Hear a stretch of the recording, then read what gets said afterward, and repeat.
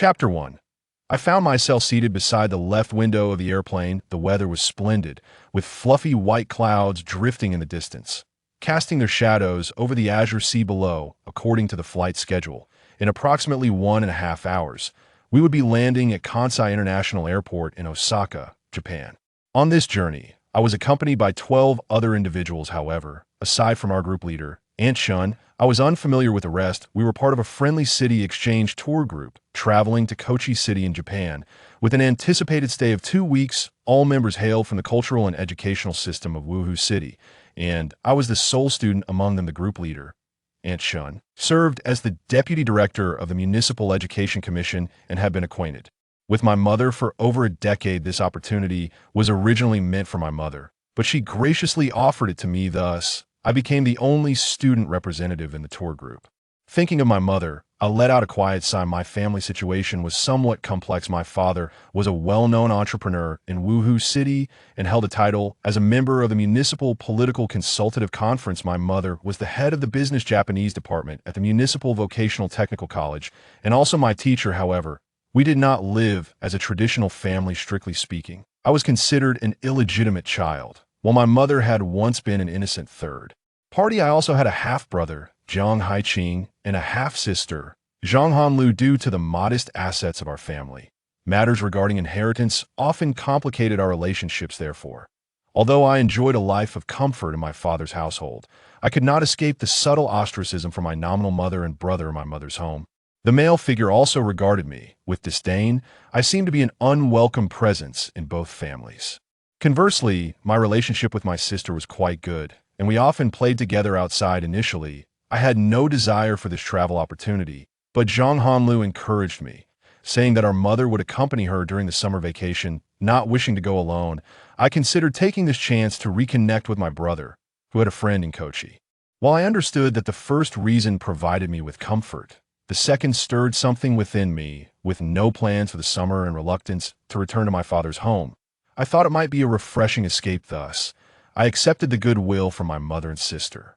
My Japanese friend is named Kira Hiroshi, a student at Kochi Commercial College. Kochi Commercial College and Wuhu Vocational Technical College are partner institutions. During a previous exchange, Kira Hiroshi had come to Wuhu as one of the student representatives, and my mother arranged for me to look after him. We got along quite well during that time and continued to correspond via email. The night before boarding, I sent Kira Hiroshi an email, and I received a reply the following morning. In his message, he expressed his delight at my visit to Japan and invited me to stay at his home. However, our accommodations had already been arranged for the tour group, and due to the official nature of the exchange, I was required to participate in some scheduled activities. Additionally, I did not wish to impose on my friend, so I regrettably had to decline his generous offer. As the flight announcement indicated that we were now over Japanese territory, the flight attendants began collecting and distributing reading materials to the passengers in preparation for landing. I closed my eyes and leaned back in my seat shortly thereafter. The announcement advised that we were about to land and instructed passengers to fasten their seatbelts and turn off communication devices. The plane smoothly descended onto the artificial island at Kansai International Airport. After disembarking, I followed the other members of the tour group through the airport. At the exit, I spotted a wooden sign emblazoned with the characters Wuhu, held by a woman in her 30s wearing a white suit. She was presumably a staff member responsible for our reception in Kochi. As I approached her with the group, I was astonished to find Kira Hiroshi standing beside her. "Hiroshi, what are you doing here?" I exclaimed. "I'm a registered volunteer with the City Hall." Kira Hiroshi replied with a smile, "Welcome you and your companions to Japan." The reception staff smiled and nodded at both Kira Hiroshi and me before shaking hands with each member of the tour group. Her Chinese was quite proficient, and after exchanging a few words with Deputy Director Chun, she led us to the airport lounge. She explained that there was no direct railway between Osaka and Kochi, and if we took the Shinkansen, we would have to backtrack to Okayama and transfer, which would take considerable time to accommodate the guests' arduous journey. A direct flight had been arranged. Kira Hiroshi remained by my side throughout the process. Amidst the envious gazes of the other group members, I quietly asked him, as a reception staff member, "Will it cause any trouble for your work if you focus solely on me?" "It's no problem." The reception was assigned to Miss Iwasaki. "I'm here specifically to welcome my friend, and the expenses are my personal responsibility.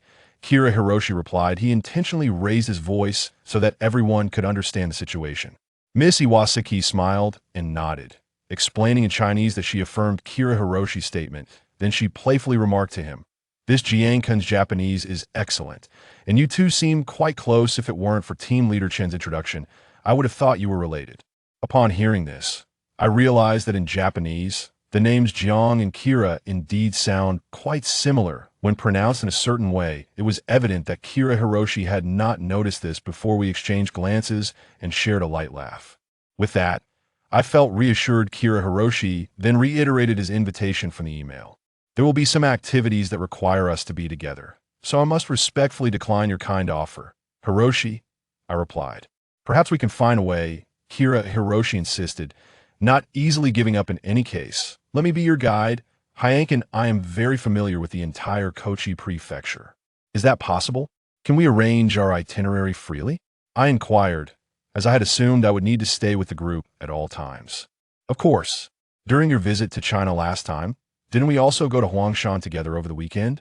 Kira Hiroshi said, "And I can vouch for you as Hyankin, which should allow for some freedom of movement."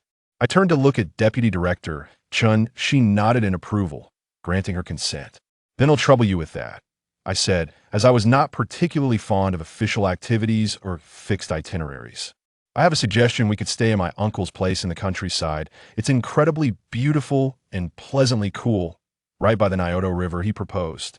"I know about the Shermanto River," I replied.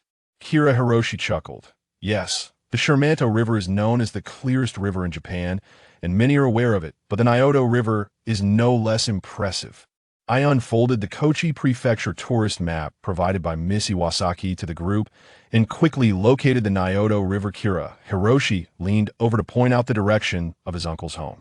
"Hiroshi, I suddenly noticed a historical castle named Kira Castle on the right bank downstream of the Nyoto River, and I pointed out to him in surprise, does this ancient castle have any connection to your family?" "Well, it might, but it's hard to say," Kira Hiroshi pondered before asking me, "Are you familiar with the history of the Sengoku period?" "The Sengoku period of Japan? I know a little." I nodded. Kochi Prefecture was known as Tosa Province, and the ruling daimyo was Chasuke Motochika. "You must have learned that through the games by Koei," Kira Hiroshi remarked. "I play them as well." I nodded in acknowledgement, as I indeed enjoyed Koei's games. In fact, Tosa Province had 7 major daimyo families, or rather, large clans, along with another imperial house. The Chasuke clan was just one of the smaller families. As for Motochika, he was the head of the Chasuke clan towards the end of the Sengoku period, but he did unify Tosa Province, he explained. "Is your family one of those clans?" I asked.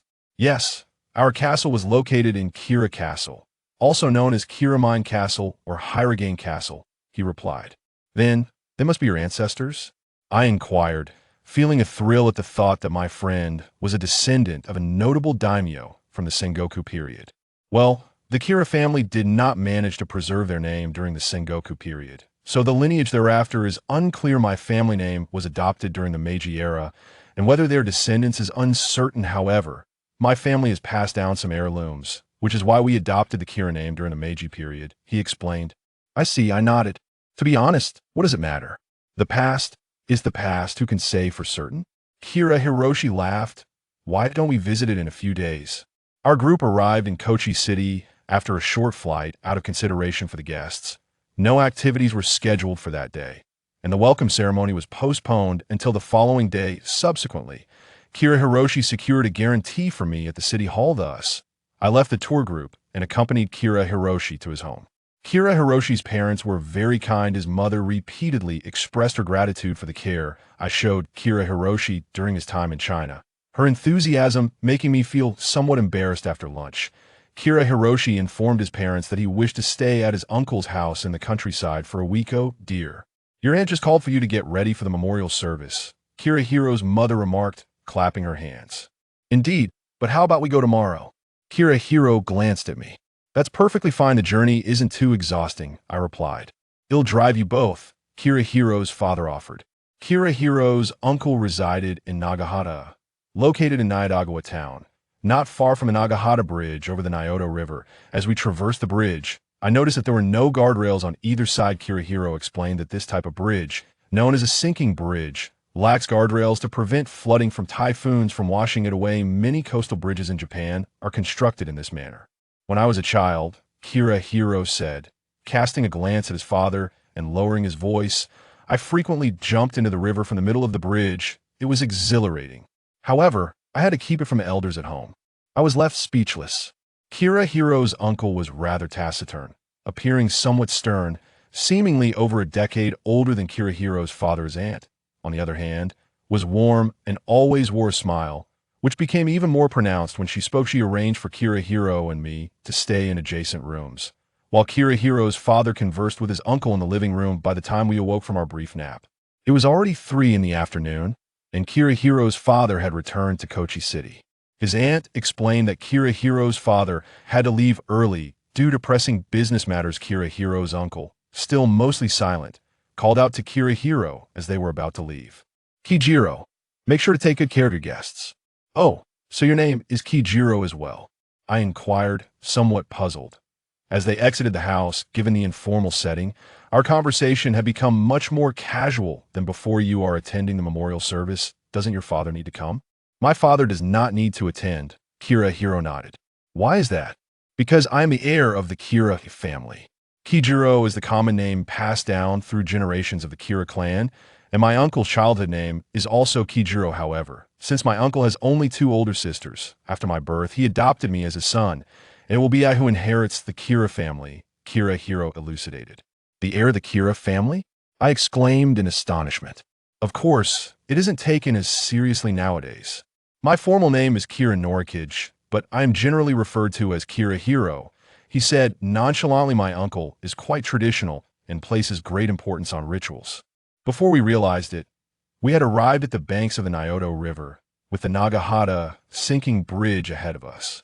On that hillside, the memorial service will be held. It is said that our ancestors resided there. Shall we go take a look? Kirihiro gestured towards a small mountain across the way. Let's go. We ascended the narrow mountain path, and before long, we came across a small wooden cabin. The cabin appeared quite old, with visible signs of repair on the wooden walls, and it was secured with an iron padlock. This is the very place. Kirihiro indicated the small cabin. After the fall of the Kira clan, our ancestors sought refuge here. What's inside now? An idol? I inquired, gazing at the padlock. Nothing but a single samurai sword. It is called Omitsuki, a treasured heirloom of the Kira family. Kirahiro's expression turned slightly serious. Legend has it that this sword was lost to the depths of the sea, and it was named Omitsuki after someone saw its reflection in the moonlight from the surface. Wow, really? I exclaimed. Indeed. Impressive, isn't it? Kirihiro glanced around. I once tried it in the Nyoto River. You threw the sword into the river. The treasured sword of your family? I exclaimed in disbelief. Don't worry, I am a strong swimmer. Kirihiro shrugged. I am not certain which generation established the custom, but after the memorial service, there's a ritual where one must walk around the vicinity dressed formally while carrying the sword for half an hour. Since my jinpoku, this duty has fallen to me. I must admit, at times it can be rather tedious, so I look for a bit of fun. That's quite something. I did not finish my sentence, knowing I ought to spare my good friend some dignity. All right, you can only see Omitsuki at the next memorial service now. Let's go. Where are we headed? To explore the surroundings. The scenery here is lovely, Kirihiro replied. By the way, where are your friends? I suddenly thought, having spent most of the day here, it seemed logical that some friends would visit Kirihiro, yet no one had come see him. Kirihiro shook his head. There are very few my age who remain here. Even those who stay in the city are scarce. Most have moved to Osaka, Nagoya, or Tokyo. I nodded in understanding. In Japan, there's a term called kasoka, which refers to this phenomenon. Therefore, having you here with me, Hyankin, is truly a rarity. Haha. Kirihiro smiled. Of course. I believe you won't be disappointed. Those friends who have moved away sometimes reminisce over the phone, saying things like, I really miss my hometown, the Nyoto River. The sacrificial ceremony is to take place in 2 days. Prior to this, Kirihiro, under the urging of his uncle, performed a solemn purification ritual, followed by donning formal attire, observing the formal samurai garb adorned with the family crest. I found it quite novel. Perhaps, should Hyanjin also join us for the ceremony? Kirihiro glanced at his uncle, who nodded slightly in approval. Should I also bathe beforehand? I inquired excitedly. Attending the ceremony does not require such formality. His uncle gently cleared his throat. Yet formal attire is indeed essential. You and I share a similar build.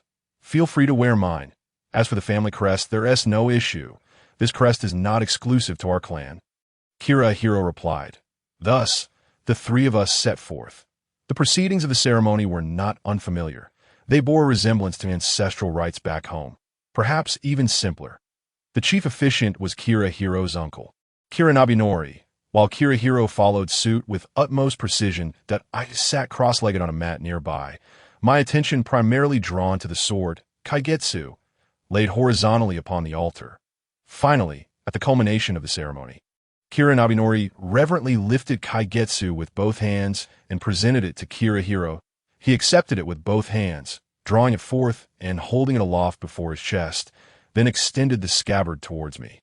I looked to Kiranabinori, who nodded before sitting down cross-legged and closing his eyes. That I then stood to receive it, following Kirahiro out of the small wooden hut as we descended the hillside. Kirahiro lowered his right hand, effortlessly severing a nearby branch, startling me. All is well, why uncle will not rise before I return to the hut, Kirahiro remarked, flexing his wrist. What now? Next, we can meander aimlessly. Come. Kirahiro sauntered towards Nagahata Bridge, and soon the two of us were atop the bridge. Hyangin, you can swim, right? He suddenly inquired. Fairly well, I replied. Then I have a proposition, Kirahiro said, tossing kaigetsu forward. The blade traced a brilliant arc through the sunlight before plunging into the river. Oh no, I exclaimed. Shh, keep your voice down. We mustn't alert my uncle, Kirahiro whispered, gesturing towards the river. Following his indication, I beheld kaigetsu resting at the riverbed, its blade gleaming like a mirror, reflecting the sunlight. In the light of the blade, the surrounding pebbles were distinctly visible. Did you see that? Hee, Kirahiro said proudly. Indeed, remarkable. I marveled. Let's have a contest to see who retrieves it first. What do you say? He proposed. All right, I responded, momentarily rekindling my childhood spirit. On the count of 3. 1, 2, 3. I hastily set down the scabbard and began to undress. Suddenly, I heard a splash. Glancing over, I saw Kirahiro, fully clothed, leap into the river. How cunning! I exclaimed, seizing the scabbard and leaping in as well. The moment the scabbard hit the water, I felt the entire surface of the river tremble. However, I paid it little mind and swam towards the point where kaigetsu had fallen. The blade remained brilliant. I dove to the riverbed and grasped kaigetsu, swiftly surfacing. The water at the point of impact was approximately 7 or 8 meters deep, which proved somewhat challenging for me in my clothes. My chest felt an increasing pressure from holding my breath, as if it might burst. Thankfully, the light above grew ever brighter, and my head finally broke the surface. I wiped my mouth and nose with my arm, gasping for fresh air. I suddenly noticed that the Nagahata Bridge, which had been nearby, had vanished, as if it had never existed. What is happening? Hiro-kun! Hiro-kun! I called out loudly for my friend. Yet there was no sign of Kirahiro. Nearly 5 minutes passed, and still I saw no trace of him. What could be the matter? Even the best of swimmers could not remain submerged for 5 minutes. Perhaps he was hiding, preparing to laugh at my expense. Yes, that must be it. The surrounding woods were dense. It was all too easy to conceal oneself. I tried to reassure myself. If that were the case, I need not worry that I sheathed the sword, deciding to wait for him to surface. Another 10 minutes passed, and my initial confidence began to waver. Hiro-kun, stop joking around. This isn't amusing, I called out. However, Kirahiro was an excellent swimmer and familiar with the area, since he had played this way before, and I was able to surface safely. There was no reason for him to be in peril. Hiro-kun, Kijiro, your uncle has arrived. Quickly, retrieve the sword. Still, there was no response, nor any sign of movement. What now? I struggled to remain calm. It was at this moment that I noticed the scenery around me had changed considerably. The outline of the river remained, but not only had the bridge disappeared, the path leading to Kirahiro's uncle's home had vanished, replaced by a thicket of bushes. Meanwhile, a small path led up the hillside that I promptly swam over and walked along the path. The hillside still loomed not far ahead, and this path seemed to lead towards the wooden hut. At this juncture, My concern for Kirihiro was compounded by the peculiarity of my own situation. With a sense of urgency, I quickened my pace, soon reaching the halfway point of the hill. The scene before me left me utterly astonished. The wooden hut was still there, resembling the one I remembered. However, I recalled the hut being quite old, yet this one seemed relatively new. Several upright beams still stood, with even some branches stubbornly growing. My mind went blank. I stumbled down the hill and returned to the banks of the Nyodago. My clothes were nearly dry, and I found a spot by the river to sit. This had once been the bridge's landing, but now it was merely a patch of grass. Perhaps this is all just a dream. The bridge is still here. I closed my eyes, and when I opened them again, nothing had changed. The bridge was still absent, and the opposite bank was now a thicket of bushes. I shot up, frantically searching my surroundings. In the previous 2 days, Kirihiro and I had wandered nearby for quite some time. Even visiting his second cousins-in-laws, I had gained some understanding of the local terrain. Thus, I began to search for familiar landmarks based on my memory. However, although the mountains and waters remained unchanged, all traces of human presence had vanished, with no sign of habitation in sight. The wooden hut. At last, I recalled the only landmark that had not changed, though to say unchanged is a stretch. At least the structure still stood. Climbing to the halfway point of the hill, I approached the wooden hut once more, contemplating before pushing open the ajar wooden door. Thwack! An arrow whizzed past, embedding itself in the left side of the doorframe. I quickly withdrew my hand and turned around. Before me stood a girl of around 16 or 17, approximately 5 feet 5 inches tall, with a quiver of arrows at her waist and a drawn bow aimed directly at me. Her garments were tattered, the hem barely reaching above her knees, and her athletic thighs were taut, exposing a considerable expanse of fair skin, which left me somewhat flustered, prompting me to avert my gaze. "Hey, you there! You've been wandering around for half an hour. Now you've entered my home. What do you intend to do?" The girl shouted. "Is this your house?" I queried. "Did I live here alone nearby?" "Turn around and look at me," she demanded. I had no choice but to turn back, deliberately avoiding eye contact with her upper body. You look awfully guilty," she remarked, frowning slightly. I had to admit, her expression was quite captivating.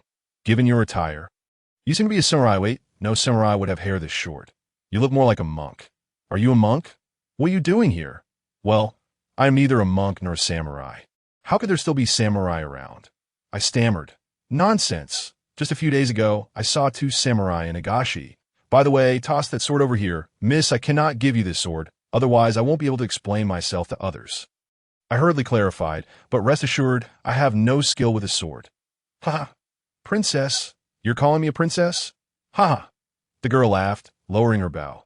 "Well then, considering your appearance, you truly don't seem like someone skilled in martial arts." "I, too, am not a princess, just the granddaughter of a hunter. Come in." I followed the girl into the wooden hut. The space was quite small, lacking any particular structure, and exceedingly simple that a few pelts were hanging on the wall. While an old straw mat was laid out on the floor, and a rough wooden table was placed nearby, adorned with several ceramic bowls of varying sizes, 2 of which were chipped. Between the straw mat and the wooden table, a fire pit was encircled with small pebbles. Rather simple, isn't it? The girl hung her bow on the wall, and without denying it, I could see the truth reflected in her eyes. "Regardless of whether you are a noble warrior, your past life must have been quite splendid. Is it truly just you living here?" I inquired. "Of course, I have lived here since childhood. Ever since my mother and grandfather passed away, I have been all alone." The girl replied. By the way, you mentioned this as your home. So is your grandfather's surname Kira?" I suddenly recalled that Kirihiro had once mentioned that his ancestors resided here. "Kira?" The girl shot me a wary glance. "We are merely hunters. We have no surname." "No surname? How could one possibly have no surname?" I noticed her wariness and decided not to press further. I had merely asked out of curiosity. "Then, may I know your name?" The girl suddenly inquired. Kaijiro. Just as I was about to reveal my name, I remembered that I was in Japan. The girl already seemed doubtful. If I were to introduce myself with a Chinese name, her mistrust would surely deepen. Thus, I cleverly borrowed the childhood name of Kirihiro. "Kaijiro, may I see your sword?" The girl became somewhat more courteous. "I suppose it wouldn't hurt to have a look." However, This sword is of great importance, and I cannot relinquish it to you. That I handed the sword to the girl, making it clear beforehand. This sword is a treasured heirloom of the Kira family. I do not have the authority to part with it, and it must be returned.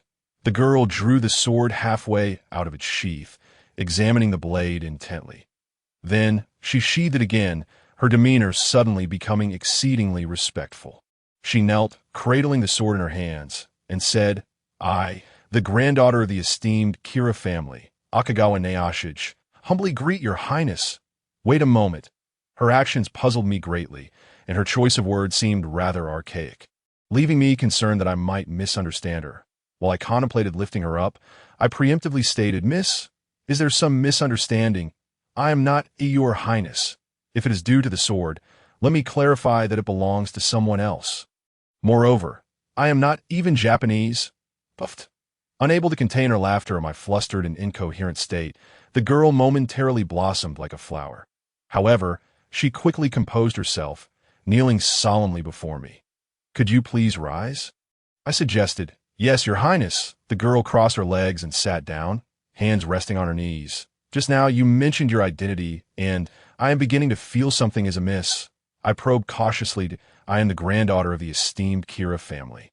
The daughter of the warrior Akagawa Neashij, named Koyuki," she replied, bowing her head. "Your highness need not worry. This place is absolutely safe." "What do you mean by esteemed warrior?" I felt a bit lightheaded, overwhelmed by an utterly absurd sensation. I had only encountered such titles in Japanese games, and now, in the 21st century, such titles still existed. Indeed, 17 years ago, the former lord met his untimely demise at the hands of Motoyama Shigetada during a surprise attack at the Naiadagawa. My late father fought valiantly by his side and perished in battle. Afterward, Motoyama Shigetada changed his name to Kira Shigetada, subduing the remaining elders of our clan and seizing the position of clan head. My ancestor, recognizing the hopelessness of the situation, fled Hyragain with my pregnant mother. Following the Naiadagawa to this place, at that time, your highness had only just been born. It is said that originally Shigetada intended to dispose of you, but due to the strong opposition of several elders, you were sent to the Seiji temple to become a monk. Now that you have finally escaped, the revival of the Kira family is within reach." Koki relayed that I listened, utterly baffled, with only a faint understanding of terms like 17 years ago, Naiadagawa, and Kira family. The Naiadagawa was indeed the river at the base of the mountains, and I was somewhat familiar with the Kira family, so there was still some semblance of recognition. Yet what did event from 17 years ago have to do with me? 17 years ago, I hesitated. Yes, 17 years ago, in the summer of the 9th year of Tenmon. I was born in winter, and my ancestor had hoped for a son to continue serving the clan. Despite the disappointment, he still named me Koyuki as a reminder of this deep-seated enmity. Koyuki bowed deeply, declaring, "I am unwaveringly loyal to the Kira family. You need not be on guard here." The mention of the 9th year of Tenmon, 1540, made my vision darken, and I fainted. "Your Highness." It was not that I was intimately familiar with every era in Japanese history, but as a seasoned player of the illustrious game, I certainly recognized names like Tenmon, Keiji, Iroku, Genki, and Tench. The renowned Oda Nobunaga was born in the 3rd year of Tenmon, and his chief wife. The celebrated Lady Noheim of the Warring States was born in the 4th year. Shunryu Yoshihiro was born in the same year as well. Ashikaga Yoshihisa came into the world in the 5th year. Ashikaga Yashiduru and Toyotomi Hideyoshi were born in the 6th year, though he was still known as Kinoshita T. Kitcher back then. The Hojo clans Ujiyasu of Kanto and Ch. Sake Motochika of Tosa were born in the 7th year. Maeda Tashi was born in the 8th year. Toyotomi Yoshihito was born in the 9th year, still residing in the rural areas of Owari. Tokugawa Ieyasu was born at the end of the 11th year. Honganji Jinyo was born in the 12th year. Takanaka Hanbei and Date Masamian were born in the 13th year. Azai Nagamasa in the 14th year. Mogami Yoshiaki and Takeda Katsuri in the 15th year. And the first beauty of the Warring States, Oichi, was born in this year. These individuals became the protagonists of the Azuchi Momoyama period, participating in and portraying the final splendor of the Warring States era. Well, there was also that Kira Kaijuro, who was forced to become a monk, born in the 9th year of Tenmon, and the one who later took over the Kira family, Kira, born in the 10th year. I lay with my eyes wide open, staring at the humble roof above. Beneath me was the only worn straw mat in the room, with 2 ceramic bowls resting beside my face and my sword. Kaigetsu, at my side, it felt as though something was resting on my forehead. I reached up to touch it and found a slightly damp cloth. Outside the small hut, I could hear the soft sound of footsteps. And I knew it was the girl named Koki returning. I quickly closed my eyes, pretending to still be asleep. I wasn't sure why I felt the need to feign sleep. Perhaps there were still matters I had yet to comprehend. The wooden door creaked open, and the footsteps grew closer. Then came a dull thud, likely the sound of prey being dropped to the ground. The footsteps approached, becoming softer, lighter, like that of a delicate creature. Had I not been lying down and accustomed to silence, I might not have noticed the cloth on my forehead being lifted and a gentle little hand resting upon it. The fingertips were slightly rough, yet felt incredibly warm. I was momentarily startled, but I maintained my resolve not to open my eyes. I must admit, the sensation of that soft, warm touch was exceedingly pleasant. I suddenly thought that feigning sleep had its advantages. Koyuki withdrew her hand abruptly. Your Highness, you have awakened, haven't you? I continued to pretend to be asleep, yet I could feel my eyelids fluttering slightly. Your Highness, just now, when your hand touched your forehead, your eyelids twitched. Cookie pointed out seriously, oh, please do not pretend to sleep any longer. The great undertaking of reviving the Kira family awaits us. Since I had already feigned it, I might as well commit fully. I kept my eyes closed, even steadying my eyelids, no longer allowing them to tremble. Koiki murmured something under her breath, seemingly puzzled by such a lazy warrior. Then, my head was gently lifted and placed upon Koyuki's lap, while a ceramic bowl was brought to my lips. This, lying on a girl's lap, I truly found it difficult to continue pretending. I quickly sat up, instinctively grasping Kaigetsu beside me. However, the bowl of my lips was knocked over, spilling water all over my chest. Your Highness, I am so sorry. Koyuki immediately knelt on the ground. It was not your fault. It was my own clumsiness, I quickly reassured her. Thank you for your forgiveness. Your Highness, Koyuki straightened up, her dark, lively eyes gazing at me earnestly. I felt somewhat embarrassed under her gaze. I was not intentionally pretending to sleep. It was just that there were some matters I had yet to ponder through. Yes. Just that. Yes, Koyuki replied, bowing her head. So, how long have I been asleep? Your Highness has been asleep for 2 days. 2 days. How could that be? I exclaimed in astonishment. Indeed, your Highness has just escaped a perilous situation. The journey must have been arduous. Perhaps it is due to sheer exhaustion that you have slept for such a length of time. Exhaustion, indeed. I conceded. I wore a bitter smile. Transitioning from the modern era to the tumultuous warring states of Japan is certainly a challenge for anyone to accept. You speak of escape? Indeed. Yesterday, I ventured to the foot of Hidaka Castle to gather information and overheard the Ishigaru within the castle speaking of events. 7 days prior, the Motoyama army set fire to Nishi-ji Temple. And 5 days ago, at the mouth of the Nyoto River, they assassinated His Highness Kira Kajijir and sunk his vessel in flames. Thus, the Motoyama faction believes that His Highness has perished and has abandoned the pursuit. I was momentarily speechless. My mind was a tumult of conflicting thoughts, but I could ascertain that the Highness in question had truly met his demise. It seemed likely that the direct lineage of the Kira family had been severed. If they claim that Kira Kajijir is deceased, then why do they think I am him? After a lengthy silence, I cautiously inquired, It is because His Highness possesses the Kaigetsu, a treasured heirloom of the Kira family, which is of utmost significance and could not possibly be entrusted to a shadow warrior. Thus, I dare to conjecture that the one who perished was merely His Highness's double. I instinctively tightened my grip on the Kaigetsu.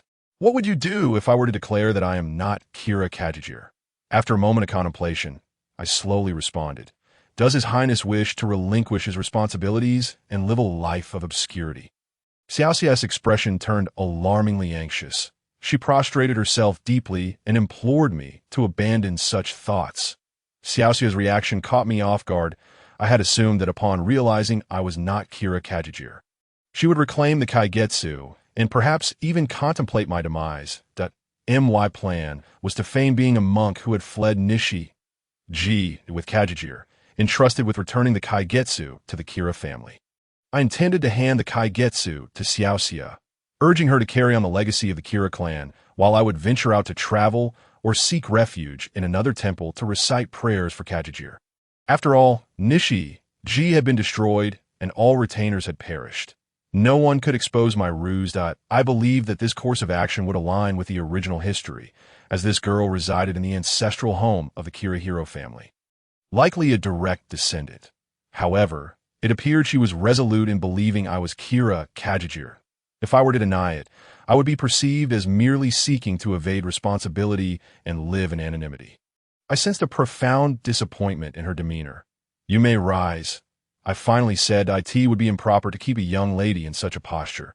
Does that mean your highness has consented to my request?" Xiaoxia joyfully straightened herself. I replied ambiguously. I was a loss for words. This had become a deadlock. "Then I have one more request.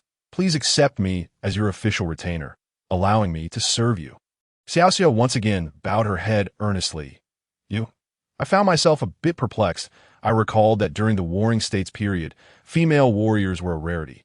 The notion of Haimbushi likely existed more in fiction than in reality. There were indeed some female ninjas, but given that women are generally at a physical disadvantage compared to men, it seemed quite a stretch to aspire to be a samurai. Yes, although I'm a girl. I have hunted from a young age and consider myself proficient in archery. That my swordsmanship is also quite respectable. I have never faltered when battling those ruffians in Hidaka town. Xiaoxia asserted. "You? Fighting against bandits?" "Yes, sometimes," she replied. I understood. This girl, all alone, must inevitably attract the attention of unsavory characters in the marketplace. Judging by her age, she is merely a year or two older than my sister, in my previous era. A girl like this would have been cherished. Living in this time, facing everything alone, is indeed no easy feat. Observing the simplicity of her surroundings, it was evident she had endured considerable hardship over the years. And I suddenly felt a swell of compassion for her. "Did your grandfather teach you hunting and swordsmanship?"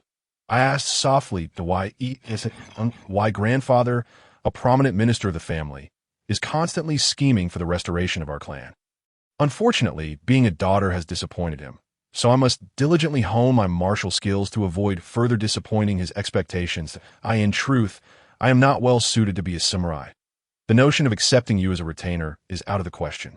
If you insist on seeing me as Kira Kajijir, you will surely be let down. I sighed. This girl was far too stubborn. Yet, I could not bear the thought of her shouldering an illusory burden due to my identity.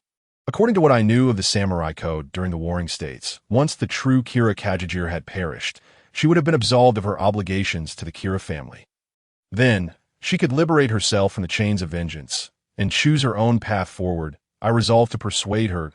I organized my thoughts and attempted to adopt a more serious tone. In these chaotic times, countless families have faced annihilation, leaving no heirs to carry on their names. If one can preserve their family name, they are indeed fortunate.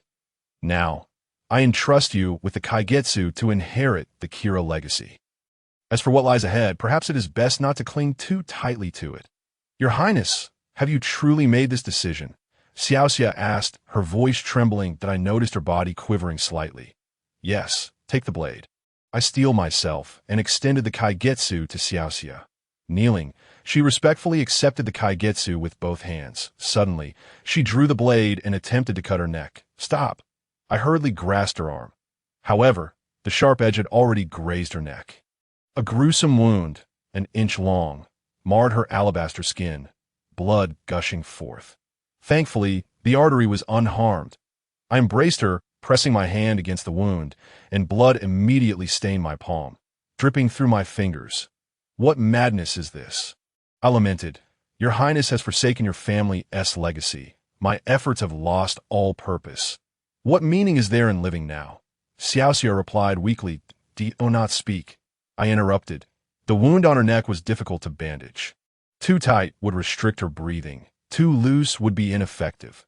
Moreover, there seemed to be nothing in this room suitable for dressing the wound that I glanced around and ultimately tore a strip from the hem of my garment.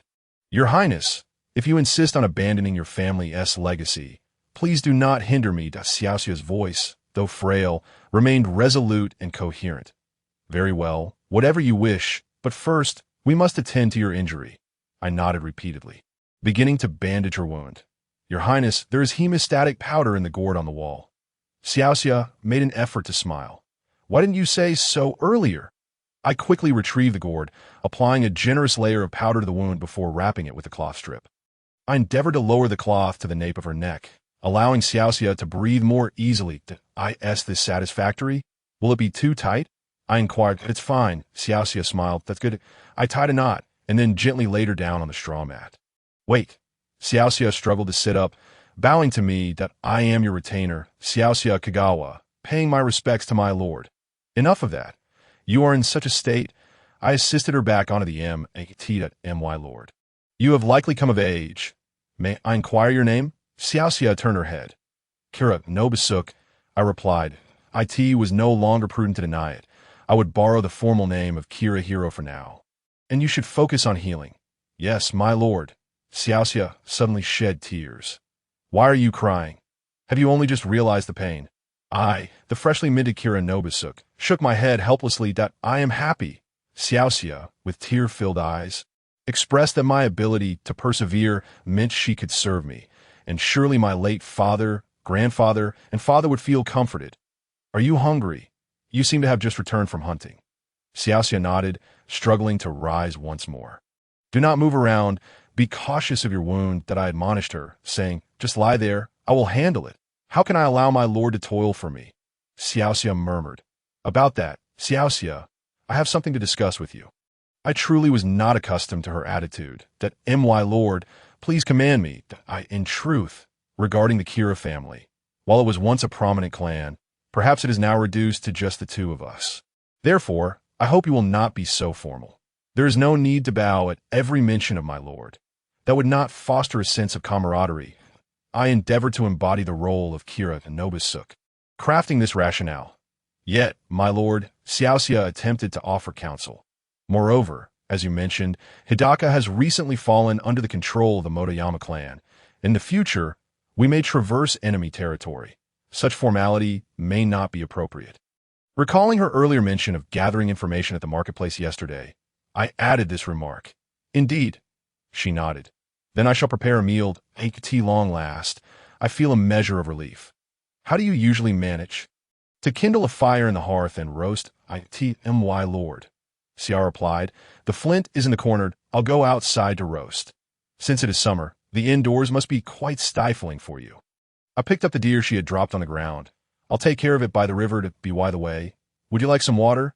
I can bring it over. There is still some water.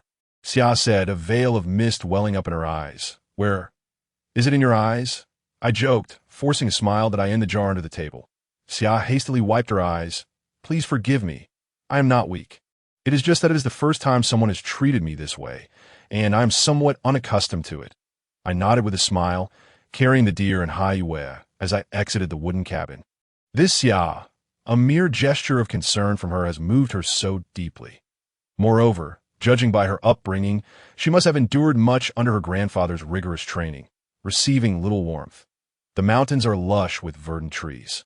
A sight to behold, indeed, at least until I find a way back. I must reside here. Speaking of returning, I am utterly at a loss, yet remaining here is not a viable option. I have a fondness for games set in the Warring States period and have perused several related texts. However, truly living in this era would undoubtedly pose great challenges. What shall I do moving forward? Unconsciously, I find myself at the riverbank. I shook my head in frustration. Why ponder so deeply? These matters are unlikely to be resolved in a short time. For now, I should prioritize caring for Xia. When it comes to handling such substantial ingredients, I have only one prior experience that a few months ago, during a weekend camping trip organized by my class. We purchased a whole sheep in the afternoon for roasting. I and two classmates were responsible for its preparation. That I had presumed that this deer would be similar to the sheep.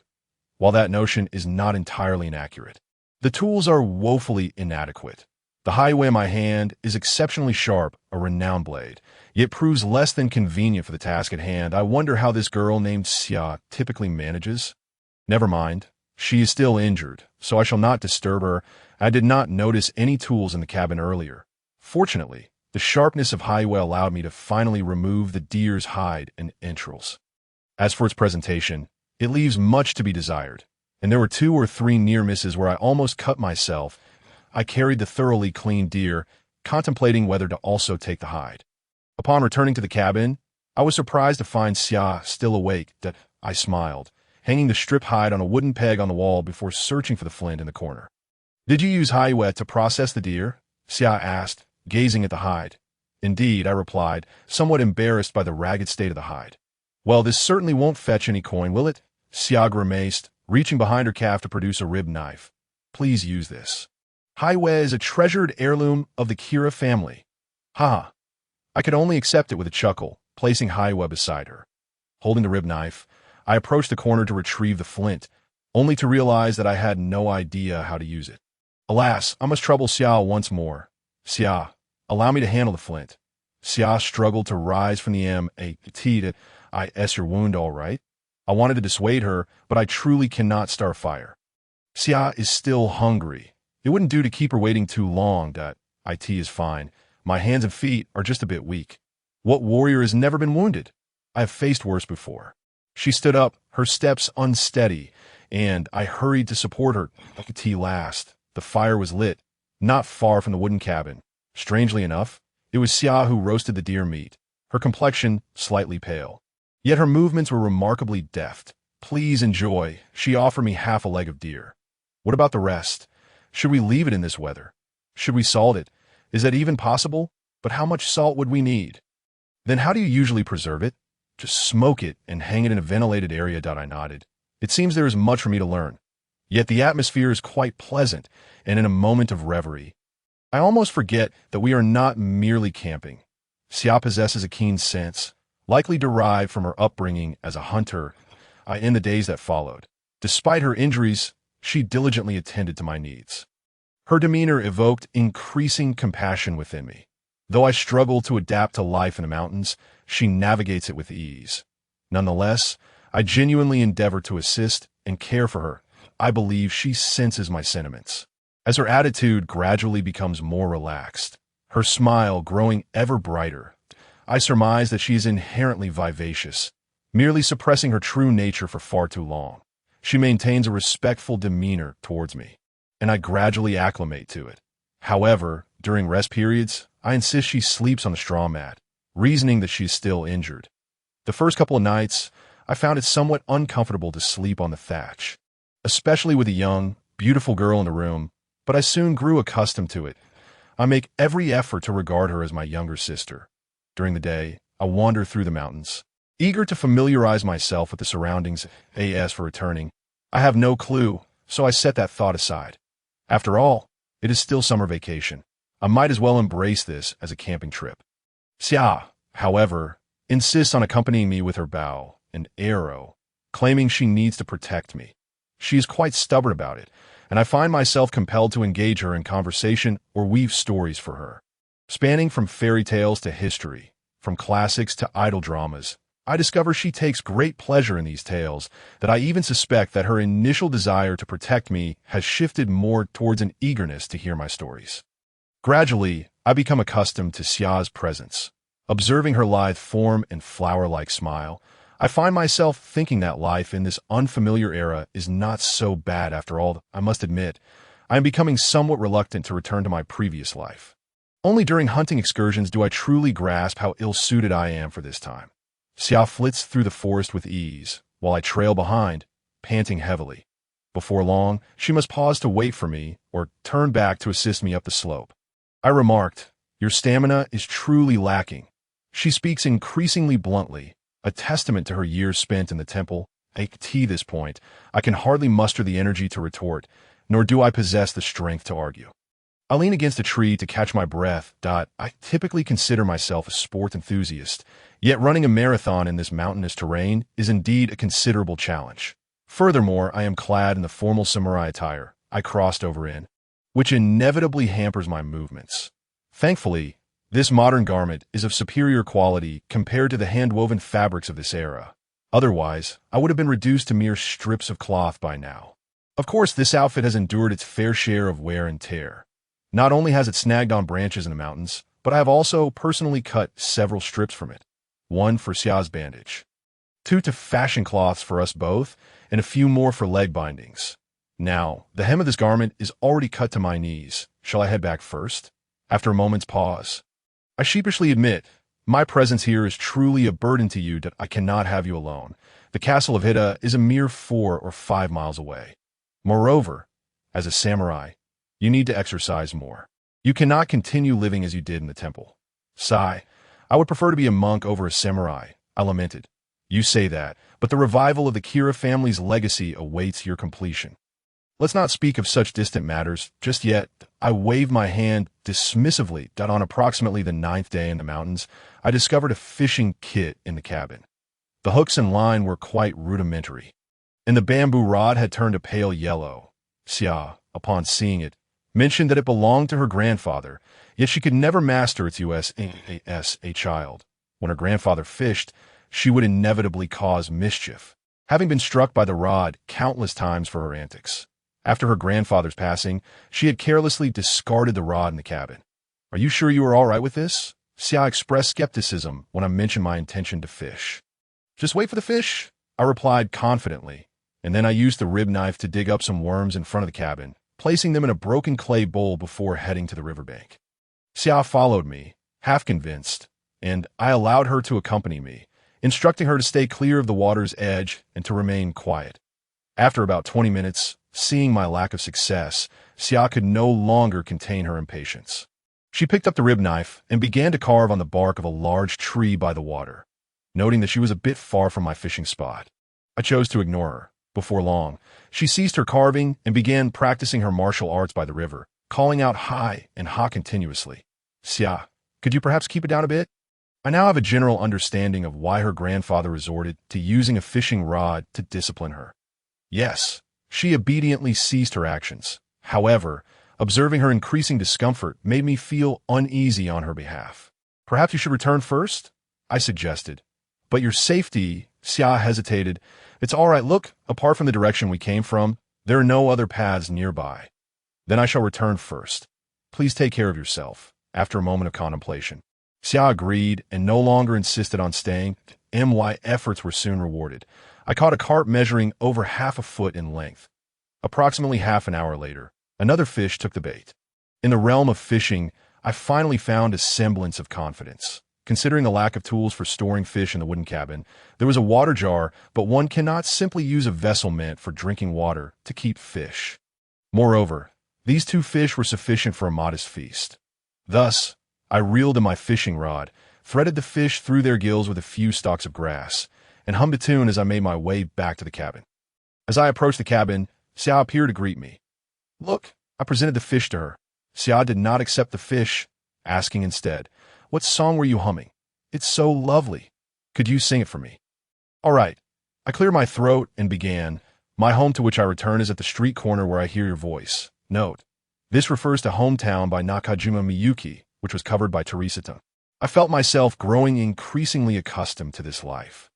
And even my hunting began to align with Xia's pace, though only during our casual strolls. Calculating the time, it had been nearly a month since my arrival here. I knew that Xia still harbored her own thoughts. Perhaps due to the differences in our statuses, she did not voice them directly, that I was content to evade certain troubles for now, often willfully ignoring the anxious and urgent gaze she directed at me.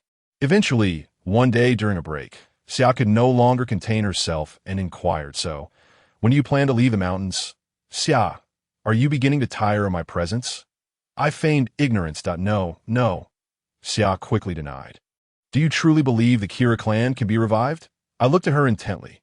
Yes, I believe that as long as you return to Kira Castle, the retainers will surely abandon the usurper Motoyama Shigetatsu and rally to support you. Xia sat down cross-legged with a serious demeanor. I let out a bitter laugh. To begin with, I had no such intentions. Even if I wanted to, it would not be an easy endeavor. Furthermore, I was not the genuine heir of the Kira clan. Even if I had the support of the old retainers, what would it matter? According to my recollections at this time, the Motoyama clan still held considerable power, dominating the regions of Tosa, Ugawa, and the northern part of Nagoka. Even 5 years later, in the 5th year of Iroku, they were still locked in a stalemate with the Chasakabe clan. Only when they received support from the Kagawa and Takamatsu branches did the Chasakabe clan's Motoharu finally manage to extinguish the Motoyama clan in the 11th year of Iroku, 1568. As Xia mentioned, apart from her own Uekawa family, the Kira clan's established retainers included the Katsuhana, Yama, Nishiwata, and Akiyama families. However, I could not recall any particularly outstanding individuals from these clans. Could it be that the old retainers of the Kira clan would truly turn to support me? To a certain extent, no one understood this era better than I did. In this tumultuous age of upheaval, everything adhered to the jungle law of survival of the fittest, to preserve one's family name or to rise above. Conflicts between fathers and sons, and even brothers, were commonplace. The loyalty exhibited by Xia's family was indeed a rarity. Only Xia, with her empathetic nature, could maintain such optimism. I had pondered deeply on these matters, contemplating them thoroughly. Many might view time travel as a stroke of fortune, eagerly anticipating the chance to showcase their abilities. However, due to my family background, I had always been rather introspective, accustomed to contemplating matters more profoundly. The more I thought, the more I felt a sense of helplessness and uncertainty regarding the turbulent world outside. In this era, human life was of little value. Countless peasants had been slaughtered village by village during various oppressions of uprisings. Young men, the elderly, women, and children, including girls like Xia on the cusp of womanhood, ultimately became nothing more than a pile of bones that in books, they were mere numbers. In games, they represented mere statistics. Yet, as I found myself in this era, I would witness the living, breathing individuals. And once Xia and I became embroiled in it, we would be as helpless as floating duckweeds that I did not wish to share these thoughts with Xia. She already bore enough weight on her shoulders. Personally, I considered this place a veritable paradise compared to the outside world. If we could continue to live peacefully in these mountains, it might indeed be the happiest outcome for her. Moreover, according to history, that was precisely how it should be. Otherwise, how could one explain the ancestral home of the Kira clan? Xia, I wish to ask you a question, and I implore you to ponder it carefully. I settled cross-legged and spoke earnestly. Please, go ahead. Xia's expression turned grave. Do you believe these current days are preferable, or would you rather engage in battles and bloodshed? Battles and bloodshed, Xia inquired, puzzled. Yes, just as you mentioned. When the former lord was hunting on the Nyoto River, Motoyama Shigetatsu launched a surprise attack, and over 70 retainers perished. Then your grandfather fled with your mother, ultimately finding refuge here. If we were to venture out, similar tragedies would undoubtedly befall us, perhaps even more grievous. You truly wish to live such a life? Well, Xia hesitated for a moment, but her resolve returned. My grandfather has always said that as a samurai, one must possess the willingness to sacrifice oneself. If the retainers had been at Nyoto River that day, they would have undoubtedly sacrificed their lives to protect the former lord. It is the duty of a samurai. But what if you had other choices? What if you weren't a samurai? I felt a slight discomfort on my head, a desire to scratch it. It is said that my grandfather originally intended to rescue you. But he felt he lacked the strength, so he had to leave the main family to as for me. Even if I am not a samurai, as a samurai's daughter, I will assist my grandfather, Xia stated with conviction. Enough of your thoughts. I shook my head. What do you think of the present days? Have you considered continuing to live like this? To follow you is an honor for me. You treat me well. Xia replied, though now she hesitated. But you are ultimately the head of the Kira clan. How could you remain confined in the mountains? Isn't that unsuitable? Indeed, your attitude seems to be softening. I felt a surge of confidence. Perhaps with a bit more time, I could persuade her to relinquish those illusory responsibilities that I could not bear to see this girl, who resembled a younger sister, albeit a strong-willed one, live such a burdensome life, embroiled in the conflicts and bloodshed of the outside world. Hey, what a large badger! Suddenly, Xia sprang into action, startling me as I pondered. She dashed past me, swiftly leaping down the slope while shouting, "You won't escape." I, lacking her agility, could not follow suit without risking injury, so I remained behind, Straining my eyes to track her figure, I watched as Xia dashed into the woods below like a small leopard, and soon emerged from the thicket, triumphantly holding the unfortunate badger. The creature bore 2 arrows, one lodged in its neck and the other in its side. "Look, this will last us 3 days," she proudly raised her catch. The serious atmosphere of our conversation dissipated. That was fine. We could leave it as it was for now. Moreover, as Xia held up her prize with a sense of accomplishment, I sensed that perhaps her feelings were somewhat conflicted. I wished for her true desires, for at the very least, she would not detest our current way of life. Life continued in a tranquil manner. Apart from venturing down to the town beneath Hidaka Castle every fortnight to exchange furs for coarse salt, rice, and occasionally pottery, Xia and I simply lived our days together. Due to Japan's long-standing prohibition on meat consumption, cured meats were largely unpopular, typically only consumed by the ailing. Although Xia was an adept hunter, it was challenging to trade surplus game for necessities, leaving her daily provisions rather meager. This struck me as quite astonishing. Nevertheless, Xia did not seem to mind.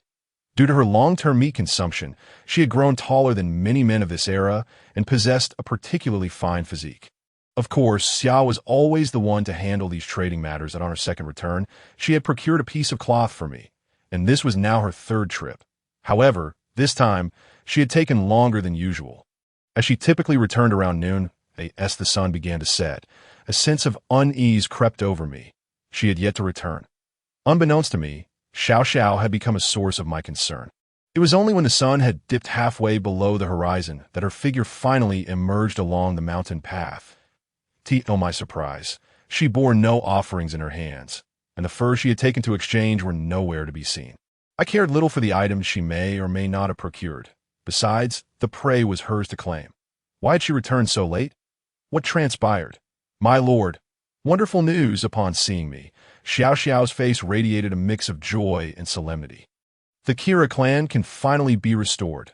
I mused inwardly, pondering why this matter arose once more. Yet, observing her demeanor, it seemed something significant had indeed occurred, and assuredly, it was not ill tidings. Not wishing to dampen her spirits, I casually inquired, "What has happened?" "Yes, today I traveled to Higashik Castle and discovered it has been seized by the Ieyasu clan. Moreover, I have heard whispers that our Kira Castle has also fallen into the hands of the Sakabe clan." Xiao Xiao exclaimed with exuberance that in her delight, she even forgot to refer to herself as your humble servant. Frankly, I preferred it that way. But how did this concern us? My lord, I immediately traveled to Kira Castle and confirmed this news. Furthermore, I uncovered another tidbit. From now on, simply refer to yourself as I, or use your name if you prefer. I instructed her, urging her to continue. Yes, I, Xiao Xiao, heard that the Motoyama clan seeks to eliminate you because the Sakabe clan's prince wished to utilize our clan's strength against the Motoyama clan. Subsequently, the prince sent word to Lord Kitsuya to discuss matters. Wait, Xiao Xiao. Isn't Motoyama Shigetatsu stationed at Kira Castle? How could the Sakabe clan contact Lord Kitsuya? I interjected, sensing an inconsistency in her account. After a series of educational exchanges with Xiao Xiao, I finally began to grasp the responsibilities of being Kira Nobuyuki. Motoyama Shigetatsu has long departed from Kira Castle. He left after the death of Motoyama Miki 2 years ago and returned to Asakura Castle to assume leadership of the Motoyama clan. Xiao Xiao glanced at me. Thus, I believe you should swiftly return and gather our retainers. Oh, I had only just learned this. Previously, I assumed Motoyama Shigetatsu remained at Kira Castle. Continue. When he departed, due to the efforts of our clan's lords, the Kaigetsu was returned to our clan and entrusted to Lord Kitsuya. The prince requested that Lord Kitsuya send the Kaigetsu to you, who is now residing at Saiji Temple, and preside over your coming-of-age ceremony. If you pledge allegiance, the prince will dispatch troops to assist you in reclaiming your territory. That is how it is. My lord. Xiao Xiao, filled with hope, urged, you must contact the Sakabe clan immediately. Now that Kira Castle is in their possession, since Lord Kitsuya had prior agreements with them. Reclaiming our territory is merely a matter of the prince's command. I fell into contemplation that I sensed that matters were not so simple. Even if I were indeed the heir of the Kira clan, would the Sakabe clan truly return the territory to me? I recalled that the one who initially took over the Kira clan was the second son of the prince, who later renamed himself Kira Chico. My lord. Do you still hesitate? Seeing my silence, Xiao Xiao grew anxious. Xiao Xiao, I carefully consider my words. Do you believe the Sakabe clan would relinquish their territory without compensation? But that was our clan's territory originally. Furthermore, there was a prior agreement. As the saying goes, this moment is different from that moment. The circumstances have changed, and moreover, Lord Kitsuya has met with misfortune. The Sakabe clan may not uphold their promise. I interrupted Xiaoso. As one who had traversed time, I naturally possessed certain advantages. For instance, I knew that the one who took over the Kira clan was the son of the Sakabe clan. And if it were up to me, I would rather wield power myself and rely on allies. And why Lord's reasoning holds merit, Xiao Xiao hesitated.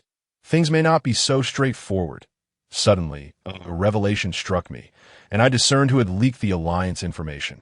Oh, Xiao Xiao stared at me in astonishment. You know?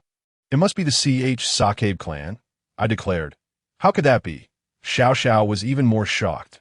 This tactic is known as using a borrowed knife to kill. The Sakabe clan seeks to have the Motoyama clan eliminate myself and Lord Kitsuya, who supports me. Should we all perish and the Motoyama clan be the culprits, the remaining retainers and subjects of the Kira clan would inevitably turn to the Sakabe clan. Thus, the Sakabe clan could seamlessly take over the Kira clan. Xiao Xiao gazed at me wide-eyed, furrowing her brow in deep thought for a long moment, before finally grasping the situation. The Sakabe clan is truly cunning, she exclaimed. Hence, should we approach the Sakabe clan now? The most likely outcome is that we would be silenced in secret. I sighed. It pained me to extinguish the fervor of a girl who had toiled all day. Yet the reality of the situation was unavoidable. My lord, you are remarkable. You saw through such a devious plot of the Sakabe clan and managed to escape unscathed.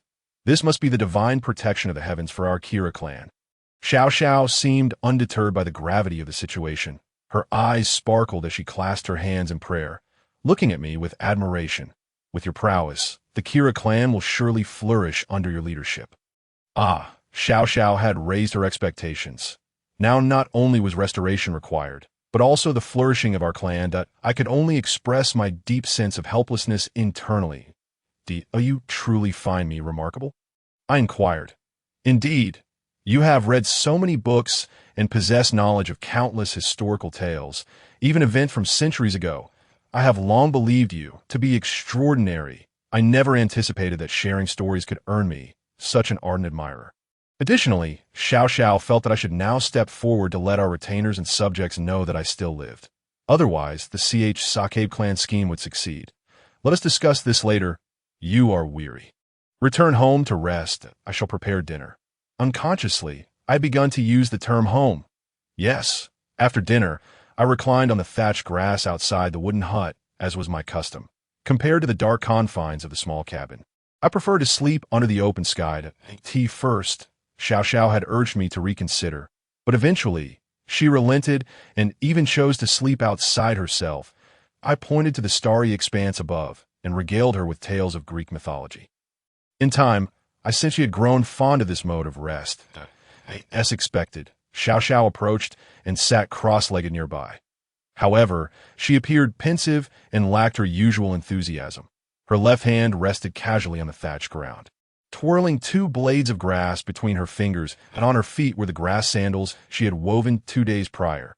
I noticed the soles had worn through in 2 small places. Xiao Xiao, how far is Kira Castle from here? I inquired, eager to know just how much ground she had covered today. My lord, have you forgotten even this? That won't do. Xiao Xiao snapped back to attention. She seemed somewhat displeased by my lackadaisical demeanor. To the south of Higashik Castle lies Rinshi Castle, and beyond the Nyoto River to the east is our clan's territory and Kira Castle. Oh, with Xiao Xiao's explanation, I finally grasped the geographical context and situation. This Rinshi Castle was a significant fortress in Tosa, originally belonging to the Hira clan, one of the 7 great clans of Tosa. Previously, the Tsuno and Ichijo clans, both of whom were also among the 7, had clashed. Tsuno sought aid from the Motoyama clan, and the Hira clan joined in the fray. Later, after the Motoyama clan withdrew, the Ichijo clan pressured the Tsuno clan into submission and subsequently annihilated the Hira clan. 2 years ago, the Motoyama clan captured Rinchi Castle, and the Ichijo clan, unable to reclaim it, sought assistance from the Sakabe clan, which then expelled the Motoyama forces.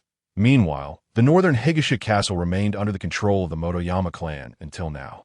When the Motoyama clan retreated after losing their old territory to the Kira clan, allowing the Ichijo clan to seize the opportunity to regain control. However, the Sakabe clan also harbored ambitions for this former Hira domain. At this time, the Sakabe clan's prince was still known as Hira Chikao. Such was the nature of the Sakabe clan that in their presence, other slightly larger factions found it impossible to survive. Aside from the Sakabe clan, the direct heirs of the other 6 great clans of Tosa, Tsuno, Hira, Kira, Motoyama, Sakabe, and Aki, had all been extinguished. The second son of Kuniakai initially changed his name to Tera no Chizane, and later to Kira no Chizane, assuming control of the Kira clan. The third son, Chiyo, inherited the KZ Iwade family. The original rightful heir, KZ Iwade Hidetomo, was forced into collusion with his retainers by Kuniakai, leading to his assassination. Subsequently, the second son of Kuniakai's eldest son, Motakuni, inherited the Sanuki noble Kagawa family, while the third son succeeded the Tsuno family, which was the very instigator that murdered Kuniakai's father. In an effort to stabilize relations with the Tsuno family, Kuniakai married his daughter to Motoyoshi Tsuno. However, not long ago, feeling his strength was sufficient, Kuniakai abruptly turned against them, resulting in Motakuni completely annihilating the Tsuno family. With the Aki family likely facing similar doom as I reflect on this historical narrative, I am both in awe of the strategies employed by Kuniakai and Motakuni, and deeply moved by their arduous struggles. Beyond the 7 prominent clans, there existed a royal court. The father and son duo of Kuniakai and Motakuni expended a total of 59 years to finally unify the entirety of Tosa province. Yet the total rice yield of Tosa is a mere 99,000 koku, and even after surveying the land, it amounts to only a little over 200 to 2,600 koku. The lands of Shikoku are among the most barren in Japan, with local nobles historically being insular, lacking the broader vision seen outside of Motakuni. Even Motakuni, who unified Shikoku, found himself powerless against the forces of Hashiba Hidenaga during the campaign against Shikoku. The land's infertility and weak economy do not provide much military strength nor facilitate the procurement of quality equipment. And the caliber of martial leaders is also subpar in the realm of gaming. I have always been reluctant to start from Shikoku. Furthermore, from historical records, while Motakuni is ambitious and possesses certain political and military acumen, his vision remains too limited, tethered to the traditional frameworks of Shikoku's noble families. Thus, he fails to perceive the larger trends, unaware of how to act in accordance with them, leading him to oppose the overwhelmingly powerful Hashiba faction, resulting in the loss of 2 potential kingdoms. And due to his obstinate nature, he ultimately sows the seeds of his family's demise. If I were indeed the heir of the Kira clan, I could ascertain 2 truths. First, regardless of the circumstances, survival would be impossible, as I would need to make way for the progeny of the clan.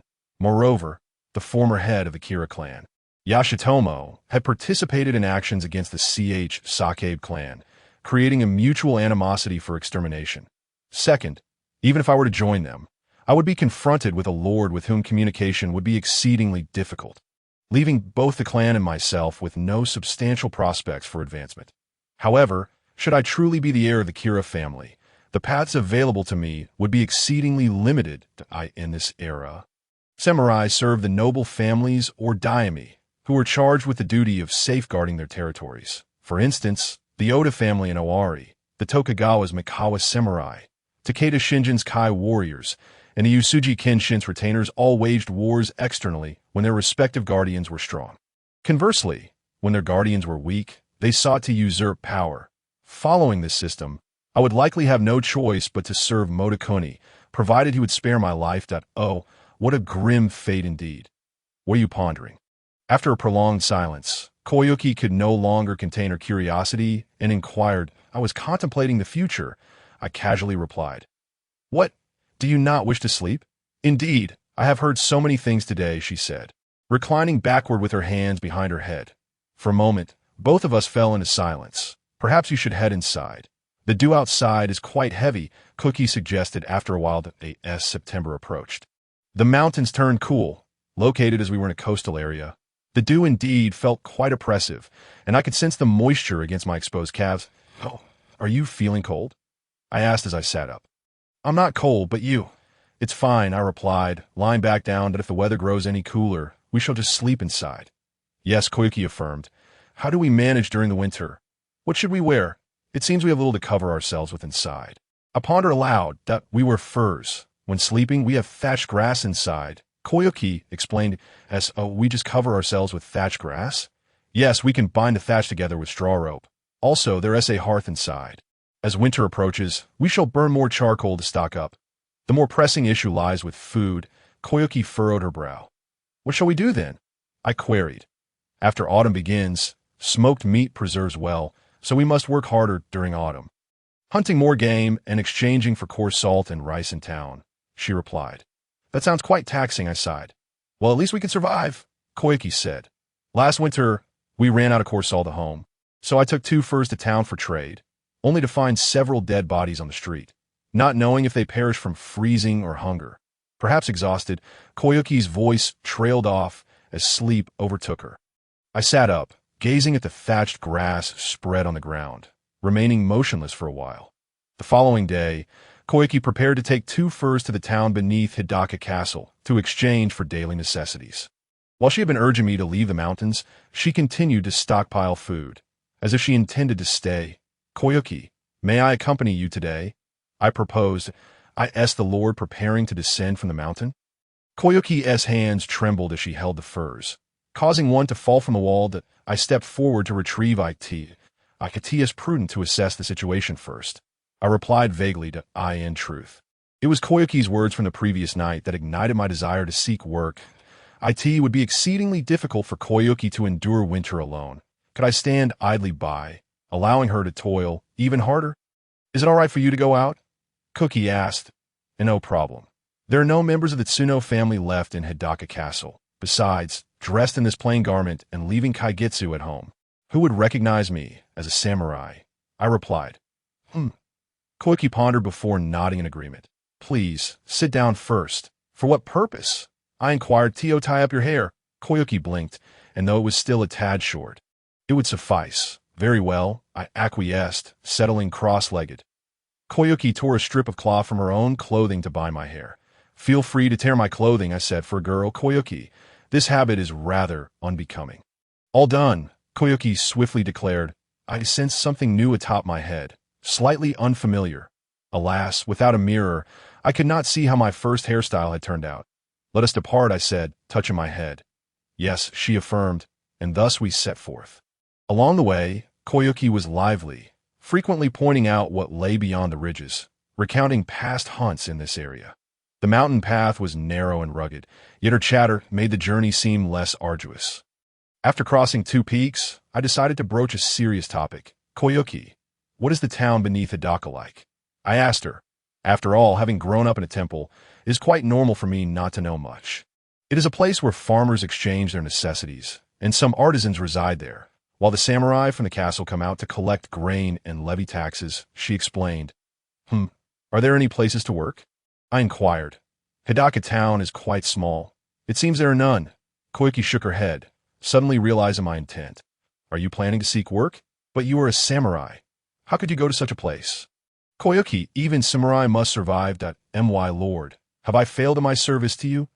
Koyuki exclaimed, her eyes welling with tears. But I cannot always burden you. You have already endured enough. I continued, advocating for work. To serve my lord is an honor for Koyuki. If my lord were to work in town, as a retainer, it would be a disgrace for me. Koyuki halted, kneeling on the ground. Please stand. It seems a lord ought to provide stipends for his retainers. I said, scratching my nose. Regarding that, Koyuki pondered seriously. You may consider it debt for now. Ultimately, I must diligently search for work to earn some income. Otherwise, winter will be exceedingly difficult. Ignoring her objections, I resolved that since Hidaka town was too small, we would venture to Renshi town instead. Koyuki, lead the way. This is an order. Koyuki fell silent, her head lowered as she walked ahead of me. Observing her solemnity, I endeavored to lighten the mood with her serious demeanor. I adopted an equally grave expression while sharing jokes. After all, Koyuki was merely a girl of 16 or 17 and naturally lively. It wasn't long before she burst into laughter, and thus, she could no longer maintain her serious facade. In a distant land, how far away, you ask? Further than the northeast, replied Xiaoxia. Indeed, it lies across the vast ocean, in the realm of the Ming dynasty. As you mentioned previously, Xiaoxia exclaimed with a hint of pride. Very well. In the Ming dynasty, there was a nobleman whose son had been taken as a hostage by another nobleman. Enduring a dismal existence at that moment, a shrewd merchant crossed paths with the hostage and conceived a clever plan. He deliberately approached the young hostage and gifted him one of his pregnant concubines. The concubine was strikingly beautiful, and the hostage was elated. Subsequently, the merchant returned to the hostage's territory, using his wealth to corrupt the nobleman's primary wife, persuading her to acknowledge the hostage as her son. Thus, the hostage was reinstated to his homeland and recognized as the heir to his family's title. 2 years later, upon the nobleman's passing, the young heir ascended the throne and rewarded the merchant with a significant title and vast lands. And what of the concubine? Xiaoxia had not forgotten. Cherished and favored, she bore a son and was elevated to the status of a principal wife. Eventually, her son became a nobleman in his own right, vanquishing 6 rival noble families and several clans, unifying the entire Ming dynasty, and rising to the rank of general. Yet, unbeknownst to many, he was merely the son of that very merchant. Did he ever discover this truth? It was only in his maturity that he learned of his origins. By then, the merchant had become the family's chief elder and steward. The young nobleman held a deep aversion to this knowledge, ultimately concocting an excuse to have his biological father, the merchant, executed. What is so shameful about this?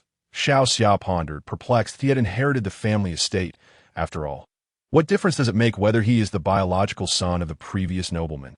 His vassals would surely support him. However, to slay one's own father, such a person would undoubtedly face torment in the afterlife. I scratched my head. This is what one might call a cultural gap. In Japan, blood relations are not held in such high esteem. Rather, the family name is of paramount importance. As long as the family name is preserved, the vassals will have a figure to pledge their loyalty to, ensuring stability within the realm. Thus, an adopted heir who inherits the family name and estate holds a far superior position compared to mere blood relatives. Suddenly, a thought struck me. Xiaoxia, what if another individual were to inherit the Kira family? What would you do?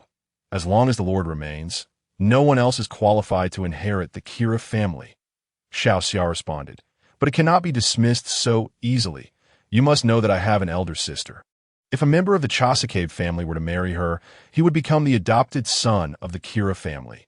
With the support of the Chasakave clan, such a succession would not be implausible. I reminded her, in the original history, Kira Yoshinori indeed married a daughter of the Kira family, my nominal elder sister. Xiaoxia slowed her pace, contemplating for quite some time. That I followed suit, and it seemed plausible. She nodded. Then, would you still serve as my vassal? At that time, I might be compelled to take the tonsure, and the name of the Uekawa family could never be restored. Yet I am already your vassal. Naturally, I must remain loyal until the end. Although the name of a samurai is significant, adhering to the principles of samurai is even more crucial, and why grandfather believed as such. Otherwise, he would not have fled back then. Xiaoxia stated earnestly. You too may hold your own opinions. I continued to guide her, my opinions. Xiaoxia glanced at me, her cheeks flushing suddenly as she lowered her gaze. Indeed, your opinions, I affirmed that I think. Should such a situation arise, you could inherit the Uekawa family. Xiaoxia whispered at me. Inherit? But am I not from the Kira family? How could I inherit your Uekawa family? I asked, bewildered. Xiaoxia cast a quick glance back at me. Her eyes softened, and then she hurriedly turned away. I understood. For a moment, neither of us knew what to say, and the atmosphere became exceedingly delicate. Upon reaching Renshi town, Xiaoxia first sought out an izakaya. She ordered a bottle of sake for me, filling a bowl to the brim. Please wait here for a moment. I'm unfamiliar with this area, so kindly refrain from wandering about. Once she had changed her attire, she promptly returned, but I still wish to find work? I protested. In any case, I implore you not to stray, or I will find it difficult to locate you, Xiao Xia urged, clutching her fur and swiftly exiting the izakaya. Hey, I attempted to follow her, but the proprietor at the entrance blocked my path. Sir, you have yet to settle your bill. I had to concede that Xiao Xia's tactic was indeed clever. She had effectively trapped me here, and upon her return, I would have little choice but to comply. Thus, my plans for earning money were thwarted. Calling you Lord, is this how one treats their Lord? I thought indignantly, deeply dissatisfied with Xiao Xia's recklessness. However, at this juncture, I found myself powerless, resigned to gloomily sip my sake. It was a pity that on my first visit to a castle town in the Warring States period, I could not fully experience it, such a loss. Bored, I began to survey the izakaya repeatedly, eavesdropping on the chaotic conversations of others. A young man clad in the garb of a samurai entered with a steady gait, flanked by two ashigaru. He strode directly to the central table, and the patrons seated there promptly vacated their spots. For ordinary folk, samurai were figures not to be trifled with. They could indiscriminately slay civilians without consequence. Curiosity piqued. I scrutinized his attire, and he soon noticed my gaze, turning to appraise me. Truth be told, as a figure of authority, the samurai of this era indeed exuded a commanding presence. I found myself unable to withstand his scrutiny. After just 2 exchanges of glances, I capitulated and turned my attention elsewhere. The samurai suddenly hurled his sake bowl to the ground. Seize this spy of the Motoyama clan. A spy of the Motoyama clan? I was utterly bewildered. Yet before I could protest, the two ashigaru at the samurai's side rushed towards me, their bamboo spears aimed directly at my throat. Bind this fellow, the samurai commanded. I was soon tied up like a dumpling. The samurai approached. What do you have to say for yourself? Unjustly accused, my lord. I am merely a hunter, awaiting my sister's return. She went to exchange furs for daily necessities. The izakaya's proprietor can attest to this. Is that so? The samurai raised his head, gazing at the ceiling. The izakaya's proprietor hurried over. My lord, there indeed was a woman who accompanied him, and then she left him here. He is yet to pay for his sake. My lord, I run a small business, so you mustn't. Can you guarantee this? The samurai turned to him. Well, under the samurai's intense scrutiny, the izakaya proprietor hesitated. If she arrives, we shall see. Hira, you guard the entrance. Akairo, silence this man, the samurai commanded. Thank you, my lord. Thank you. The izakaya proprietor bowed and nodded, likely believing he would receive his payment. Before long, Xiao Xiao walked into the izakaya, her hands empty of furs, replaced instead by a paper bundle and a pair of cloth shoes. She noticed the ashigaru stationed at the entrance, but paid them no mind. Entering with a light step while humming a tune I had taught her, the izakaya proprietor nodded discreetly from the corner, and the samurai exchanged a glance with the entrance, prompting the ashigaru's bamboo spears to press against Xiao Xia's lower back. Xiao Xia shuddered, her right foot instinctively lifting like a T that moment. The samurai stepped aside, revealing the bound figure of me behind him. Upon seeing this, Xiao Xia abandoned any thought of drawing her dagger. Quickly, tell me, who is this person to you? The samurai bellowed. He is my husband. Xiao Xia bit her lip and replied. I rolled my eyes. This is the end. Surely, there was nothing more to say now.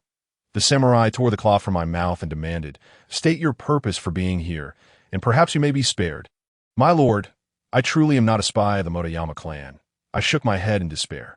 Despite my numerous warnings to Xiao Xia about the perils of this chaotic world, it was only now that I truly experienced it firsthand. In this situation, if the samurai wished to end my life, I would have no means of resistance. My corpse might very well be displayed as a spy for all to see did a wave of helplessness and terror surge from the depths of my being. You scoundrel! Akairo gripped his spear tightly, ready to strike me, but the samurai halted him. Well, you know where you have revealed your flaw. The samurai pointed at my bound leg. There, a family crest faintly appeared. I understood. It was the family crest from beneath my samurai attire. Akairo promptly unfastened the binding from that leg and presented it to the samurai. The samurai brushed his hand over the fabric and then raised it before my eyes. Do you still wish to deny it? What is this family crest? Such material is certainly beyond the means of a mere hunter. My lord. I have something to say, exclaimed Xia, her voice ringing out. Please, my lord, examine the family crest once more. It is not the fan crest of the Hansen family, but rather the five-bone fan crest of the Kira family. We are of the Kira lineage. The samurai scrutinized the crest again and nodded. Indeed, that is the case. Then, my lord, may we be released? Xia hurriedly inquired. However, you have deceived me. Thus, I cannot fully trust your words just yet. Since you claim to be of the Kira family, you must provide further evidence. We have evidence. Please allow us to fetch it. I can remain here as a hostage. Xia interjected. It seems you are indeed a significant individual. The samurai acknowledged with a nod in my direction. He then instructed Hira to release the woman, allowing her to return for the evidence. Thank you, my lord. Xia bowed deeply, then turned to leave. Wait. What further command do you have, my lord? Xia turned back reluctantly. First, settle the bill for the proprietor's drinks. Hira remained behind in the tavern, awaiting Xia's return, and I was led outside by the samurai, my bindings removed. Yet Hachiro still stood guard beside me, clutching a bamboo spear in readiness. The samurai walked ahead of us. While I do not yet know your identity, I hope you will refrain from any unnecessary actions, the samurai cautioned. Rest assured, I harbor no such intentions, I replied with a wry smile. And at this moment, I am willing to trust you, my lord Edo. Pray tell, why is that? The samurai turned his gaze back towards me, because just now my lord insisted that Xia pay for the drinks. Though you are under no obligation to do so, I surmise that a warrior capable of considering the plight of commoners must possess certain principles, I articulated. You are remarkably composed. The samurai finally revealed a smile. To speak candidly, I was indeed very frightened just now. Thankfully, my lord has shown reason and demonstrated patience in listening to Xia's defense that I am quite frank about this, and I suspect you discerned that earlier. You must be a samurai as well. He remarked. Point one could say so. I nodded at this juncture. I had no choice but to embrace the identity of Kira Nobukage. Insist upon being a time traveler in public would surely render me a madman in the eyes of others. I believe that as a samurai, one should possess the resolve to forsake life and death, the samurai declared solemnly. That is indeed the case, I concurred. However, death can weigh heavier than a mountain or lighter than a feather. To perish under dishonorable circumstances is not only devoid of value, but also brings shame to one's family, which I would naturally wish to avoid. The samurai laughed heartily, then turned to me. Slightly bowing his head, I am Wasaki Nagasata of the Ike family. And may I ask your name? So it is Lord Wasaki. I thought rapidly. I had initially assumed he was a warrior of the Ichijo clan. Thus my identity might not need to be concealed. Though Ichijo Kanesada is somewhat inept, the Ichijo clan currently serves as the protector of Tosa, and they have notable figures like Tadu Munenori in their ranks. Surely, they would extend certain courtesies to the heir of the prestigious Kira family. Of course, my freedom of movement would be somewhat restricted. However, the Iwasaki family seems to be a long-standing vassal of the Ike family. And since the Ike family is currently subordinate to the Chasake clan, the situation becomes more complex. Yet at this point, what other options do I have? I could either be treated as a suspicious spy and likely executed, or I could reveal my name. Nagasata scrutinized me closely. I knew I had to respond swiftly, or I would risk being impolite. Gritting my teeth, I bowed my head in return. I am Kira Kajidro Nobukage. Nagasata examined me thoroughly, then suddenly commanded the foot soldier at his side. Hachiro, the sake from the tavern was quite good. Fetch me 10 bottles and deliver them to my camp. My lord, how can I carry 10 bottles by myself? Hachiro protested, looking somewhat aggrieved. It's not here there. Have him assist you. Once you return, you can each take a bottle. Yes, my lord. Hachiro brightened and departed with newfound enthusiasm. I felt a great sense of relief wash over me. Since there was no longer a need to await any evidence, it was clear he had made a decision regarding my fate. His act of sending away his subordinate suggested a favorable disposition towards me. Iwasa Nagasata found a position to sit cross-legged and gestured for me to take a seat. I settled across from him. I had heard that your lordship had met with misfortune. My lord was even searching the area around the Niagara River mouth for your remains at the time. It is truly a joy to learn that you are still alive. I was fortunate to have escaped. I replied succinctly. May I inquire what your plans are? Is there any way in which I might be of service to you? I have heard that you and my lord's family had an agreement. Might I ask what arrangements Lord Chasakabe has for the Kira family following the conquest of Kira Castle? I inquired. Wasai Nagasata shook his head. Currently, our family has received no relevant directives. Such matters are not for our clan to concern themselves with that. I found myself a loss for words. I was uncertain of the level of loyalty Iwasaki Nagasata and the Ike family held towards the Chasakabe clan. However, my fate now rested in his hands, why Lord may speak candidly, why Lord has long admired you, and the Beishinin has been constantly on his mind. If he knew you were unharmed, I'm sure both would feel greatly relieved. Beishinin? I echoed, puzzled from his words. This individual must have been quite close to me. Beishinin is your lordship's mother, and also my lord's aunt. After becoming a nun last year, she took the name Beishinin. My mother, what is her condition? I gasped, astonished to discover that my mother was still alive. Moreover, it seemed that my ties to the Ike family were quite significant to Beishinin as well. My lord recently visited her. However, it is said that she remains deeply saddened by your supposed demise. Asada spoke with a hint of melancholy. I should have gone to visit her, as a son ought to do. I sighed, contemplating how to probe further, but my identity is rather sensitive, making it difficult to express myself freely, so I must bear this regret. Ditto. Might I ask what difficulties you face, since you are unharmed? Is it not your duty as a child to visit your mother and alleviate her worries?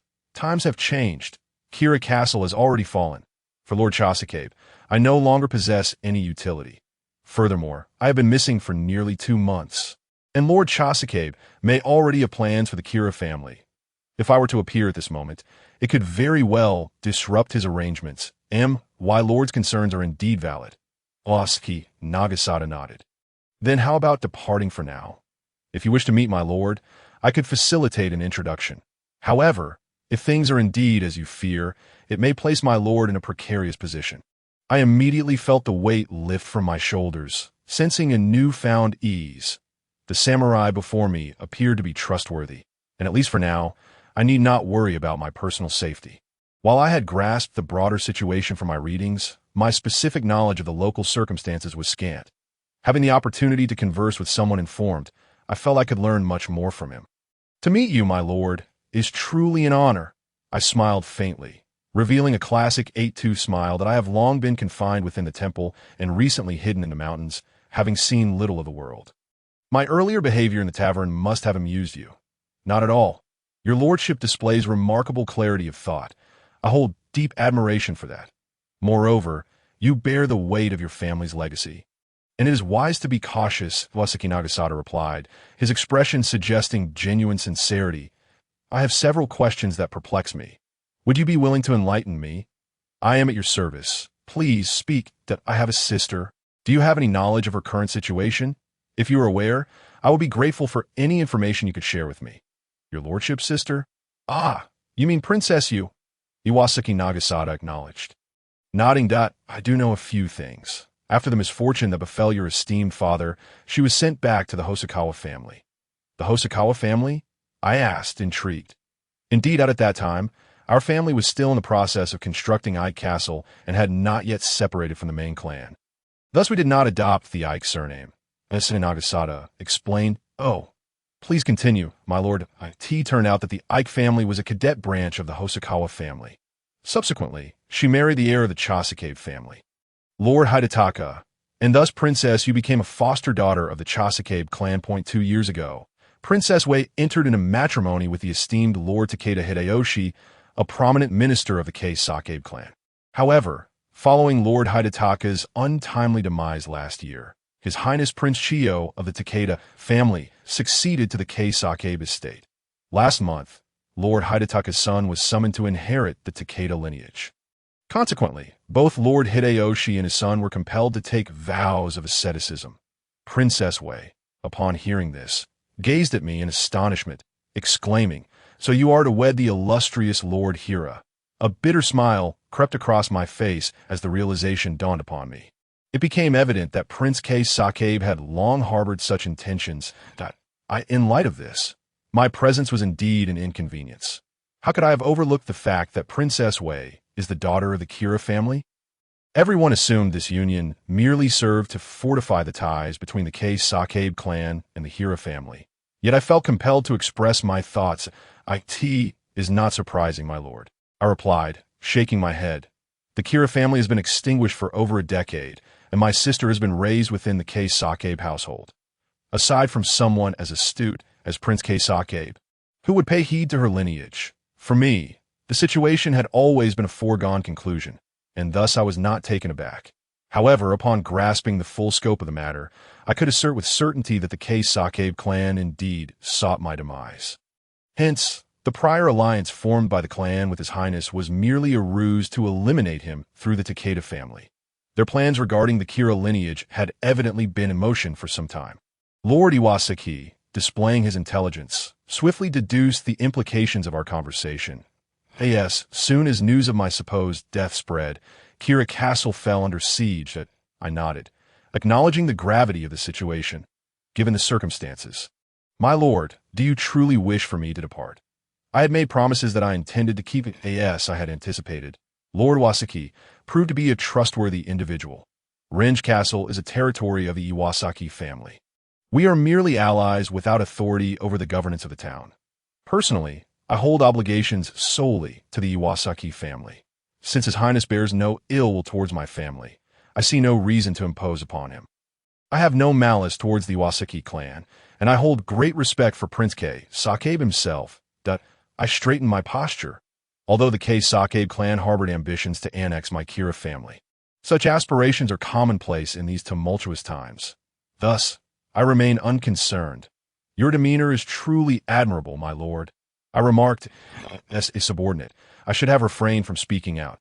Yet Lord Iwasaki inclined his head in a bow, sighing as he recounted the misfortunes faced by the Kira family, reflecting on the past, where his father, Iwasaki Tsutohiro, and 2 other noble lords perished under mysterious circumstances for opposing the subjugation of His Highness. Even now, I bear the stigma of being the son of a traitor, and my lord need not be troubled. I trust that Raiden, as well as the other esteemed lords, recognize your innocence, I reassured him. Lord Iwasaki nodded, rising to his feet. It is indeed an honor to meet your highness, but I must request that you take your leave. The forces threatening the Takeda family from the west are led by Lord Egamura, while our clan primarily oversees maritime logistics. Should any delay occur that endangers your highness, it would be my fault, and I am certain my lord would feel considerable remorse. I appreciate your noble sentiments. My lord, I replied, acknowledging that it was time for me to depart. Might I inquire about my mother's current whereabouts? She was at the K. Sakabe residence, but has reportedly arrived at the Arakoa Shrine, not far east of Kira Castle, Lord Iwasaki answered, turning to leave. Upon returning to the tavern in town, I awaited the arrival of Koyakai. That it was not that I lacked concern for my subordinates. Logically, I should have taken the initiative to meet her and alleviate her burdens. However, as it was my first visit, I was uncertain of the route and thus found myself in this predicament. The tavern keeper regarded me with a look of sheer terror, as if I were a specter. In his eyes, a spy captured by a samurai was fated to lose their head. In this era, killing was a common occurrence among samurai, as long as one does not lay hands upon another samurai. I too am a samurai. Perhaps I should maintain this facade. In doing so, I would at least have a better chance of preserving my life than a commoner. I even pondered whether Lord Iwasaki, a man of profound principle, would have been patient enough to converse with me had I not initially exhibited the qualities of a samurai. As I contemplated this, I settled back into my previous seat. This internal calculation significantly uplifted my spirits and confidence. Oh, tavern keeper, what has become of the sake I ordered earlier? I distinctly remember there being a considerable amount. You haven't sold it to someone else, have you? I've already paid for it. Oh no, not at all, he exclaimed, hastily retrieving half a bottle of sake from behind the counter. I shook it slightly. It appeared to be more than what I had initially ordered. My previous bottle had been nearly emptied. Yet this mattered little. The sake was quite palatable, and its low alcoholic content meant that consuming more would not pose an issue.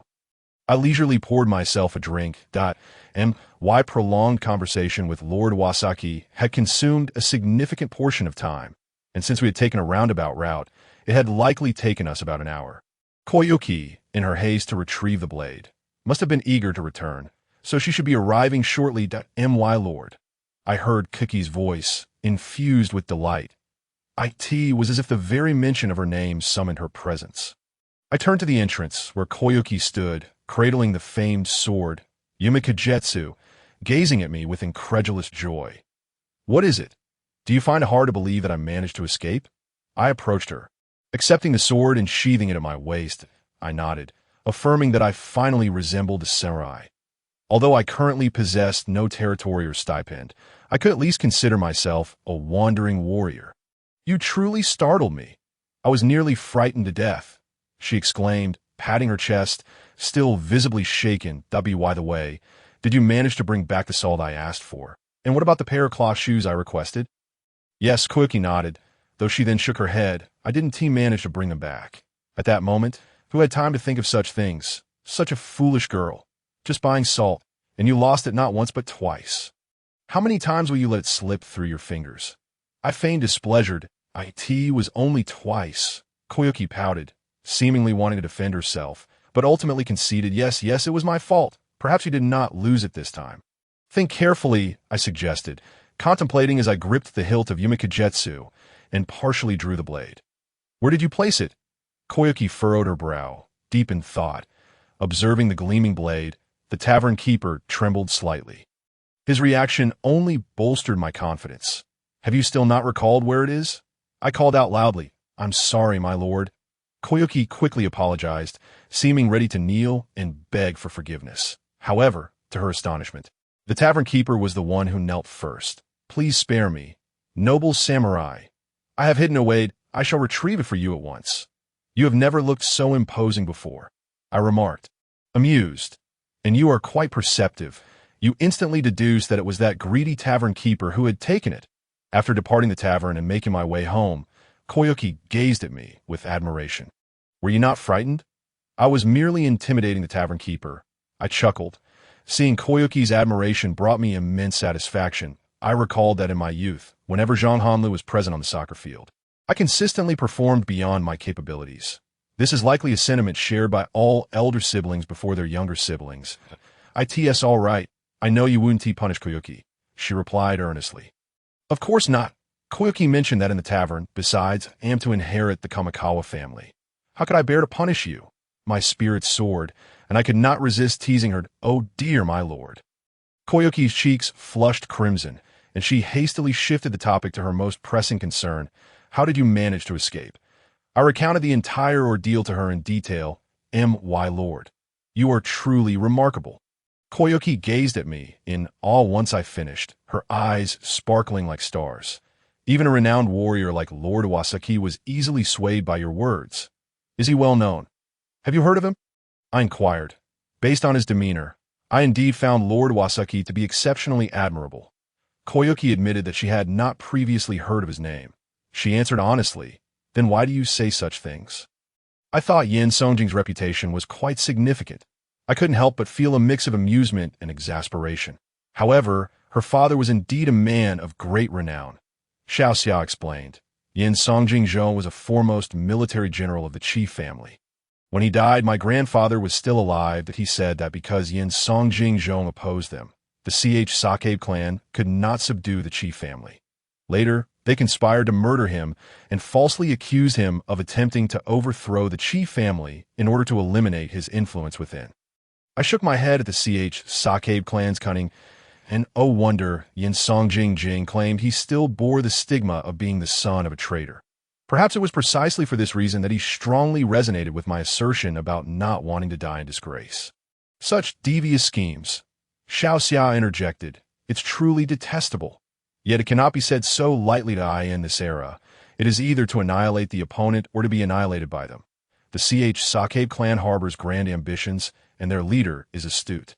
I suspect the Motoyama clan will inevitably be vanquished by them, and ultimately, all of Tosa will fall under the Sokabe's dominion. However, you are far more intelligent than they are. If you were to emerge from seclusion, you could certainly thwart the Sokabe clan.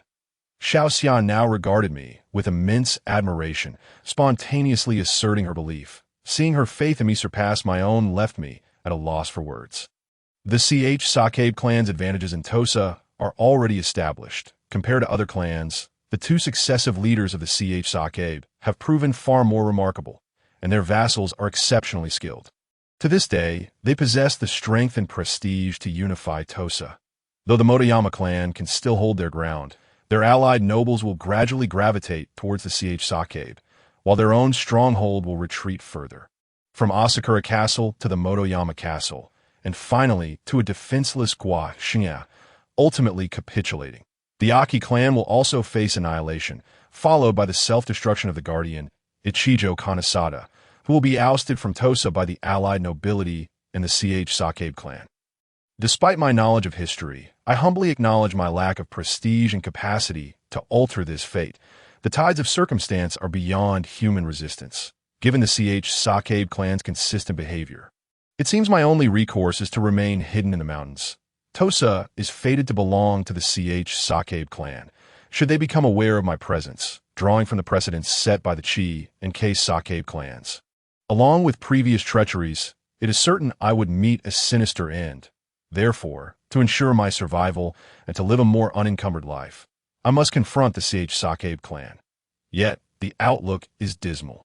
Tosa can still withstand the Kikuchi clan, but the Motoyama clan is no longer a concern, and the Aki clan is constrained to the east, their growth stifled. The head of the Ichijo clan is so incompetent that he could execute his most loyal and capable vassals. Why must I remain in Tosa? Although tradition dictates that I should strive in Tosa during this warring states period, I am not of this era. Why must I adhere to tradition? Even in this time, there are those who defy convention that a name, the Shagu, leaped in my mind, and I couldn't help but smile. Xiao Xia, let me tell you a story.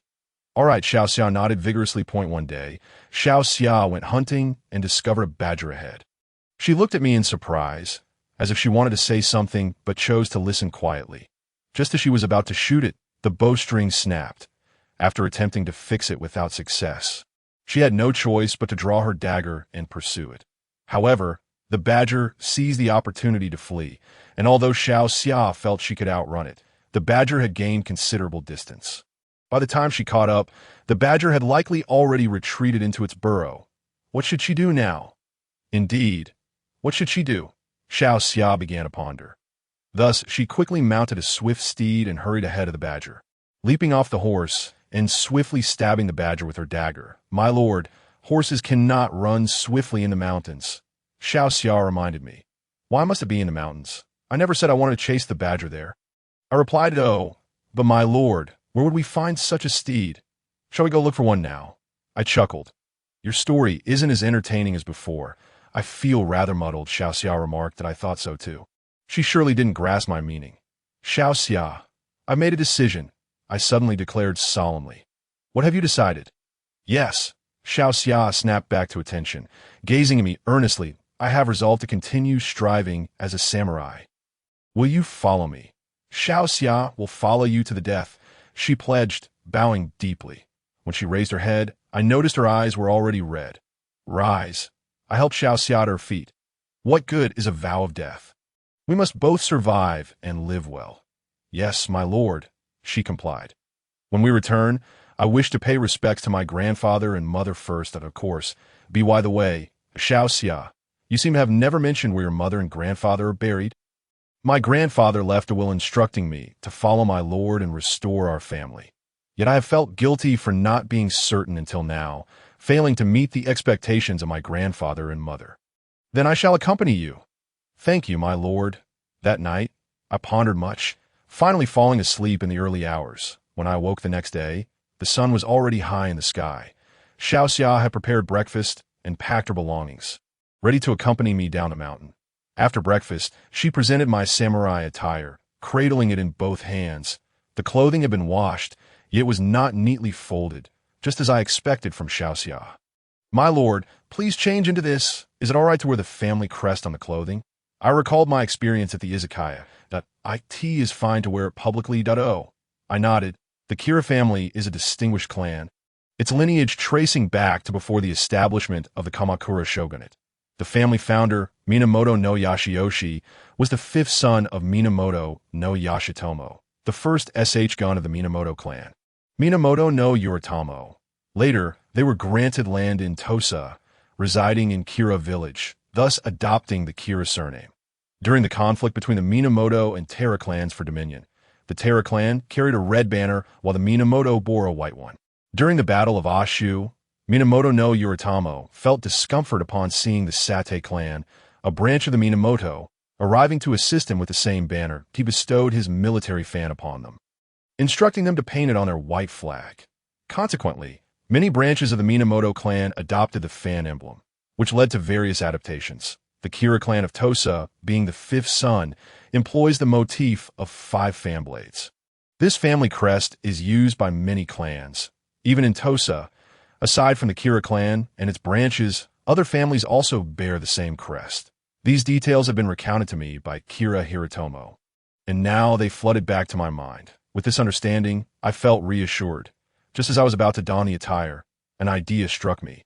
Xiaoxia, you should wear this outfit, I suggested at M.Y. Lord. How can that be? Xiaoxia immediately protested. I intended to visit the Arakawa shrine to pay respects to my mother. It would undoubtedly be inappropriate for me to wear this garment. It would attract unwanted attention from discerning eyes. My decision to meet my nominal mother was one I had considered thoroughly. As a time traveler, there might be family secrets I was yet unaware of. For the sake of my future, I must clarify everything. Moreover, this visit would further solidify my identity. That makes sense, Xiaoxian nodded. But it will be acceptable for you to wear it. Then, as your retainer, I would be less likely to expose my identity. For now, safety is paramount. Then I shall not be remiss, Xiaoxia replied. Taking the clothing and beginning to remove her own garments, I should turn around. I quickly averted my gaze, hearing the rustling behind me until Xiaoxia's voice called out. My lord, I am dressed. I turned back to see her, unable to suppress my admiration that I stand at 1.75 meters tall, while Xiaoxia is about 1.65 meters. The clothing had been tailored to her height perfectly. Xiaoxia was already quite beautiful, and in the vibrant silk samurai attire, she appeared even more striking. Although slightly loose, once she tightened the sleeves and secured her waist, her graceful figure was accentuated. The cloth shoes are also yours. Indeed, they fit her almost perfectly. Although they were intended for me, given their size, I would surely find them uncomfortable. Did she not realize that men's feet are generally larger than women's? Oh well, take this too. Allow me to carry the bow and arrows. I handed the Haizuki to Xiaoxia. This time, Xiaoxia did not accept, saying, Xiaoxia cannot. Xia, you are well aware of my martial prowess. Should we encounter trouble on the road, would it not fall upon you to take action? Am I to wait until the direst of circumstances before entrusting you with my blade?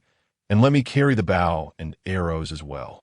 Xia remarked that a retainer ought to embody the essence of a retainer. When not engaged in hunting or battle, which warrior travels with his own bow and arrows? Upon hearing my words, Xia reluctantly accepted the high moon blade. Diligently fastening it to her waist, I gathered the garments Xia had shed into our belongings, then hoisted the bow and slung the burlap bundle over my shoulder. Let us proceed first to pay homage to your grandfather and mother. Xia's mother had passed away shortly after childbirth, and her grandfather had laid her to rest. After her grandfather's demise, Xia interred him beside her mother, the graves of the two, with my presence. Xia merely wept silently. I offered no words, instead quietly wishing in my heart. Though I am not the true Kira Yashinaka, since I have resolved to live in this warrior's guise and accepted Xia's fealty, I must strive to achieve something significant, both for myself and for XIA in the town beneath Hidaka Castle. I exchanged the remaining furs for over 900 copper coins. By calculation, this amounted to approximately a quarter of a can of Yongla coins, a sum far less than what Takuni had when he departed, and yet we were but 2 in number. However, the can of Yongla coins that the monkey possessed was an inheritance bestowed upon him by his father, which we could not hope to rival. Notwithstanding, when we arrive at my nominal mother's residence, There shall surely be some tokens of generosity awaiting you. In Japan, the Yonla coin is the most widely utilized and accepted form of everyday small currency. Since the Jangwen era, the shogun Ashikata Yoshimitsu had repeatedly paid tribute to the Ming dynasty, receiving ample returns, and this trade reached its zenith during the Yonla period, when he was even conferred the title of King of Japan. The Yonla emperor, eager for glory, bestowed lavish gifts. In the 5th year of Yonla, 1407, the returns to Shogun Yoshimitsu alone amounted to 15,000 kin copper coins, along with 494 bolts of silk, thread, gauze, and other fine fabrics worth 24,700 kan, plus over 1,200 taels of silver, totaling over 40,000 kan, excluding other items. Furthermore, in addition to tributes, the Japanese also transported a substantial quantity of goods to trade with the Ming dynasty, thus acquiring vast amounts of copper coins. This is what is known as canny trade. Through these exchanges, Japan imported a significant quantity of Yonla coins, referred to as doraikai, which serve as high-quality, circulating currency. Japan also minted its own copper coins, such as the Shunzhou clan's private issue of Hongwu Tongbao, known as Kajiki Hongwu. These coins are collectively termed yazan, bearing far less value than the Yonla coins. In 1601, the Tokugawa clan established the Kinza and Ginza, responsible for various currency exchanges. 7 years later, the Edo shogunate officially decreed that 1 tael of gold equals 50 mon of silver, 1 kin of Yonla coins equals 4 kin of yazan. Well then, another reason has emerged for our visit to the Arakawa Shrine. Hidaka Castle is a small fortress, and the town below is modest, significantly smaller than Rinchi town, yet provides basic sustenance and shelter. Having grown accustomed to the splendor of modern cities, I doubt I would feel any particular sentiment even upon encountering the bustling Sakai town, the most prosperous in Japan. However, in comparison to the current global average, the population density in this area is quite considerable. In modern times, many harbor misconceptions regarding Japan's warring states period, deeming it absurd that such a small nation could be divided into 66 states, and that the conflict among the so-called daimyo were merely skirmishes among local leaders. Yet, in truth, the total population of Japan during this era had reached 16 million, surpassing the total population of China during the Three Kingdoms period by nearly double. My current intention is to depart from Tosa province. Previously, I had worried about the challenges of food and lodging on the road. However, having seen the town beneath the castle in this era, my only concern now is the potential insufficiency of funds. Thanks to Xia's samurai attire, our journey has proceeded relatively smoothly, and my understanding of the samurai has evolved. I now perceive them as akin to the educated gentlemen of ancient China, a group distinguished by their learning. Although their professions differ, they occupy the highest social echelon within their nation and possess certain privileges. With this comparison, I no longer harbor any aversion to my samurai identity. Upon arriving at the Arakawa Shrine, I inquired about the whereabouts of Hashinin and, accompanied by Xia, we set off to pay our respects, after clarifying our purpose to the maid at the entrance. She bowed her head and replied, "I sincerely apologize, but my lady is deeply engrossed in her practice and cannot receive visitors."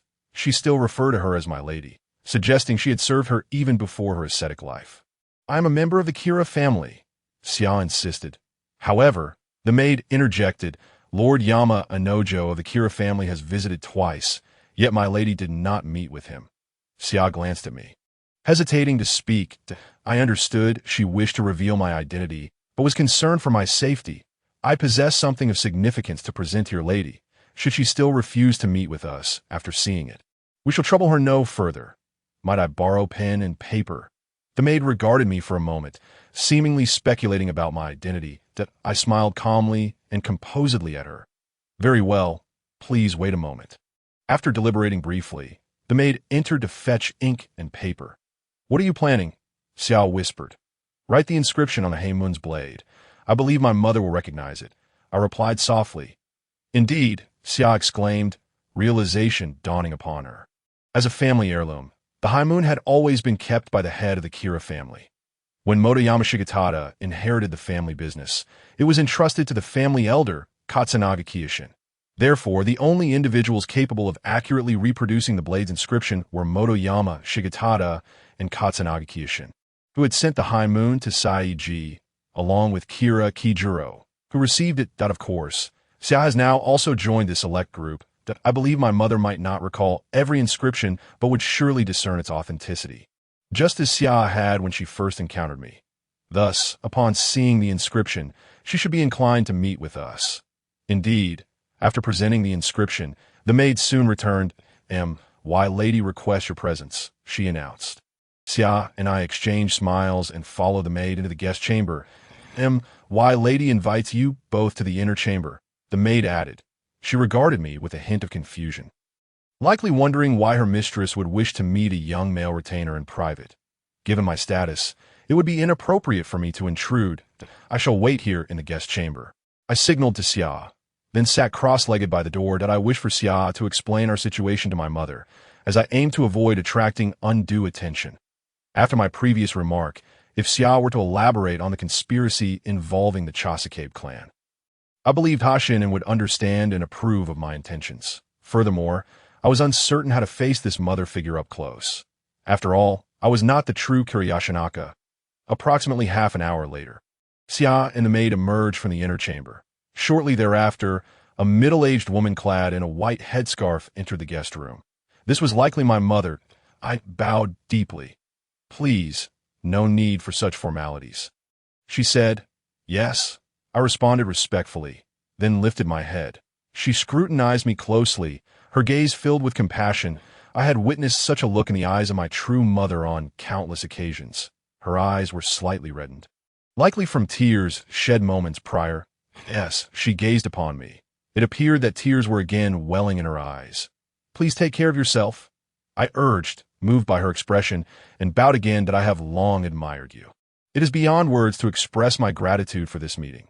You too, please take care, she choked out. As a widow devoted to my practice, I cannot entertain guests. Please feel free to depart.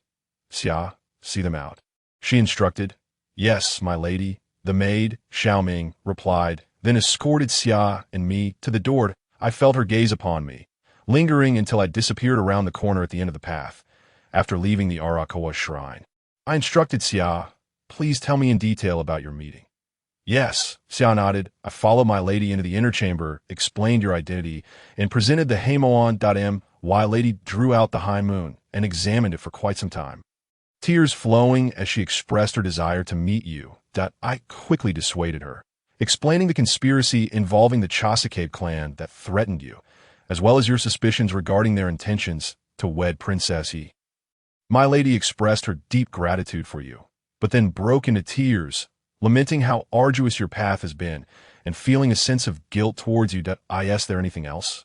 I pressed. Anything else? Xia's face flushed, her voice barely above a whisper. Why lady has requested that I serve you. But you have always been serving me, haven't you? I cast a curious glance at Xiaoxia and inquired whether she had mentioned anything about the Kira family or perhaps offered any travel expenses. While she hadn't spoken of any matters, she did produce a silk pouch containing 20 taels of gold, entrusted to me by the lady. This is splendid, I exclaimed with excitement. My lord, are you concerned about this? Xiaoxia seemed somewhat disappointed. Of course, I replied, already calculating my assets without noticing Xiaoxia's expression. As we prepared for our journey, how could we set forth without provisions?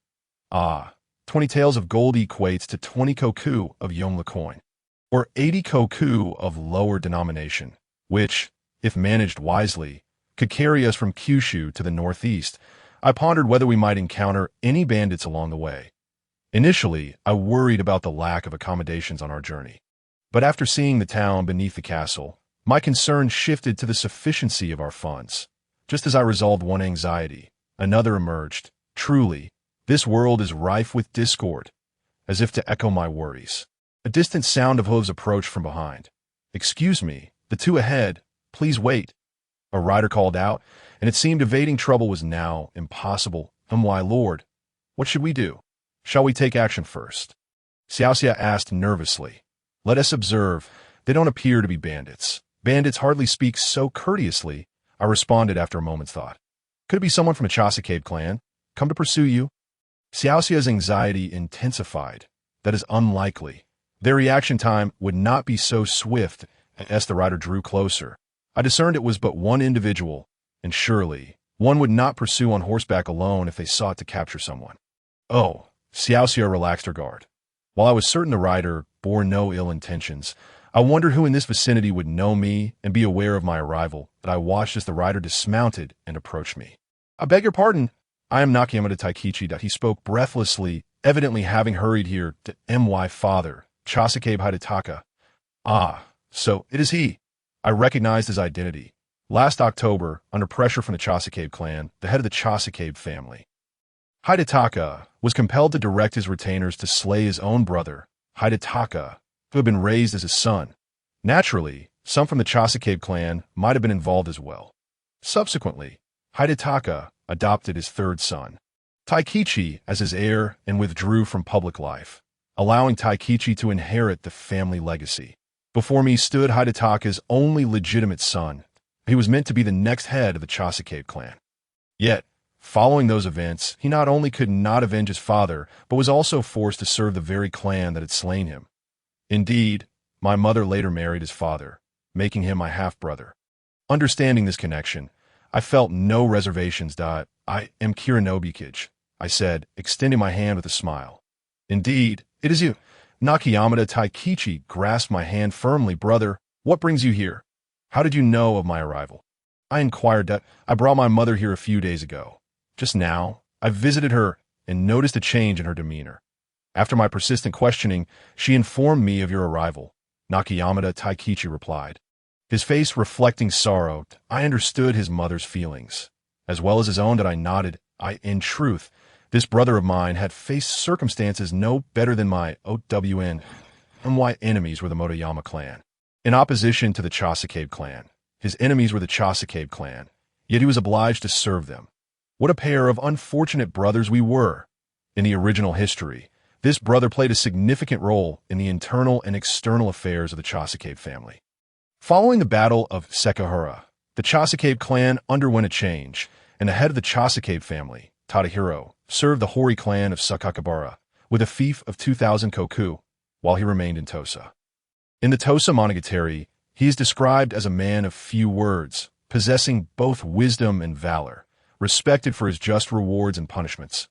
"What do you intend to do now? When will you return to Kamami?" I asked, pondering this matter.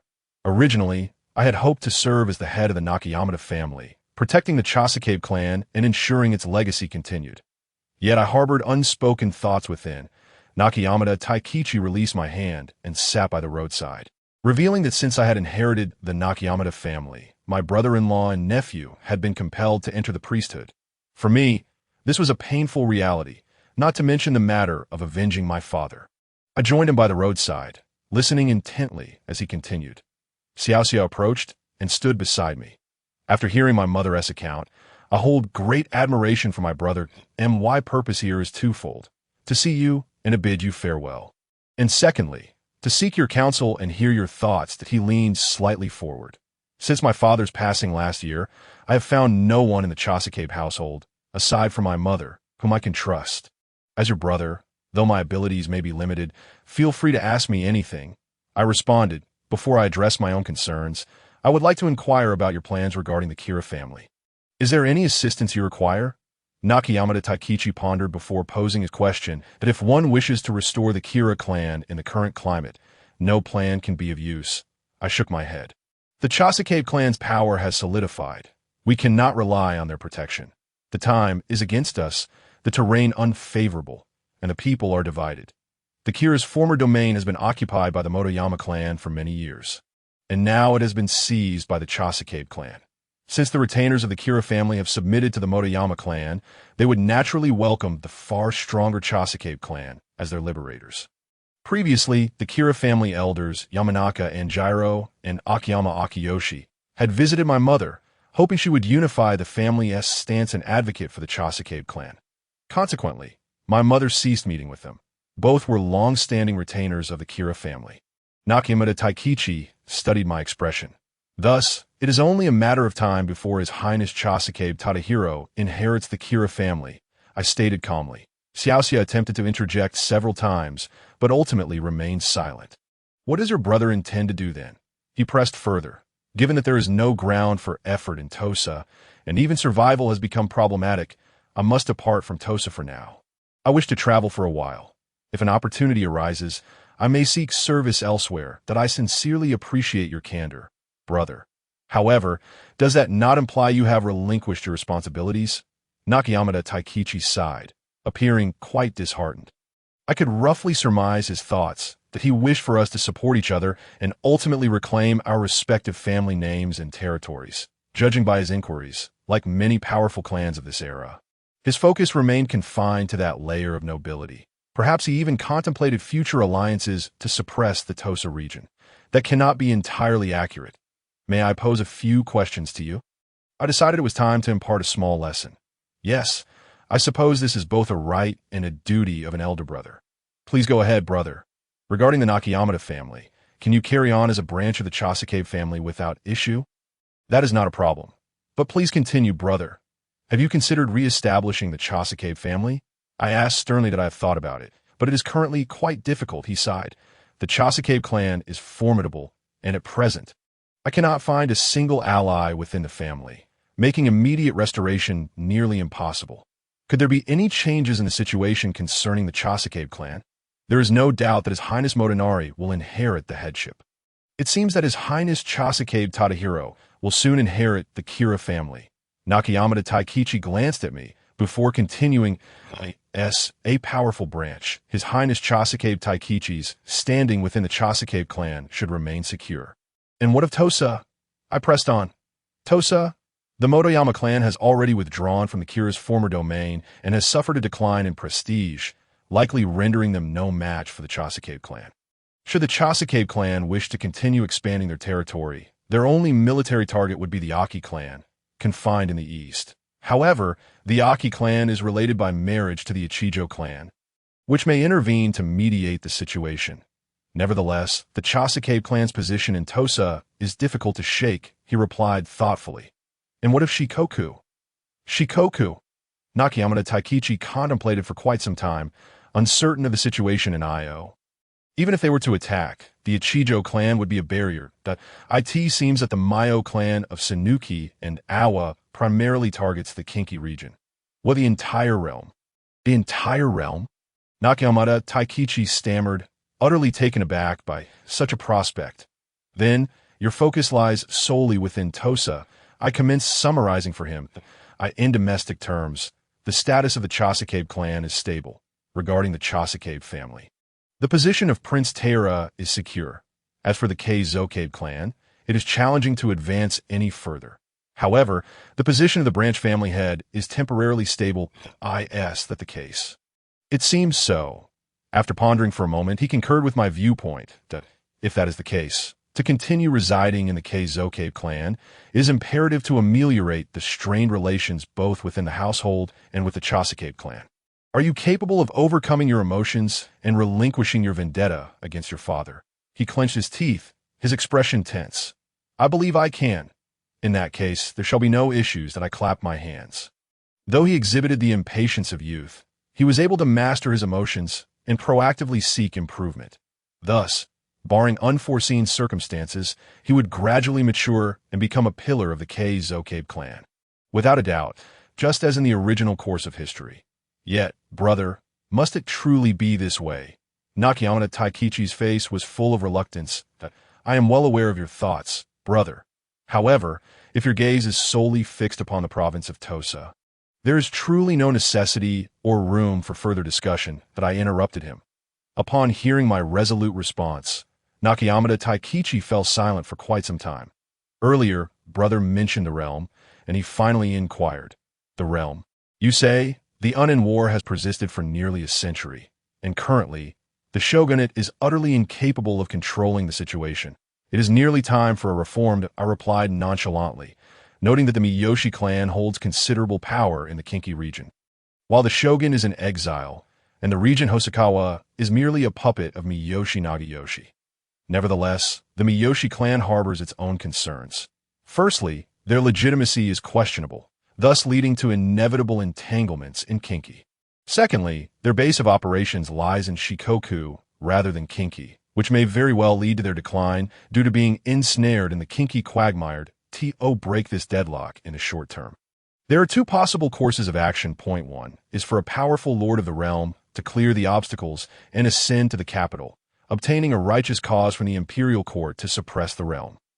In the near term, an alliance with the Hojo and Takeda clans, along with the unification of the Imagawa clan of Suruga, Tatami, and Mikawa, seems most feasible.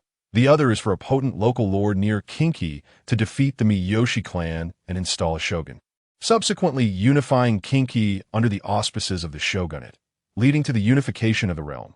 Locally, the Amako clan has already declined, and after the Emri clan's victory over Tiyama Hurricane with fewer forces 2 years prior, there are no rivals left in the region. While they still only control the province of Aki, they are likely to become the dominant force in both Sanin and Sani. The Hojo clan, following the Kawagoe campaign, has established an advantage in Kanto, and having formed an alliance with the Takeda and Imagawa clans, they will likely gradually control the entire Kanto region. The Takeda and Nagao clans will probably remain entangled in Shinano for some time. Brother, you are truly talented. I am but a mere shadow. Nakayamada Taikichi suddenly bowed deeply, expressing his willingness to leave the Nakayamada family and follow his brother. Please accept my fealty, brother. I chuckled inwardly. My analysis, half speculative and half grounded in reality, was based on the current situation. In truth, I am well aware of the forthcoming trends. However, some matters, such as the Battle of Okahazama, would likely be disbelieved if mentioned now. Even so, my analysis had already astonished this younger brother. With a rice yield of less than 100,000 koku, Tosa province is considered quite barren among Japan's 66 provinces, compared to the transfer of benefits achieved amidst the upheaval of the realm. It scarcely amounts to anything. A person of the future. The greatest advantage lies in grasping the tides of the realm, thus enabling adaptation to the prevailing circumstances if confined to a narrow scope. Not only is the greatest advantage forsaken, but the lack of attention to detail could render one inferior to others. This, too, is an objective reason for my decision to abandon the current entanglements in Tosa in pursuit of the revival of the Kira clan. Have you truly made up your mind? It may take a considerable amount of time, and perhaps you may never return to Tosa? I inquired with a serious demeanor. My brother's vision is lofty, unmatched by ordinary men. Regardless, I shall follow your banner. Then you shall serve as my vassal. I've accepted his fealty. In that moment, I was reminded of Toyotomi Hideyoshi and Toyotomi Hidanaga, who were also half-brothers. We are about to depart from Tosa. Do we need to tidy up and bid farewell to our mother? There is nothing to pack. Once he had made his decision, he was able to let go, and there were people arranged by the Chasakabe clan and the escorting party. If I were to return to pack or say goodbye, it might complicate matters. Your concerns are quite valid. Our mother will understand. After contemplating, I brought up another matter. Moreover, you shall relinquish the Nakayamada surname and your given name. The Keizokabe surname cannot be used for the time being, so I shall grant you a surname in the name of the Kira clan head. Henceforth, you shall be known as Kira Hidecage. How does that sound? I'm grateful for the name you have bestowed upon me. The former Nakayamada Taikichi, now Kira Hidecage, prostrated himself in acceptance. Very well. Rise that we are now two individuals, brothers. There is no need for formalities. I patted his shoulder, solemnly assuring him that I believe, as long as we unite our efforts, one day we shall return and reclaim all that we have lost. Our family name, our former territories. All shall be restored. I believe in you, brother. Kira Hidecage revealed a smile. Why, Lord? What about me? Koyuki promptly reminded us of her presence. We are 3 in total. Very well, Koyuki, if you are willing to forego the name of the Kamikawa family. I shall also grant you a surname. From now on, you shall be my sworn sister, and Hidecage sworn elder sister, I suggested. Not just yet. Koyuki hesitated, not accepting my proposal. Indeed, her grandfather and she have sacrificed so much for the Kira clan. The family name should be preserved. After reflecting on this, I no longer insisted. Then let it be for now, that I nodded, but Koyuki, I still regard you as my sister, so there is no need for excessive formality. My initial goal is Sakai and Kyoto. If considering the distance, the most convenient route would be to head to Awa, then cross Awaji Island directly to Setsu Province. However, currently Awaji Island is occupied by the Awaji 18 family's navy under the Miyoshi clan, making this route perilous in terms of safety. In this era, the navy is essentially akin to pirates, consisting largely of desperate individuals residing in impoverished coastal regions, driven to risk their lives. They may sometimes be fishermen. Yet even while fishing, they would not hesitate to seize any opportunity for profit. Among them are also low-ranking samurai who have turned to piracy, becoming the backbone of the so-called navy. Some of these navy have allied with merchants along the Ming coast, thus transforming into the infamous woku. Taking this factor into account, I opted to take the Sani route toward Kinki, abandoning the plan to head to Sakai. While the journey to Kyoto may be slightly longer, it is far safer with better road conditions that if one were to travel by Japan's modern Shinkansen, they would also take this route, departing from Kochi City, boarding at Sakado Port, and after traversing the Seto Bridge to Okayama. It would take approximately 10 hours to reach Kyoto, successfully ascending to the capital. Of course, the Seto Bridge certainly does not exist at present. That we boarded the ship at Sakado Port, making a detour around islands such as Iwakuro Island and Kabashi Island, heading north for about 7 nautical miles until we reach the northern shore of the Seto Inland Sea. Okayama Castle belongs to Baizen Province. 16 years later, this castle will become the stronghold of Yukita Naoi. And one of the 5 elders of the Toyotomi clan, Yukita Hidei, was born in this castle in the same year. However, at present, this castle has yet to undergo expansion, remaining small, with the lord being Urakami Kanemitsu. If one were to travel by Shinkansen, the first stop after disembarking would be Kojima. This is where the Yukita clan rose to prominence, with the character Ko on their family crest derived from Kojima. When Naoi was young, due to the treachery of his retainer, Yukita Yamato, the Yukita clan's stronghold, Toshi Castle, was captured by Shimamura Bimitsu, leading to his grandfather's seppuku and Naoi fleeing with his father. Later, Naoi served the Urakami clan, receiving orders to garrison at Edo Castle to guard against the Hosokawa clan's forces from Kojima, gradually rising to prominence as a key minister of the Urakami clan. Upon nearing Kojima, I paused for a moment. It is said that when Naoi took command at the nearby Edo Castle, he only brought 30 Ashigaru with him. Subsequently, old retainers from his grandfather's era and soldiers from the territory continued to flock to him, leading to a shortage of military provisions. To conserve supplies, Naoi personally labored in the fields alongside prominent retainers, such as Tokugawa Hidetaka, Nagamine Sadakuni, and Okada Toshikatsu. Moreover, to maintain sufficient provisions for military campaigns, he often fasted several times within a month alongside his retainers. Although life is exceedingly arduous, the vassals demonstrate remarkable unity, a cohesion that ultimately enables the Takeda clan to dominate the provinces of Baizen and Mimisaka during the tumultuous Sengoku period. Although I've only been in this era for a mere 2 months, I find myself gradually forgetting aspects of modern society, increasingly resembling a native Sengoku warrior. If this continues, I fear I may gradually lose touch with the historical knowledge of the Sengoku period that resides in my memory. Therefore, as I journey from place to place, I strive to recall the history and figures associated with each location, sometimes even making a point to visit significant sites of historical events to survey the terrain. I share these reflections with Mitsai and Kira Yashikage, simultaneously reinforcing my own recollections. While recounting, I must remain vigilant about the timeline, ensuring that I do not mention anything beyond the appropriate era. However, I occasionally slip up, necessitating my desperate attempts to conceal my missteps or to frame them as mere conjecture, striving to connect them to the current circumstances to render them plausible.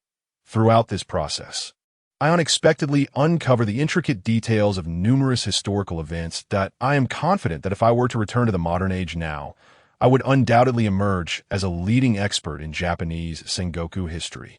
I sense that Kira Yashikage's admiration for me is deepening, even bordering on reverence. His own insights and perspectives are also continuously evolving. Yet, I believe it is prudent to temper this growing regard. So, I gradually curtail our discussions that if I wish to reminisce in the future, I shall discreetly jot down my thoughts in a notebook. As for Mitsai, my reputation has evolved from a foundation of friendliness and intimacy to one steeped in respect. culminating in a current state of admiration. Upon arriving in Kyoto, it is now the middle of the lunar month of October, and the weather has turned rather chilly that I procured winter attire for each of the three of us. Previously, while passing through Kono's castle, I took the initiative to sell Kira Yashikich's horse in town, netting 50 ryo of gold. This horse had accompanied Yashikich for over 3 years, and their bond was profound. However, considering the increased risk of attracting thieves while traveling with a horse, I regrettably decided to part with it. We now have ample funds for our journey to compensate for Yashikich's sense of loss. I entrusted him with all the gold to carry, chuckling at the irony. I then intended to stay in Kyoto for a few days, so I sought out an inn for our lodgings. Perhaps driven by nostalgia, I chose an inn situated near Yasaka Shrine. In modern times, this area is known as Shijo-gon, the most prestigious and bustling street in all of Japan. Yet in this era, it remains merely a humble thoroughfare. Brother, should we not pay a visit to His Excellency the Shogun? It would be prudent to secure affirmation of our family's status in Tosa, suggested Kira Yashikich. Visit the Shogun? Is that truly necessary? I replied. This is not to say that an audience is unattainable. Although the Shogun is regarded as the leader of the samurai, his status has diminished considerably, having become reliant on the support of the Sasaki Rakaku clan. When Shogun Yoshitomo, later known as Yoshihide, came of age, it was Rakaku Sayuri who presided over the ceremony as the head of the Tosa Kira clan. I believe presenting a gift would make it quite easy to meet the Shogun. During the Unin War, my predecessor Kira Nobutaka ascended to the capital alongside Hosokawa Katsumoto, even having an audience with the emperor, and was subsequently appointed as the Tsuruga no Kami. Thereafter, the title of Tsuruga no Kami became a generational post within the Kira family. Moreover, the Shogun is not even in Kyoto at present. I continued. Where is he then? Mitsai inquired. In Kutsuki Valley. Since birth, the Shogun has been expelled from Kyoto multiple times alongside the previous Shogun by the regent Hosokawa Haramoto. After a long-awaited reconciliation with Haramoto, they were again driven out of Kyoto twice by the Miyoshi clan 5 years ago. After the Shogun was exiled, the Rakaku clan took him in, and he has not returned since that I recall the life experiences of Ashikaga Yoshihide.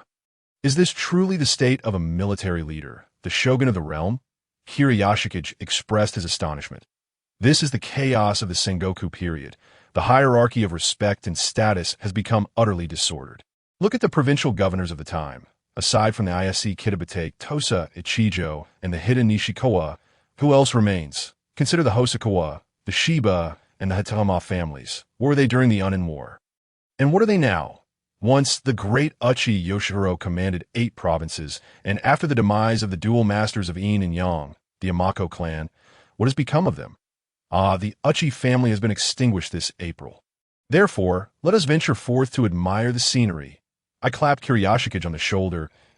Why stay in Kyoto is merely for the sake of enjoying the sights. Since the year 1553, Tensho 22, following the expulsion of Ashikaga Shogun Yoshitomo from Kyoto by Miyoshi Nagayoshi, the governance of Kyoto has been jointly managed by Matsunaga Hisahide and Ise Sadataka. Shortly thereafter, Matsunaga Hisahide also assumed the role of deputy governor of Sakai and, after pacifying Setsu, was appointed lord of Takayama Castle, thus leaving Ise Sadataka in control of Kyoto. This individual's abilities can only be deemed mediocre. Under his administration, the war-torn city of Kyoto appears desolate. As we exited the inn, we encountered only a sparse few pedestrians, and some buildings along the way bore the scars of war. Due to the lack of commerce, I noticed several establishments had posted signs announcing closing down or liquidation. At one establishment, I was unexpectedly intrigued to discover a sign advertising the clearance of firearms. Having journeyed from Tosa to Kyoto, Kira Yashikich now holds me in high regard. If there is anything he deems lacking, it would be my martial prowess.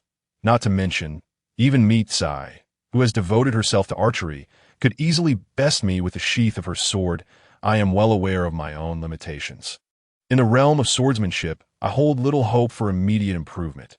Suddenly, an idea struck me. Perhaps I could significantly enhance my combat capabilities with firearms. Let us go inside and take a look, I suggested. Upon our entrance, the shopkeeper promptly approached us. He was clad in a deep blue robe adorned with cloud patterns, cinched at the waist with a broad belt, and secured with a silk cord. His head was wrapped in a deep blue cloth, eschewing the traditional Japanese top knot. I scrutinized him closely, and suddenly a thought crossed my mind. "Are you from Ming China?" I inquired in Mandarin. "Indeed. You speak Mandarin?" The shopkeeper replied, taken aback. From his accent, it was clear he spoke Cantonese.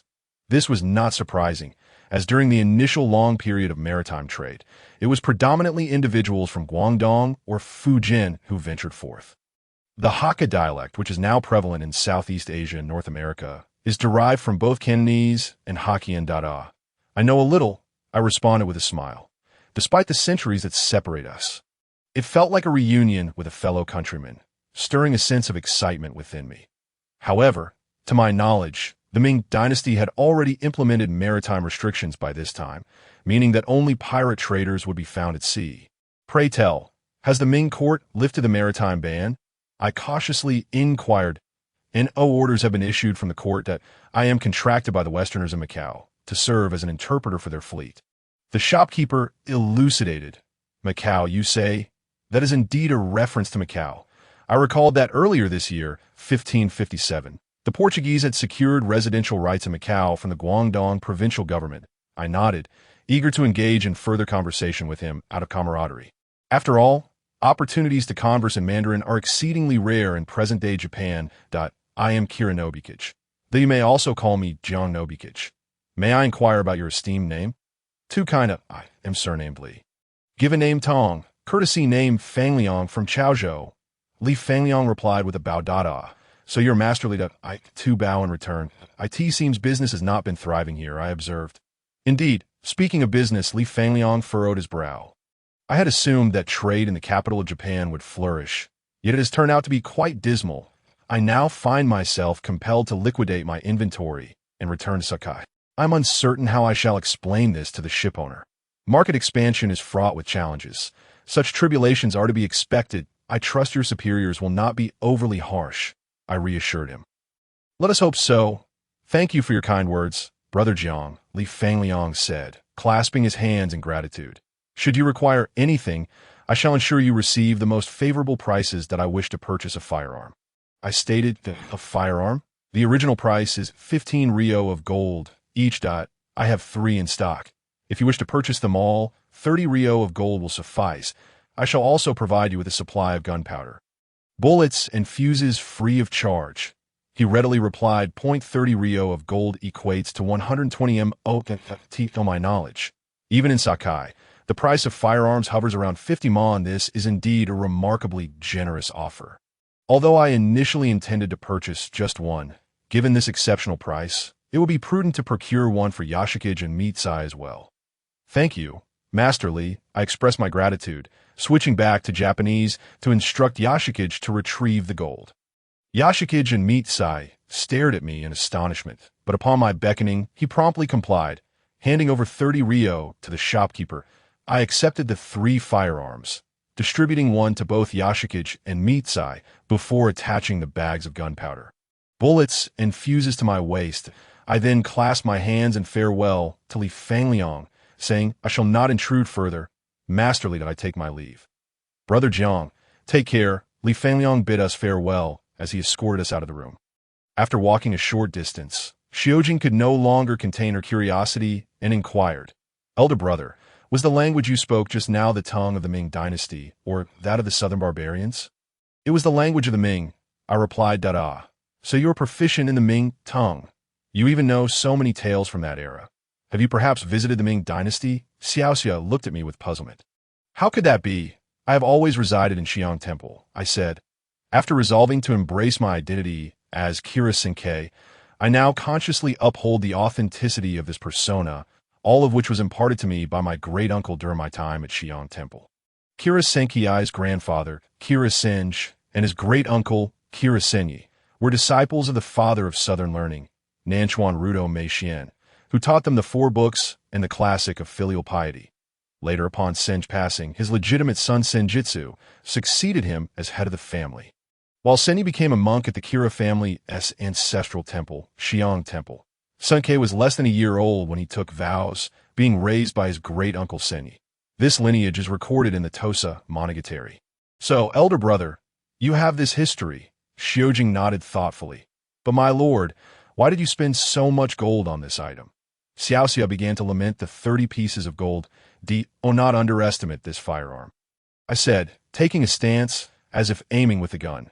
With enough practice, it will far surpass Xiaoxia's archery skills. And how long will that require? Xiaoxia asked, for she had been honing her archery since childhood. She shook her head skeptically to, "It won't take long. Just a day will suffice. Come, let us find a place to practice." I confidently replied that in this era, there have been numerous schools of firearms, each claiming to possess unique techniques. Yet, as a man of the 21st century, I inherently possess far superior knowledge regarding shooting methods. While they must slowly explore concepts such as loading capacity, recoil, shooting angles, and ballistic trajectories, I have this knowledge readily available in my mind. I led the two of them to the banks of the Kamogawa River, walking approximately 1,000 meters downstream. The river is called Kamo upstream and Kamogawa downstream, yet the characters are written the same. Here, I stood at the renowned Rokuge riverbank, where the opposite western bank has been used as an execution ground since the Heian period. Thus, it is not only remote, but has long been regarded as a place of ill omen. Seldom visited by anyone, in the southeast direction of the riverbank lies the Fukuoka Shrine, dedicated to the veneration of Toyotomi Hideyoshi, a national treasure of Japan. However, it too is desolate at present. I instructed Xiaoxia to kindle a fire, then marked a nearby large tree with my tanto, using it as the center to draw several irregular concentric circles. "This is our target," I announced. After stepping back about 30 meters, I removed the slow match from my waist, cutting it into 3 segments of about 1 foot in length, and then loaded the powder and shot using a ramrod. Shiojing and Xiaoxia stood by, observing my actions with earnest attention. However, judging by their expressions, they were evidently skeptical of my shooting prowess. I ignited one end of the slow match, securing it in the match holder, and after firing 10 rounds, they both conceded, except for the first 2 shots. The remaining 8 landed within the circles, with the 6th and 9th shots nearly hitting the bullseye. The tree trunk bore the marks of the shot, with splinters flying and 8 small holes now visible. "My lord is truly remarkable," Xiaoxia exclaimed in awe. "The power of this firearm is far more formidable than that of a bow," Shiojing remarked, tracing the bullet marks on the tree. "Would you like to get a try?" I asked, feeling elated. The practice had proven effective, and I now felt a sense of self-defense. Who knows, I might even become a renowned marksman. The two of them enthusiastically imitated my actions, loading ammunition, compressing it with the ramrod, and then attaching the ignited slow match. I chose another large tree and helped them mark the target. "All right, brace the stock against your shoulder and shoot." Bang, bang. After firing, Xiaoxia instinctively took 2 steps back, nearly dropping the firearm. She rubbed her shoulder, feeling frustrated as she set the weapon down. Shiojing fared slightly better, yet still missed the target. It is quite challenging to hit the target on the first attempt. "Let's try again," I encouraged. Perhaps Xiaoxia should stick to archery, as she is already accustomed to it. Xiaoxia quickly shook her head. I yearned to explain the nuances of shooting technique to her. But after organizing my thoughts, I abandoned the effort. Those terminologies and concepts are difficult to convey clearly, and imparting them effectively is even more challenging. People of this era largely rely on personal experience in archery and shooting. Much of it is understood intuitively rather than explicitly articulated, which is why so many so-called secret techniques and mystical arts exist. After 4 misses, Shiojing finally found her rhythm, by the end, out of 10 shots. 4 struck within the circles, with the first shot missing the tree, the next 3 landing above and 1 below. However, all were still quite distant from the bullseye, and the final shot seemed to have vanished entirely. "I truly cannot measure up to your abilities, elder brother," she sighed, rubbing her shoulder with a wry smile. "No matter, with more practice, you'll improve. We still have ample ammunition and slow match." I nodded in understanding. "Let us head back now." Leaving Kyoto, we soon approached Lake Biwa. On the eastern shore of Lake Biwa lies the Omi Shrine, revered as the guardian deity of the royal city and the second most significant shrine in Japan. Second only to the Ise Shrine, which honors the imperial family and preserves its genealogy, housing one of the 3 sacred treasures of the Japanese imperial authority, the Yata Mirror. Omi Shrine also serves as a temple for the warrior class, with the great Hachiman deity being the guardian of the Genji clan. Although Minamoto no Yoritamo had summoned the Hachiman deity to Kamakura, enshrining him at the Tsuragaka Hachiman Shrine, many samurai still come to pay their respects here. Since we were in the vicinity, the three of us decided to pay a visit. Continuing onward, we reached Mino Province, and it was now early November.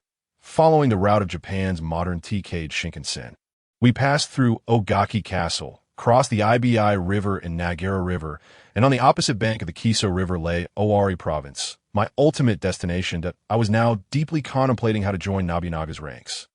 The samurai originated during the Manor era, initially serving as stewards of various estates, later evolving into various clans. Subsequently, some clans lost their territories and served the local powerful families as vassals or became wandering ronin. Smaller clans either were absorbed or submitted to larger clans, becoming their dependents and assuming obligations in return for protection. The larger clans would bestow stipends upon their vassals and provide protection to the smaller clans that submitted to them. In turn, the larger clans would often engage in conflicts and mergers, with the victors becoming governors or protectors of entire provinces. In this era, samurai typically served within their own provinces, with governors or protectors primarily relying on local samurai and clans. The Mikawa samurai of the Tokugawa clan, the Kai warriors of Takeda Shinjin, and the Ekigo warriors under Yasuji Kenshin exemplified this. Even Oda Nobunaga, who was known for breaking with tradition, still had the majority of his power rooted in the generals of Owari. Thus, joining his ranks would not be an easy feat. It would require a favorable opportunity. As I pondered, I followed Shiojing. Suddenly, I sensed something amiss. Why have we been walking along the riverbank without encountering a ferry? I asked Shiojing. Brother, indeed we have not seen a ferry. Furthermore, the weather is quite cold, making it unsuitable for wading across the river. Shiojing replied, shaking her head at Kiso River serves as the boundary between Owari and Mino. This river originates from Mount Bosen in southern Shinano, with mountainous terrain upstream near Inuyama Castle, while downstream it divides the Inbi Plain, subsequently merging with the Nagara and Ibi rivers before finally flowing into Ise Bay. Since the death of Saito Dosen last year, conflicts between the two provinces have been frequent, and most ferries have likely been deliberately destroyed. Larger rivers in Japan typically have swift currents, leading many ferry crossings to be equipped with thick ropes strung across both banks. Travelers would then use boats or rafts to navigate the river along the ropes. Such ferry crossings are indeed easy to sabotage. We should continue upstream to see if we can find a ferry or a raft. At worst, we can walk to Inuyama Castle. There will surely be a ferry there, I suggested at My Lord. There is a ferry ahead. Xiaoxia suddenly exclaimed. Her keen eyesight, honed from years of hunting, was the best among us. That is excellent news. Let us hurry. I urged them to quicken their pace. Upon reaching the ferry, we discovered that it resembled more of a small inland port than a ferry crossing. Several boats were docked at the port, and more than 10 crew members were busily loading cargo onto them on a small slope by the shore. A robust man with a rugged appearance was directing the crew to hasten their efforts. Despite the chilly weather, he wore only a simple garment, his muscular arms exposed. That I approached him directly. I apologize for the interruption. The three of us need to cross the river. Would you be able to assist us? We are willing to pay for your services. Before the burly man could respond, the samurai on the shore stirred. He beckoned 5 or 6 foot soldiers to surround us, their bamboo spears aimed directly at us. You are spies from the Oda clan. Surrender at once. The samurai bellowed. My lord, we are but rogue warriors from Shikoku. I calmly interjected, halting the draw of blades by Hidecage and Koki. Surely, you could discern that from our accents. Regardless of where you hail from, this is a time of war. We must be wary of your potential to relay military intelligence. As long as I, Motoyasu, am here, I shall not allow you to pass. The samurai was remarkably obstinate. Motoyasu. I've never heard of him. How audacious for an unknown to be so brash. I chose to ignore him and continued addressing the burly man on the embankment. My lord, what is your intention? I am merely the leader of the Kawabun, tasked with transporting supplies for the Saito clan. How could I possibly interfere in matters between esteemed lords? The burly man replied with an air of resignation. Hey, you scoundrel, did you not hear my words? Motoyasu felt belittled, roaring loudly to his foot soldiers, prepare to strike, whether they're spies or not. Seize them. That's excessive, Hidecage exclaimed angrily. When had he ever been bullied by such a lowly samurai? One who could hardly be deemed a proper foot soldier. Resolutely, I drew my sword, Kairai. The honor of a samurai could not be subjected to such provocation. Observing my action, Hidecage followed suit and unsheathed his katana, while Koyuki deftly readied her bow, aiming an arrow at Motoyasu. I was confident that should a skirmish ensue, if Motoyasu were to fall, the remaining 5-foot soldiers would be no match for Hidecage and Cookie, and they would not escape the wrath of Koyuki's arrows. You wretch! Today, you shall witness the valor of Motoyasu. He brandished his katana, trembling, whether from fury or fear was uncertain. My lords, allow me to speak. The burly man interjected, unable to contain himself. Since you were traveling, it would not be an imposition to stay a few days, would it? I propose that you honor my humble abode for a brief respite, and I shall extend my utmost hospitality. Once the conflict subsides, you may continue your journey. With this, he alleviated Motoyasu's concerns that I trust the words of the esteemed leader, Kawai. Motoyasu sheathed his katana. Kawai, Kawabun. I recognize him now. He is Saka Masakatsu, a prominent figure from the Toyotomi clan, a lord of 170,000 koku from Awa. A celebrated individual indeed, he was the first noteworthy character I had encountered since arriving in this tumultuous era. I sheathed Kairai and respectfully bowed my head. I apologize for the disturbance. That I am Kira Nobukage of the Kira family from Tosa, and these are my companions, Kira Hidecage and my sister-in-law, Koyuki, Lord Kira. You are too gracious, Masakatsu replied courteously. Hidecage, Koyuki, sheath your weapons, I urged. In light of Masakatsu's intercession, I offered a bow of apology to Motoyasu. My apologies, Motoyasu. Let it be. Motoyasu snorted dismissively, clearly still harboring resentment. Masakatsu, the supplies are ready. Let us depart. Please, my lords, board the vessel. Masakatsu guided Motoyasu onto the last black boat and turned to instruct a crew member, Shijitsu, take these lords back to the camp and treat them well. Masakatsu possessed a rugged appearance and a hearty disposition, yet he was no stranger to subtlety. He was well acquainted with the geography of the Kiso River Basin and had dealings with many minor lords in the area. Among them, his closest ally was the small lord of Matsukura Castle in Mino, his sworn brother, Furuya Nagayasu. Under his leadership, the Kawabun navigated the treacherous waters between the Saito, Iwakura, Oda, and Inuyama Oda clans, striving to maintain their independence. Since his father, Saka Masanori, passed away in 1553, Masakatsu had strengthened the Kawabun's influence and improved their circumstances. He was known for his sincere dedication to his followers, who held him in high esteem. The Kawabun originated from impoverished fishermen and refugees in the Kiso River Basin.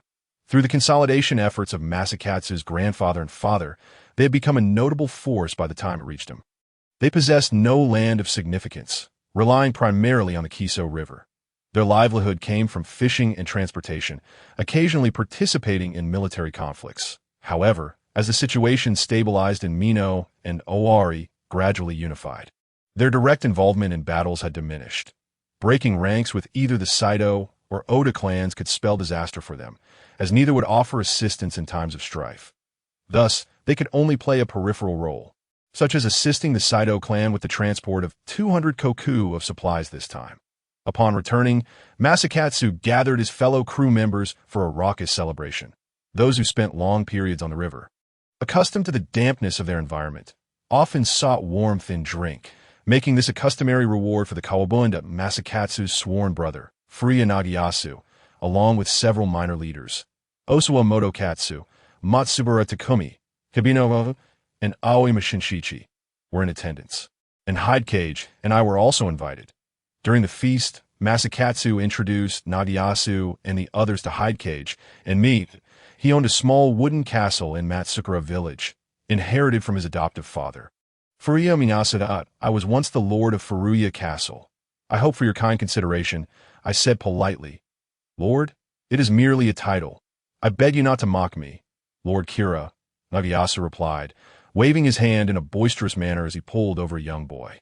"This is my younger brother, Takanabu, who is fond of firearms. He seems to have potential. I hear that Lord Kira is a master of firearms.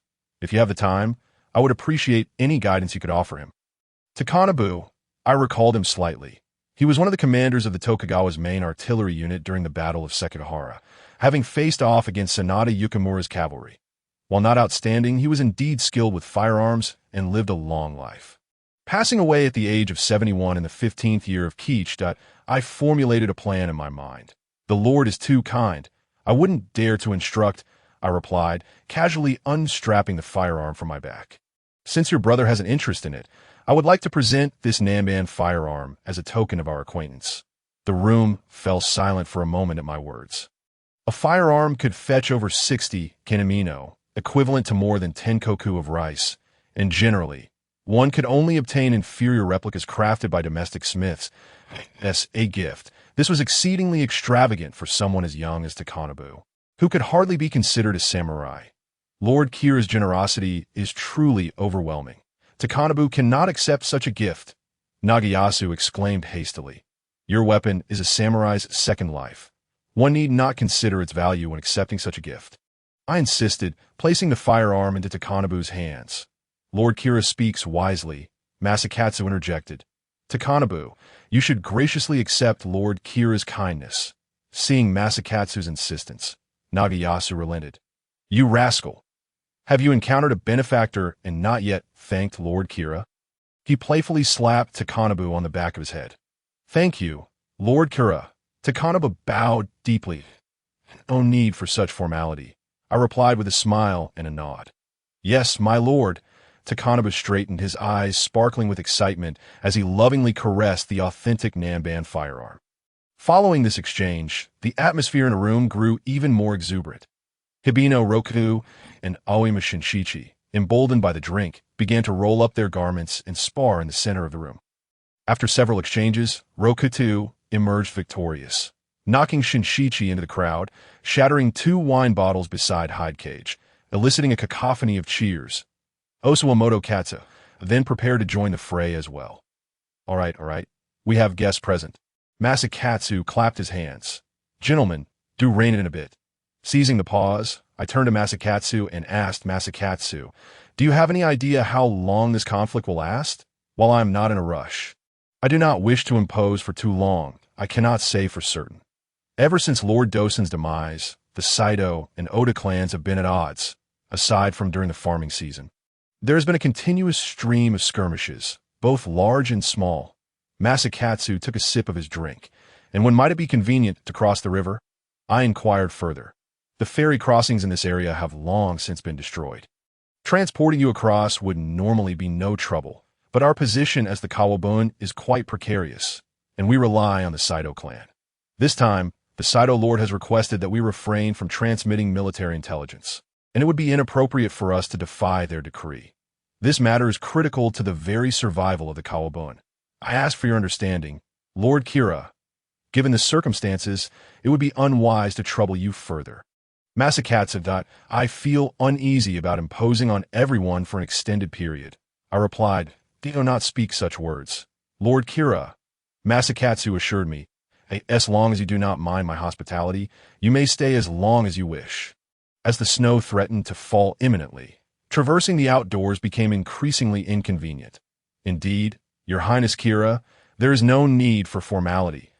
If you do not mind the modest accommodations, my Matsukura Castle is always open to you all," remarked Menonaga. In light of this, I humbly accepted the invitation, bowing my head slightly. After the feast concluded, Meno Nagayasu returned to Matsukura Castle, entrusting his younger brother, Taira Tashisada, to my care. I readily agreed without hesitation.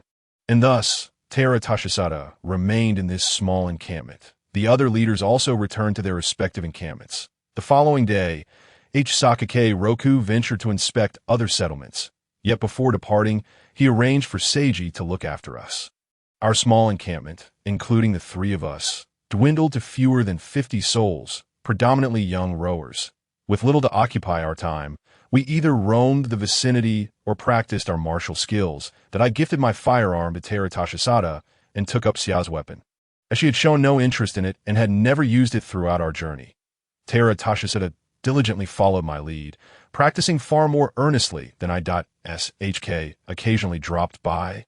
Although he focused primarily on honing his swordsmanship, soundly defeating the rowers during sparring sessions, greatly enhancing his reputation within the encampment, that as for Xia, her martial prowess, initially not held in high regard due to her gender, earned newfound respect after she managed to hit the top knots of several rowers. While Seiji presently acted as the leader of our encampment, there was little to manage, and he spent most of his time accompanying me. On occasion, I would allow SHK to lend him the firearm for practice. Seiji was quite talkative, and through him, I learned much about the affairs of the Kawabami faction. Currently, their situation is relatively stable. Last year, the conflict between the decent father and son led many noble families to side with D-san, who unexpectedly met his downfall, allowing Yashikichi to gain control over Mino. Consequently, numerous small and medium-sized noble families that had misaligned themselves faced repercussions, such as the Akechi clan.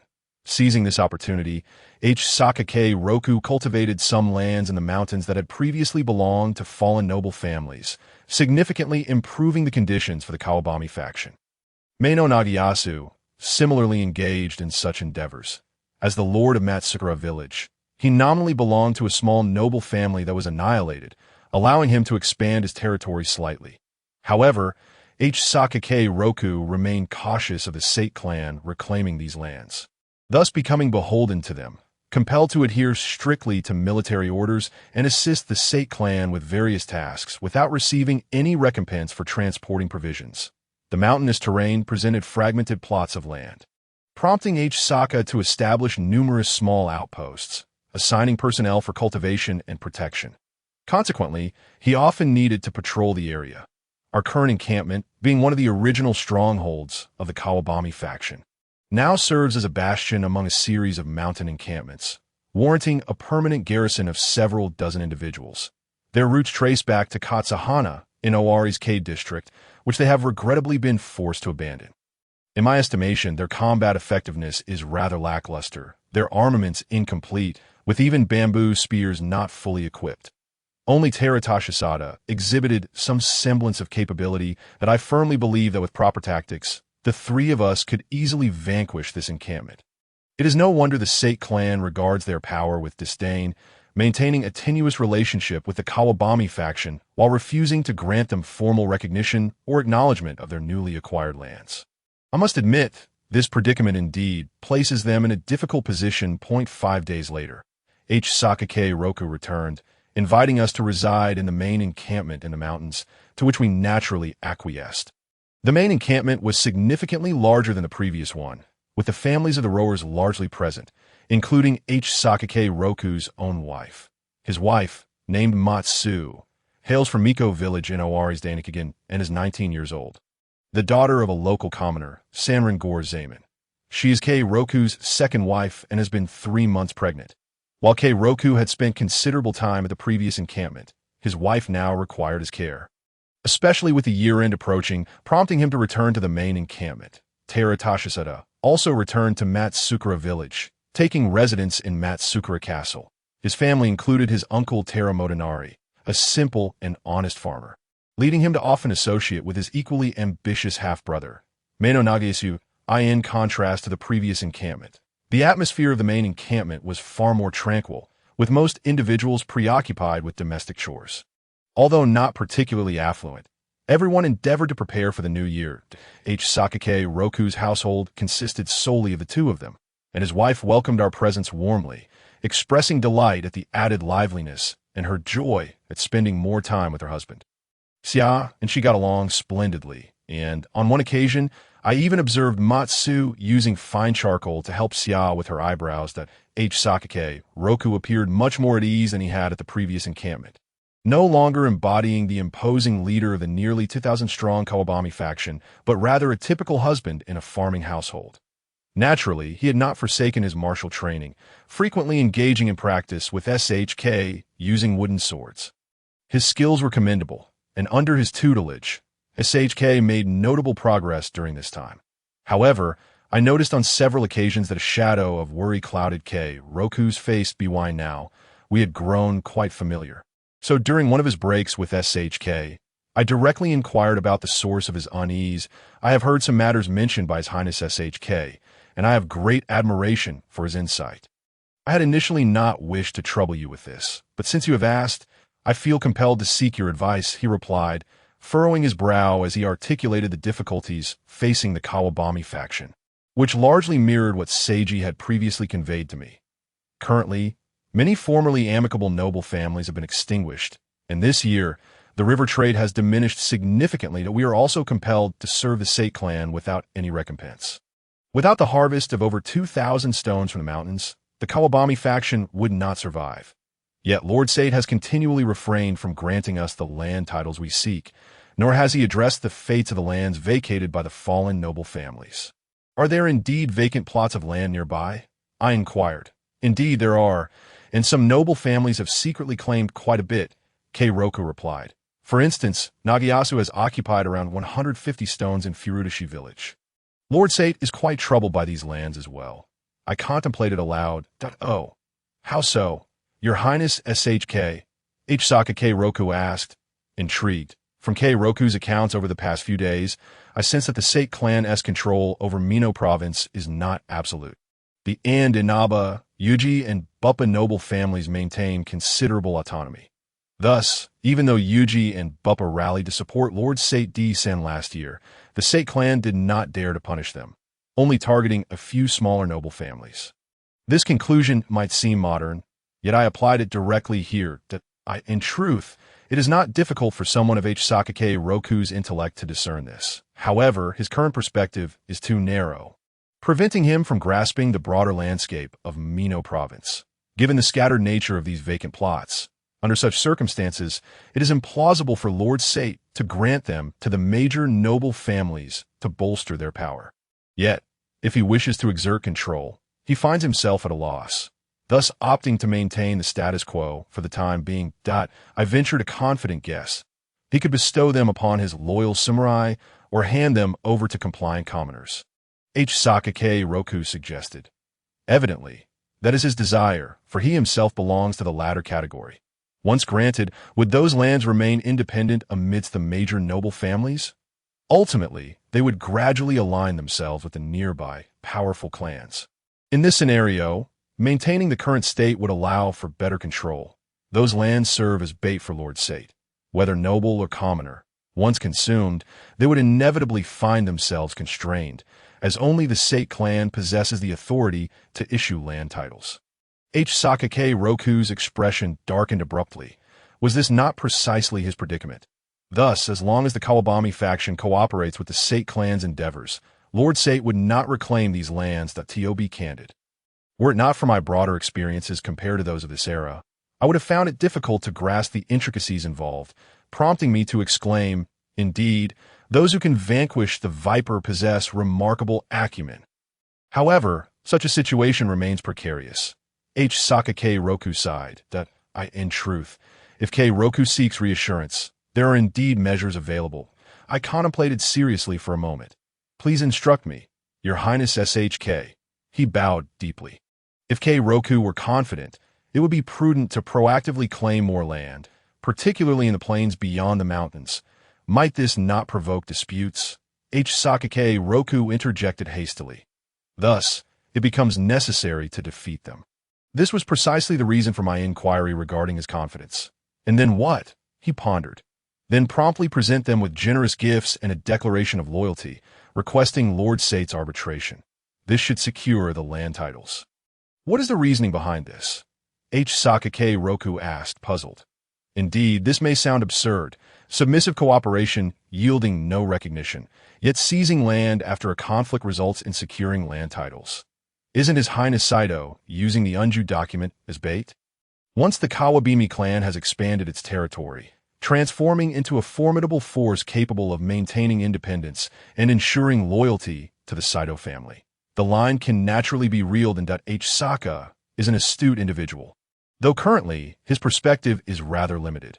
Upon hearing my explanation, he immediately grasped the concept. Realizing that the Kawabimi clan could evolve into a respectable warrior family within Mino, his expression was filled with excitement.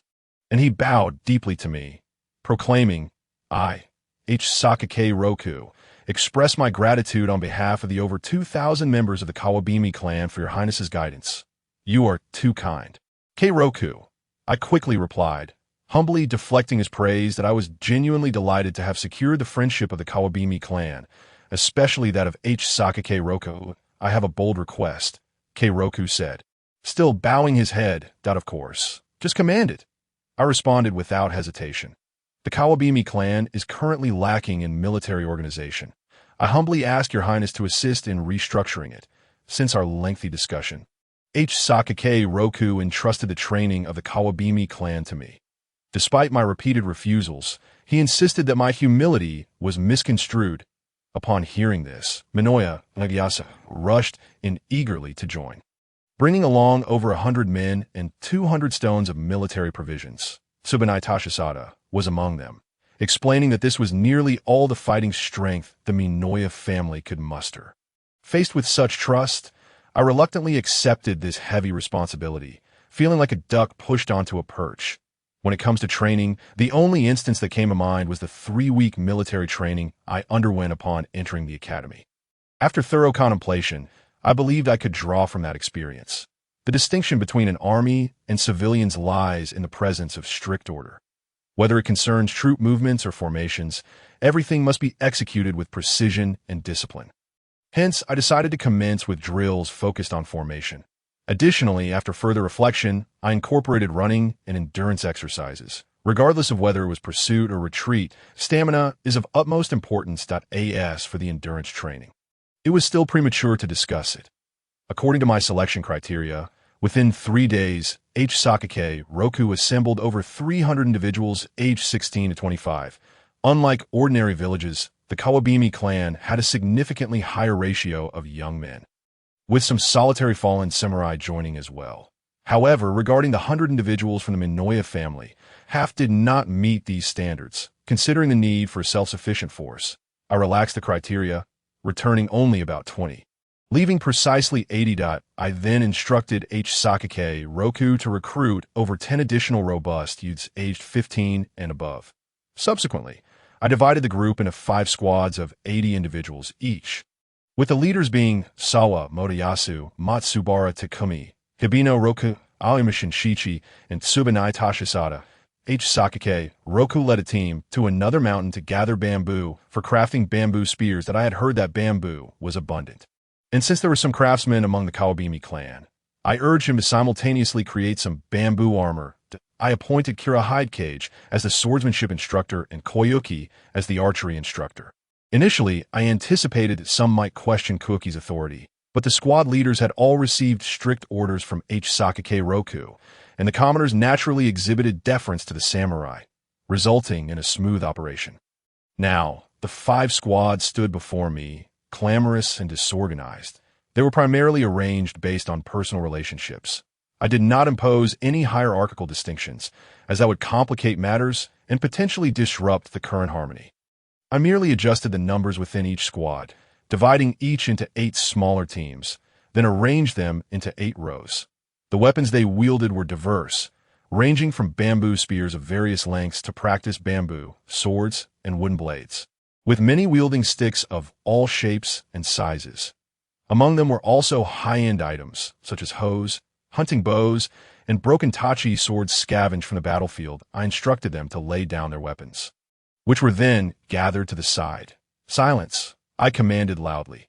Some immediately ceased their chatter, while others persisted that I refrain from speaking further, maintaining a stern expression as I stood on the platform.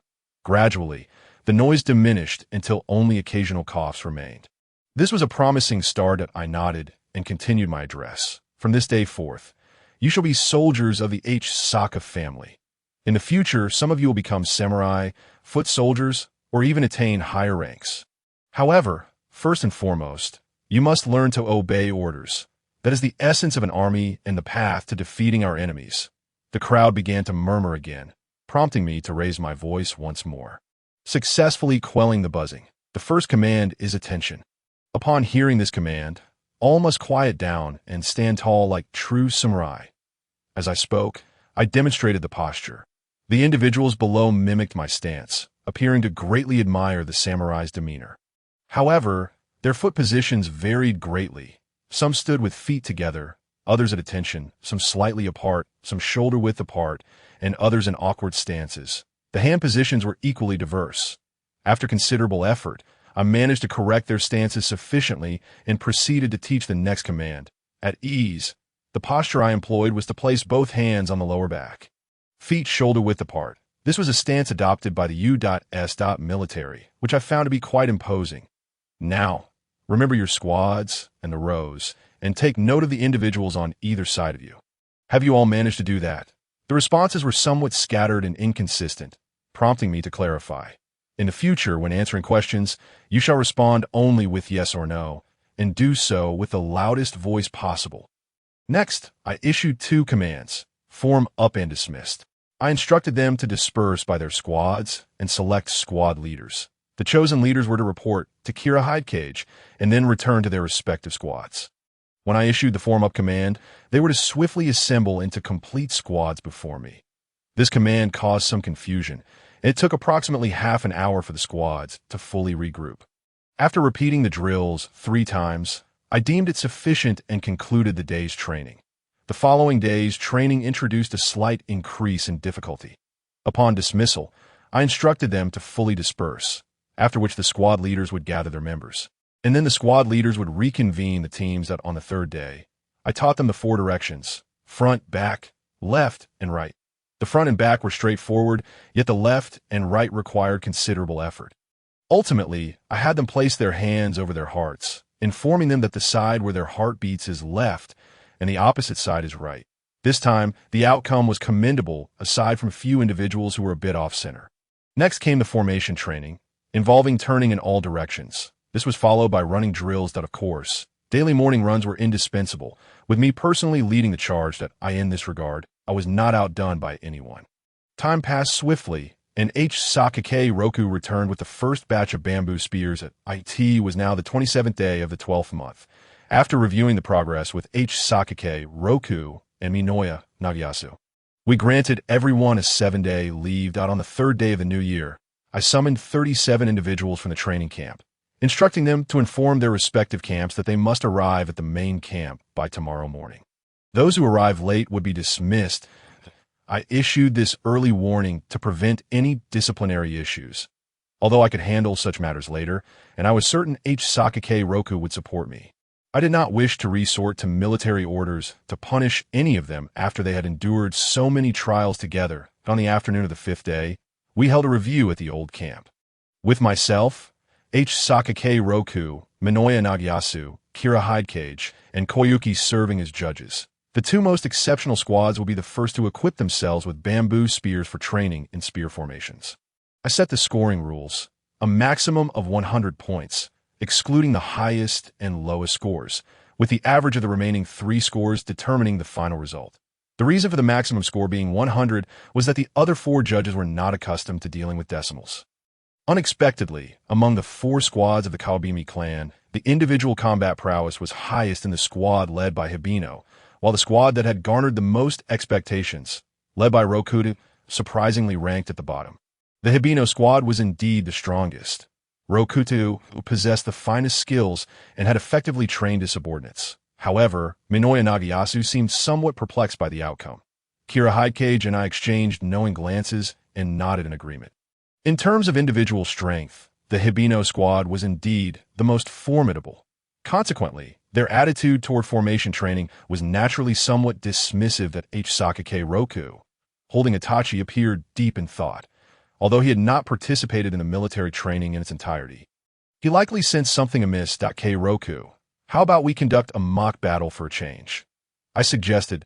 We shall leave it to your highness's judgment, Sakake Roku replied, nodding. Thus, I arranged for the most disciplined Tsubanai squad to engage in unarmed combat with the Hibino squad, with the battle continuing until one side was entirely incapacitated. Any individual who fell must immediately exit the arena.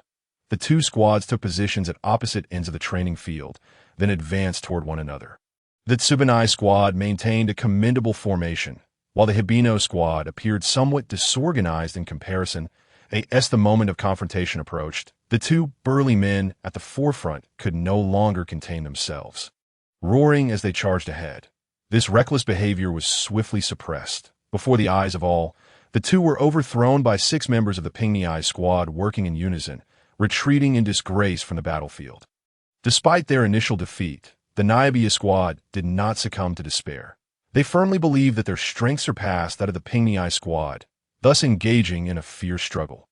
Ultimately, they dispersed, surrounding the Pingniai squad and systematically dragging their opponents out one by one. The encircled Pingniai squad held their formation with utmost resolve, swiftly filling gaps as comrades were pulled from their ranks. They coordinated seamlessly, toppling each solitary fighter on the periphery. Before long, the encirclement of the Nayabia squad was torn asunder, revealing numerous openings with a numerical disparity of 42. 2-3-8 that juncture. The Pingniai squad maintained a semblance of formation, while the Nayabia squad had utterly disbanded. "Stop! We have lost!" exclaimed Ko Roku, unable to contain his exclamation. "Leader, we still have men. We are stronger than them," protested Nayabia Rokutai, unwilling to concede defeat. "You think you are superior? Just look at the state of the battle," retorted Sakako Roku. "What has Prince Nobukage taught you? You are a military force, for heaven's sake." Such words from Sakako Roku caused Nayabia Rokutai to lower his head immediately.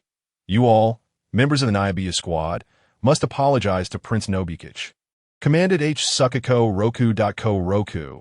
"It was merely a single confrontation in any contest. There are victories and defeats. That is not the crux of the matter. What is needed now is to identify shortcomings, improve, and strive for superiority in the next encounter." I interjected to mediate. "Brother, Lord Nobukage is right. There is no need for such formality," encouraged Minaka Nagyasu. Seeing I had spoken, "Since 2 have interceded on your behalf, we shall let this pass. However, if there is a next time, leader, there will be no next time. If there is, we will willingly plunge into the Kiso River to feed the fish," Nayabia Rokutai swiftly affirmed. Sakako Roku nodded. Turning his gaze towards me, I stood upon the platform and announced, "The Pingniai squad and Matsubara squad shall equip themselves with bamboo spears and commence formation training. Individual combat capabilities shall be overseen by Hidecage, while overall battle formations will be my responsibility. Furthermore, the squad leader of the Pingniai squad and each team leader shall receive a set of bamboo armor as a reward. The remaining 3 squads shall continue their lineup training. On the 29th day of the first month, we trained as usual at the main encampment. WY this time, all 5 squads had equipped themselves with bamboo spears and commenced formation training. The original training grounds proved insufficient, prompting 2 squads to relocate to the mountains behind the encampment. The entire training was conducted under the supervision of Kira Hidecage and the respective squad leaders, while Sakako Roku and I remained indoors, refining various military orders and stockpiling supplies for the impending conflict. In my estimation, this military force required further rigorous training. However, with the agricultural season approaching, we must conclude our military endeavors before then and disband. Otherwise, delaying the farming season would severely impact this year's harvest. Suddenly, a messenger hurried in, reporting, "Leader, Your Highness, the Minaka clan requests assistance. Quickly, let them in," Sakako Roku called out repeatedly. A foot soldier clad in bamboo armor was supported by 2 messengers, a half-broken bamboo spear protruding from his shoulder. "What transpired? What is the current situation?" Suka urgently inquired. "It is the Ainomura clan, approximately 300 strong." The foot soldier knelt before us, revealing the gravity of the situation. "No need to elaborate. I shall dispatch troops immediately. Sujitsu, assist this comrade to receive treatment." Sakako Roku interrupted the foot soldier's words. Upon hearing the Ainomura clan, he understood entirely. The Ainomura clan, hailing from Watanabe village, had previously clashed with the Minaka clan over land disputes. This time, it appeared they had learned of the majority of the Minaka forces training here and sought to annihilate them in one fell swoop. "Prince Nobukage, I wish to personally lead the Pingniai squad and Matsubara squad to provide support. What do you think? I propose, and no need for that. I am aware of the Ainomura clan. Their 300 members will surely include both young and old. 2 squads can easily handle them. Sukako Roku stated confidently. Precisely because the enemy is not formidable, it is imperative that the entire army undergoes training. Half a day of practice cannot compare to the progress gained through actual combat. I explained. Indeed, Lord Kira is wise. Sukako Roku quickly instructed the messenger. Sound the conch. Assemble the army. Approximately 5 minutes later, the 5 formations had gathered, standing in formation before the command platform. This speed was commendable. And Sukako Roku appeared thoroughly satisfied. Men, we have just received word that the Yanomura clan is besieging the Minaka clan. Thus, our first battle as the Suka clan has arrived. I hereby command the entire army to advance, depart in squad order, destination Matsukura Castle, he proclaimed from the platform. With these few words, a wave of cheers erupted from below, particularly the Pingni squad, who nearly leapt at the chance to set off first. Alas, as the 5th squad, they could only trail behind. Gentlemen, shall we also set off? Invited Sukako Roku as the 3rd Nyabiya squad prepared to depart. Thus, we followed closely behind the 3rd squad, myself, Sukako Roku, Hidecage, Cookie, and 5 messengers. The messengers, of which I had appointed 10, were led by Sijitsu, all over 25 years of age, many of whom were familiar faces among the foot soldiers. Approximately 2 hours later, we arrived at Matsukura village. Most of the villagers had retreated into the wooden castle, while a throng gathered below. Their attire and weaponry were a hodgepodge, comprising individuals of all ages, likely the entire village mobilized. A small leader figure was shouting towards the castle, presumably urging Minaka Nagayasu to surrender promptly.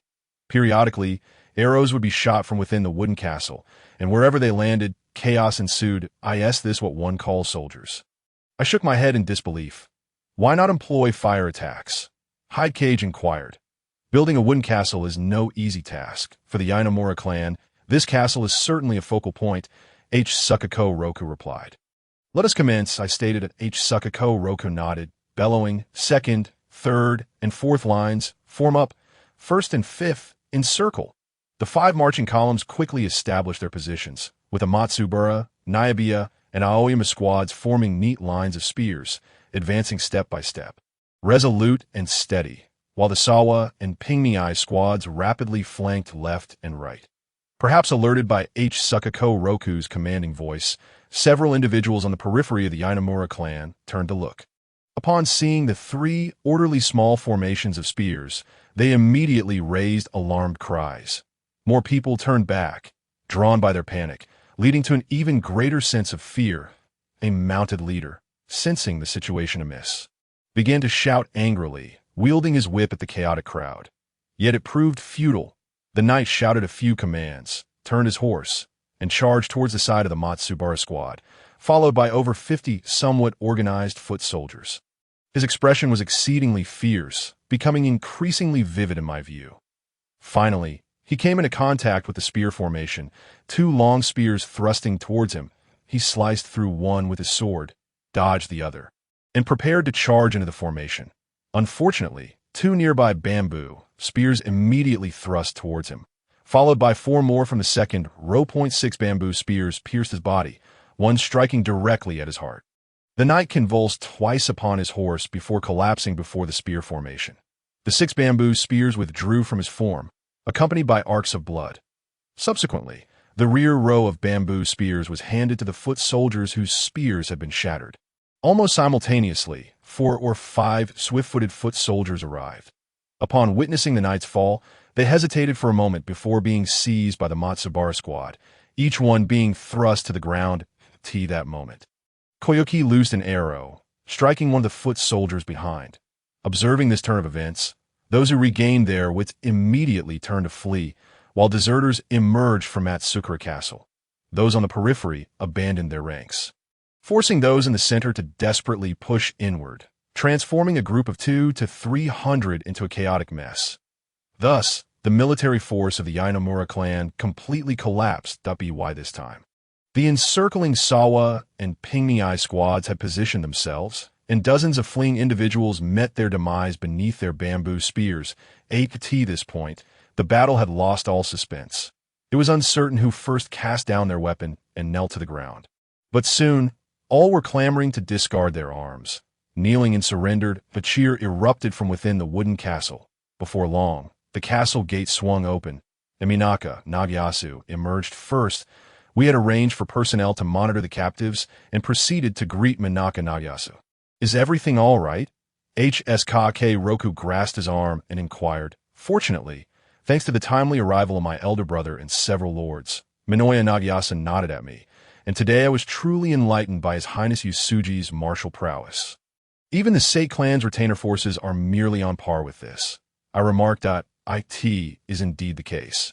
If a dozen mounted warriors akin to those we faced before were to charge together, I believe our formation would surely falter. Our equipment is woefully inadequate, and our experience in battle is scant. We can manage against minor local tyrants, but there remain numerous areas in need of improvement.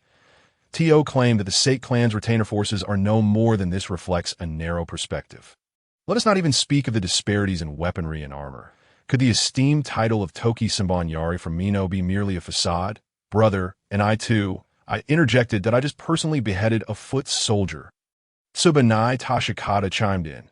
"You rascal!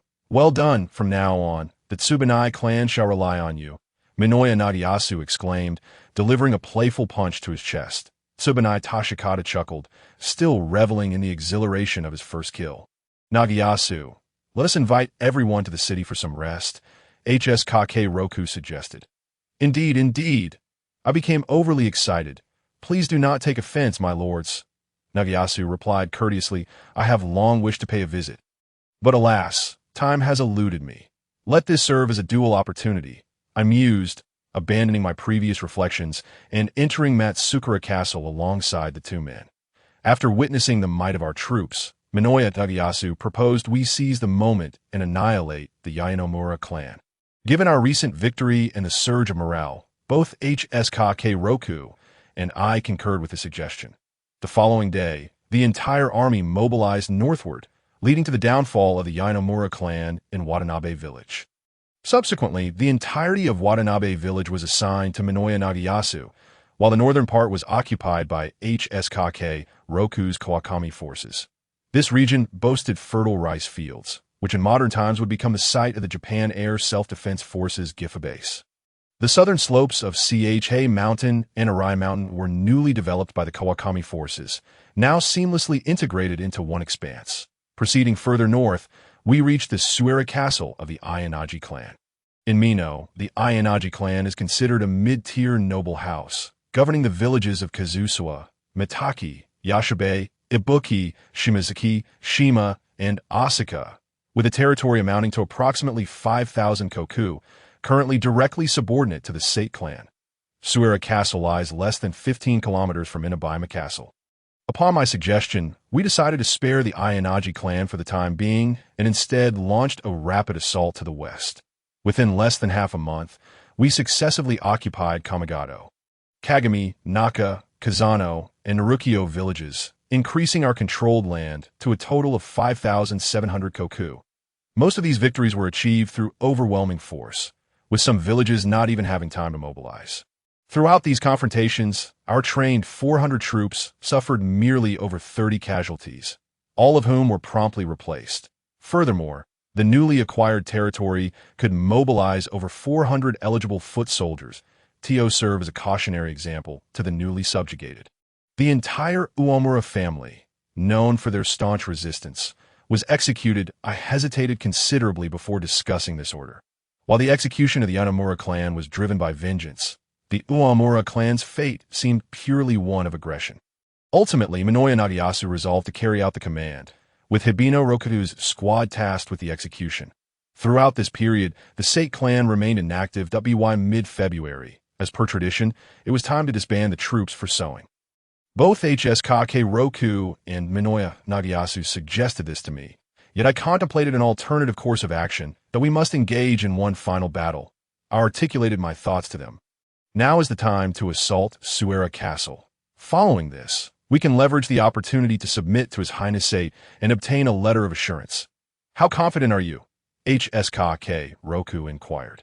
At the very least, I estimate that His Highness Sate's domain will also require sowing. The troops that entered Owari have retreated and disbanded, making it difficult to reassemble foot soldiers or nearby nobles. We can only rely on the retainer forces, but they will certainly not act recklessly as long as we express our submission. His Highness Sate will surely not reject us. However, Suera Castle is a stone fortress, and the Ayanaji clan can mobilize 500 men. Attacking it may prove challenging, voiced Minoya Nagayasu, expressing his concern over the potential delay. Your Highness, let Koyuki scout the situation first, Koyuki suggested. Very well, Koyuki, do be cautious, I instructed her. The following morning, Koyuki returned to Matsukura Castle. Your Highness, I have gathered some intelligence. She burst into my chamber. What is it? My remaining drowsiness evaporated entirely. The Ayanaji clan is preparing to attack us. What? I exclaimed, my mind racing. How many men have they mobilized? Is the Sate clan involved? According to my assessment, the Ayanaji clan could muster only 500 men, with merely over 200 inside the castle. Given our recent display of strength, it was audacious for them to provoke us. They must have received external aid or lost their senses. The Sate clan is not involved, but the Ayanaji clan has contacted the cat family of Ujiyama. Koyuki reported. The heir of the cat clan is the son-in-law of Ayanaji's head, Ayanaji Yuki Naohide. Koyuki infiltrated Suera Castle and overheard them discussing that the cat reinforcements will arrive today, at noon.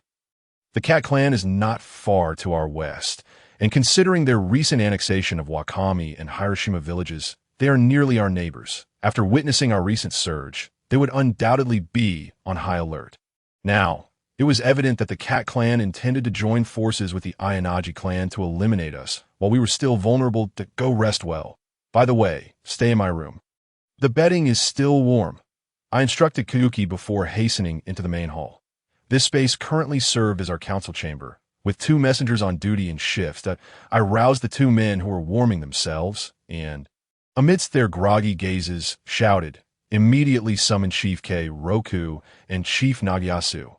Also, His Highness Yusuji. There's urgent military news, extremely urgent. At my command, the 2 messengers dashed away.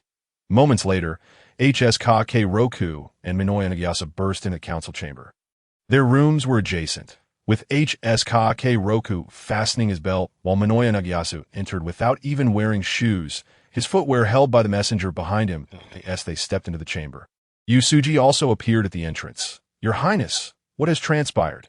HSK Roku inquired repeatedly. The Ayanaji clan has fully mobilized and has allied with the Cat clan to the west, preparing to launch a joint attack against us. They will rendezvous at Suera Castle by noon today. How many men has the Cat clan mobilized? Minoya Nagayasu asked. Given that this is a decisive battle, they are likely to muster their maximum forces, Kira Yusuji remarked. The Cat clan has 8,000 koku. If fully mobilized, that amounts to around 1,500 men, HSK Roku calculated. He was well-versed in the local noble families. Adding the 500 from the Ayanaji clan, their total mobilization could reach nearly 1,000. I sighed, sensing the gravity of our predicament.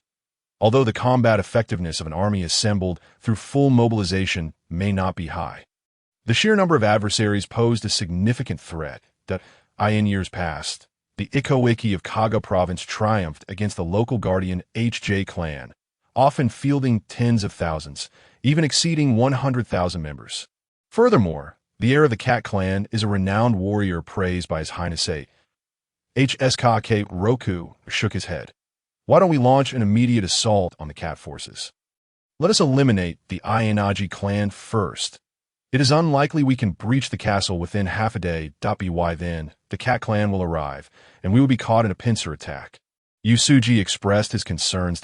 So, we must simply defend the castle. The loyalty of the newly acquired territory is still tenuous. HSK Roku fretted. This is indeed a possibility, should we confine ourselves within the castle. The newly annexed territories may very well turn against us, that if the Cat and Ayanaji ally forces are determined to annihilate us, they could easily besiege Matsukura Castle and set it ablaze. The Cat clan's Akane Castle and the Ayanaji clan's Suera Castle are both stone fortresses. They would not regard Matsukura Castle as a significant threat. Kiryusuji also considered this scenario. No, the territories we have acquired with such great effort cannot be relinquished easily. My brothers and the 3 lords have toiled for so long. How could we simply give up? Minoya, Nagayasa bellowed. Perhaps we should heed His Highness Yusuji's suggestion. H.S. K. Roku mused, his right hand instinctively tapping his knee. Brother, Minoya Nagayasu suddenly stood up. Chief Nagayasu, we are still deliberating. Please maintain your composure. I interjected to smooth over the situation. Reluctantly, Minoya Nagayasu settled back down. Suddenly, he bowed deeply before me. I am well aware of Your Highness Yusuji's wisdom. Please, Your Highness, you must devise a plan. Quality is prized over quantity in warfare. Our army is indeed elite, and for the preservation of our territory, swift resolution is in our favor. However, I fear that a mere half-day will not suffice to capture Suera Castle through conventional means. I pondered, seeking a rapid method to seize Suera Castle. What if we directly assault the cat forces? Xiao Jing suddenly exclaimed, Indeed, having repelled Cato's forces, the Ichino's family will temporarily refrain from making any moves. Everyone then returned to their fields, intending to resume the fight once they had time to. It is certain that we must eliminate the Ichino's family. This is a feasible goal, agreed Meino Nagayasu with enthusiasm. However, I hesitated, but this may prolong matters significantly, and at that point, the Saito family could easily intervene. While they might acknowledge us, we must remain vigilant against unforeseen circumstances. If any unexpected turn of events arises, it would be too late for regrets. I believe we have a better chance under the current circumstances that in truth, I had another reason. I did not wish to linger here for too long. The decisive battle for Oda's unification of Owari, the Fiano battle, is set to commence this summer. If I were to join the Oda, missing this battle would greatly diminish my chances. Brother, you are quite the perfectionist, Xiao Jing remarked with a frown. Upon hearing his words, HSGA K. Roku nodded in agreement. Him successfully repelling the Kato family was already quite an accomplishment, something he wouldn't have dared to imagine just 3 months prior. I couldn't help but chuckle. The term perfectionist was one I had taught him, and now he was using it to chide me. Your Highness, I too support Lord Xiao Jing's opinion, Meino Nagayasu expressed. Perhaps this time, I truly might not achieve what I hoped for. After all, human effort is finite. That I nodded in acknowledgement. Seeing my agreement, HSGA K. Roku clapped his hands together. Then let us rally our forces. Wait, I suddenly called out. Your Highness, what is the matter? HSGA K. Roku asked, puzzled that a plan had come to mind, and I smiled. Let us divide our forces, maneuver around to the back of Kato's army, and then regroup. Lord Nagayasu will lead the troops in a defensive stance from the front, while we launch our assault from behind. After eliminating Kato's forces, we can occupy the lands they have invaded and petition Lord Saito for mediation. Excellent. HSGA K. Roku was the first to concur. Our forces can assemble in a well-ordered and swift manner. Splitting up to enter Kato's territory and regrouping will pose no problem. What about the weapons? It will be difficult to carry them into Kato's territory, Meino Nagayasu queried. We can find a clever individual to disguise themselves as a merchant transporting bamboo, concealing our bamboo spears beneath the bamboo. I replied confidently. Kitar would be quite suitable. He knows the route well and is resourceful. Meino Nagayasu immediately recommended his brother, Tsubon Tashisada. Then it is settled. HSGA K. Roku declared resolutely. Gentlemen, our success hinges on this one decisive move. Let us act. According to the plan, Meino Nagayasu led the remaining 500 men from Kawanabe to lay an ambush at the entrance to Kato village. This was the shortest route from Akenabe Castle to Suera Castle and lay at the northwestern tip of our controlled territory. Since the enemy was pressed for time, they would undoubtedly take this path. Meanwhile, HSJ, Keiroku, Xiao Jing, and I, donned as wild warriors, headed west towards Takeda Village.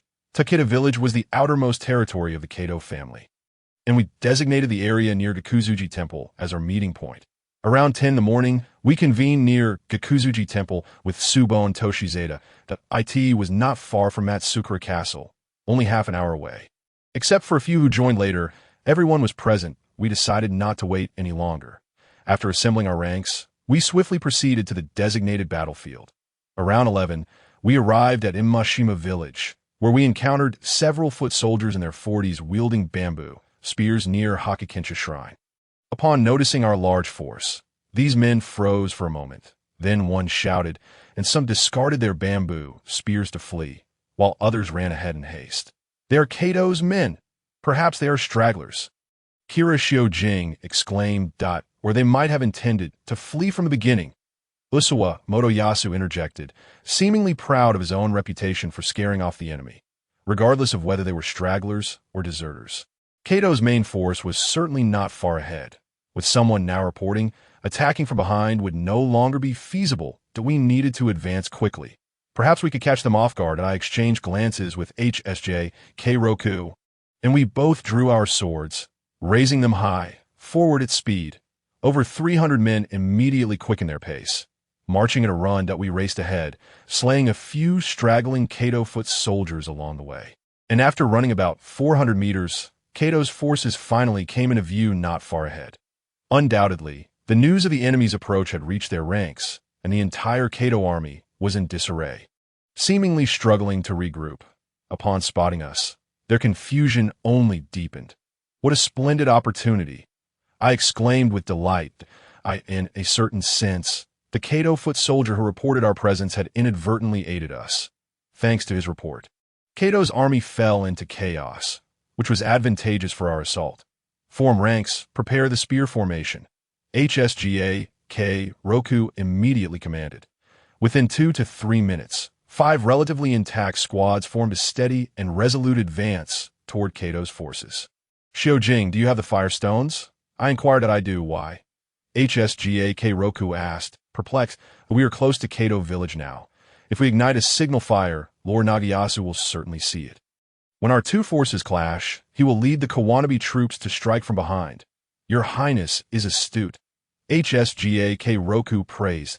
He then dashed off to a nearby grove to set the fire. "Hey!"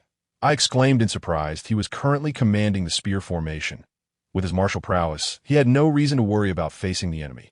However, my own combat abilities were far from impressive, and engaging in battle would pose significant danger. "Brother, let us fight together." Xiujing was filled with fighting spirit. I had no choice but to steel myself, brandishing my sword as I pressed forward with the spear formation towards Kato's forces. As we drew closer, Kato's rear ranks became increasingly chaotic, desperately pushing forward to reach safety within the formation. Mounted warriors clad in armor shouted commands, instructing those behind to clear a path so that the frontline foot soldiers could turn and face the enemy, even ordering the direct foot soldiers to slay anyone obstructing their way. However, these individuals, in the eyes of Kato Mitsutaka, might have merely appeared as a rabble meant to bolster morale, while in reality, they were neighbors, relatives, and even brothers and sons of his own direct troops. Thus, his orders were largely ignored as the chaos became unmanageable. A warrior on horseback cleaved through a few foot soldiers blocking the way and charged towards us. "Who leads this army? Do you dare to face Kato Mitsutaka in battle?" This person seemed rather astute. Aware of the turmoil within his ranks, he sought to buy time for his forces to regroup by challenging me to a duel. Kato Mitsutaka, as he was known, was likely the young lord of the Kato family whom HSGA Keiroku had mentioned. I had a vague recollection of that name. It seemed this individual was a renowned warrior of the Sengoku era. Why is everyone looking at me? "Brother, is it not time to step forward?" Kira Xiujing quietly urged, his expression betraying concern, evidently worried about my martial skills. However, as a warrior, it would be exceedingly disgraceful to evade in such a situation. Step forward? What a joke! I was well aware of my own capabilities. I would hardly stand a chance against a renowned warrior, let alone against the unremarkable Usawa Motoyasu standing beside me. Moreover, we had arrived without horses to avoid drawing attention. While he was mounted on a fine steed, gazing at the bloodied blade in his hand, I felt beads of sweat forming in my palms. That moment, the entire troop had ceased advancing, beginning to march in place. Clearly, at least 5 squad leaders believed it was time for me to step forward. "To be fair, I shall also engage in foot combat with you, Your Highness, if I should prevail against your blade. My forces will immediately surrender." Kato Mitsutaka dismounted with composure and walked slowly to the center of the two armies, perhaps sensing my hesitation or recognizing the weakness of his own forces. He proposed an offer difficult to refuse. "Brother, step forward. Xiaojing urged directly this time that I glanced around. HSJ, Keiroku had yet to return in his absence. I had no choice but to bravely step up. Exhaling deeply, I slowly walked out of the ranks, a wave of sorrow washing over me. Perhaps my performance in this era of warfare was nearing its curtain call. These so-called warrior codes can be quite vexing at times. Knowing full well I could not prevail, I still found it impossible to flee. Truly, how many warriors have faced death in single combat only to be turned into pincushions by a hail of arrows during the Mongol invasions? Why they failed to learn from past lessons, clinging to such customs? I recalled back in Tosa when Iwa's Matsumoto Shigezen had solemnly told me, as a warrior, one must possess the resolve to forsake life and death. How had I responded back then? Oh, I had answered, indeed, that is so. Yet, life can weigh heavier than a mountain or lighter than a feather. O parish burdened with disgrace is not only devoid of value, but also brings shame upon one's family. A fate I would naturally wish to avoid. Well, even if I were to die now, it would hardly equate to the weight of Mount Tai. Yet at the very least, I aspire to meet my end with honor. A noble demise befitting I endeavored to console myself in my heart. I suddenly overheard Kira Yashikage softly muttering, "High Moon is a treasured blade." In that fleeting moment, I felt the radiance of the Buddha illuminate my soul. As if spring had returned to the earth, and I sensed the angels calling me, granting me a pair of invisible wings. In summary, my heart found peace, my spirit calmed, and my mind was at ease. Kato Mitsutaka. So you have triumphed with a blade in your hand? This seems rather straightforward. I took steady strides and approached him with measured steps. I am Kira Yashikage, here to engage in a duel. I drew forth High Moon, gripping it firmly with both hands and raising it skyward. Then as I slowly lowered the tip of the blade, the moment it pointed towards Kato Mitsutaka, my arm and right foot swiftly retracted. Adopting a stance of readiness, in that instant, my mind was devoid of distractions, my focus seemingly shifting with the blade's tip, ultimately centering upon Kato Mitsutaka. Observing my composure, Kato Mitsutaka's expression grew more solemn. He gave a slight nod, then raised his sword with both hands, leaning it against his right shoulder. Suddenly, he stepped forward, letting out a fierce shout of "Hi!" as he swung his sword towards me. I quickly countered with a swift upward motion, our two blades clashing a mere foot and a half apart, as expected. High Moon proved to be a treasured sword, severing Kato Mitsutaka's blade in twain. He quickly stepped back 2 paces, gazing at the broken blade in his hand, his countenance shifting between despair and uncertainty. Suddenly, a chorus of battle cries erupted from behind the Kato forces, and my heart leaped with joy. Reinforcements had finally arrived. After eliminating nearly 400 elite soldiers, the remaining troops among the Kawakami were naturally of lesser combat prowess and largely untrained. Individually, these men might not match Kato's forces before me. But their voices were indeed loud enough. The Kato army, you say? Their own ranks were in disarray, facing a disciplined line of spears in front and ambushed troops lying in wait behind, while their commanders seemed to be at a disadvantage when challenging me alone. Surely, this must compel you to surrender now. Despite the jubilation swelling within me, I maintained a facade of calm. It is the fault of your Highness's weapon. Please, acquire another, and let us compete once more. Pray tell, who devised this spear formation? Who orchestrated this strategy? Kato Mitsutaka asked, his voice tinged with bitterness. That it was indeed I replied, sheathing my sword. Kato Mitsutaka sighed deeply and laid down the broken sword in his hand. Your Excellency, Kira, your talents are formidable. I concede my defeat with full respect. Having resolved the Kato forces, we seized the opportunity to advance, capturing the 5 villages of Imo, Hira, Wakami, Heisei, and Dakuta. The Kato clan, the largest noble family in the area, had mobilized their entire force. Yet we scattered their military presence within a mere half-day and captured their commander, Kato Mitsutaka, along with several key foot soldiers. With this momentum, the Ieyasu clan would undoubtedly refrain from any further actions. Thus, Ieyasu and Tsubon Tushisada set forth, bearing gifts, letters, and hastily prepared land documents to Inabayama Castle, seeking the arbitration of Saito Yashitatsu of Mino, accompanied by Kato Kageyasu, the head of the Kato family. As we returned to our encampment, we encountered farmers from the newly acquired territories kneeling by the wayside, pledging their fealty to us. Upon our arrival at Matsukura Castle, the members of the Furuya clan, having received the news, greeted us with great enthusiasm. Koyuki, who had been resting in my quarters, was promptly awakened by the commotion and soon emerged. However, upon hearing Shinshichi boast of my valor and demeanor on the battlefield, she fell into a deep state of self-reproach. My lord, it is my failure to have cared for you properly, allowing you to face such peril, she said, nearly in tears. It is nothing, after all. I am a samurai, and such matters are not to be evaded. I endeavored to comfort her, adding, do not underestimate your lord. I have even bested the young master of the Mino Kato clan. Koyuki could not help but purse her lips. See, now you understand your lord's prowess. I continued to jest.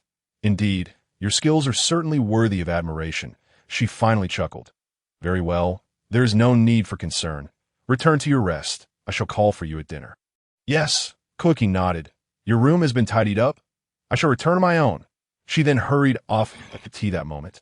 Not far away, Aoyama Shinshichi was still animatedly recounting my achievements to the comrades who had ambushed with Furuya Nagayasu. His Excellency stepped forward, exuding an unstoppable force, bearing down upon the young Kato. The lad hastily sidestepped to evade the pressure, then raised his sword to strike first. Yet His Excellency merely flicked his wrist, effortlessly breaking the Kato boy's attack and shattering his treasure blade. I smiled and shook my head, departing from the throng of triumph and welcome. After this battle, your reputation as a warrior will surely shine. Yashikige's voice called from behind. Reputation as a warrior, you say? I chuckled self-deprecatingly. Were it not for your remark, High Moon is a treasured blade, I might not have been able to confront a lone challenge so calmly. Yashikige couldn't help but chuckle as well. He sat down, removing his sword and placing it beside him. I can distinguish between a warrior who faces one and a warrior who faces thousands. Compared to military strategy, martial prowess is merely a trivial skill. There is no need for you to dwell excessively on today's affairs. Yet I feel somewhat powerless, I replied. The tasks that must be done still await. I sat down as well, but I would never recklessly seek glory for the sake of fame. I have never been a true samurai. For me, preserving my life remains of utmost importance. Thus, your brother can escape the pursuit of the Motoyama and Chasukade clans, correct? If you were to fall, the revival of the Kira clan would be a distant dream. Yashikige nodded in understanding. Let us not speak of this anymore. Commanding troops in continuous battle must have been exhausting. Recently, he and Furuya Nagayasu had led several engagements while I, along with H. Sakake Roku, managed logistics and aftermath. It has been somewhat taxing, yet I have learned much, particularly from you, brother. Yashikige nodded. Brother, what is it like to feel like a renowned general? What is there to it? I am still far from that. Merely a bit of cleverness. I replied casually. Do not underestimate yourself. Brother, today's army and today's strategy indeed merit the title of a renowned general. Let us dispense with such formalities. I chuckled. Do you understand what it means to be a general? Please enlighten me, brother. Yashikige replied earnestly that a so-called renowned general must either be resilient and decisive, turning the tides of fate, like Oda Nobunaga at the Battle of Okahazama, or must exhibit strict military discipline, invading like fire and defending like a mountain, such as Takeda Shingen at the Battle of Mikagahara, or must be adept at assessing the situation and knowing when to advance or retreat, like Toyotomi Hideyoshi at the Battle of Kizugawagi. As such, a mere skirmish like today, as countryside brawl hardly qualifies as significant. Me, having witnessed the grandeur of several Senkura generals, this small battle does not weigh heavily upon my mind. This is the difference in perspective. Your aspirations are lofty, brother. I, Yashikige, have come to understand. He bowed his head respectfully. Speak of ambitions, and such is likely born of necessity. In this era, one must either rise above others, using them as a stepping stone, or be trampled beneath their feet. For the three of us, I can only strive to improve. Yes, I, Yashikige, will undoubtedly support you wholeheartedly in achieving great success, he replied earnestly. Then let us wait for Nagayasu's return. Once matters are settled, we shall take our leave. Understood. Yashikige nodded in agreement, then inquired, Brother, what do you believe the outcome will be? The 5,700 koku we previously occupied should pose no issues. Nor should the 2,000 koku in the mountains. Thus, aside from the front village, the Saka clan's territory could reach 7,000 AS for the 5 newly acquired villages. We will likely have to relinquish a portion back to the Kato clan. And we must also return Mitsutaka. Moreover, the Saka clan will need to fulfill military obligations, and Qatar may become a hostage. Roughly, that is the situation that my thoughts align closely with yours. Yashikage nodded. By the way, Yashikage, as we depart, will you not feel a sense of regret? If you wish to stay, I believe Roku would be more than willing to grant you 2,000 koku. Brother, you flatter me. Since you have such lofty aspirations, how could I, as your younger sibling, allow myself to be hindered by 2,000 koku of land? We exchanged smiles. 3 days later, the results of the arbitration were announced. The general situation aligns closely with our speculations. The Saka clan retains 7,000 koku of land that they have cultivated in the mountains, as well as territories previously occupied. Meanwhile, Menenagake was able to secure both Iwad and Hyde Islands, along with Matsukura and Midatsu villages, bringing his holdings to 4,000 koku. However, Tsubanai Katar Tashisada did not become a hostage. It was Kat Mitsutaka who was taken.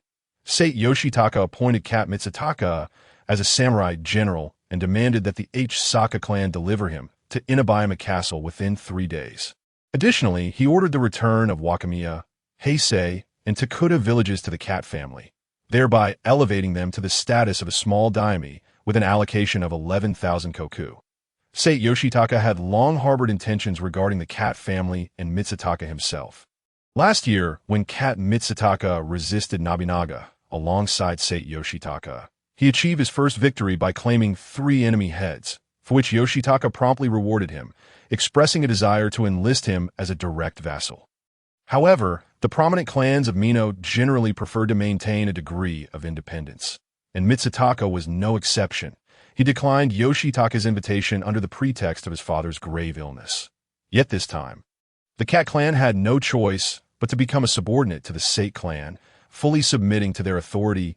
To my astonishment, some of our assumptions were incorrect, that I remarked to Hidecage. Truly, Sate Yoshitaka is remarkable. Indeed, his maneuver is quite astute. Hidecage nodded in agreement. By the way, Senkage, I have heard that after Sate Yoshitaka returned from his campaign, some members of the Oda clan from Owari pursued him, having crossed the Kiso River and occupied a nearby village. Sate Yoshitaka has commanded us to drive them back. When do you believe we should set out? Saka Roku or Saka Masakatsu inquired of me. Since the Sate clan has accepted the loyalty of the Saka clan, he is now officially a samurai. However, he is merely a rudderless piece of driftwood. I suspect he is simply some reckless fool. I reflected upon the generals of Owari, though I could not ascertain who it might be, and continued. This is not a significant matter. We should promptly mobilize and accomplish our task. In that case, I shall set out tomorrow morning. Saka Masakatsu replied. Now that matters are settled, I have a request. I intend to bid them farewell. Your wish is my command. Saka Masakatsu responded. Tomorrow, the 3 of us may need to leave Mino and continue our travels. I kindly ask Lord Roku to arrange for a boat to take us across the river to Owari. What? Are the 3 of you leaving? Menenagake exclaimed, unable to contain himself. With the conflict resolved and the weather warming, it is only natural for us to depart. I extend my gratitude for your kind hospitality during our stay. I said with a smile. You flatter us. We are unworthy. Menenagake sighed deeply. Both of you are extraordinary talents, and our humble abode is far too small to accommodate such greatness. We cannot insist on your stay. I wish you safe travels, esteemed brothers and sister. Saka Masaka spoke wistfully after a moment of silence. We are all warriors. Let us dispense with pleasantries. In any case, should you ever require our service in the future, do not hesitate to send word, and we shall comply without fail. Menenagake pledged readily. I smiled and bowed slightly, expressing my gratitude for his promise. Perhaps there will indeed be a time when I must call upon them. Amused. That evening, we returned to the main encampment in the mountains. Koyuki had already arrived back the previous day. Over the past 2 months, she and Saka Masakatsu's wife, Asaka, had developed a profound bond. When I expressed my intention to leave, her first thought was to bid farewell to Asaka. That night, Hidecage and I indulged in copious amounts of sake, generously poured by Saka Masakatsu, Menonagake, and their entourage. The following day, we awoke around noon, still feeling the effects of our hangover. Koyuki reported that Saka Masakatsu and Menonagake had already departed early in the morning with their forces. They left us 3 horses, one captured during the relief of Matsukura Castle, another gifted by the recently subdued clans, and the last belonging to Kat Mitsutaka.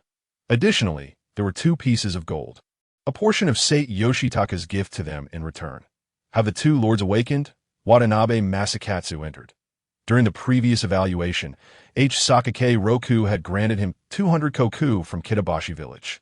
Thus he had become a samurai and adopted the surname Watanabe. Masakatsu, did you not accompany Masakatsu Dano into battle? That was a guaranteed achievement. Hidecage inquired. Achievements can be earned later, but once you 3 leave. Who knows when we shall meet again? Watanabe Masakatsu replied with a smile. I recall that I was the one to receive you when you first arrived. It is only fitting that I see you off as you depart. The boat awaits by the river. Please follow me.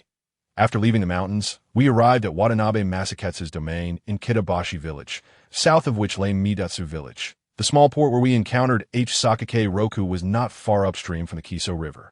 As we approached the location, we noticed a standoff occurring at the ferry. What is going on? Watanabe Masakatsu hastened toward the ferry, and we quickly followed suit. Upon closer inspection, we saw a samurai clad in armor confronting 2 ferry workers. The samurai had lost his helmet, and a bloodied bandage was haphazardly tied around his right arm, while he wielded a tachi in his left hand. Upon our arrival, the samurai became even more vigilant, and the 2 workers exclaimed joyfully, "My lord, Masakatsu-senpai, please help us. This fellow is trying to force us to ferry him across the river." "Is he from the Oda clan?" I observed, noting the family crest of the Oda on his armor. This type of armor, known as goizi, is provided by the clan leader for their retainers, and his was a particularly high quality, clearly meant for a personal guard or retainer, like an Oda warrior. "My lord, should we apprehend him?" Watanabe Masakatsu asked eagerly. The 2 workers exchanged glances, their expressions revealing confusion, as they had yet to fully transition from their peace-loving roles as Kawakami's folk to the responsibilities of the Mino Saka clan. "I am Kat Yoshiyuki of the Oda clan. Who dares to challenge me?" the samurai shouted. Again with that phrase, I rolled my eyes. This man appeared to have rendered his right hand nearly useless. Yet he still sought to provoke a confrontation. To be honest, I had no intention of serving the Mino Sate clan. However, upon hearing his words, Koyuki exploded. She was still harboring grievances over her previous duel with Kat Mitsutaka. And now another challenge had arisen. Without hesitation, she drew her bow and released an arrow. "Wait," seeing Cookie's action, I quickly intervened. Koyuki hesitated for a moment, but the arrow still left the bowstring. Fortunately, her moment of doubt allowed Hidecage to swiftly draw his tachi. He expertly redirected the arrow with the back of his blade, sending it soaring over Kat Yoshiyuki's head. "My lord, what is this? Wasn't Kei Rokudano pursuing the Oda clan?" Masakatsu inquired, puzzled. "It is not a pursuit. It is a matter of driving them back. Therefore, there is no reward for slaying him," I corrected. "Well, this man seems to have some merit, managing to escape from Kei Rokudano, since I wish to understand the current situation in Owari. I shall take him with me. You wish to bring him back to Owari?" Masakatsu scratched his head in confusion. "Indeed, please ferry us across the river, and I shall inform Kei Rokudano." I nodded. "Very well." He agreed that Yoshidano, please board the vessel. I beckoned to Kat Yoshiyuki. After a moment of hesitation, Kat Yoshiyuki stepped onto the boat, his expression shifting between uncertainty and resolve. We also boarded the vessel, and Masakatsu leaped aboard with a bamboo pole. The 2 workers used another boat to ferry our 3 horses across. Once we had crossed the river, Kat Yoshiyuki gritted his teeth and offered his sword with his left hand. "I know I am no match for you 3. However, if you seek intelligence regarding my clan, I dare not utter a word. Please take my life instead." "Masakatsu, thank you for your efforts. Until we meet again, please send my regards to the two lords. I bid farewell to Masakatsu as I watched the two boats depart. Turning to Kat Yoshiyuki, I expressed my surprise. Why do you say such things? I merely wish to ask you for directions. Is that truly the case? Yoshiyuki visibly relaxed out of course. It is always good to be alive. Indeed, we three are warriors from Tosa, traveling to Owari. As we are unfamiliar with the roads, we would like to seek your guidance. Yoshiyuki Dano, I replied with a smile. Please ask away. I am quite familiar with the roads of Owari. Yoshiyuki responded eagerly, quickly sheathing his tachi. Yoshiyuki Dano, given your injuries, you may ride my horse, I offered. Observing his condition, he appeared truly pitiful. But how could I impose? He quickly declined. Do not worry about it. I cannot ride well myself, he admitted with a sheepish grin. Therefore, let's not decline any further. I shall not be polite. Zhuwei Liangji nodded. Mounted his horse with some difficulty. Observing his discomfort, I offered him assistance, then instructed Xiao Jing and Xiao Xia to mount as well, saying, let's be on our way. Xiao Xia, however, was unable to ride. Instead, she led her horse alongside me, as my elder brother walked. I kept him company. Seeing me gaze at him, Xiao Jing smiled. Thus, the four of us set forth. Where the three of you headed? I can guide you, I offered. Noticing that we were all on foot, Zhuwei Liangji appeared somewhat uneasy atop his horse and promptly inquired of me. Let's find a castle town where we can rest. It would be better to first escort His Highness Zhuwei back, as there must be an inn over there.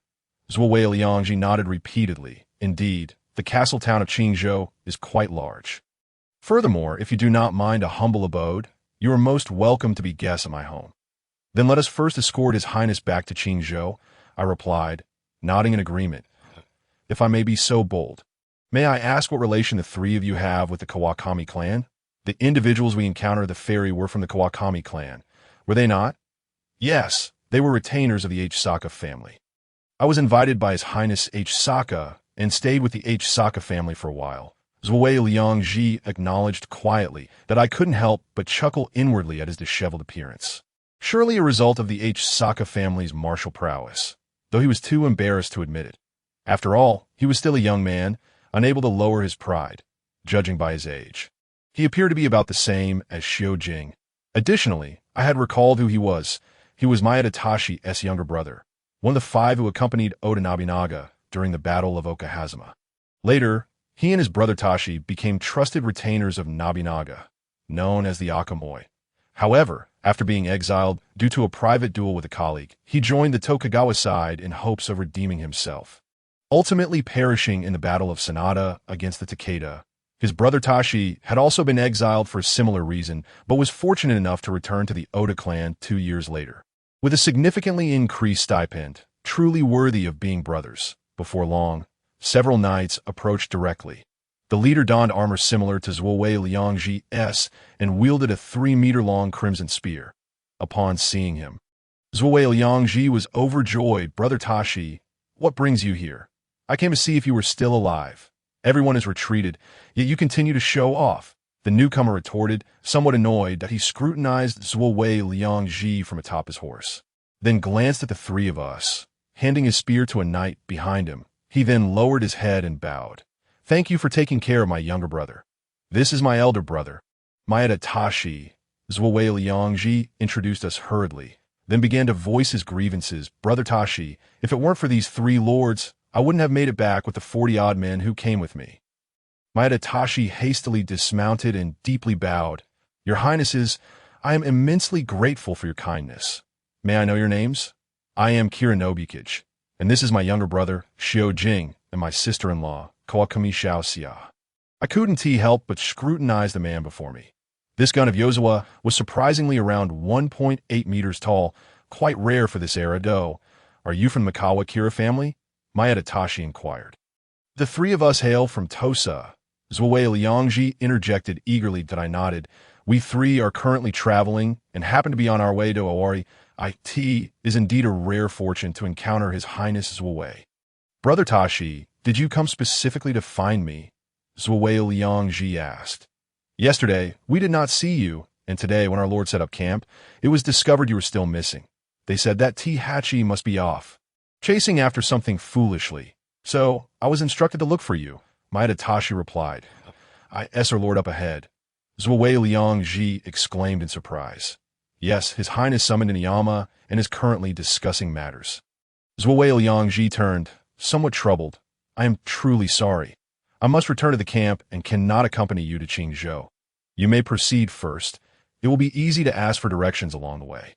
Once the army returns to Qingzhou, please do come find me, so I may express my gratitude. Military affairs are of utmost importance. Your Highness Zhuwei, please take your leave. I nodded. Maeda Tashi helped Zhuwei Liang Ji onto his horse, and the two exchanged a brief bow before leading their entourage back along the path they had come. Brother, you seem to hold a great regard for Maeda Tashi, Xiao Jing asked. Indeed, he is a remarkable hero. Let us continue on our way to Qingzhou. Approximately an hour later, Maeda Tashi rode back at a gallop. Upon spotting us, he immediately reined in his horse and approached at a trot.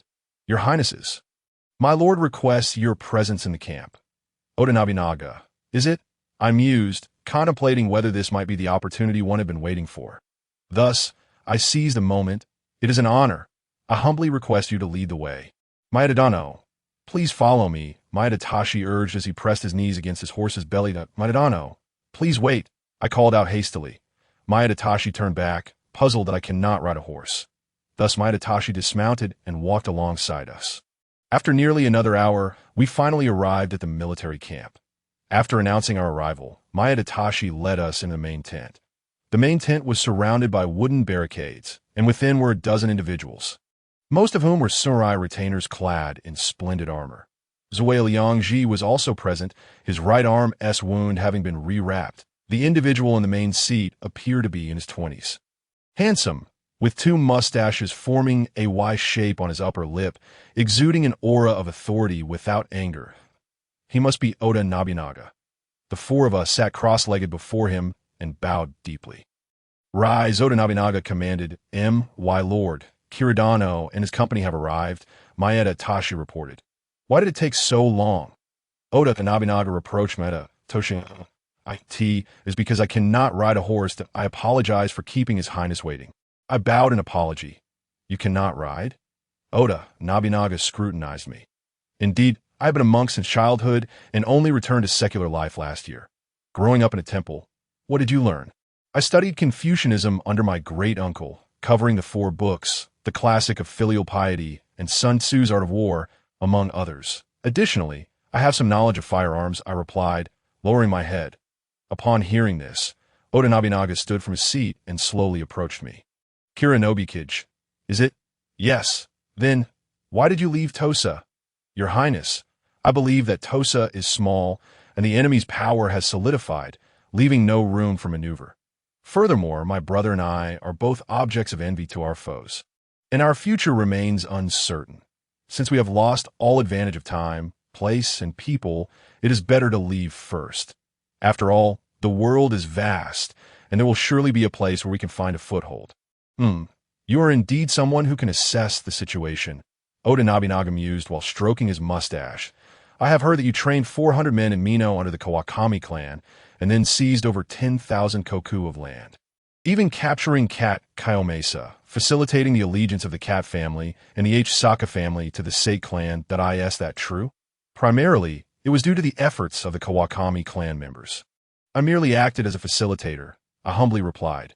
However, do you know that the Saka family has today killed over 40 of my loyal soldiers? The very spearmen you trained. Oda Nobunaga's tone turned severe. Can such a statement of acting through others suffice? My lord, Zhuwei Liang Ji stepped forward, kneeling in the tent. This matter is entirely due to my recklessness and poor command. I am willing to bear all punishment. I have my own judgment regarding your affairs. Stand down. Oda Nobunaga waved his hand. Yes. Zhuwei Liang Ji had no choice but to rise and return to his previous position. Your Highness, I am not particularly skilled in martial prowess. My victory over Cat Kayomesa relied entirely on my family's renowned sword. If a similarly capable individual wielded a famous sword, they could easily achieve victory as well. However, the defeated party cannot blame the sword for their loss. If they feel regret, they can always seek out a famous sword themselves, I said with remarkable calmness. This statement felt quite abrupt. entirely missing the point. At least I discerned that Zhuwei Liangji seemed to think so. As concern still lingered on his face, his sentiment touched me deeply. Nevertheless, I believed Oda Nobunaga should be able to comprehend my words. After all, he is Oda Nobunaga. You do make a valid point. Oda Nobunaga contemplated.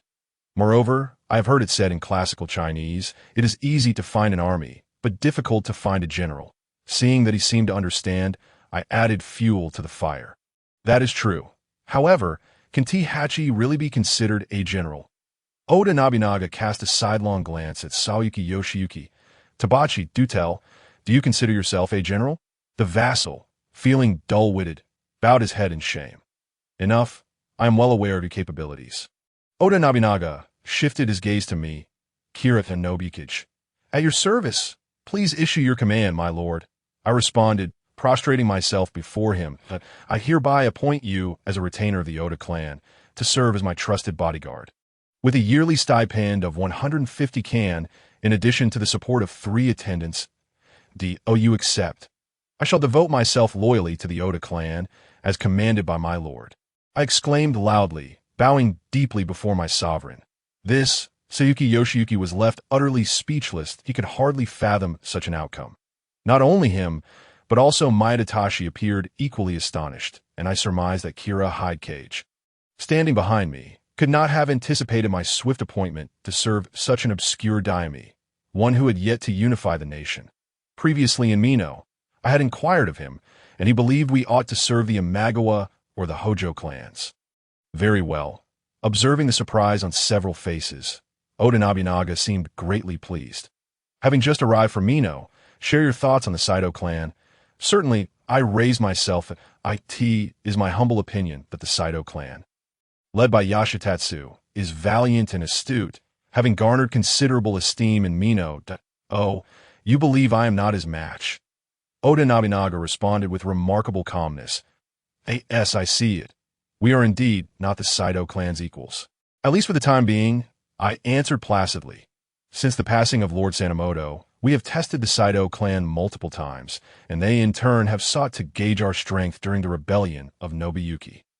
Thus, I believe Yashitatsu must have recognized that we are not to be trifled with. What do you imply? I opine that we might temporarily spare the Saito clan, seizing this opportunity to consolidate our own domain. In this initial meeting, I felt an overwhelming sense of trepidation as I spoke with my lord, bowing my head deeply. Well said. Oda Nobunaga laughed heartily. Yabe, at your service, my lord. The samurai from the opposing Sawayuki clan knelt before him. Go summon Lord Nabukio of Inuyama Castle, and inform him that I have matters of great importance to discuss. Yes, my lord, Kawadri Yabe Hidehiro replied, departing the room. I ask that your younger brother and sister-in-law behind you. Then they shall accompany you henceforth. Oda Nobunaga gestured. Make the necessary arrangements. Yes, Maeda Tashi affirmed. In Owari province, the power of the Saito clan had long been overshadowed by the Oda clan, which itself was fragmented, embroiled in conflict since the Unin War. During the era of Nobuhide, the Oda clan was divided into 5 factions, with the Iwakura branch led by Oda Isinokami as the main house. The branch of Oda Nobuhide, known as Oda Tansho, maintained the closest ties, while the more distantly related Oda Tozumin's lineage traced back to Nobuhide's great-grandfather, Oda Hizanaga. The Iwakura Oda clan had historically held the position of Shugo, thus possessing greater legitimacy in the time of Nobuhide. The Tansho, Tozumin, and Inaba clans all served the Isinokami family, collectively referred to as the 3 administrators of Kiyosu. Additionally, the Suda and Imai clans in Owari were branches of the Oda clan, with even more distant branches, including the Kinoshita and Hattori clans that, as of now, the Isinokami house had been eradicated by the Tansho clan, while the Tozumin and Inaba clans had already submitted during Nobuhide's era, leaving only the Isinokami as the remnant of the Oda lineage. The upcoming battle would be the decisive clash for the unification of Owari. As May approached, Oda Nobunaga issued a decree throughout the domain.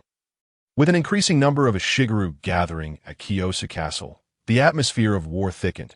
The Oda clan had stockpiled 3,000 sets of armor for Ishigaru, paired with finely crafted spears, 800 longbows, and 500 matchlock guns. The expenses for these armaments were substantial, yet Owari's favorable geographic position and abundant resources rendered it quite prosperous. During Nobuhide's era, the Owari clan had been able to resist the Matsudaira, Saito, and Imagawa clans due to these favorable economic conditions. However, throughout Nobuhide's reign, the Oda clan faced constant warfare, resulting in significant casualties among the able-bodied men of the domain by the time of the Second Azukazaka conflict. Their reinforcements had dwindled, ultimately losing all territories in Nishimikawa. After inheriting the family estate, Oda Nobunaga faced not only adversaries from Mikawa, but also internal rebellions. Thus, despite controlling a territory of 230,000 koku in Owari province, Nobunaga could only muster 2,000 soldiers. Among them were 1,000 spearmen, 300 matchlock soldiers, and 200 archers, with nearly 100 being Nobunaga's personal guards. The remaining 400 comprised local samurai and gentry, all primarily cavalry, commanded by Shibata Katsuyoshi. The matchlock and archery units were directly overseen by Oda Nobunaga himself. The matchlock unit was led by Takegawa Kazumitsu, and I was tasked with assisting him in training, while Hidecage and Koyasama supported me. The 300 matchlock teams were headed by Sasanai, Kuruziman Naramesa, Hanawa Kuruziman Naomesa, and Fukutami Heiseman Hidetaka. These three proved their mettle in past Oda clan conflicts. The archery teams were commanded by Asano Nagakatsu and Horita Shichi, both renowned archers among the so-called 6 men listed as the 3 archers. B.Y. June, Nobunaga summoned Lady Yoshino from Kosher village, along with Kimio Maru and Chasen Maru to Kiyosu Castle, making frequent appearances at the military camps. Kawadri Yabe Hidehiro and Oda Ekizano Kimikayasuk served as envoys, successively conveying orders to Inuyama Castle. Inuyama's Oda Nobukiyo also sent an envoy. Upon his arrival in the castle, Nobunaga received him in the barracks, where I happened to be present. This envoy presented several conditions, such as providing additional military supplies, supplying provisions from Kiyosu, and an equitable distribution of spoils after the conflict, all of which Nobunaga agreed to, maintaining a calm demeanor. However, once the envoy departed, he immediately vented his fury, berating Oda Nobukiyo in terms of blood relations. Oda Nobukiyo was Oda Nobunaga's cousin. Nobukiyo's father, Nobukiyo, and Nobunaga's father, Nobuhide, were brothers. Yet in this era, when power and interests were at stake, blood ties often served as no more than a fragile assurance of goodwill. Frequently, closer relationships translated to greater threats. Nobunaga's full-blooded brother, Nobuharu, and his half-brother, Nobuhiro, had both plotted rebellion, and this cousin initially opposed Nobunaga. It was only after Nobunaga married his sister to him that their relationship began to mend. Even Ikura Oda Nobuko, whom they regarded as an adversary, shared a similarly close blood bond. Nobukiyo's father, the former head of the Ikura Oda clan, was Nobunaga's uncle by blood. However, due to his marriage to Nobunaga's aunt, he was also Nobunaga's uncle by marriage.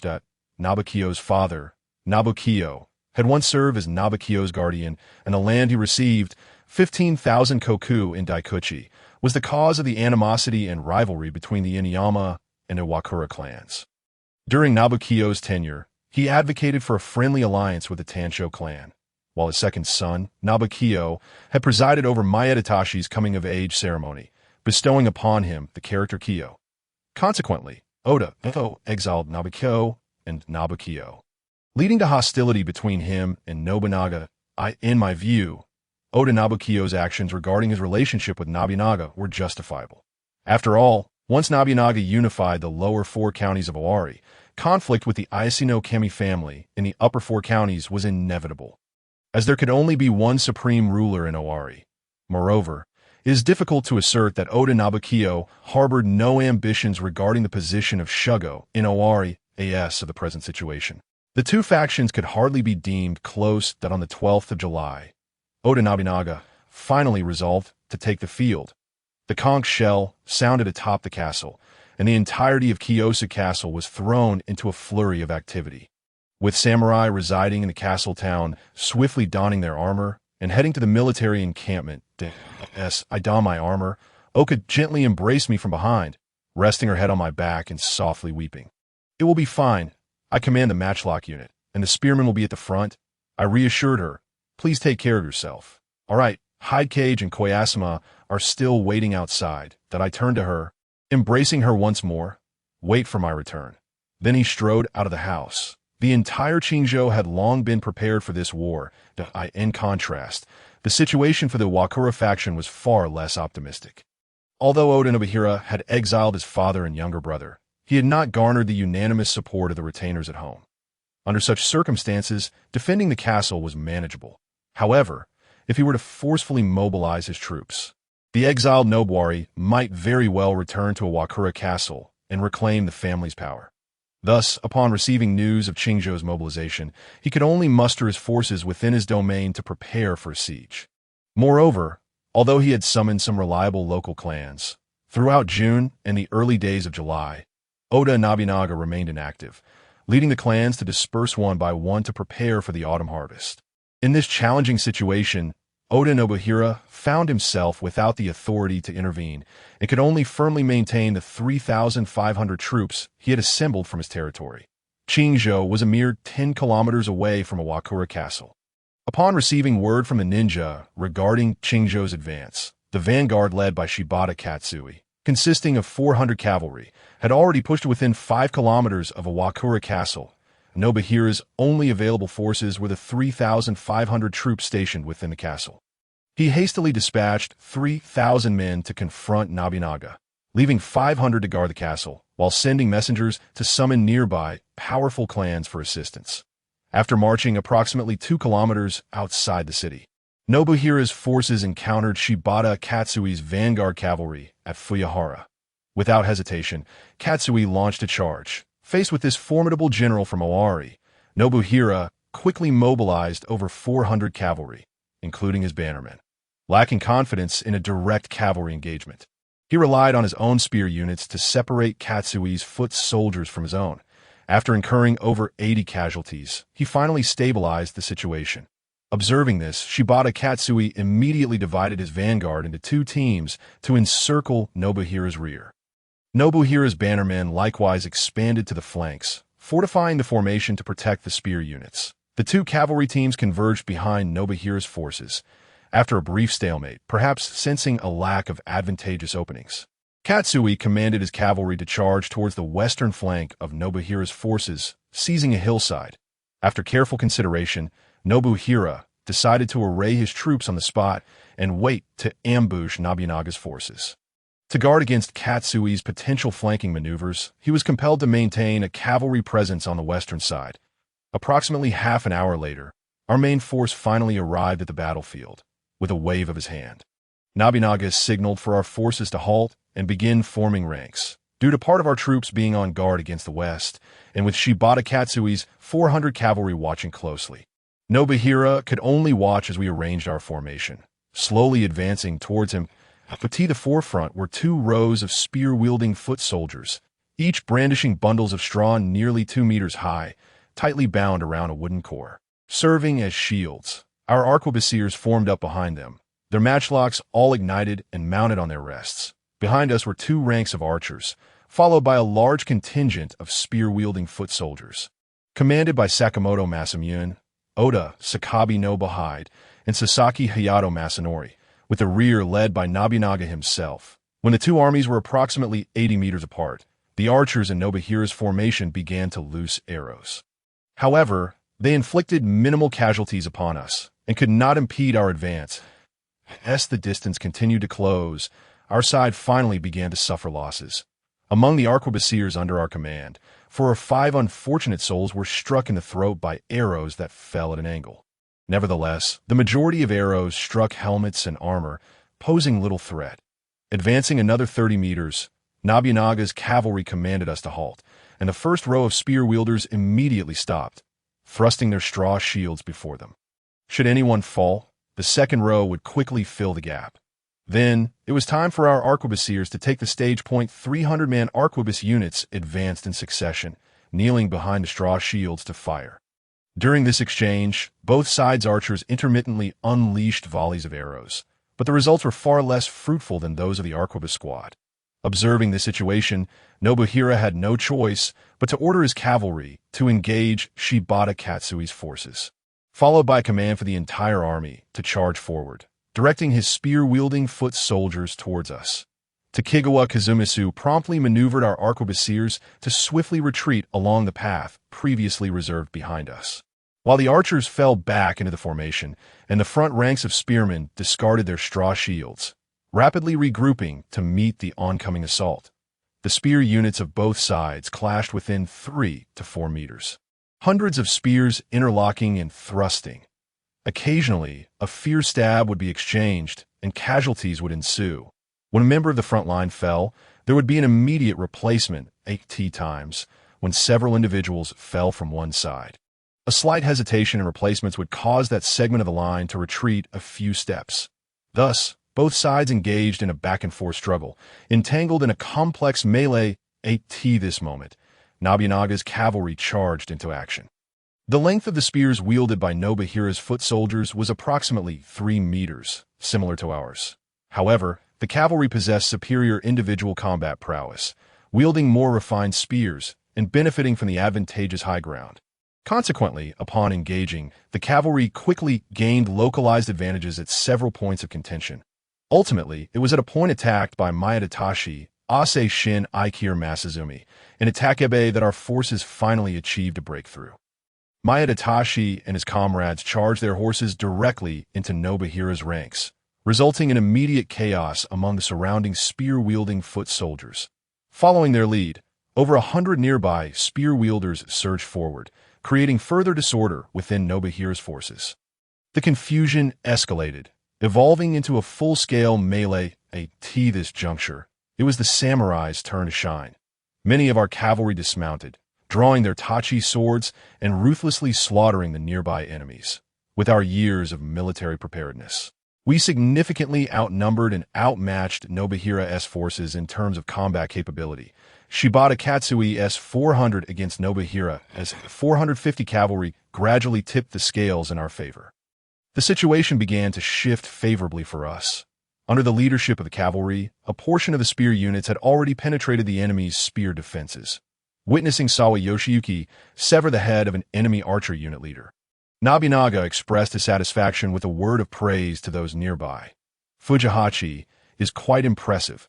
He then ordered the arquebusiers and archers to stow their matchlocks and switch to short swords to join the fray. Despite this, in terms of overall numbers, we still found ourselves at a disadvantage. Perhaps this was the very spirit that sustained Nobuhira's faction in their continued resistance, at that moment, from the hillside previously occupied by Shibata Katsui's forces. Another well-ordered army emerged, their banners fluttering majestically. Upon seeing the banners and the insignia of the commanding officer, many in Nobuhira's ranks immediately recognized the force as that of Oda Nobukiyo, who had seized Kuroda Castle the previous year and slain the Iwakura Oda clan's elder, Kuroda Ujiyasu, along with his eldest son, Kuroda Jur. Inuyama Castle lay 23 kilometers from Iwakura, but Kuroda Castle was only 15 kilometers away. Previously, Oda Nobukiyo had shifted his main force to Kuroda Castle as Chinjo advanced to battle. They too had set forth toward Iwakura at roughly the same time. After our main force had engaged Nobuhira's troops for over 2 hours, they had finally arrived at the battlefield. The appearance of Oda Nobukiyo's forces descending from the hillside made it clear why Shibata Katsui had sought to keep that slope blocked. With Oda Nobukiyo joining the fray, Nobuhira's faction no longer held a numerical advantage as the side under attack. Their morale suffered a severe blow. Desertions increased, and Nobuhira's main formation began to retreat, eventually devolving into a rout. Meanwhile, our morale surged, and everyone in the battle circle eagerly pursued the fleeing enemy, mercilessly hacking and claiming trophies. Originally, some clans who had received distress signals and intended to support Oda Nobuhira changed their minds upon witnessing the dire state of his forces. Most of these clans promptly retreated along the same route, with some even joining our ranks to assist in the pursuit of Nobuhira's troops. After incurring heavy losses, Oda Nobuhira finally escaped back to Iwakura Castle, while a rear guard tasked with holding the line was annihilated outside the castle town, including many retainers, such as the elder Fukui Daizen, who perished in battle.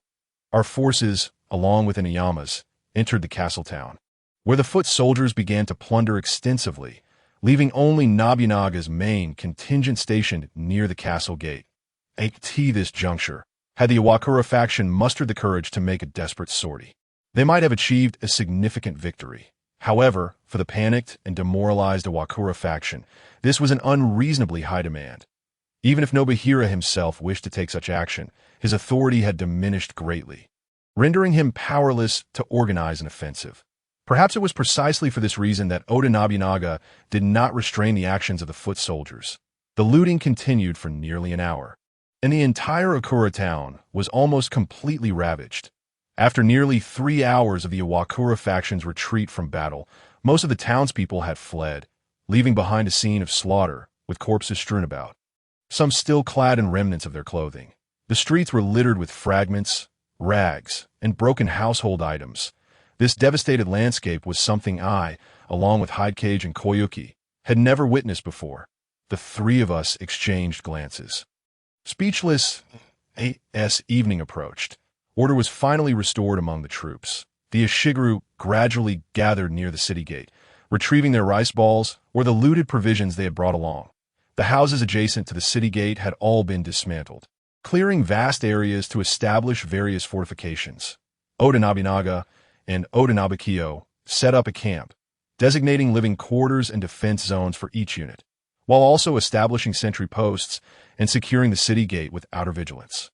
A third of us, the loyal retainers serving as cavalry, were released to patrol the streets, accompanied by several S. I walked along the street with a contingent of Ishigaru, surveying the chaos around and the numerous dilapidated wooden houses. I lamented to Hidecage and Koyuki. I can hardly fathom how Kiyosu Castle has come to resemble this. Kikuzaburo, what kind of talk is that? We shall never allow the enemy to breach Kiyosu Castle. Sasaki Yoshiyuki approached with another group of Ishigaru. He came up to me, patting my shoulder with his left hand. There's no need to worry about Uka. We've prevailed in every battle thus far. Tohachi, I heard you were injured. How's your condition? Wasn't the Lord supposed to keep you close? I inquired, noticing the bandage wrapped around his right elbow. The MY injury is not severe. I'm not in any mortal peril. Sasaki Yoshiyuki grinned. I volunteered for this patrol. It's far better to be out here in the fresh air than cooped up in the main tent. And what of your current state? I feigned an intention to pat his injured elbow, but he quickly turned away, presenting a smiling face. You see, there are 3 of you, and just me. So, I was hoping to borrow one of your men. He glanced at Koyuki as he spoke. There was some merit to his words. Most of Sasaki's young retainers had perished alongside his adoptive father, Tozoman, in battle 2 years prior. However, the situation in our territory at Wakuracho was currently quite secure. And I understood his underlying intent. Of course, who are we to each other? I generously acquiesced. Hidecage, please assist Lord Yoshiyuki. Yes, brother. Yashikata Hidecage promptly stepped forward, bowing with a smile. Lord Yoshiyuki, please do not hesitate to give your orders. Kikuzaburo, you know my intent. Sasaki Yoshiyuki expressed his dissatisfaction. If it weren't for you, Tohachi, would you even know Uka? Well, isn't this merely a matter of lending you a man? Among the 3 of us, Hidecage is the most skilled in martial arts. Are you still not satisfied? I stifled a chuckle, feigning sternness, enjoying the light-hearted banter that lifted my spirits considerably. Lord Yoshiyuki, we should return to our respective areas. Lingering too long may displease the Lord. The following noon, the generals received orders to convene at Nobunaga's main tent. Oda Nobukiyo and his cadre of capable samurai also arrived. Nobunaga invited Oda Nobukiyo to sit beside him, while his retainers took their places in a row of stools to his left.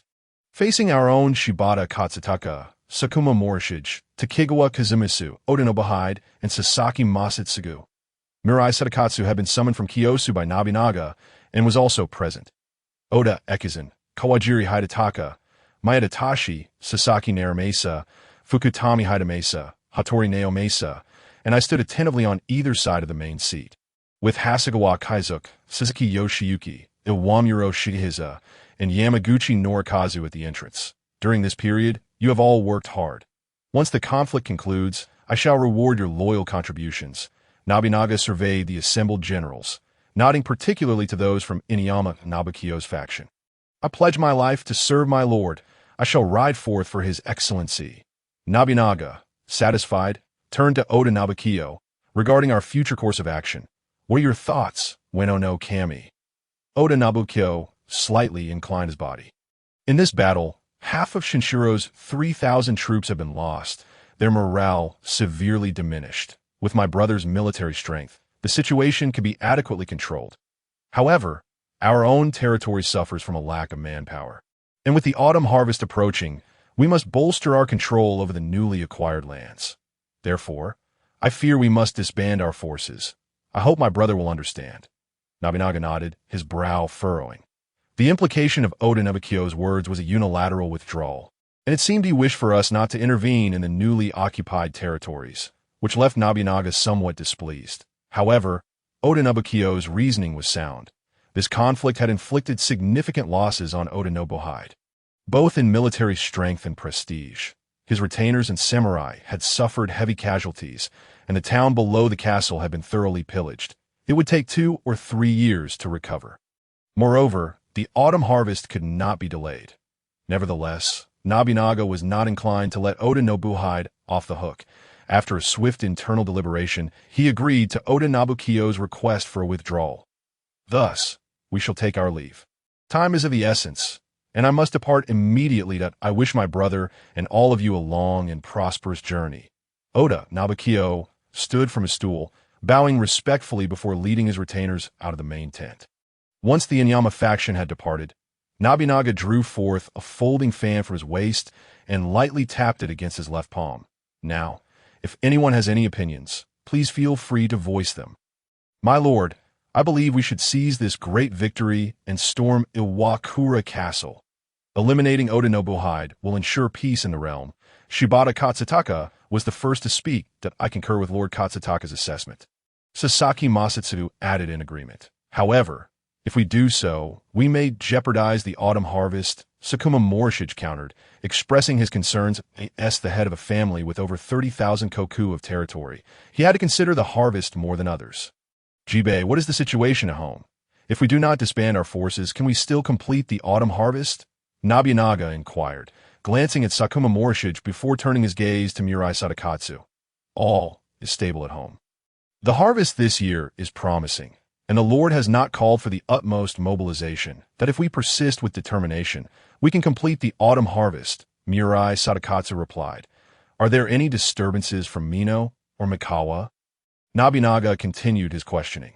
"The intelligence work has been managed by Takegawa Kazumitsu," he replied, bowing slightly. "There have been no significant movements. That a withdrawal is out of the question. To secure the manpower of our territory, I have only mobilized a basic force of 2,000 men, and I made considerable concessions to gain the cooperation of Inuyama. We cannot abandon this endeavor now." Nobunaga struck his palm with the fan emphatically. "Understood." The generals responded in unison. "That if we intend to besiege the castle, how much support can we expect from our insiders within?" Nobunaga asked. That Takegawa Kazumitsu hesitated. After Oda Nobuhide returned to the castle, he reinforced his control within. "All the retainers who were once sympathetic to us have been closely monitored, and our former insiders are now unreachable. Even communication is nearly impossible. That I must apologize for my failure in this regard." "My lord, enough. This is beyond our control." Nobunaga waved his hand dismissively. "Since we cannot rely on insiders, we must resort to a direct assault. Iwakura Castle originally had 500 defenders, and with the 200 to 300 who fled into the castle, it poses a formidable challenge for an attacking force of less than 2,000. My lord, the morale of Nobuhide's faction is low. We still have a considerable chance of success in an assault." Shibata Katsuka volunteered. "Let us listen to the opinions of others." Nobunaga, wary of incurring heavy casualties, turned his attention to us standing on either side. "If any of you have good ideas, please speak up." We exchanged glances, none daring to voice an opinion. This was hardly surprising, as most of the cavalry were men of muscle rather than intellect. "Hidecage, you've performed well in Mino. When you first arrived, you had many assertive ideas. Why now do you only focus on horsemanship and swordsmanship?" Noticing the silence, Nobunaga began calling on individuals. replying to my lord, during my time in Mino, there was little regulation among the Kawakami, allowing for flexible actions. However, within the structure of my family, the laws are well established, and my duty is to learn, adapt, and integrate into the family. I bowed in response. Enough. Did you not claim to be well-versed in military strategy? Share your ideas on our current situation. Well-versed in military strategy. I never claimed such. I have merely read the art of war and recall a few classic examples, I replied. Now, what strategies can we draw from that? I mentally reviewed the 36 stratagems one by one, and indeed, a notion began to take shape. To my lord, we can turn the tables and besiege Iwakura Castle. I propose besiege. That sounds simple enough, but how much manpower and provisions would that consume? Shibata Katsutaka scoffed, turning away dismissively. As an elder, he naturally felt a sense of superiority over newcomers, especially since I was not even from Owari. My method of besieging is somewhat unique. We would construct a wall at the city gate to block the main entrance, preventing the bulk of Nobuhide's forces from exiting. Then, we would erect several high platforms behind the wall and around the castle, establish fortifications and traps in the vicinity, and arrange for arquebus and archery units to suppress the castle from these heights. A portion of our forces would remain in reserve. Should Nobuhide's faction wish to mount a large-scale counterattack, they would first have to risk our attacks to dismantle the wall and then breach our defenses, thereby reversing the offensive and defensive dynamics. The remaining troops can harvest the grain and supplies from the Ikawara side to replenish our depletions. I paid no heed to Shibata Katsui's disdainful attitude and calmly reported to Oda Nobunaga. Ah, indeed. Nobunaga pondered for a moment, nodding in agreement. Kibio, the construction work is entrusted to you. The materials can be salvaged from the town. How many men and how much time will you require? According to Lord Kira's vision, the most crucial task seems to be blocking the castle gates with walls. The rest can be arranged gradually. Mirai Sadakatsu glanced at me, noting that the Ikawara side was currently incapable of counterattacking, making this an opportune moment to complete the task. The progress of the remaining works will depend on the Lord's wishes. If speed is desired, more manpower should be allocated. If manpower is insufficient, a slower pace poses no significant issue. Nobunaga nodded.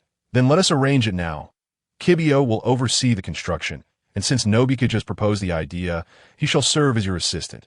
Morishige will lead the main force of Ishigaru, along with Iyasu's gunner squad to suppress the castle gate. Kurokuro will lead the cavalry, guided by local nobles, to first clear the nearby Ikawari-affiliated forces. Masatsugu will lead the main force to monitor the villagers' autumn harvest, requisitioning half of the grain obtained from military supplies. Understood. The construction of the walls and high platforms proceeded remarkably smoothly, during which my relationship with Mirai Sadakatsu also progressed significantly within the current Oda clan. On the domestic front, Niwa Nagahide served as the governor of Kyosu, responsible for the construction of the castle town, and naturally held the foremost position in grain reserves, while Mirai Sadakatsu managed the internal affairs and daily operations of the territory, ranking second.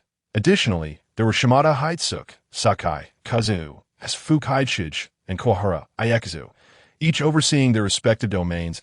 As a newcomer, I had to exert myself fully to cultivate a good rapport with him. He could undoubtedly see my contributions. I had indeed been of great assistance, particularly in the areas of coordination and calculation, which impressed him. A master of domestic affairs. 3 days later, the gates of Ikawara Castle were sealed by us, establishing a quadruple deer fence wall. Between the walls, 2 high platforms were erected, with the pillars specially reinforced with earth. Furthermore, there were 2 more on the east and west sides of the castle, each manned by Gunner Shigeru and bowmen who occasionally shot into the castle. Ikawara Castle was rendered immobile under our suppression, managing only 3 or 4 desperate counterattacks before suffering severe blows that forced them back within their walls. As time passed, a palpable atmosphere of despair began to permeate the castle. Subsequently, Oda Nobunaga summoned the generals, using the local nobles who had come to assist as guides, deploying 1,000 troops to conquer various regions, acquiring a substantial amount of land and grain that should have been paid to Ikawara.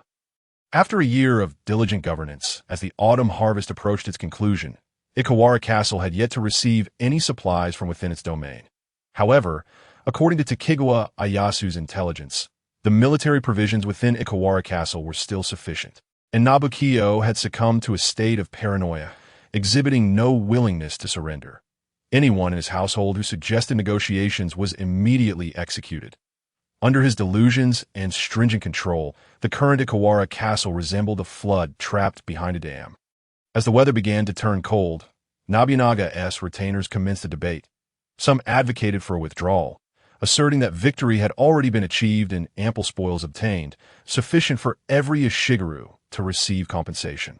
Even Nobunaga Nobukiyo could not resist reassembling part of the force to partake in the plunder. Others insisted on an immediate assault on the castle to eradicate Oda Nobukiyo before disbanding the army. After careful deliberation, Oda Nobunaga chose to withdraw. For Kiyosu at present, preserving combat effectiveness was of utmost importance. At this juncture, the Ikawara side posed little threat. They had already suffered significant losses in the prior conflict. In addition to missing this year's revenue, the loyalty of the local nobles and the allegiance of the territory's vassals indicated that for at least 2 or 3 years, Oda Nobukiyo would be incapable of threatening Kiyosu. Moreover, during the siege, Oda Nobukiyo's excessive oppression of his retainers would undoubtedly provoke a strong backlash should that pressure be lifted. Whether he could maintain control over Ikawara remained uncertain. Upon returning to Kiyosu, Nobunaga commenced an evaluation of the campaign to everyone's astonishment. He awarded the highest commendation to Oda Nobukiyo, dispatching Oda Ekizen no Kami to convey a letter of appreciation along with a land grant of 5,000 koku. The relationship between Nobunaga and Nobukiyo seemed more akin to allies than that of a lord and vassal. However, Nobunaga, as the current protector of Owari, bestowing such commendation and rewards upon Nobukiyo was not entirely out of character. Nobukiyo accepted the reward, seemingly acknowledging Nobunaga's authority in Owari. The second commendation went to Shibata Katsui for his role in restraining Nobukiyo's forces, providing cover for the Inuyama army while achieving substantial victories.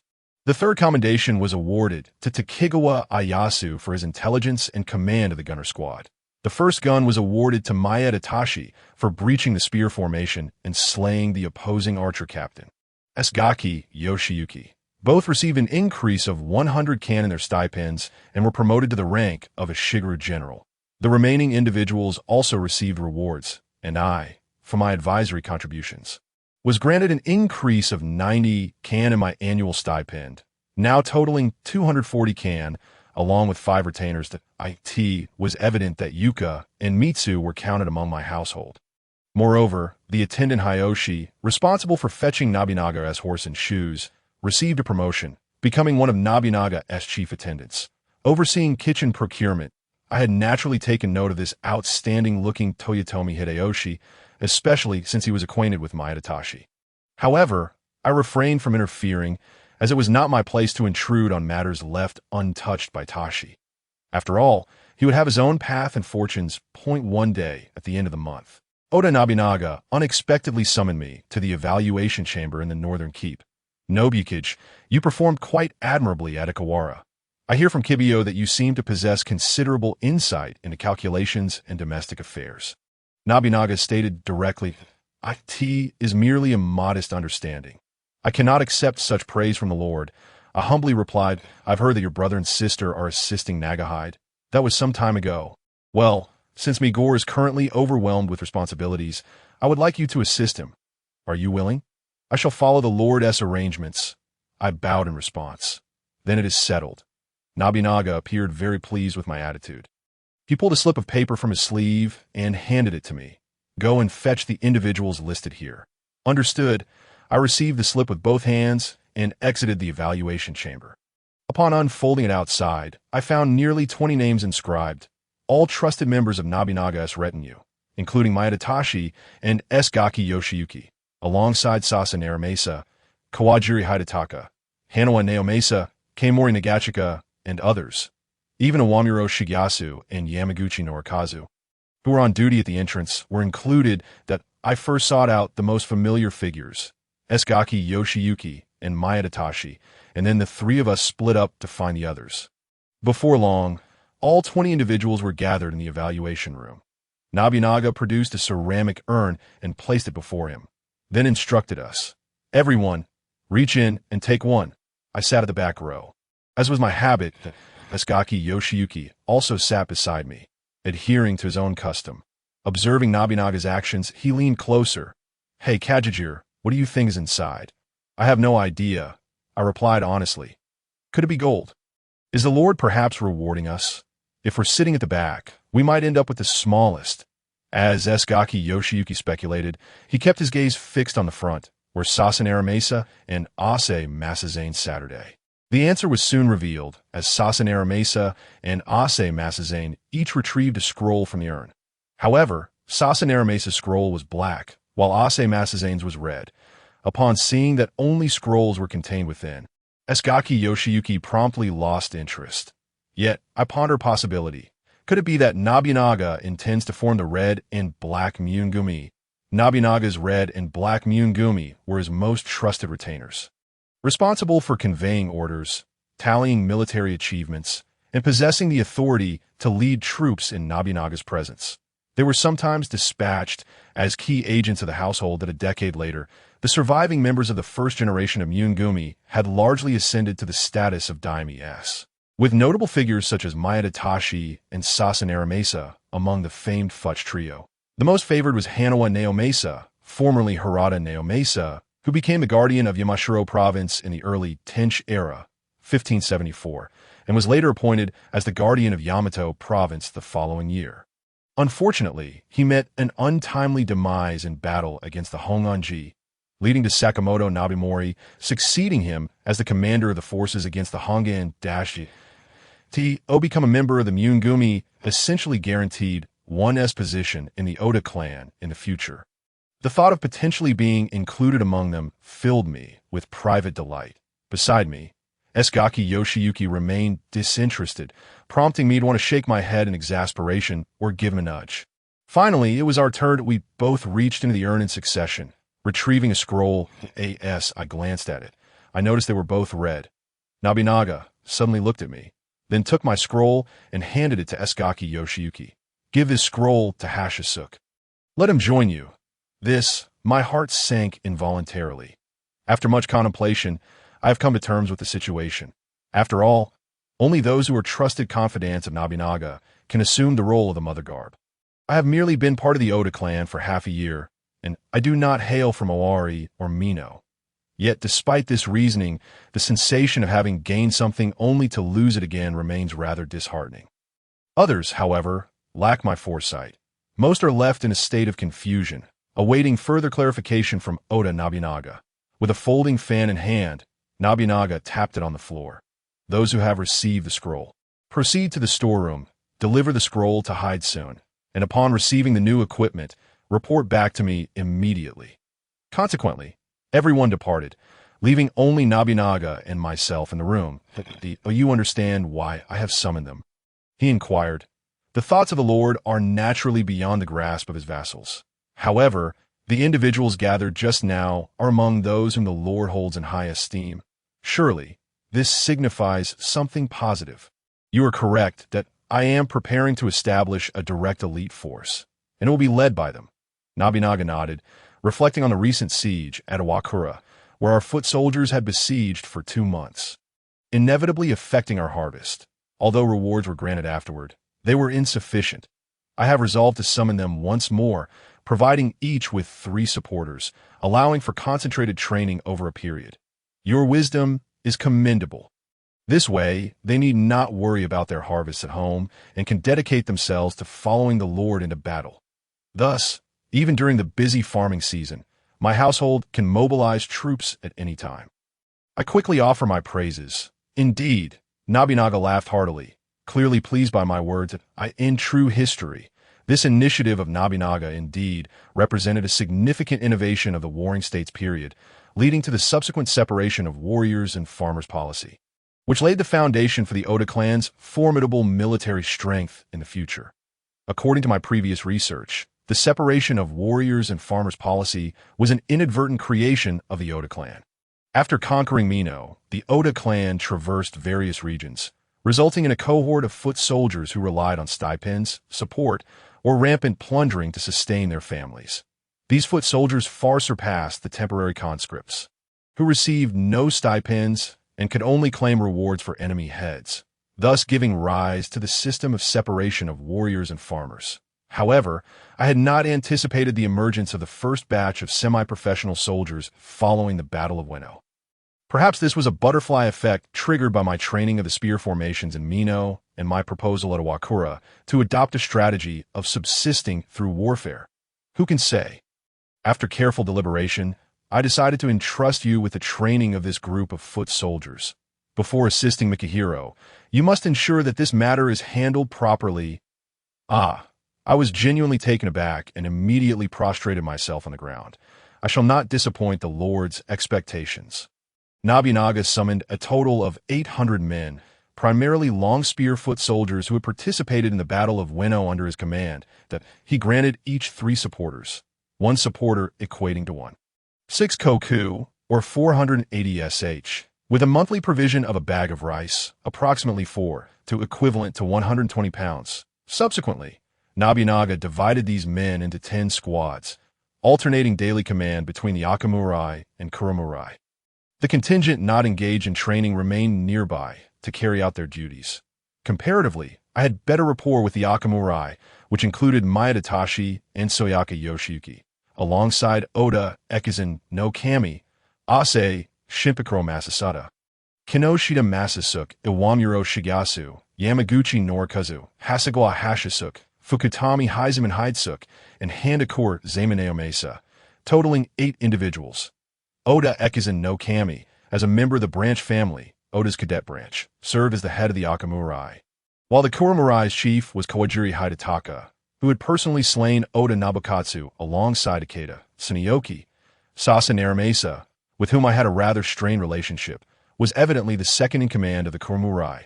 His 2 elder brothers, Sasa Hayato Masanari and Sasa Sanasuke, perished in the battle at Aizaka, both notable figures among the 7 spears of Azakazaka. Hence, Sasa Naramesa held considerable sway within the Kuromurai, which also explains my less than intimate connection with them. Officially, the training was overseen by Ikeda Tsuneyoki, while I served as his assistant, responsible for the practical training. The Ikeda clan is a long-standing retainer of the Oda clan. Ikeda Tsuneyoki's mother was Nobunaga's wet nurse, later taken as a concubine by Oda Nobuhide. Thus, Ikeda Tsuneyoki is not only Nobunaga's foster brother, but also his sworn brother. Growing up alongside Nobunaga, he gained his trust and, upon reaching adulthood, immediately held the status of a samurai general. Moreover, prior to his coming of age, as Nobunaga's page, he was well acquainted with the cavalrymen, making him an ideal candidate to oversee the training of Nobunaga-esque retainers. My annual stipend was 240 kan, and after allocating 60 kan each to Hidesuk and Kuyuna, I was left with 10 kan monthly. The support for Mikihiro remained undivided, as Hidesuk and Kuyuna had always lived with me. Following the Battle of Weno, Oda Nobunaga increased my support, thereby acknowledging Yuka's status as my concubine. When I conveyed this news to Uka, she promptly removed the signboard from our lodging and, after procuring a small wooden plaque, insisted I inscribe the characters Kira, which she happily hung by the door. From that moment on, this place became the official residence of Kira Norikage, the infantry general of the Oda clan. This reversal of roles, when viewed through the lens of modernity, seemed somewhat disheartening, and I initially grappled with some resistance. Uka, being quite perceptive, quickly sensed the shift in my emotions at that moment. Maeda Tashi was marrying Amatsu, who had lived with the Maeda family since childhood. Uka took it upon herself to prepare gifts and accompany me to offer our congratulations and assistance. Subsequently, she often engaged with the wives of my colleagues in her capacity as Kira's concubine, fully embracing her identity as part of the Kira household. Her attitude certainly alleviated much of my discomfort and gradually made me regard this place as my true home to accommodate my habits. Uka altered her lifestyle, preparing 3 meals a day. With Nobunaga's approval, Hidesuk and Kuyuna resigned from their roles in the law enforcement and became my close aides, assisting me in my duties. This arrangement allowed the 3 of us to be together once more, reminiscent of our days in Mino. Overall, everything progressed smoothly, the sole aspect that left me less than satisfied being the daily meals that I in this era. Due to the enforcement of the meat prohibition, our cuisine consisted solely of fresh fish. Seaweed and radishes in the mountains, we could hunt, and even along the roads near the river, we could at least procure fish. However, once I entered service and settled in Kyosu, hunting was no longer an option. Not only was there insufficient time, but the surrounding forests were private property. As for fish, they were exorbitantly priced in Kyosu town, rendering it impossible for my stipend to cover daily consumption. Most often, our meals comprised a bowl of rice, a plate of radish strips, and a dish of soy sauce, occasionally supplemented with miso soup or a plate of fried soybeans. On rare occasions, we might enjoy some fish or tofu. I understood that this was not Yuka's fault. Everyone ate in this manner. Even in modern times, Japanese cuisine remains predominantly mild. In this era, many farmers struggle to consume the rice they cultivate, often relying on coarse grains. In comparison, our samurai household's meals were relatively lavish, and Japanese rice is renowned for its sweetness. When formed into rice balls and reheated the next day, its texture rivals that of any rice I have tasted back home. Yet, I simply could not acclimate. After much contemplation, I resolved to teach Uka the culinary art of making pickled vegetables. Speaking of pickles, many might immediately think of another East Asian nation. However, we also possess delightful pickles in our own country, particularly the pickled vegetables from Sichuan, which are exceptionally flavorful due to the use of the renowned brine from Zhejiang. Naturally, Japan lacks such brine, but the spring water here is quite good, so the pickles should turn out well. I even recall Kurihiro once mentioning that their family had historically operated a pickle shop, and their estate in Kochi City developed from that very foundation. Uka, having managed an inn, learned quickly. Under my guidance, she procured a ceramic jar, bought radishes, salt, celery, a touch of white wine, and sugar, and began preparing the radish pickles. As it was snowing, I took the liberty of using snow water for the preparation, which should be no less effective than mountain spring water. Sealing posed a challenge, as we lacked the pottery with a lip, so I placed the ceramic jar containing the pickles into a larger jar, filling it with water up to just below the jar's rim, and inverted a deep bowl atop it. Although Uka did not fully grasp the process, she instinctively trusted me, following my instructions diligently. This aspect of her character truly pleased me. A week later, I instructed Uka to retrieve the pickles and set a small dish on the dining table. The jar may have absorbed a bit of water, resulting in a slight white film on the surface of the pickles. This was inconsequential, merely affecting the presentation. I took the first slice to taste, and it was crisp and refreshingly tangy, indicating success in the preparation. Everyone do try it. Please do taste, I urged enthusiastically. It's slightly odd, yet quite flavorful, Hidesuk remarked. Far better than radish strips, Kuna added, visibly pleased that we should make more of this in the future, upon witnessing the delight of Xiujing and Xiaoxia. Yujia could not help but beam with joy. The meal was particularly sumptuous, and afterward, Yujia made a special effort to deliver some to Zhuwei Liangji's mother and to Asong from the Li family. These two households currently share the closest ties with us and reside nearby. Asong is renowned as one of the three famed ladies of the Warring States period. Her biological mother is the sister of Maeda Tashi's mother. After her mother remarried, she continued to live in the ruins of Arako Castle, forming a close bond with Tashi from a young age. Last September, she wed Tashi and has since settled in Kyosu with him. She possesses a pleasant appearance, being a rather charming girl of merely 13, while Maeda Tashi is 22. The disparity in their ages leaves me somewhat speechless. However, perhaps such unions are not uncommon during Japan's Warring States era. Might it be that Maeda Tashi delayed his marriage all this time in anticipation of Asong? It seems rather pitiable for such a young girl to assume the responsibilities of a housewife. I can only imagine the hardships she will endure. Due to her tender age, both ladies Wei and Yujia are exceedingly protective of her.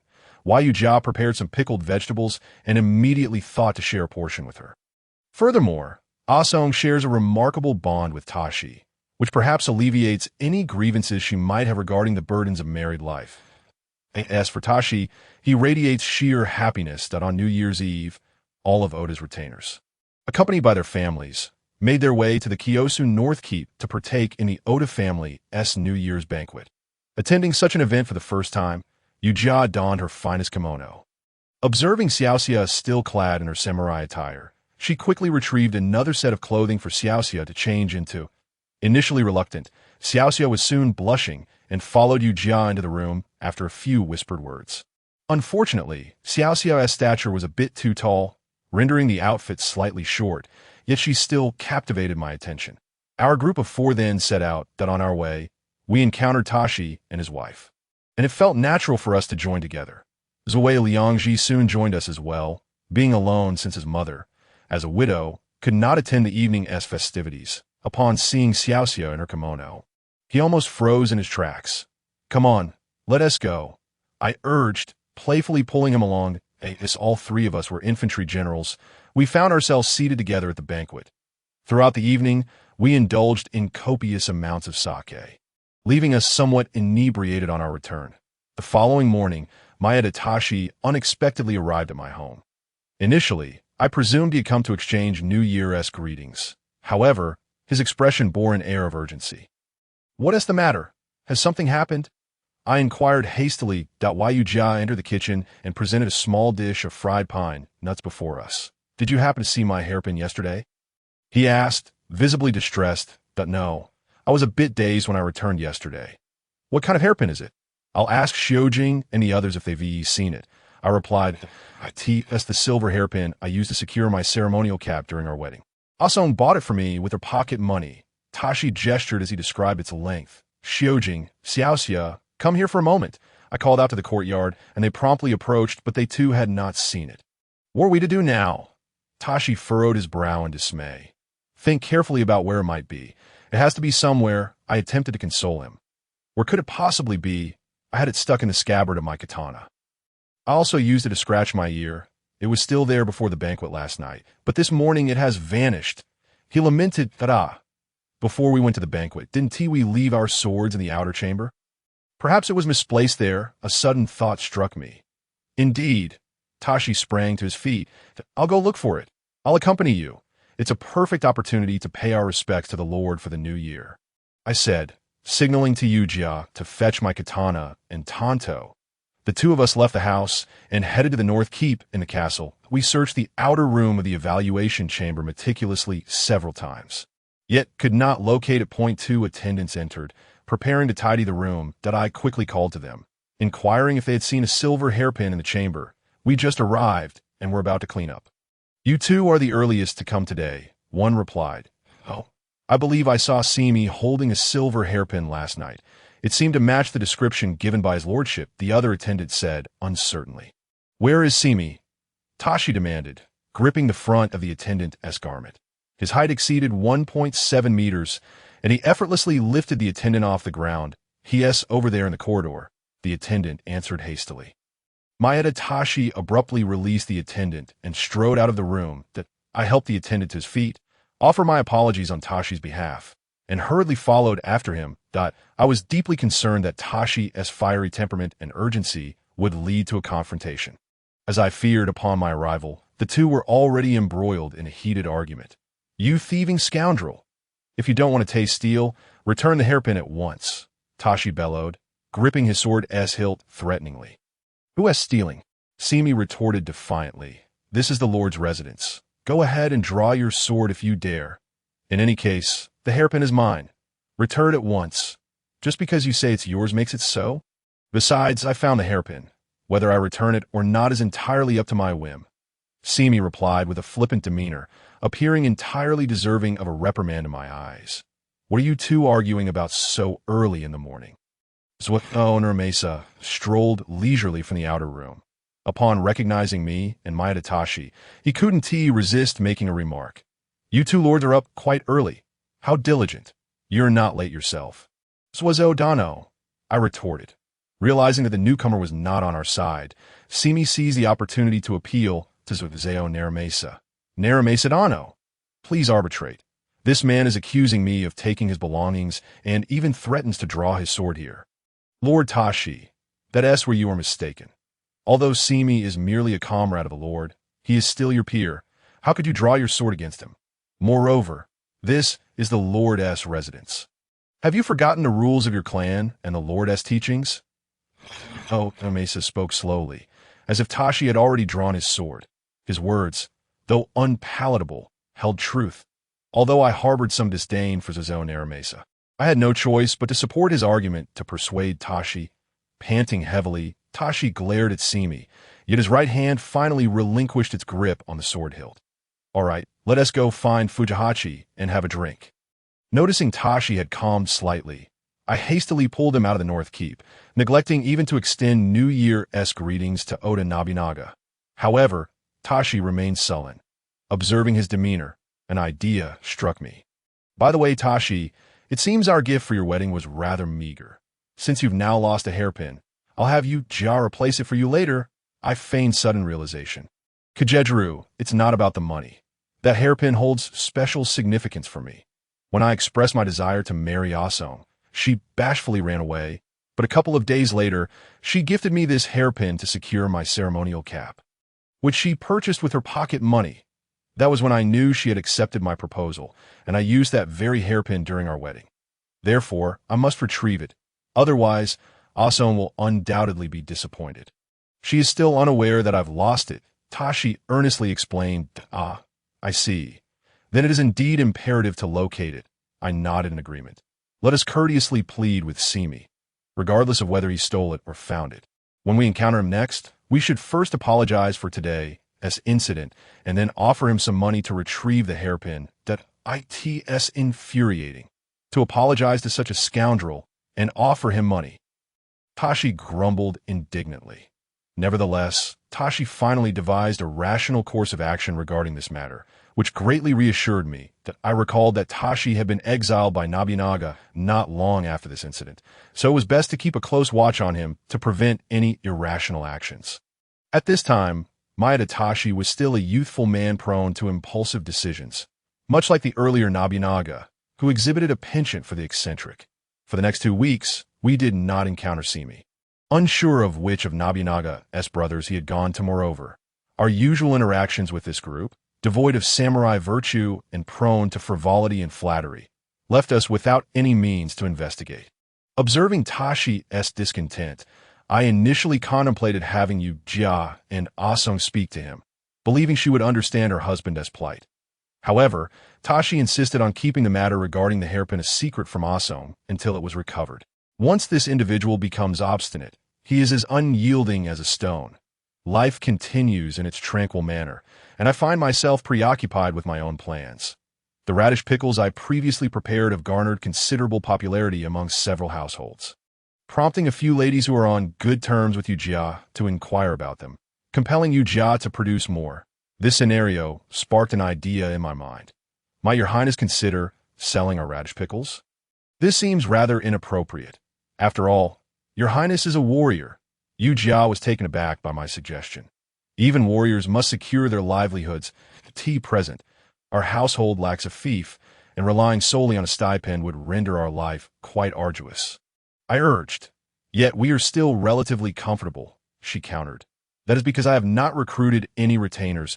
If I aim to rise swiftly, I will undoubtedly require more retainers. However, without improving our household circumstances, it would be impossible to attract additional retainers. I had to concede that in truth, I have no intention of recruiting retainers in the short term. To my knowledge, the Oda clan's territory has scarcely expanded in the past 3 to 4 years. Your Highness has a valid point. Shall I give it a try? Ja seemed to take my words to heart. I was filled with joy upon noticing her softened stance in my plans. Ja is a key figure. Having managed an inn and having spent considerable time in Kyosu, along with possessing ample leisure, she would be the perfect candidate to run a shop at this moment. Sawa Tadafumi suddenly burst in. Kajijuro, Lord Tashi's situation has taken a turn for the worse. What has happened? I quickly rose to my feet. He has slain Zimi, and the Lord happened to witness it. The Lord has already ordered his confinement, and it is rumored that he may face seppuku. How could this be? Could Tashi Maeda truly escape this calamity? I furrowed my brow, rapidly turning my thoughts. Desperately recalling Tashi's life, in my memory, Tashi Maeda did not commit seppuku. Rather, he was exiled by Nobunaga and spent over 2 years striving to return to the Oda clan. This upheaval seemed to have instilled a greater sense of caution in him. leading him to avoid further errors. Perhaps, for him, this was a fortuitous turn of events. Otherwise, with Tashi's current impulsive nature, it would be challenging for him to achieve significant accomplishments. Kajijiro, you are full of ideas. What do you propose we do? Sawa Tadafumi's urgent inquiry interrupted my musings that I shook my head vigorously, banishing those distractions from my mind. There's no time for contemplation. Tashi Maeda's life hangs in the balance. Who knows whether Nobunaga will truly allow him to commit seppuku? After all, Nobunaga had long prohibited duels among comrades. Yet Tashi dared to slay a colleague beneath his very eyes. I solemnly conveyed to Sawa Tadafumi. Tobacco. The most crucial matter now is to preserve Yosuke's life. Let us split up and reach out to more individuals to intercede on his behalf, and we must at least persuade Lord Damba. To our relief, Tashi surprisingly enjoys considerable goodwill among the Oda clan, that he hails from a minor branch of the Oda family, and has served Nobunaga for over 8 years, making him well acquainted with many. Though he often comes across as boisterous, he is generous, brave in battle, and particularly skilled in spear techniques, marking him as an exceptional warrior. The Maeda clan maintains good relations with several other prominent families in Owari. Thus, not only did Lord Damba Nagahide, as a friend, intervene, but even Shibata Katsui praised Tashi's courage and loyalty before Nobunaga. Even the group known as the Kuro Mamakura, despite recent disputes with the Akamomakura, largely shared mutual respect for Tashi.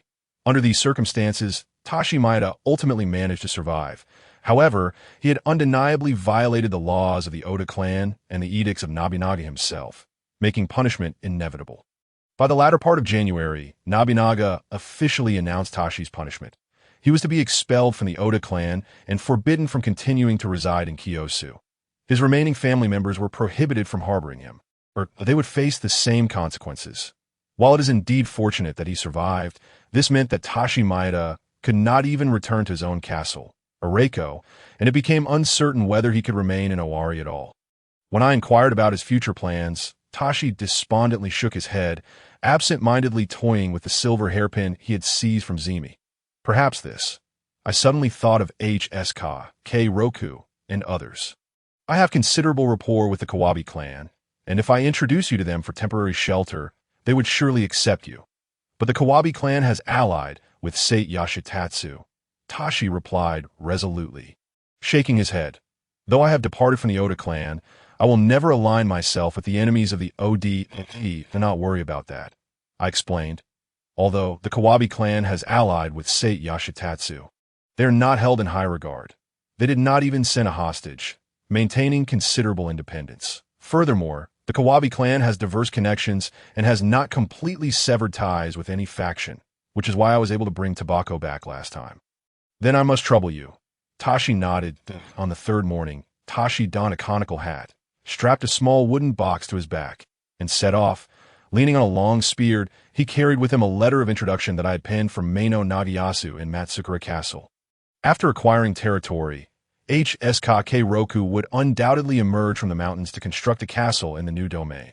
However, due to the hostile relations between both sides, communication is not so smooth, and I am unaware of his current whereabouts. Therefore, introducing Tashi to Matsukura Castle seemed the most convenient option. This departure from Kiyosu was a significant blow to Tashi. He only informed the Sawa family and us. With the send-off consisting of Sawa Tadafumi and a few others from my household, I could see this moment. Asamatsu was already expecting, and Tashi's greatest concern was her well-being. Before leaving, Tashi solemnly entrusted her care to Yujia and me. Lord Tashi, I am more than willing to look after Lady Asamatsu, but given her condition, it seems more prudent for her to return to Areiko. Does it not? The Oda Lord has not prohibited Lady Asamatsu. Tashi glanced at Asamatsu, sighing in resignation. I share that sentiment, but Asamatsu is simply too obstinate. From a young age, she has been this way. When my mother brought her to Areiko, it was not because her mother abandoned her, but because she abandoned her mother for remarriage. Once again, she insists that since we have separated, she cannot be a burden. Thus, I must rely on Lady Yujia to look after her, as Tashi spoke. He bowed deeply. Rest assured, I said, glancing at the tight-lipped Asamatsu. I would treat her as my own sister. Upon hearing my words, Asamatsu pressed her lips together even more tightly, and Tashi nodded gratefully. Koharu, who had originally kept her head down, suddenly let out a soft hum and cast a glance in my direction. Though reluctant, Tashi ultimately set forth on his journey, and we returned to the castle town that a friend has departed, but life must go on. The shop's establishment was being organized by Yujia. The initial batch of radish pickles had already been jarred, and the next step involved setting up the store. Meanwhile, I remained occupied with matters concerning Tashi. Once everything was in place, at Yujia's behest, I took the time to find a wooden sign and inscribe the characters Tsukaya to hang by the door, far more conspicuous than the sign bearing Kira. Before Nobunaga's judgment regarding Tashi was announced, the shop officially opened at our residence. However, aside from a few acquaintances and neighbors, no one paid any attention to this small establishment in this era, including the present Ming dynasty. The prevailing business ethos favors long-established brands, adhering to the principle that good wine needs no bush. Hence, there was no grand promotion to speak of. Given the societal climate, it would be unwise for me to draw too much attention. Otherwise, my efforts might backfire. However, this resulted in lackluster business as a novel venture. The pricing was considerably higher than that of regular radish strips, and initially, only families that had previously tasted the pickles would willingly visit. Yet, those families had received their pickles from Yujia, resulting in a naturally closer relationship, and when they came to purchase, even Yujia felt embarrassed to accept their money on the second day following Tashi's departure. As I listened to Yujia's report, my heart sank further. Her voice grew increasingly subdued, and my brow furrowed tighter. This won't do, I shook my head, realizing we were essentially operating at a loss. It is my ineptitude. Yujia bowed her head in apology. It has nothing to do with you. I placed my hands on her shoulders, steadying her posture. Let us think of a solution together. Yes, Yujia nodded, lowering her head to be by the way. Who is the most popular person in Kyosu? I inquired. Yujia opened her mouth in surprise, staring blankly at me. Who is discussed the most? I rephrased my question. Certainly, it is the Oda Lord. Oh, and the Lord's sister, Princess Ichi. Though she is merely 13, everyone claims she is already an extraordinary beauty. One cannot help but wonder who among us would be fortunate enough to bring a princess into their home. Speaking of this, Yujia's expression soared with enthusiasm, clearly indicating her interest in the topic. Gossip, it seems, is an inescapable pastime for women across all eras and nations. Let us propose this. Tomorrow, we shall send some pickled vegetables to the Lord's household, delivering them consistently for several days before abruptly ceasing to be why that time. The Lord will have grown accustomed to the taste and will surely come seeking our offerings once again. After that, we shall promote the pickled vegetables vigorously, ensuring they gain considerable fame. That I contemplated the strategy and said, Your Highness, you are indeed quite clever. Yujia readily agreed with evident delight. However, how shall we deliver the pickled vegetables to the Lord? It will be quite inappropriate to send them directly to the northern keep. I mused, scratching my head. We can enlist Riji's assistance, Yujia suggested. Who is Riji? Are we well acquainted with him? I inquired in return. He is the one who visited not long ago alongside Lord Rikia. The one resembling a monkey. Isn't he responsible for the procurement at the kitchen of the Oda Lord? So it is he. I suddenly recalled. Is he not the future Kenoshi to T. Kitcher, or Toyotomi Hideyoshi? I cannot help but acknowledge that Yujia's suggestion was quite astute, yet despite having encountered many notable figures of the Warring States period, the thought of enlisting the future ruler of all Japan, Toyotomi Hideyoshi, to assist us in delivering pickled vegetables struck me as utterly absurd, nearly provoking an uncontrollable laugh. Your Highness, what troubles you? Noticing my distorted expression and peculiar demeanor, Yujia promptly inquired. Ahem. I coughed into my hand, regaining my composure, and then, sitting upright, I addressed Yujia. Your idea is splendid. We shall entrust the delivery of the pickled vegetables to that monkey. Remember to offer him a reward. Yes, I shall keep that in mind. Yujia nodded that in this remarkably simple and unpretentious era, my straightforward marketing strategy yielded tremendous success. After providing free samples for 3 days and then halting for 2, Nobunaga summoned Riji before him. Monkey, I recall a certain crispy pickled radish from a few days ago. It was quite delightful. Why has it not appeared these past 2 days?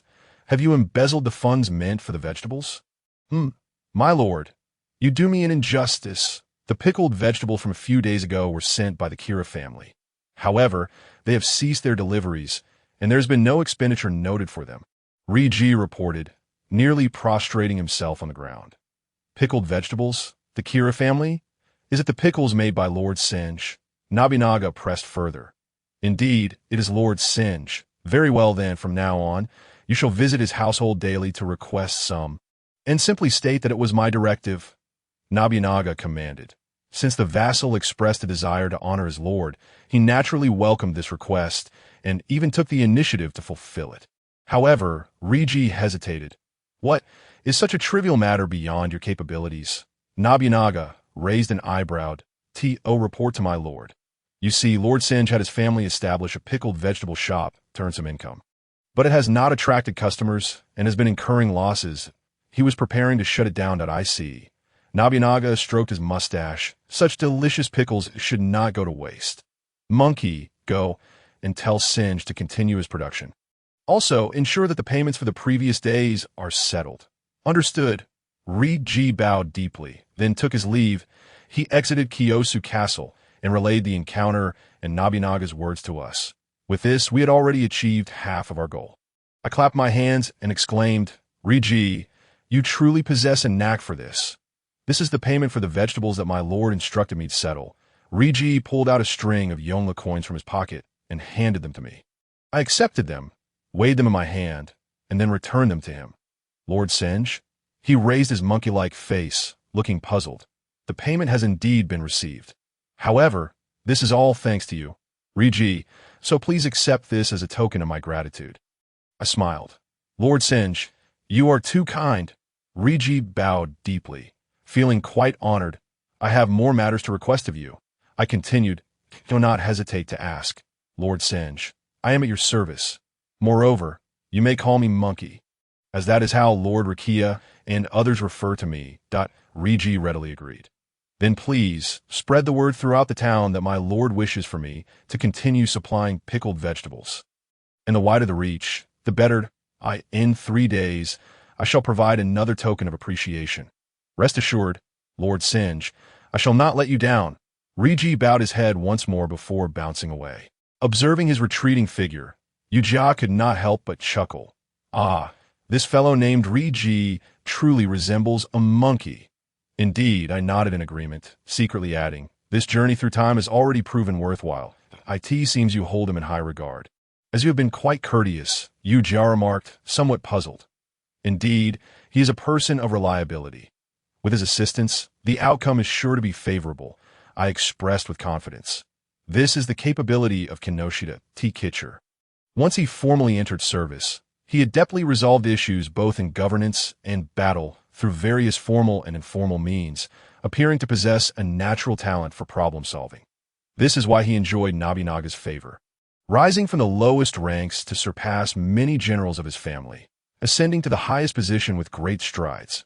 Yet this also fostered a flaw within him, a tendency to evaluate people solely based on their current utility, leading to animosity from Kuroda Takakaji, the downfall of Toyotomi Hidetada, and collaboration with Tokugawa Ieyasu by Kita no Maru, resulting in a swift decline of the Toyotomi regime. However, at present, my status remains several levels above his. Should I require assistance, enlisting him would certainly be a wise choice. This way, tasks could be accomplished smoothly, and he would also gain recognition or reward in return.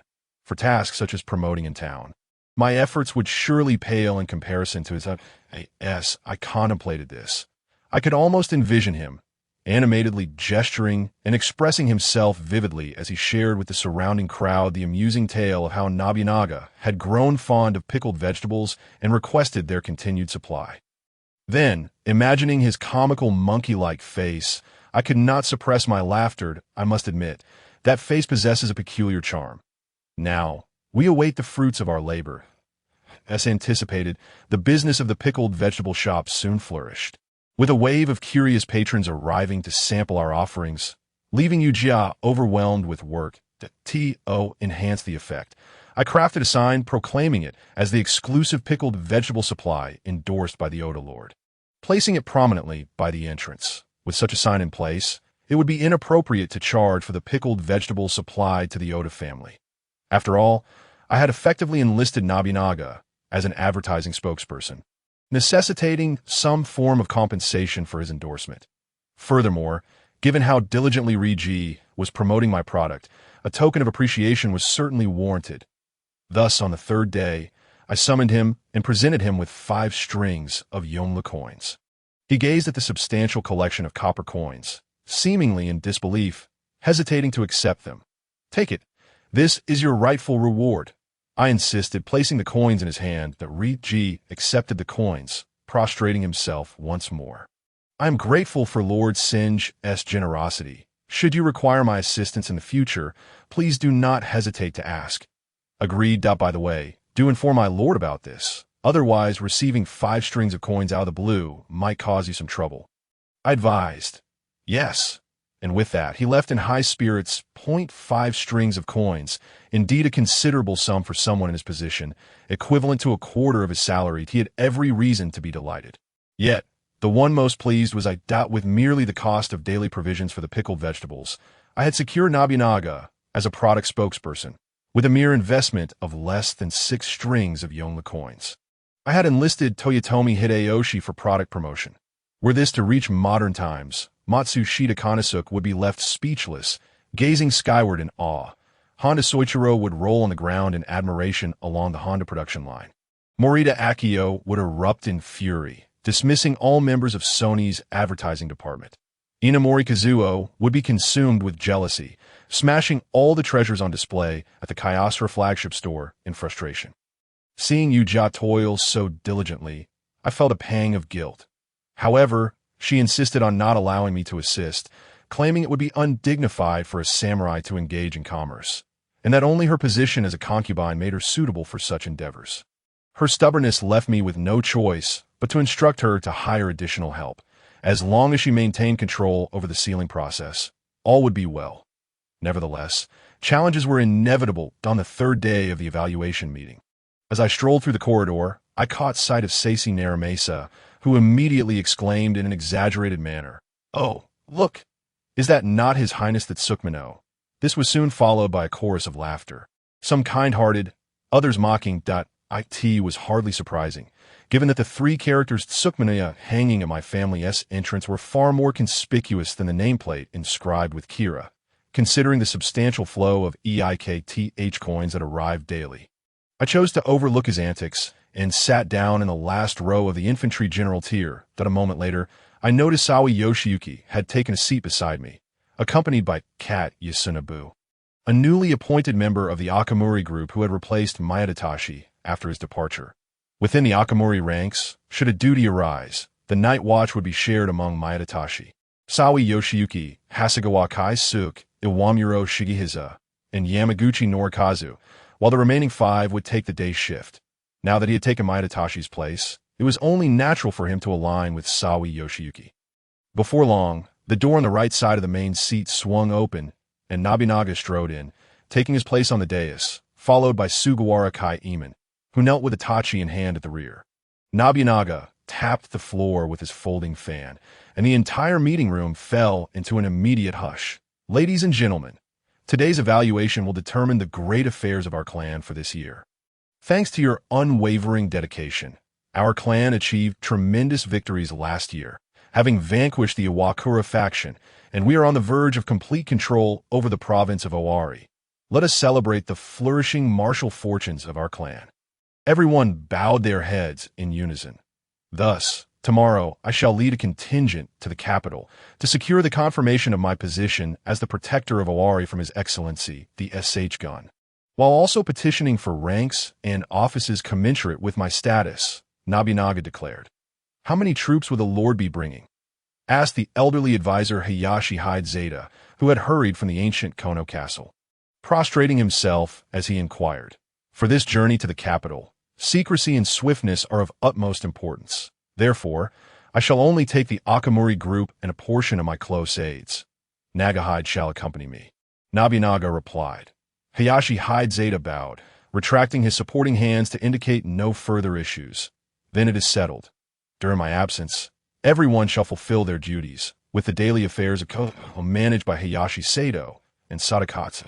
Nobunaga stated, nodding towards Hayashi Hide Zeta and Murai Sadakatsu. Sato, Kyobi, Kiyosu shall be entrusted to you both.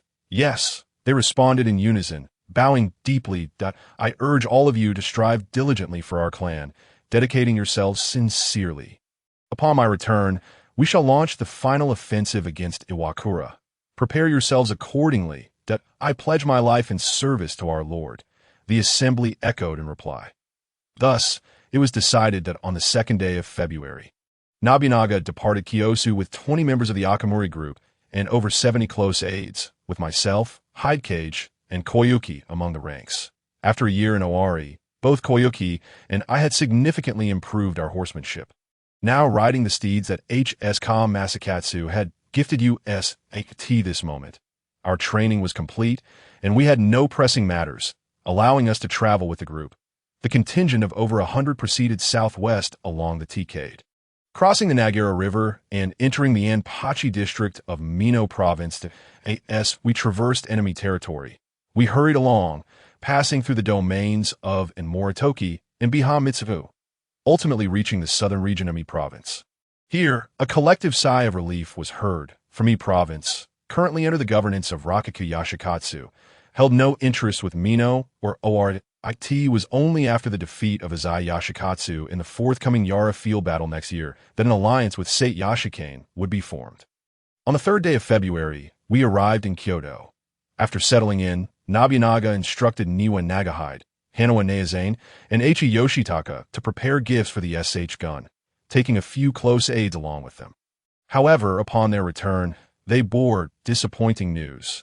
While preparing the gifts, our vassals heard from the Kakazuka faction that Sate Yashikane had an audience with the SH gun last month and attained the status of a SH gun's advisor. They reported, what? Nobunaga gripped the folding fan tightly. The status of a SH gun's advisor was exceedingly prestigious, typically held by influential local daimyos, signifying one who assists the SH gun in managing provincial affairs. Just below the administrative hierarchy that a few years prior, Mio Nagayoshi had wielded such power in place of the SH gun. With Sate Yashikane now recognized as a SH gun's advisor, the prospect for Nobunaga to derive any benefits from the shogunate appeared bleak. Following the reconciliation with the Miyoshi clan over the past year, Ashikata Yoshihide had diligently worked to restore the shogunate structure, nurturing relationships with powerful daimyos across the land. He had granted the position of protector of Chikuzen and Buzen to Tomo Yashitan, the protector of Aki to M. Takamori, and bestowed the right to use the Polonia crest upon the Miyoshi family, while mediating disputes between the Shinzu and Tomo clans, as well as the M. and clans, thereby significantly enhancing his personal prestige. M. Teramoto, Date Teramian, and Yasuji Teratora successively received the SH gun's favor, and numerous daimyos contributed gold to the shogunate. These developments had greatly improved the SH gun's circumstances, raising the bar for audiences. Consequently, Niwa Nagahide appeared increasingly anxious. After a deep sigh, Nobunaga regained his composure. Regardless, let us present the gifts and request an audience with His Excellency, the SH gun. Yes, Nagahide assented, yet did not take his leave. There's something else? Nobunaga inquired, I hear there are still members of the Sate clan in Kyoto, and it seems our vassals were followed on their return. Nagahide mentioned, casting a glance towards Hanawa Neazane and Eiichi Yoshitaka, both of whom belonged to the Akamuri group. Let them do their work. Let them follow as they please. Nobunaga waved his hand dismissively, asserting that since they sought to curry favor with the SH gun, they would never dare to resort to violence or provoke the shogunate. However, even if they would refrain from overt aggression, they could employ alternative means to obstruct us in a certain sense. The former approach might even serve our interests better. If hostilities were to erupt, they would tarnish their image with the shogunate, while the outcome of such a conflict remained uncertain. Conversely, if they resorted to diplomatic maneuvers, the success of our mission would be jeopardized, depending on the nuances of our relationship with the shogunate. Since I had contemplated this, it was evident that Nobunaga was similarly aware. Thus, when Niwa Nagahide and his entourage returned bearing the message that His Excellency the SH Gun was too occupied to meet in the near future. Nobunaga said nothing further and retreated to his chamber. Thus, matters languished, and 2 days swiftly passed. During this time, Niwa Nagahide sought an audience with the shogunate twice more, offering ever more lavish gifts. Yet the SH Gun remained preoccupied. On the 3rd day, as Nagahide reported to Nobunaga his intent to seek an audience once again, Nobunaga suddenly summoned me. "Swanaka, you shall accompany me Gore." With my vassals and senior Nagahide, I was taken aback, as it seemed that diplomatic matters were not within my purview. "Indeed. Are you not the Kira clan? Is not the Kira clan related to the SH Gun's family?" Nobunaga nodded. "However, my lord, it is the Mikawa Kira clan that is kin to the SH Gun's family." "I hail from the Tosa Kira clan, which may not meet your expectations," I explained. "Regardless of success or failure, you shall go first and see." Nobunaga insisted, having previously instructed me to assist me Gore after my training. And now it seemed I was to assume my role sooner than anticipated. "Very well," I acquiesced, bowing to Niwa Nagahide. "Senior Nagahide, I shall rely on your guidance henceforth, and no need for such formalities." "Swanaka," the amiable Nagahide replied. "Now, off you go and attend to your duties." Nobunaga waved us out of the room. I accompanied Niwa Nagahide to the Nijo Palace. Trailing behind him were a dozen or so mounted retainers and several aides bearing gifts. As was customary, Nagahide announced our names and affiliations while presenting the list of gifts. Having done this thrice before, he likely hoped the flag-bearers would recognize him, albeit with some reluctance, as he entered to announce our presence. Observing his demeanor, Nagahide turned to me and offered a wry smile of resignation. Before long, a flag-bearer emerged, casting a surprised glance in my direction before conveying to Nagahide, "The SH Gun happens to be available. Please enter for your audience." "Yes, we thank you for the communication," Nagahide exclaimed joyfully, instructing his aides to deliver the gifts. Together, we followed the flag-bearer toward the SH Gun's audience chamber. Upon reaching the outer chamber, we removed our swords and then entered, taking a seated position on the floor. Shortly thereafter, the right door was pulled open by a young attendant, and 2 noblemen in formal attire entered, taking their seats flanking the dais. A moment later, a young man donned in a high-crowned black cap and a purple-red ceremonial robe strode in and sat directly upon the dais. We recognized him as the current SH Gun. "Ashikaga Yoshida." Vassals pay their respects to the SH Gun. Niwa Nagahide and I pressed our hands to the ground, bowing deeply. "You may rise." Hiei spoke up. Niwa Nagahide and I raised our heads, our hands resting on our knees in preparation. "Which one of you is Kira Yoshinari?" the General Ihue inquired.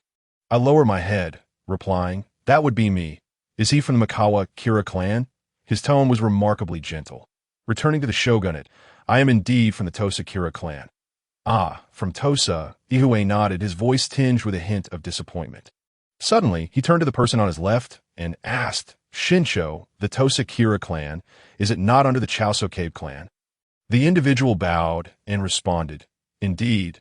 The current head of the Tosa Kira clan is one who was adopted from the Chaosoke clan and wed the eldest daughter of the former head, Kira Yashineo." Though I had long been prepared for this, and had come to terms with the fact that Kira Shinzu would eventually inherit the Kira clan, hearing it confirmed still filled me with immense fury. After receiving Kuyuki and Hide Cage, and finally meeting my nominal mother, Hashinin, after such a long time, I had fully acknowledged my identity. Yet the Chaosoke clan's previous schemes to entrap us and their subsequent usurpation of our family estate, as well as their forced marriage of my nominal sister, was intolerable. The words I had previously uttered about indifference were entirely cast aside in that moment, that I was consumed by a singular thought.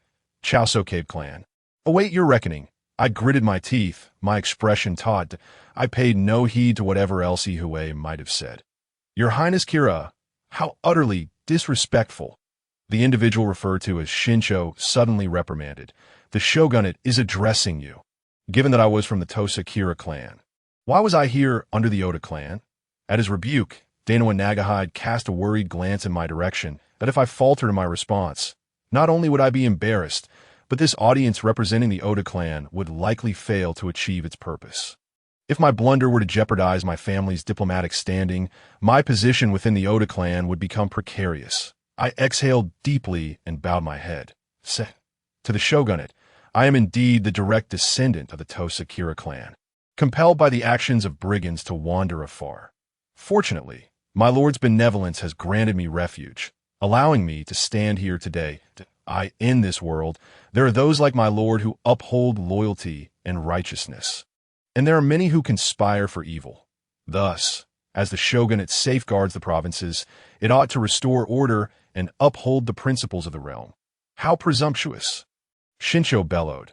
What business is it of yours how the shogunate conducts its affairs? However, Ashikaga Ie, who took it upon himself to care for the realm, seemed to find merit in my words. He raised his hand to silence the speaker beside him and turned to me, asking, "You claim to be of direct descent. Do you have proof?" To the shogunate, "Yashineo is my late father. I am the legitimate son of the Kira clan, bearing the family heirloom blade, Umitsuki, as evidence." I replied with a bow. "Umitsuki? I have heard of it. Is the blade on your person?" Upon hearing the name Umitsuki, Ashikaga Ihue appeared intrigued. Historical records indicate that this swordsman shogun had a profound reverence for famed blades. And it seemed to hold true. "It is the blade I carry, left in the outer chamber prior to my audience with the shogunate," I responded. "Bring it forth." Ashikaga Ihue commanded, but a retainer soon entered. Presenting my blade, Umitsuki, grasping the hilt, Ihue drew the blade partially, and a brilliant gleam of steel instantly illuminated the room, causing his eyes to sparkle with delight. "Indeed a fine blade, a splendid blade," he praised. Handling it with evident admiration that I clenched my teeth, resolving firmly, "Your Excellency, I beseech you to recognize. The position of head of the Tosa Kira clan remains undetermined. I dare request that the shogunate safeguard this blade until the rightful heir is established." Upon hearing this, Shincho seemed to want to interject, but Ashikaga Ihue had already spoken. "In that case, I shall take Umitsuki into my custody." He then secured the blade before him. "Thank you, shogunate, for your discernment." I bowed deeply. "By the way, what is the purpose of this audience with the Oda clan?"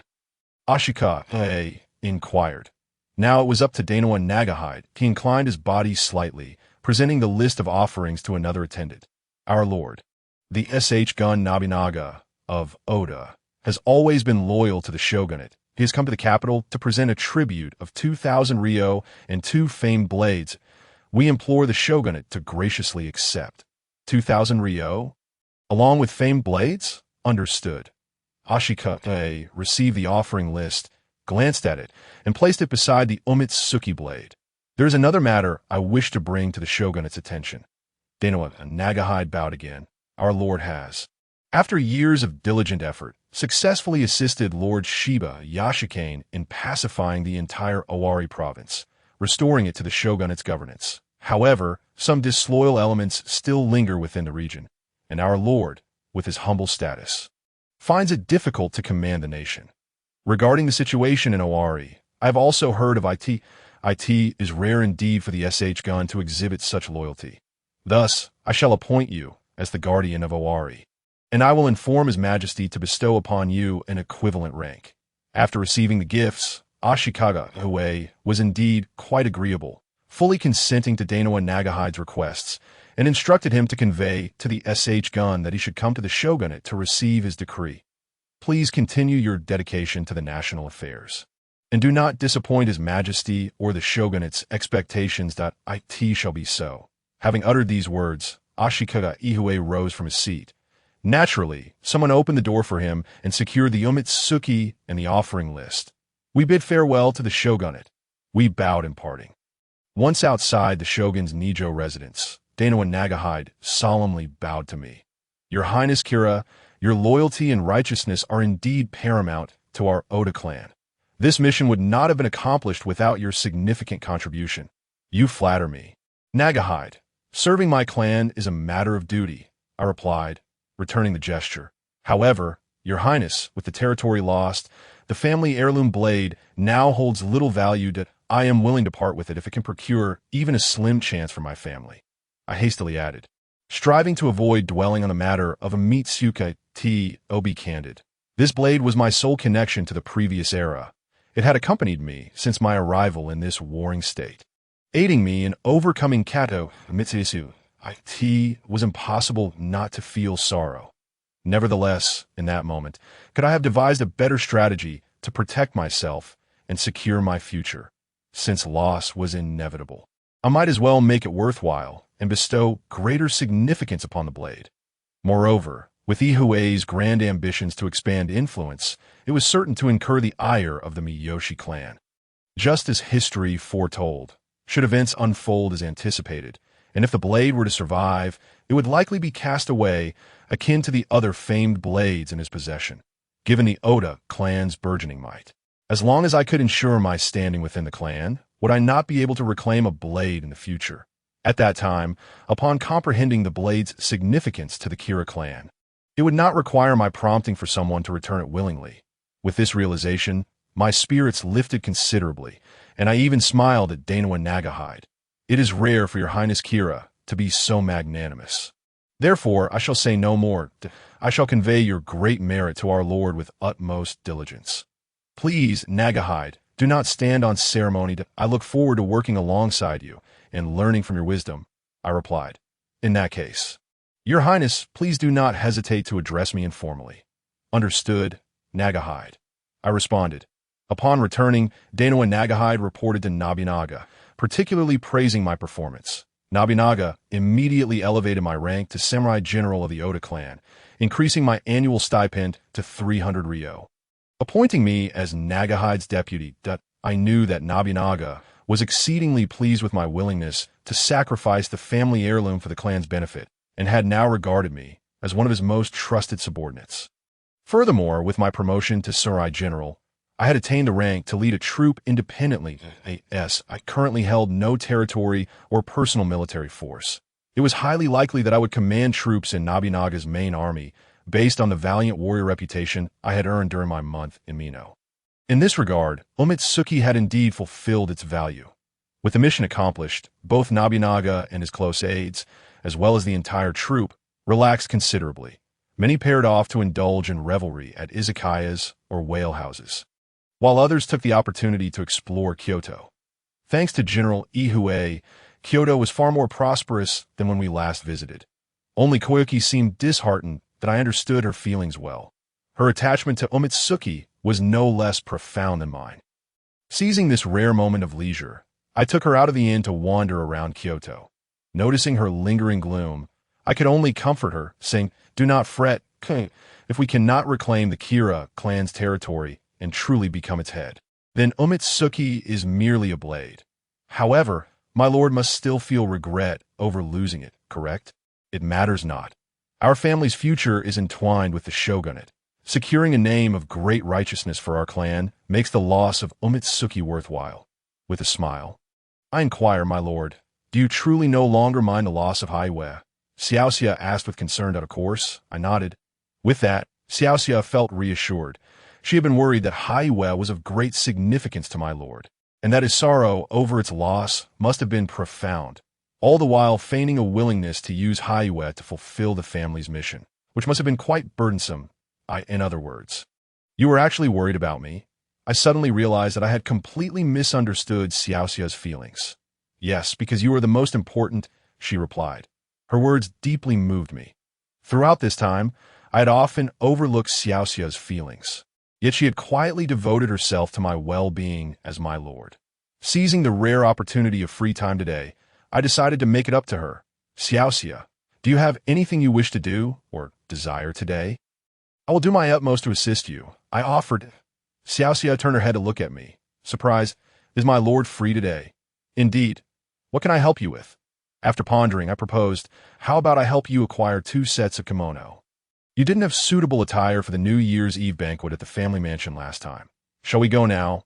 Let us do that first and then stroll around, as it's been quite a while since we've had the chance to be alone together," she replied, suddenly reverting to the familiar honorific she used when we were together in the mountain. As we walked through the streets of Kyoto, I realized we had unknowingly arrived at Shijo-gyon, the place where we had stayed during our previous visit. This was also the location in front of Yasaka Shrine, where the Grand Gyo Matsuri is held annually, among Kyoto's 3 major festivals. The Aoi Matsuri is the oldest and most elegant, while the Gion Matsuri is the most magnificent, lasting nearly a month each year. By my time, the Aoi Matsuri had been celebrated for over 400 years, and the Gion Matsuri for over 1,000 years, long before this era. However, since the Unin War, the governance of Kyoto has frequently changed hands and has been a battlefield multiple times, making it impossible to hold any ceremonial activities. The most recent conflict surrounding Kyoto occurred last May.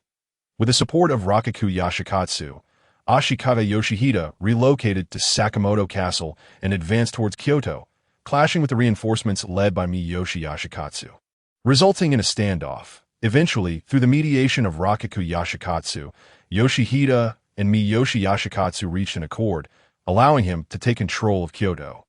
Under Yoshihide's governance, the situation in Kyoto has greatly improved compared to our first visit. As I walked through the shrine's front town, I could clearly sense the prosperity around us. At that moment, I unexpectedly spotted the shop where I had purchased a firearm previously. I wondered if the Ming merchant was still there.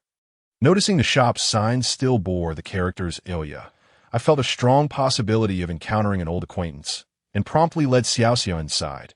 "Welcome, honored guest." The shop staff quickly greeted us upon seeing the sign. To my disappointment, the person who greeted us was not the Ming merchant from last time, which left me quite disheartened. Out of curiosity, I casually inquired, "Is the Ming merchant who was here 2 years ago still around?" The staff nodded and called out to the back, "Boss, there's a distinguished guest requesting to see you. May I ask who it is?" The bamboo curtain was lifted, and the merchant, looking refreshed and well-dressed, entered the outer hall. Compared to our last meeting, his attire and complexion had improved significantly. Had it not been for the previous remark from the shop assistant, I might not have recognized him right away. "Mr. Dottley, do you remember me?" I inquired with a smile in Mandarin. "It's you, Brother Jiang," he suddenly realized, having not seen me for over a year. "From your attire, it seems you've already taken up a position." "Indeed, I currently serve under the Lord of Owari as a chief retainer, merely earning my keep," I replied, observing that I looked much healthier, presumably due to flourishing business. "Thank you for your kind words. Business has indeed improved considerably." Mr. Lee returned the gesture. "You need not be so humble. Being a chief retainer means you can oversee a territory that it's only been a little over a year. Right? I'm not flattering you. The last time I saw your demeanor, I sense you were no ordinary person. Brother, you are indeed here." At that moment, Kira Hidecage suddenly barged in, revealing a member of the Chasakabe clan. "Do you recognize him?" I asked in astonishment. "How could I not?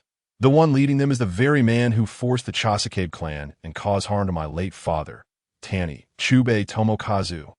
It is said that he was the one who contacted Lord Shingen of your family during that incident." Hidecage spoke through clenched teeth. It seemed that I would not have the opportunity to converse with Mr. Lee any further. I turned back to him with a resigned smile. "Please feel free. I welcome your esteemed presence anytime," he politely replied. "Then I shall take my leave." I bid farewell at the door and followed Hidecage out of a. Hidecage provided a detailed account of the situation. It turned out that they had received Nobunaga's order to investigate the movements of the Saito clan to prevent any further interference. They had tracked the Saito clan's members and discovered their connection with the Chasakabe clan. After gathering information nearby, they had essentially uncovered the details of the incident. The Chasakabe clan's primary reason for coming to Kyoto was to assist Kira Chikazane in his appointment as the head of the renowned Kira family in Tosa, applying for a formal position from a shogun. This matter had been nearing completion, with a minor official post of either the 7th rank or the lower 6th rank set to be granted. But my remark yesterday regarding the disputed headship of Haiwa had disrupted the arrangement. Additionally, there was a sudden idea to arrange a marriage between the elder brother of Saito Toshimasa and the daughter of the Ishitaguchi family, a branch of the shogunate. The current head of the Chasakabe clan, Kanatada, had a consort from the Saito family of Mino, who had sent congratulations when Yoryu ascended to power.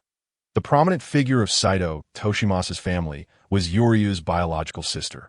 Upon hearing that his sister from the Ishitaguchi family had recently reached the age for formal attire, they had considered the marriage proposal.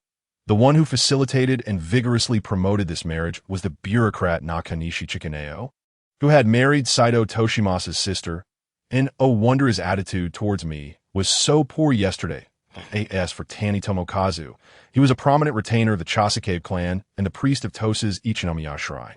His brother, Takimoto Hayoshi, was the abbot of Takimoto Temple, and the two of them had historically been responsible for the Chasakave clan's diplomatic affairs. Comparatively, Takimoto Hayoshi was slightly more renowned, being on par with Ankakushi Aikyu of the Mori clan. The two of whom were known as the two priests of the West. In summary, he was a persuasive and eloquent individual, known for his silver-tongued it, was rumored that he was also skilled in martial arts. But his diplomatic abilities were more pronounced.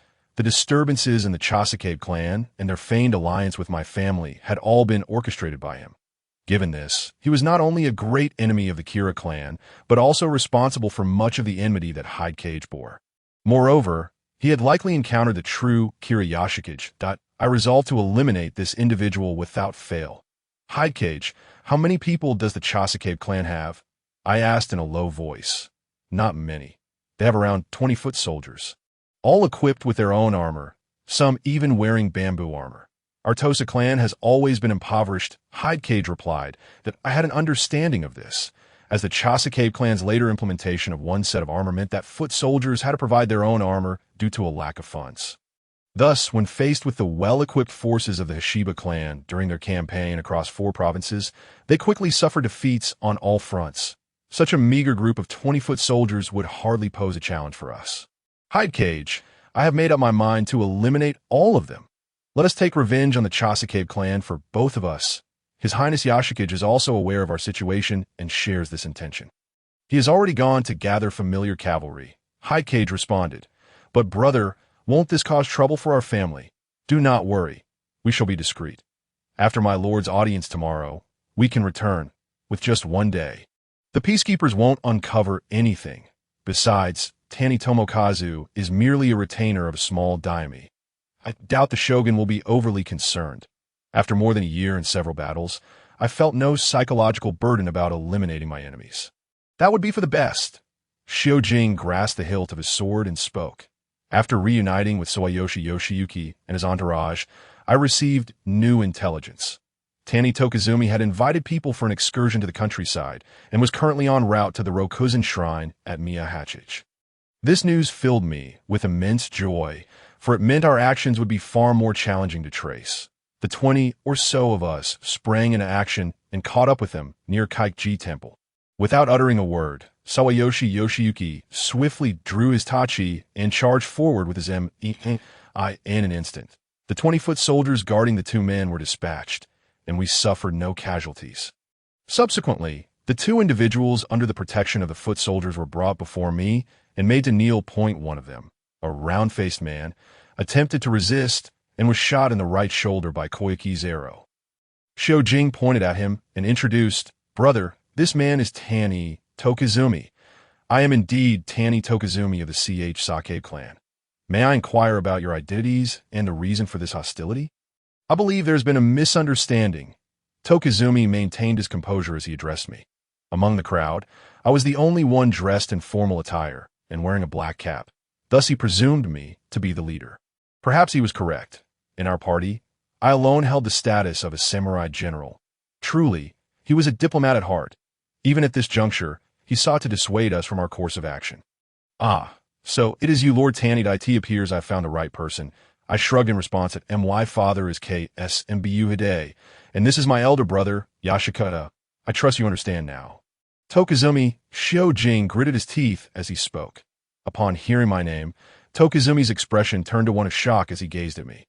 Yashikata Kiger, the progeny of the Jiriji family from Nishiji Temple.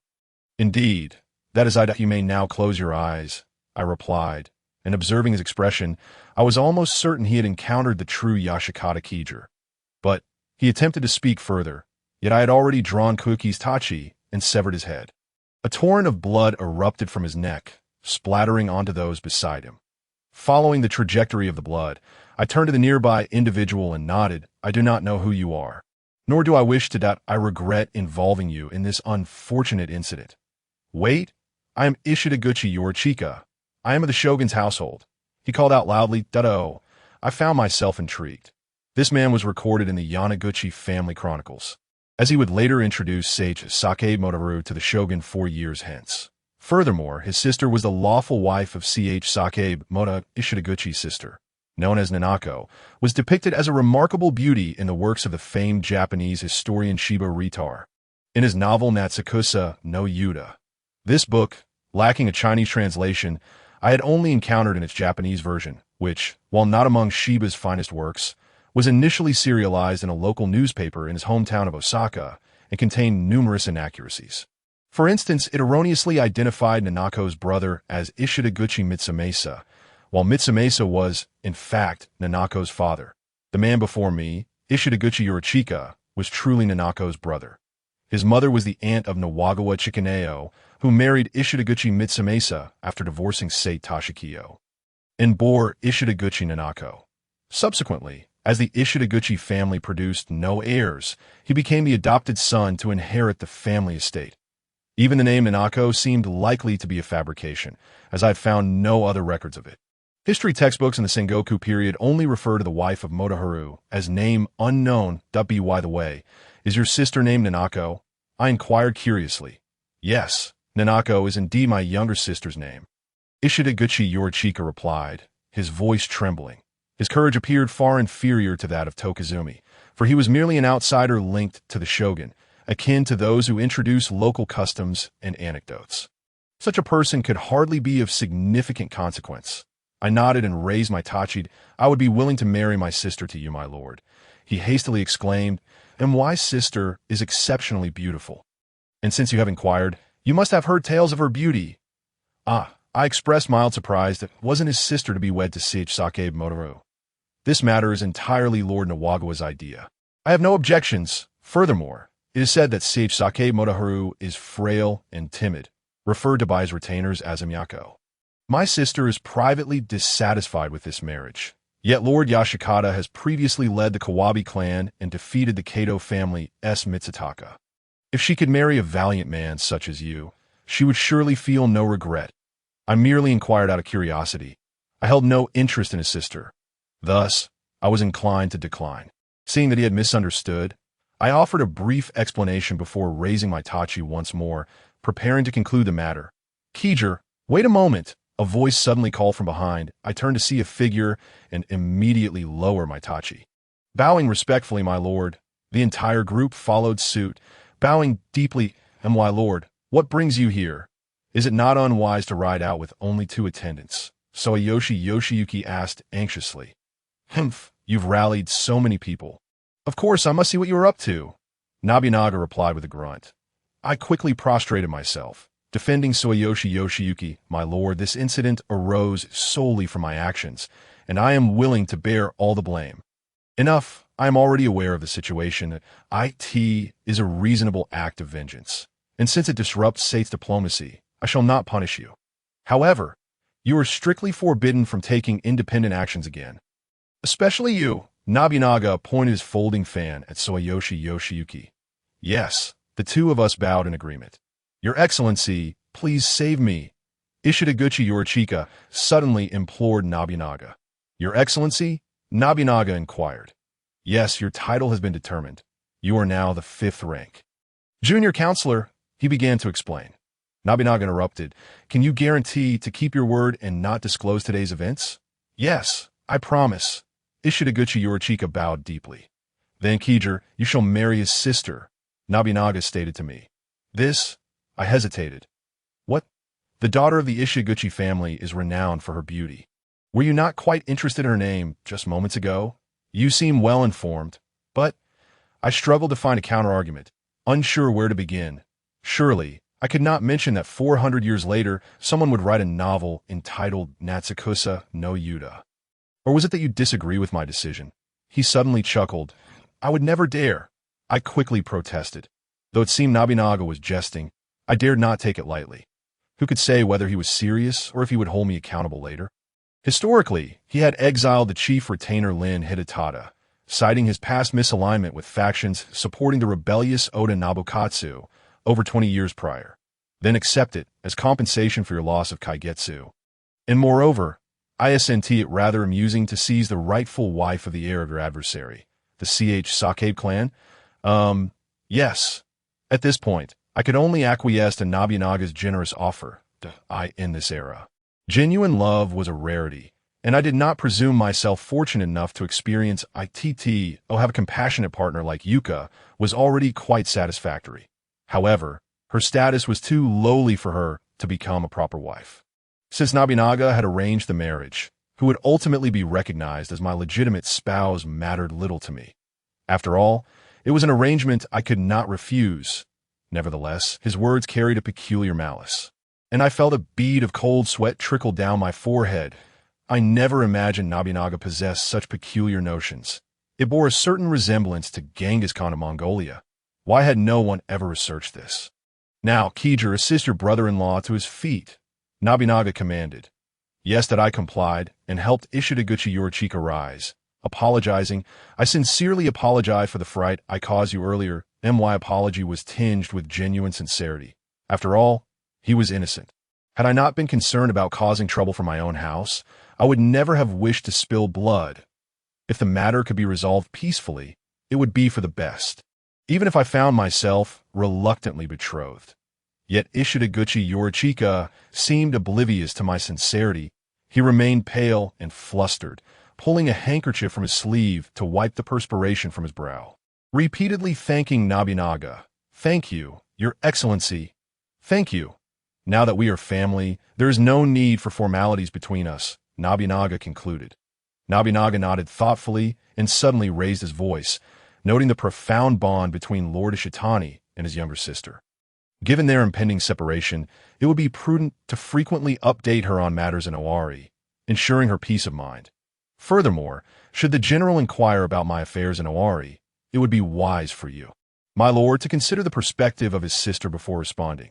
Yes, Ishitani Reitatsu, despite the comfort offered by Nobunaga, felt beads of sweat forming on his forehead. It was indeed a challenging situation for him on such a frigid day. Then, turning to me, Nobunaga continued, this time, I have granted you one person. Asking for another does not seem excessive, does it? Please, my lord, command me as you wish. I replied without hesitation. I have heard that Tahachi harbors deep admiration for your younger sister. I wish for her to marry into the Sawaki family, as the head of the household. What is your opinion on this? Your Highness is most honorable and righteous. I have long entertained similar thoughts. I responded, elated. For my younger sister, receiving a marriage proposal from your esteemed self would be an exceptional honor. More delighted than I was, however, was Tahachi, who was beaming with joy. Xia, do express your gratitude to His Highness. I turned to see Xia's demeanor was quite peculiar, seemingly filled with sorrow and disappointment. Despite Nobunaga's expectant gaze urging her to express her thanks, she stood frozen, unresponsive. Such behavior before His Highness was utterly disrespectful. To prevent her from incurring Nobunaga's ire, I deliberately raised my voice in reprimand. Xia glanced at me, finally bowing, but her words were unexpected. The kindness of His Highness and my lord is something I cannot refuse. However, my family currently has only me to serve, thus I cannot leave, that I would prefer to remain with my family for a lifetime, even if it means forsaking marriage. With that, she brazenly disregarded Nobunaga's dignity. In an instant, the expressions of Nobunaga, Sawaki Yoshiyuki, and myself shifted dramatically. Such loyalty is commendable. Nobunaga spoke slowly. If you possess such resolve, then marriage is unnecessary. With that statement, he seized the reins and, with a firm squeeze of his legs, urged his horse forward towards the streets of Kyoto. Accompanying him were Nakagawa Shigemasa and Tsutomu Itsuki, followed by the entourage of horse attendants. Yoshiyuki cast a disappointed glance my way and shook his head before trailing behind. Even Ishitani Reitatsu, though lacking the vigor to keep pace, soon distanced himself from us. In an instant. Only I, Hidecage, and Xia remained amidst the scattered bodies along the roadside. Xia, what troubles you? You are already 18.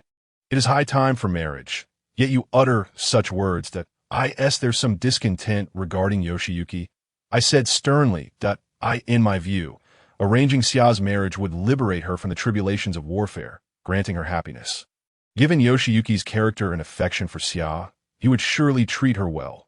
The only concern was his impulsive nature, which had historically led to his banishment due to his involvement in private duels.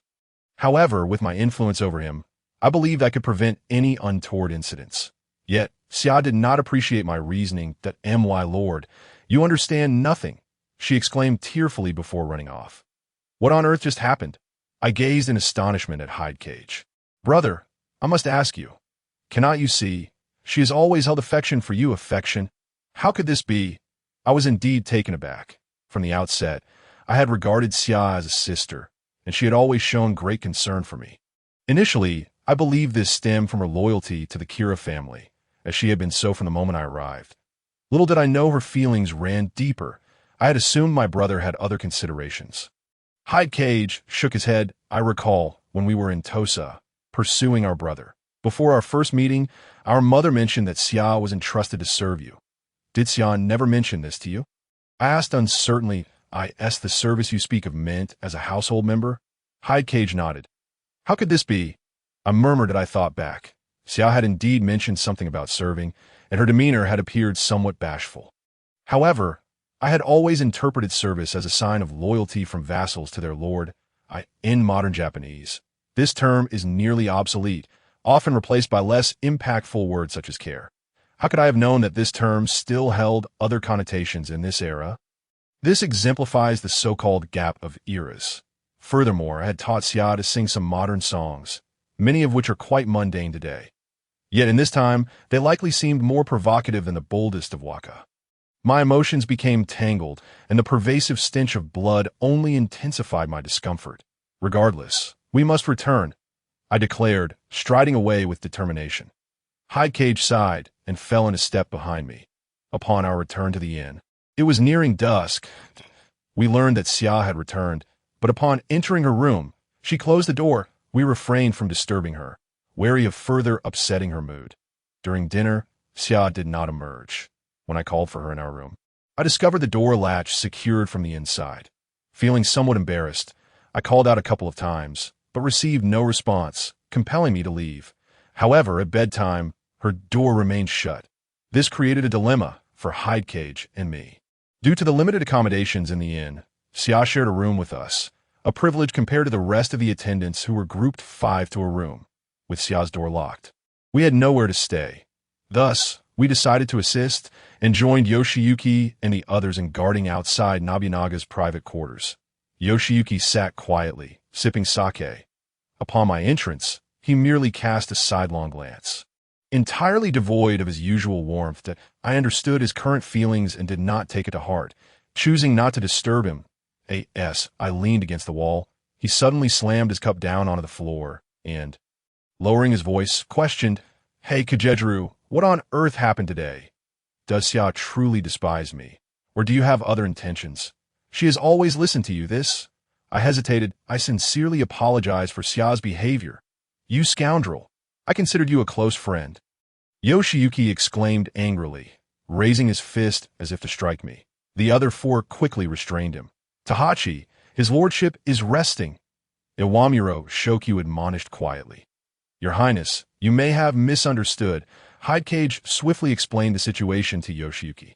Upon hearing Hide Cage's explanation, the 5 of us exchanged glances, each with a varied expression, especially Yoshiyuki.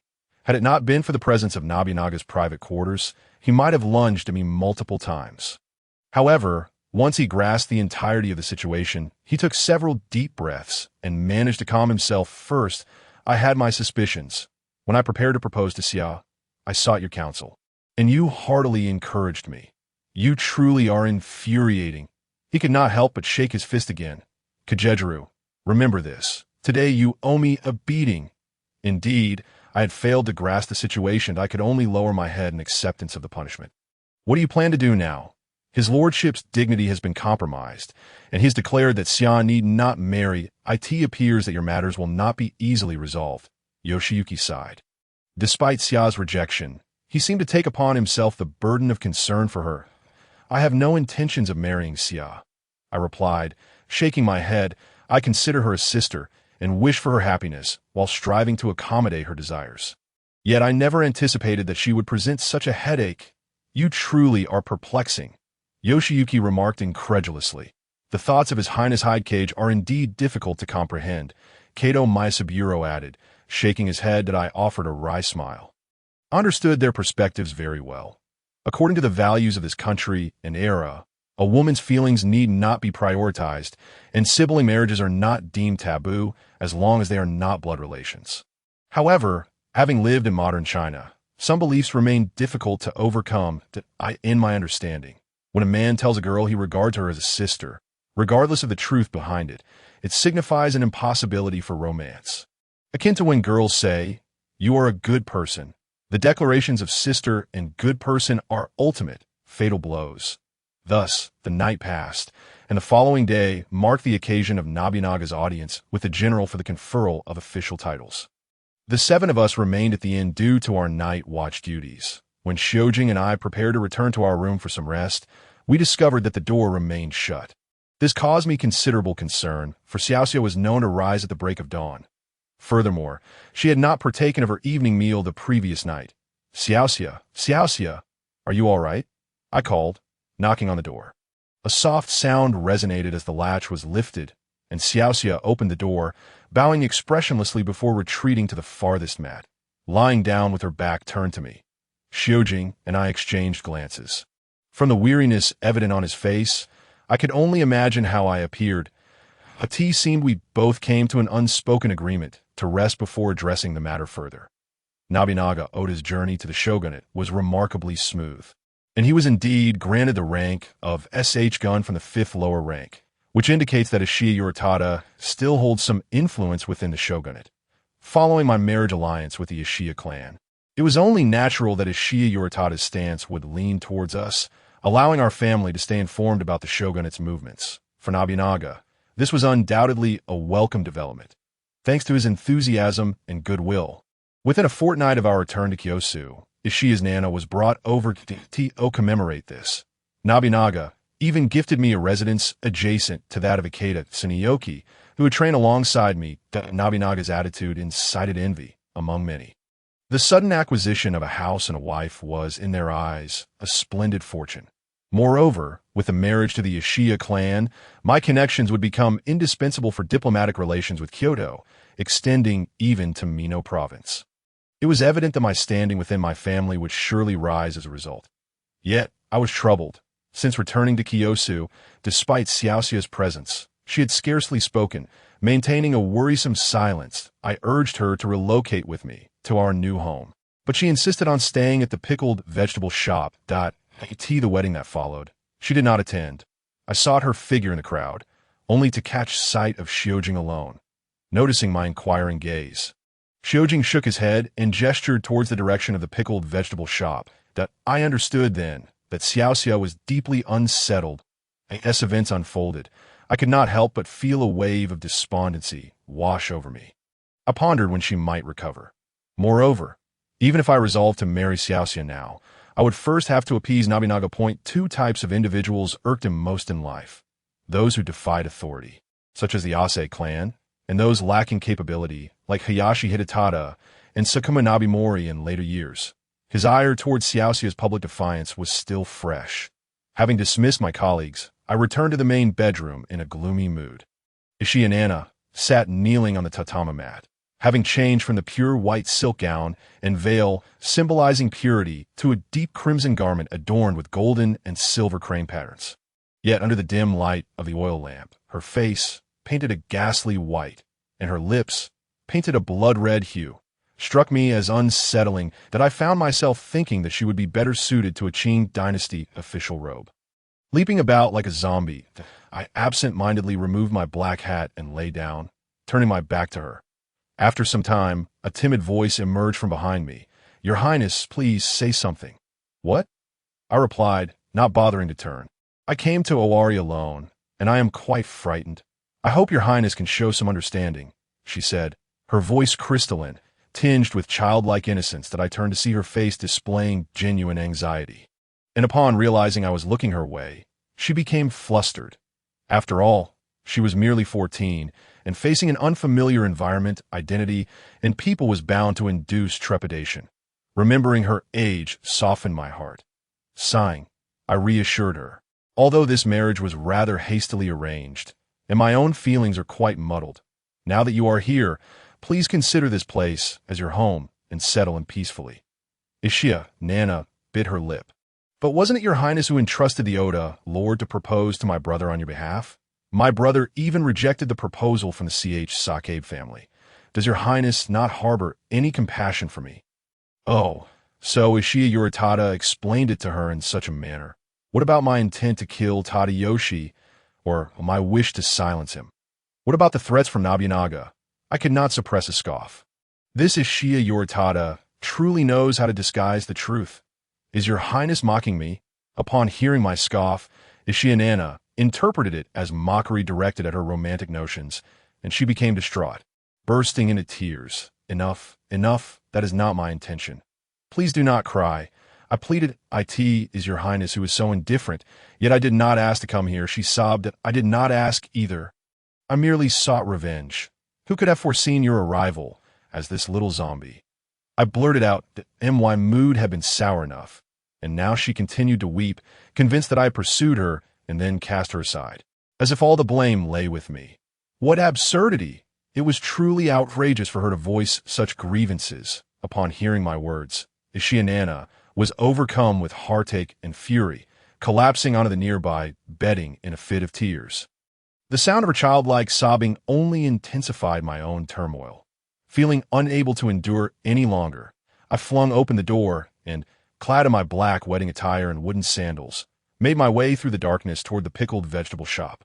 Upon hearing the door open, Uka hurriedly swung the main door wide. Ah, it is indeed your highness. I thought I had misheard, she exclaimed, holding a lantern and stepping aside to allow me entry. Is Xiao well? I inquired. She is already asleep. However, your highness, tonight is your wedding. Would it not be more appropriate to visit at dawn? Uka asked, glancing into the street for my wife. She did not come, I replied, striding into the house. How could your highness leave your wife alone over there? Uka grasped my sleeve, chuckling. Is it that your wife does not wish to serve you? Your highness, she is still quite young. Perhaps you should be a tad more considerate. Do not mention her, I said, irritated as I shrugged off Yuka's hand. That simply will not do, your highness. This is quite concerning, Uka deliberated before resolutely stating. I shall go over now to pay my respects to your wife. Feel free to go. I shall return to my room to rest. I retorted, leaving the room and heading back to our previous quarters. Lying on the mat, I initially thought Uka would return shortly. However, over an hour passed with no sign of her. My concern for Uka grew. Venturing out so late, might she encounter some trouble? How would she fare with Ishia Nana? Then, the echoes of Nana's sorrowful cries filled my mind, preventing me from finding rest. Reflecting quietly, I realized that in this marriage, Ishia Nana was far more pitiable than I had but one choice, while she had no opportunity for choice at all. Whether with the sage Sakabe family or now with me, she was fated to comply with another's arrangements. Moreover, at just 14, she was akin to Asong, who had grown up beside the Rikiya family, sharing a bond of intimacy. In contrast, Ishia Nana had been thrust into a foreign land, to coexist with strangers. Had the previous events not transpired, she would have likely married into the sage Sakabe family, which might have been a better fate for her. Compared to me, a vassal without territory, Motonari was the legitimate heir of a daimyo. Although his standing within the family was currently low, having yet to see his first skirmish at over 20, I recognized that he was, in fact, an exceptional individual. Perhaps I ought to extend her a modicum of kindness, if only for the sake of familial harmony. As the primary wife, she would wield considerable influence over household affairs. Thus I lay, pondering through the night. As dawn broke, I rose promptly and set out to visit Uka and Ishia Nana. Approaching the destination, I spotted Uka walking towards me, hand in hand with a girl of about 13 or 14. The girl was strikingly beautiful, clad in a black kimono adorned with purple clover patterns, her demeanor remarkably close to Yuka's, resembling a family resemblance. Uka, oh, is this young lady? I inquired, astonished. I do not recall you ever mentioning her before. Uka appeared even more surprised than I. Your Highness, this is Lady Nana. Is this the little zombie from yesterday? I could scarcely believe it. Why have you changed your attire again? After a brief moment of astonishment, I could only utter these words. Upon hearing my inquiry, the girl lowered her head, attempting to hide behind Yujia. Now that the wedding night had passed, it was only natural to change into ordinary attire. Yujia chuckled lightly, remarking, when it comes to the lady, she truly is rather careless. During my visit, I still had makeup on my face. No wonder His Highness was dissatisfied. Oh dear, now that the ceremonial garb has been replaced with everyday clothing. One ought to remember to remove their makeup. No one informed me that Shirgu Kai Kai was murmuring softly behind Yujia. All right, my lady, fret not. His Highness is, in fact, a very gentle soul. Yujia smiled as she pushed her toward me. However, Yujia, dear sister, it seems His Highness has a strong dislike for me, even calling me a little monster. Under Yujia's encouragement, Shirgu Kai Kai reluctantly approached me, while still feeling aggrieved and reporting to Yujia. That's absurd. The fact that His Highness arrived so early signifies his concern for the lady, does it not? Yujia consoled her while casting me a knowing glance. Observing her camaraderie with Yujia brought me unexpected solace. Indeed, while Yujia is empathetic, she's at least easy to get along with. Initially, I had come early with the intention of offering an apology, and at this moment, I seized the opportunity to express my regret. Very well. I acknowledged that I was in the wrong yesterday, speaking some rather inappropriate words that I slightly inclined my body, stating that Kyosu is a splendid place. Henceforth, please feel at ease to reside here. In late February, just 3 days after my wedding with Shirgu Kai Kai, Nobunaga launched an assault on Iwakura.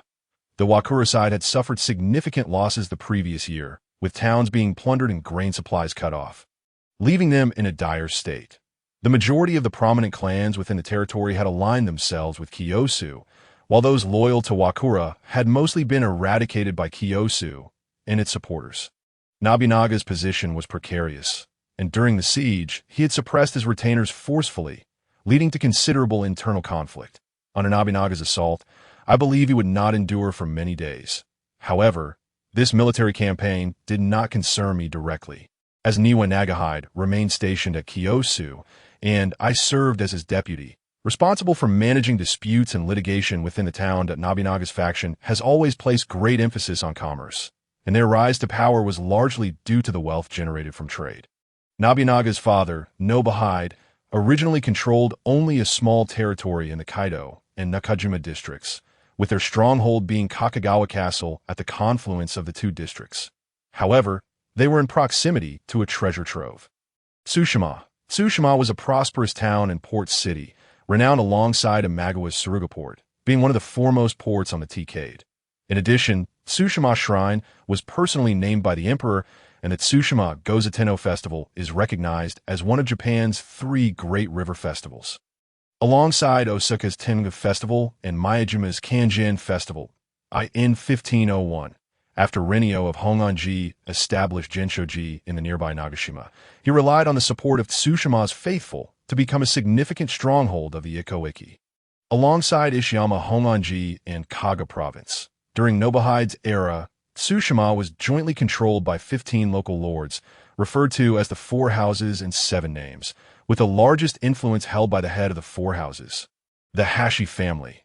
Nobuhide extended his influence into Tsushima through a marriage alliance with Hashi Shijinaga, thereby gaining control, which was entrusted to his uncle, Oda Jinban Yoshihide, for governance. Subsequently, the substantial financial influx from Tsushima bolstered Nobuhide's power, ultimately establishing him as the most formidable force in Owari.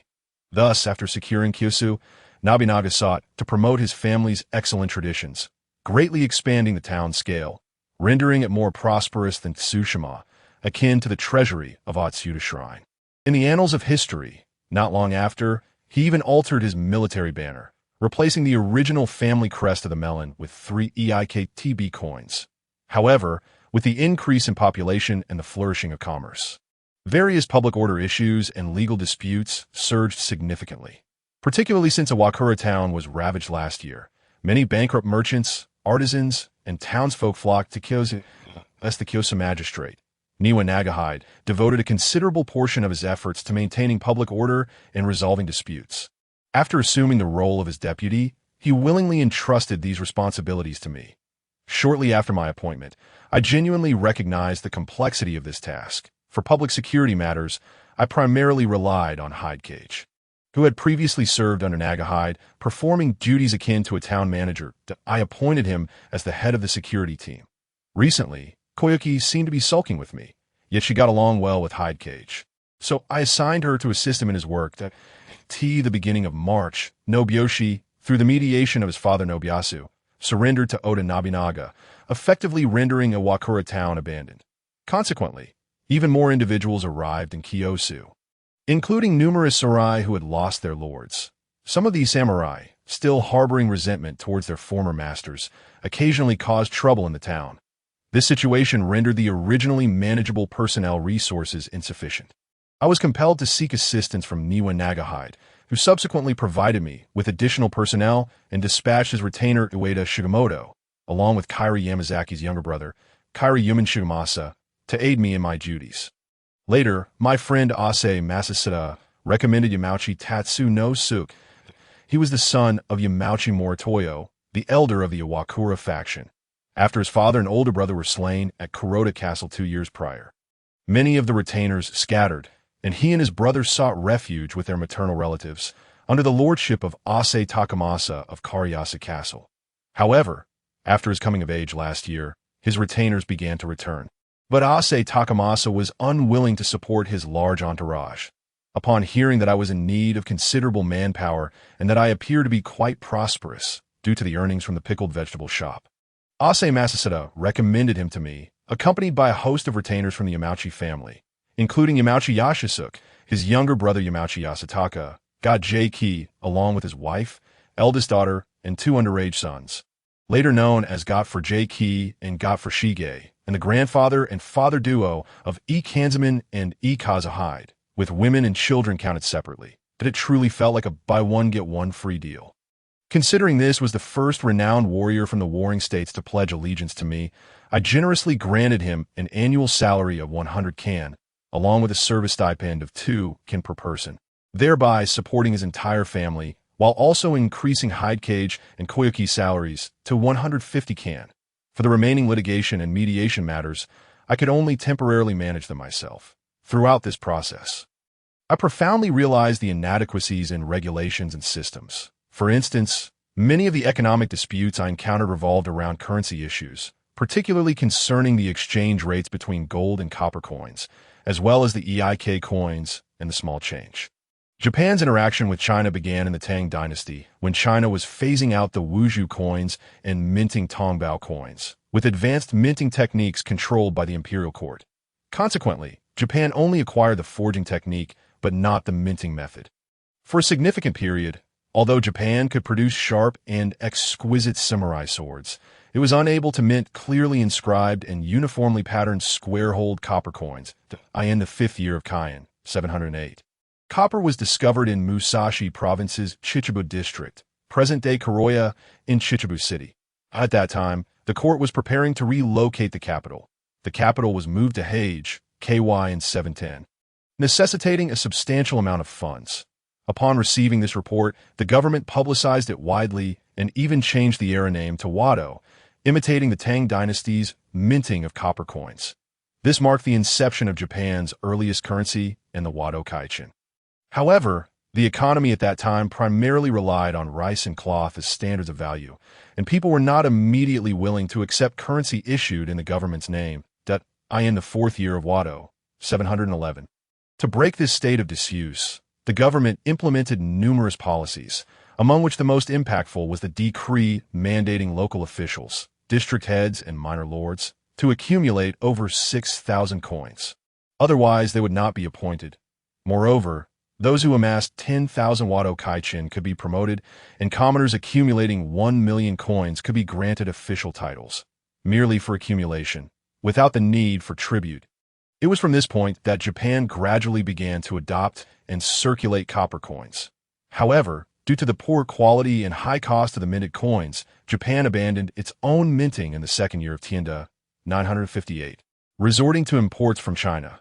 This process continued from the Song Dynasty through to the Ming Dynasty, reaching its peak during the Yongle period. The Yongle Tongbao currency was specifically minted by the Yongle Emperor for foreign trade and rewards, and it was not widely circulated within China due to the Ming dynasty's early promotion of paper currency, the Daming Tongxing Bao Chao.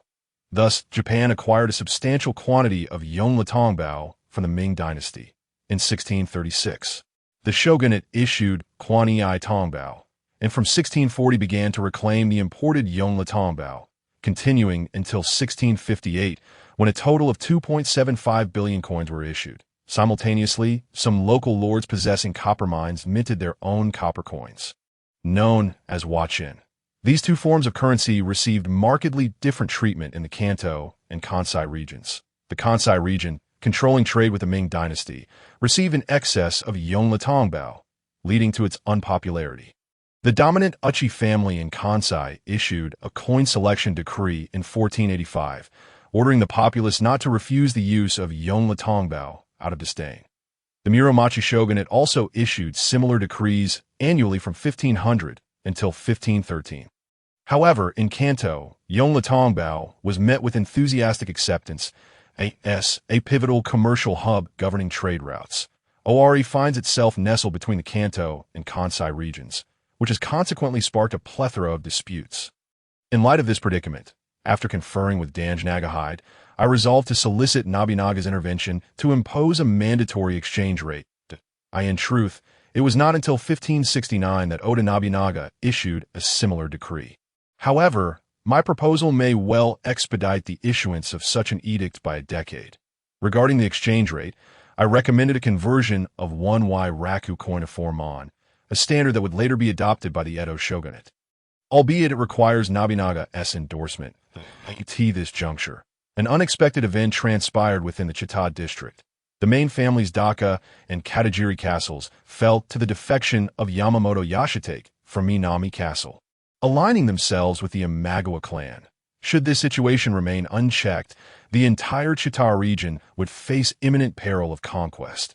Nobunaga hastily convened his retainers for deliberation. However, the bulk of the clan's resources, manpower, and finances were presently devoted to consolidating the newly acquired territories of the Kamishima region, rendering immediate military deployment impractical. Reluctantly, Nobunaga entrusted this matter to Tokugawa Kazumitsu for negotiation. Negotiation, of course, necessitates funds that Nobunaga's gaze turned toward the Kyosa magistrate, Dange Nagahide, and the Tsushima magistrate, Oda Hitamoto. Dange Nagahide reported on the revenue and domestic affairs of Kyosa town, subsequently proposing the currency exchange decree we had previously discussed. Will this initiative augment our monthly income? Nobunaga inquired, stroking his chin.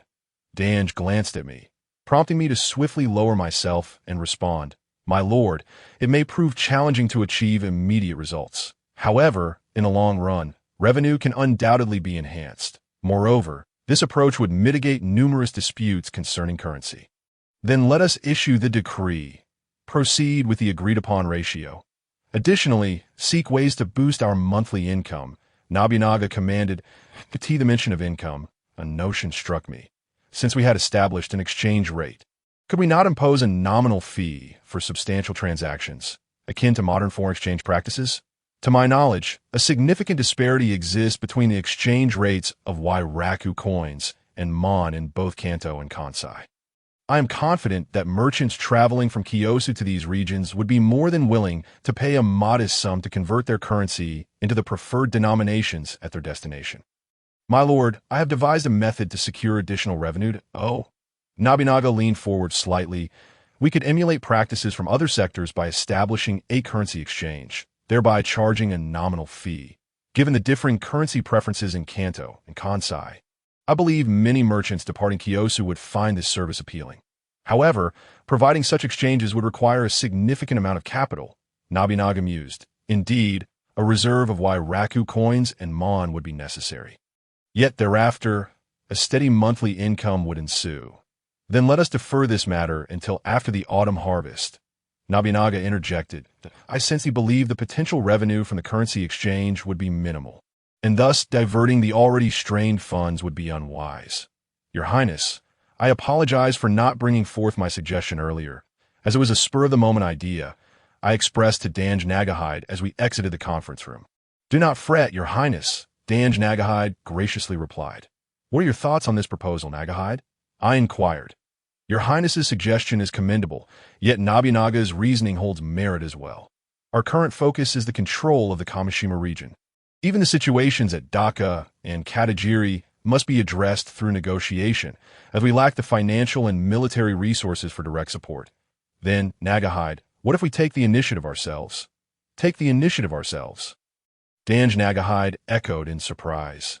Indeed, I propose we conduct a trial run for a period. Should Nobunaga later instruct us to establish a currency exchange, we would possess valuable experience to draw upon. In my household, I can allocate approximately 200 can of surplus each month for this purpose. I had no idea Your Highness was such a shrewd businessman. Danj Nagahide marveled, as an adept in domestic affairs. He recognized the substantial nature of this income. 200 can per month amounts to 2,500 can annually, which translates to roughly 8,000 koku in tax yield. This income, however, is exempt from military duties and annual tributes, representing pure profit after accounting for costs, taxes, and salaries. Although his household possesses a landholding of 20,000 koku, when excluding his own salary, his annual surplus does not exceed mine. This is all managed by my concubine, I humbly stated, eliciting a chuckle from Nagahide. Since Your Highness has such intentions, I too shall contribute. I have over 1,000 ri in gold at my disposal, which I can fully commit. Danj Nagahide readily agreed, impressed by my entrepreneurial acumen. Rest assured, I will ensure this investment yields ample returns, I assured him. All in service of our Lord. Danj Nagahide waved his hand dismissively. In early May, we announced the currency exchange decree within the town. Both Wairaku coins and mon are valid currencies, with all townsfolk mandated to accept either. Transactions would adhere to a 1 for conversion rate. Refusal to accept any currency would result in penalties enforced by the magistrate. Simultaneously, the currency exchange we jointly established commenced operations. Danj Nagahide contributed 1,000 ri in gold up front, while I provided 400 can in copper coins, with a commitment to continue supplying an additional 200 can in copper coins each month, including both Wairaku coins and mon, until Nobunaga formally established a currency exchange. Profits would be settled monthly, divided equally between U.S. In terms of operations, we provided exchanges at a rate of 1 gold ri 1 can 1,000 Wairaku coins 4,000 mon, charging a fee of 2 rin. Personnel for the currency exchange were jointly recruited. His proxy was Tamunikio, while I dispatched Kira Hidecage, with Ueda Shigemoto appointed as the head of security, and I arranged for Koyuki to be at my side. The currency exchange was strategically located adjacent to Danj Nagahide's magistrate office, making its affiliation apparent. Thanks to this official backing, many merchants departing Kyosu were eager to utilize our exchange for their currency conversions.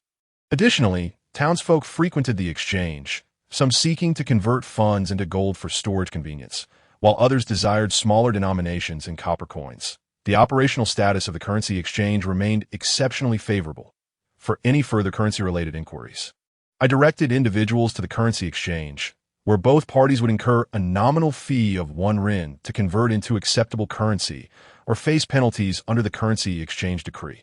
This fee was modest enough to eliminate disputes and penalties, making it agreeable for both parties. A month later, Danj Nagahide gazed in astonishment at the surplus of 280 can after deducting various expenses and salaries. Not only was he taken aback, but I too was surprised. This was merely the first month. Did we not only have 200 can in copper coins for the currency exchange? Danj Nagahide queried, perplexed that I can understand this. Where there are outflows, there are inflows. For anyone, the operational costs of the currency exchange exceed 1,400 kin. Nagahide, brother, in mid-May, the mon ran out, and for 2 days, we were unable to provide change. It wasn't until a merchant heading to Kanto exchanged 50 can in mon that we could resume operations. Hidecage reported. This poses a problem, Danj Nagahide pondered. How about this? From now on the first day of each month, we initiate free exchanges based on our needs to replenish the disproportionately high copper coin inventory. I proposed. Indeed, Your Highness's suggestion is excellent. Danj Nagahide concurred enthusiastically. After distributing the surplus of over 280 can, I continued to inject 200 can in copper coins as per our agreement. Subsequently, both of us left the currency exchange in high spirits, thoroughly satisfied. The next day, Nobunaga unexpectedly dispatched Nakagawa Shigemasa to relay a command, summoning Dange Nagahide and me to the North Keep without delay. Surely, he must have learned of the currency exchange's operations, I speculated. Upon our greeting, Nobunaga inquired directly, I have heard that you two have established a currency exchange and have profited considerably, indeed. In anticipation of your forthcoming establishment of a currency exchange. We sought to gain practical experience to better serve your interests. Dange Nagahide reported that, commendable loyalty. Nobunaga nodded approvingly. However, have you both remitted your taxes? This month's will be settled promptly, Dange Nagahide hastily assured him. Let this month's be forgiven, Nobunaga concluded. However, beginning next month, taxes must be paid monthly, set at a rate of 80% of the total profits, 80% of the profits. Dange Nagahide and I exchanged glances. This is not taxation. It is sheer robbery. Furthermore, I permit you to use my name and our family crest for the money exchange house, and after the autumn harvest, your principal will be returned. The matter of the money exchange shall be handled by the money exchange house, Nobunaga declared at that moment. Both Dange Nagahide and I comprehended that Nobunaga intended to transform our money exchange house into the monetary seat of Kyosu.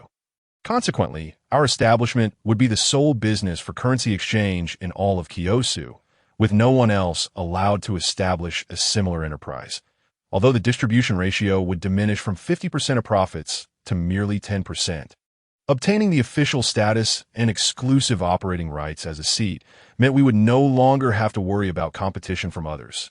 Moreover, since this was an arrangement from our Lord Nobunaga, there was no option but to comply.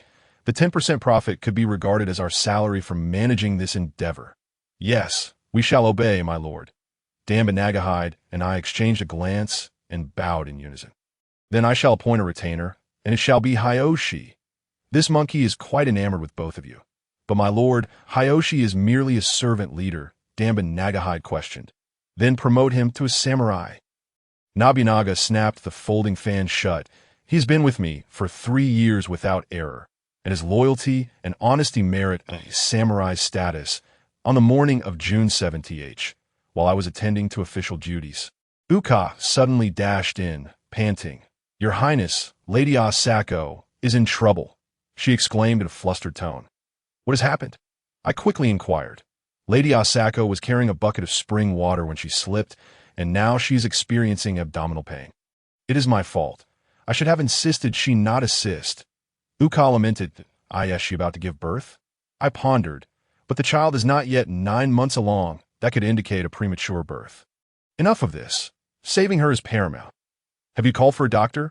I have, but I cannot rest easy if anything were to happen to Lady Asako or the child. How could I face Lord Reiki? Uka furrowed her brow. I shall return to check on her. I tidied myself slightly and informed Dange Nagahide that he, who had always held Reiki in high regard, immediately urged me to return and see. I wish to inform Yozu and hope that Nagahide can persuade our lord to be lenient. I pleaded, I shall certainly request it from our lord.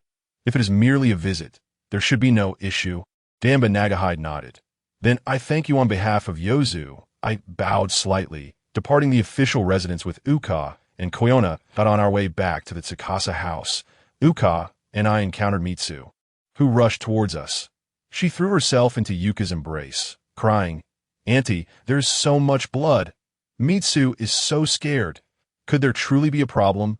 Uka cradled Mitsu, and we quickened our pace. The Tsukasa house had ceased operations, and the sounds of Lady Asako's groans echoed from within. I was surprised to find Ishitewa Nanao present as well.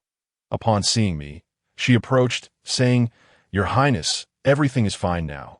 The doctor said it is a premature birth, but there is little risk. Akin has gone inside to assist. Who is Akin? I inquired of Uka. She's from the Kanzeman family.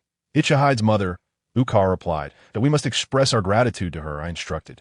The Tsukasa house was now filled with women, and I had rarely rested there recently, entrusting the management to Uka. During this time, she had to manage the Tsukasa house while also visiting Ishitagwa Nanao at her new residence. I truly appreciated her efforts. Remembering my grandfather Ichihide, I intended to inform Maeda Raiki and instructed Koyona, please summon Ichihide. Also inform Itoyo that I have sent Ichihide to Mino. Yes, Koyona responded, leaving the Tsukasa house. Before long, both returned to tea that moment. A baby's cry resonated from the room.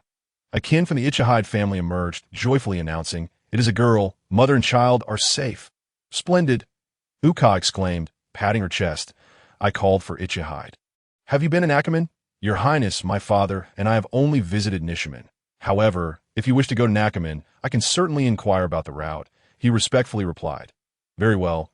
Make a trip to Matsukura Castle, which is under the HS family, where Lord Araiki is. Inform him that his wife has given birth to a girl, and please ask him to return to meet her and the child. Also, assure him that there will be no issues at the inn, as Lord Nagahide will accommodate him. Furthermore, please extend my regards to Lord Kanyama," I instructed, pulling out a string of Yaike coins to give him.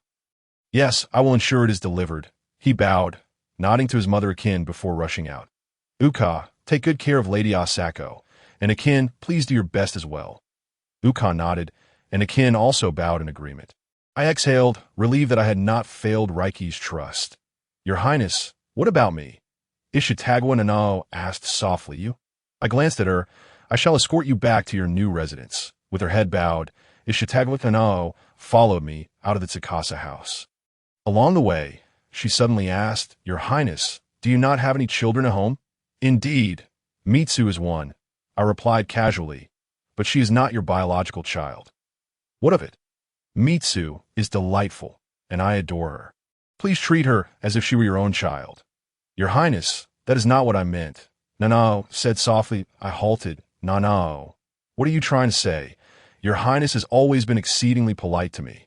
"Yet I am your wife," Nanao said, her face flushed. In truth, I envy Lady Asako, although today's events were rather frightening. "You are still young. We can discuss such matters later." I shook my head. Lady Asako was also 14. Nanao protested, her cheeks reddening. "You are still but a child." I ruffled her hair. "Focus on growing up well and do not overthink." The following evening, our family was dining at the Tsukasa house when Maeda Raiki appeared at the door. He still bore a wooden box and leaned on a 3-foot-long spear. Behind him trailed a considerable number of townsfolk, occasionally discussing whether the Maeda family as I knew had returned, and if the Lord had forgiven him. I hurried to greet him at the door, punching him lightly on the chest. "You returned quite swiftly.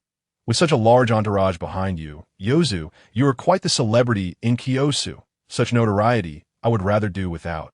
Raiki chuckled. His expression bore a hint of bitterness, yet his demeanor was improved, displaying more composure than the previous overt bravado. "We are just about to eat. Come in." I pulled him inside, hung a sign reading "closed" on the door, and shut it. "How is Lady Asako?" Raiki quickly inquired. "She is in the first guest room. She had some rice porridge a while ago and is now asleep. The lady is recovering well, and the child is adorable." Uka said, "You have traveled far. Rest for a while and eat before visiting," I advised. "Very well." Raiki set down the wooden box and leaned his spear against the door. Uka promptly prepared a meal for him and handed it over. "Thank you, Uka." Raiki accepted it with both hands, then turned to Ishitagwa Nanao. "And you must be the lady I heard from Ichihide that his Highness has married, that I apologize for not bringing a congratulatory gift upon my hurried return." Nanao smiled and nodded. "You coming to my place, and still speaking of formalities, does not suit you, Yozu." I turned and instructed Uka, "Go fetch a bowl of pickled vegetables. Raiki has not had any before." "Yes," Uka replied cheerfully. "Dough. I just saw Tsukasa house on the door. This is what you sell, right? I almost didn't recognize it without your nameplate," Raiki remarked. "The Lord graciously provided a new residence. I will invite you to see it later. First, eat and try this." I handed him the pickled vegetables that Uka had brought, placing the bowl before him. Raiki sampled the pickled vegetables and remarked, "Not bad, quite delicious. That if you like it, I shall send you a wooden box when you return, so that Nagakatsu and the others may also enjoy it." I spoke. Tashi shook his head. "His Highness Maeda is not in Matsukura Castle. The current lord of the castle is His Highness Tara Tadayoshi." Kayataro. Oh, that lad has truly come into his own. I am quite surprised. Indeed, the current Matsukura village is under the dominion of His Highness Tadayoshi, who has been quite attentive over the past 6 months. I heard from Tadayoshi that not long after you arrived in Owari last year, a samurai from Nishimino came specifically to visit you and seek your guidance to— Oh, what was his name? I inquired with great interest, as he might be a notable figure. Nishimino is the essence of all Mino. Nearly all the esteemed samurai of Mino hail from that region, that he introduced himself as the heir of the Takanaka clan of the Tiger's Mansion, having just undergone his coming-of-age ceremony, and his name is Takanaka Hanbei Shigu. PFF, my rice was expelled from my mouth. It seems that Kajeru has heard of him.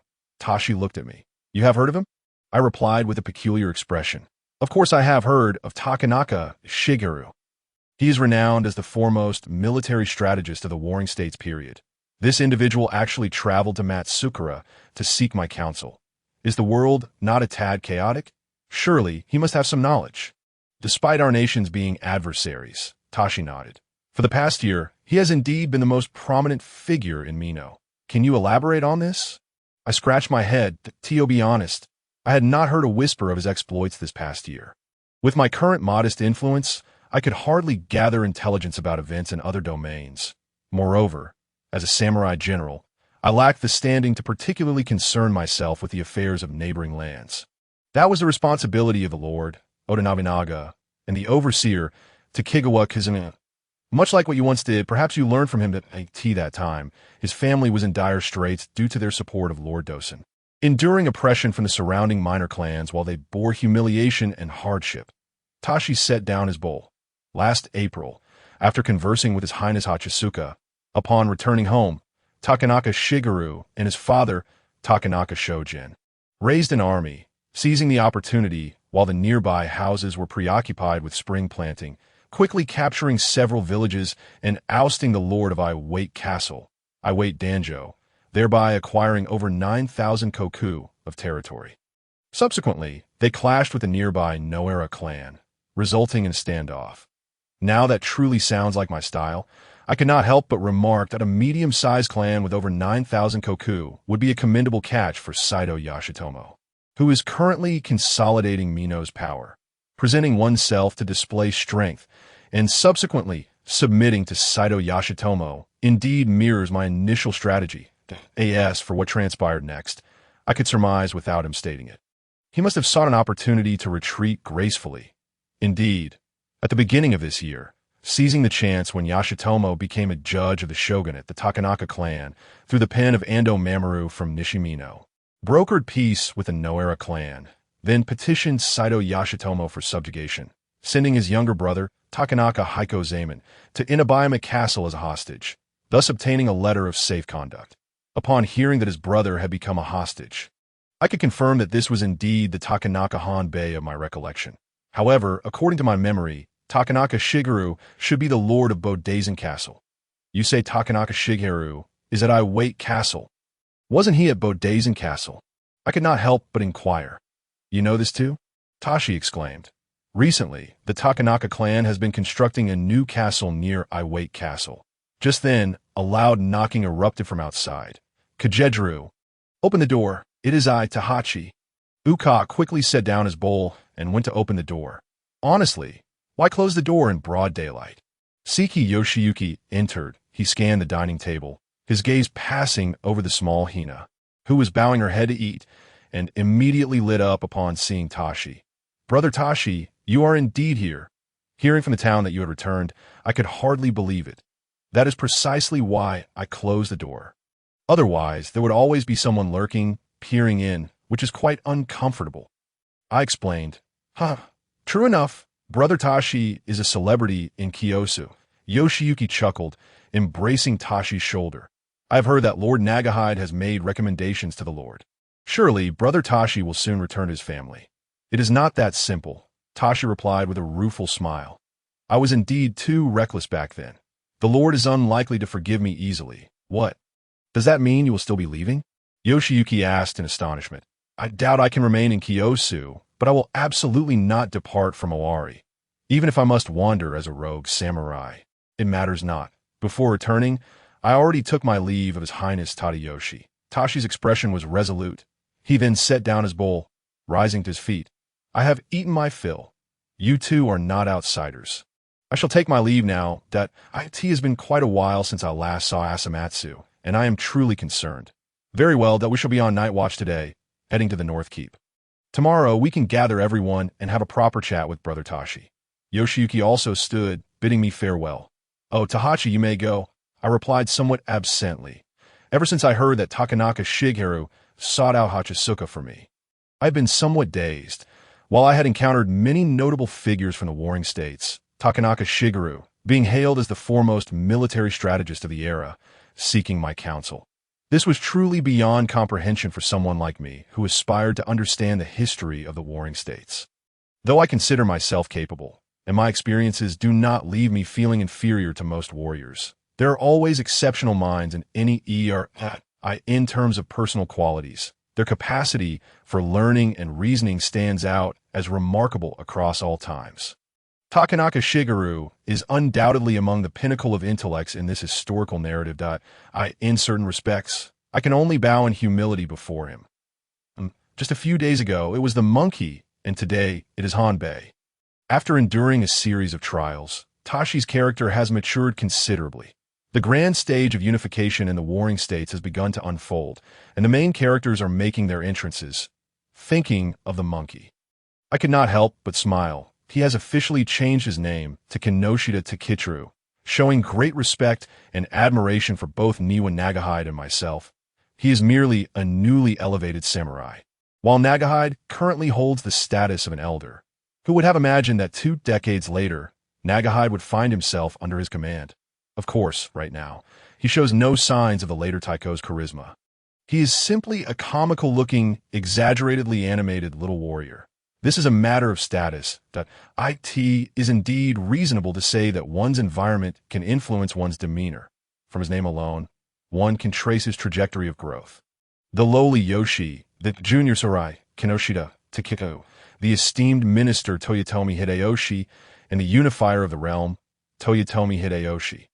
Initially, when he became a minister of the Oda clan, he, out of respect for Niwa Nagahide and Shibata Katsui, took a character from each of their surnames to form his own. Who could have foreseen that shortly thereafter he would trample Shibata Katsui underfoot and bring Niwa Nagahide under his command? In this era, the fortunes of many individuals are truly unfathomable. The first lord of the Tosa domain, one of the 4 domains of the Restoration, is currently still my vassal. Thus, perhaps I need not be too astonished by the affairs of Takanaka Shigeru. He only underwent his coming-of-age ceremony last year. He is merely a bright and eager young samurai. Seeking my counsel is not beyond imagination. Moreover, the strategies he employs mirror those I initially used among the Kawabi clan. I have heard that before returning, he conferred with Hachisuka Masakatsu. Thus, he likely gleaned insights from Masakatsu regarding my earlier analyses, that by continually learning from other strengths and absorbing their experiences, this 15-year-old youth is poised to evolve into an exceptional military strategist and wise commander in the future. Being a figure of reference in Takanaka Shigeru's growth, I need not belittle myself in the presence of the prodigies of this era, nor entertain any thoughts of retreating. What will I become in the future? And what kind of legacy will I forge? With a smile, I set aside my thoughts. After nearly a year, the upper 4 counties have gradually stabilized. Many of the refugees who had gathered in Kiyosu have either returned to their original homes or have gradually integrated into Kiyosu.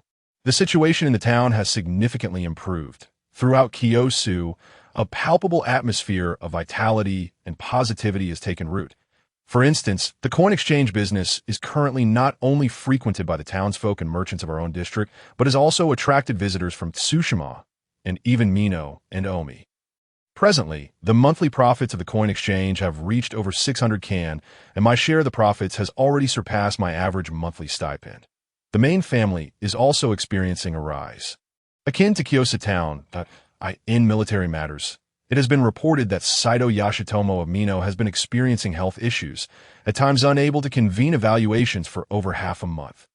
According to whispers from Inokuchi Town, it is evidently due to divine retribution for his patricidal deeds that, in such circumstances, a large-scale offensive by Mino is virtually impossible. in the direction of Chita, Takashiro is gradually losing its hold. Capturing Takashiro would allow for the severing of the Imagawa forces from Mikawa within the confines of Owari, ultimately leading to their annihilation and the complete expulsion of the Imagawa clan from Owari. Subsequently, one could either launch an assault on Mikawa or reclaim Mino, which was ceded by Dosen, naturally presenting ample opportunities for achieving merit and receiving rewards. Regardless of their perceptions of Nobunaga, the retainers of the clan are, at this moment, filled with aspirations and confidence in their future accomplishments and accolades. Perhaps it is merely my own fanciful thoughts. In early April, Oka gave birth to a girl as she had wished. I was overjoyed and, with a sense of profound significance, named her Aijin. The name seemed perplexing to everyone in the household, especially since the weather was undeniably fine. Amidst this atmosphere, time finally advanced into the 5th month of the year Iroka. On the 16th, Nobunaga convened a council to deliberate on the complete eradication of the Imagawa presence within the territory. The participants primarily included Nobunaga's trusted vassals, who had been promoted after he inherited the family estate, with Shibata Katsui and Niwa Nagahide at the forefront. The chief elder, Hayashi Hide Zeta, had been removed from the front lines due to his pro-Imagawa stance and was now serving as the Lord of Nagoya Castle, thus detached from the campaign against Mikawa. Meanwhile, prominent figures such as Sakuma Morisada and Oda Hidetami were still engaged in the siege of Takashiro. Strangely, however, Takegawa Kazumasa had not yet arrived. Shinichiro, have you indeed notified Kazumasa? After a brief wait, Nobunaga grew somewhat impatient. Yes, my lord, I have indeed informed Lord Kazumasa, replied Ase Masatada promptly. Nobunaga furrowed his brow. No more waiting. Let us commence the council. At that moment, Takegawa Kazumasa unexpectedly appeared at the entrance. Kazumasa, why do you arrive only now? Sit down. Remember, do not be so negligent next time. Kazumasa's complexion was pale, and he appeared utterly disheveled. After nodding at Nobunaga's words, he did not proceed to his seat, but instead knelt before Nobunaga.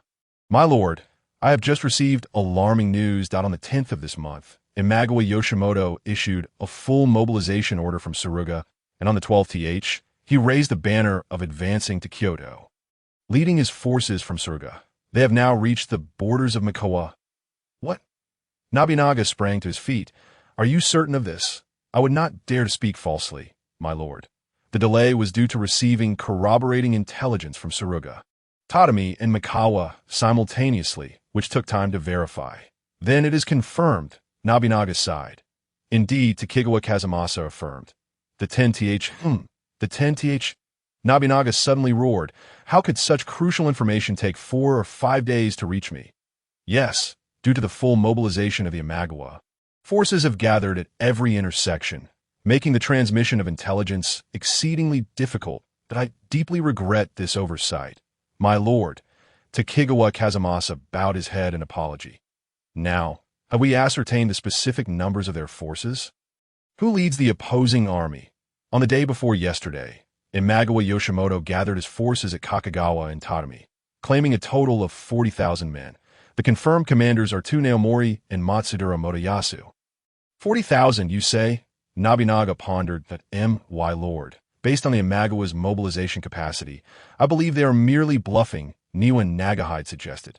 Yet even if we have that number, we still face 20,000, which should not be underestimated.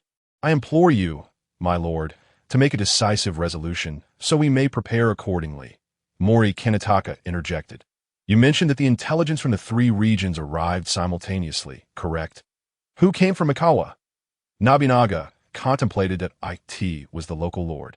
Ryutan Yuman no Masakazu from the vicinity of Takagawa Castle. He reported seeing a substantial force of Matsudura Motoyasu in Mikawa. He replied, You are to return immediately, reward him generously, and instruct him to continue gathering intelligence on the Imagawa forces. If I manage to capture Takagawa Castle after the battle, he shall be made its lord. Understood. Takegawa Kazumasa responded loudly. Having been scolded by Oda Nobunaga, his expression brightened considerably. Just as he exited, Shibata Katsui proposed his own opinion. My lord, let us mobilize our forces at once.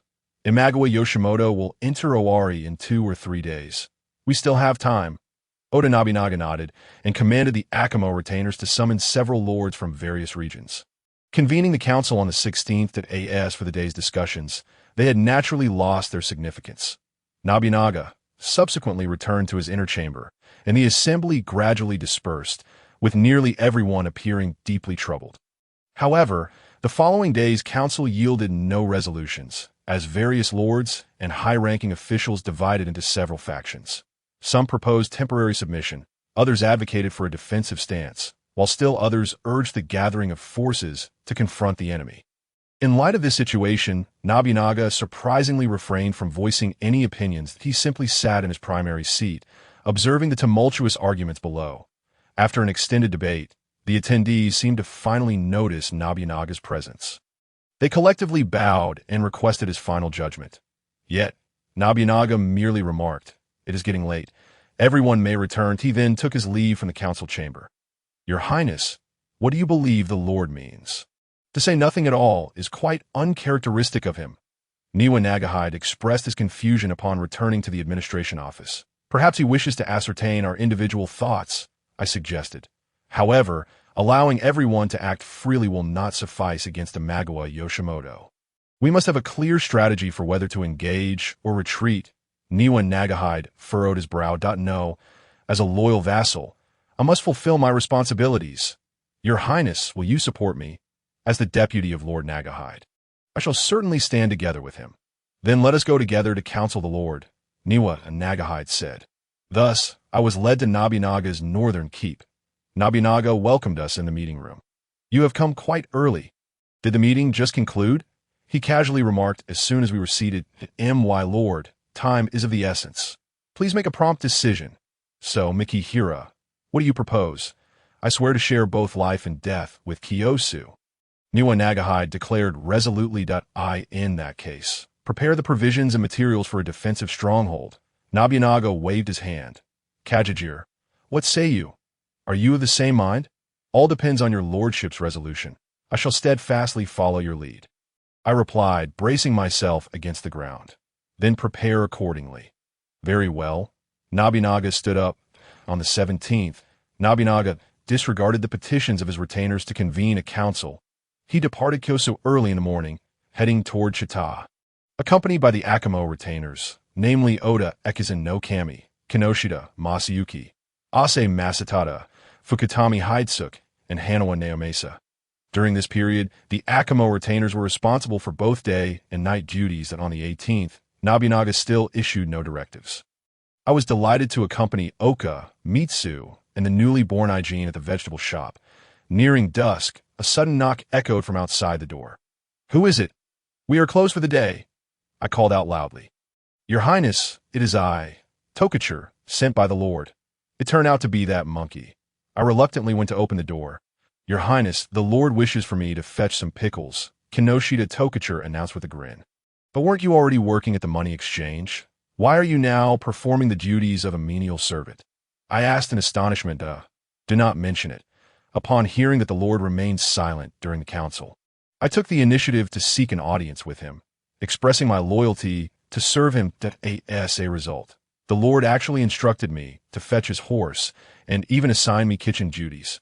He lamented somewhat woefully. "Perhaps the Lord has some deeper intention," I offered in consolation, handing him half a jar of pickles. "No, the Lord requires 2 jars this time."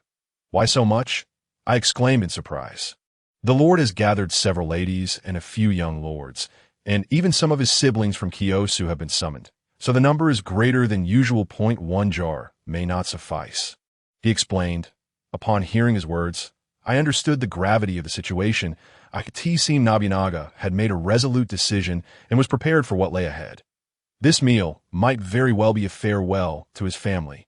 With this thought, I could hardly contain my excitement. The most fervent scene of the Warring States era would unfold at dawn the following day.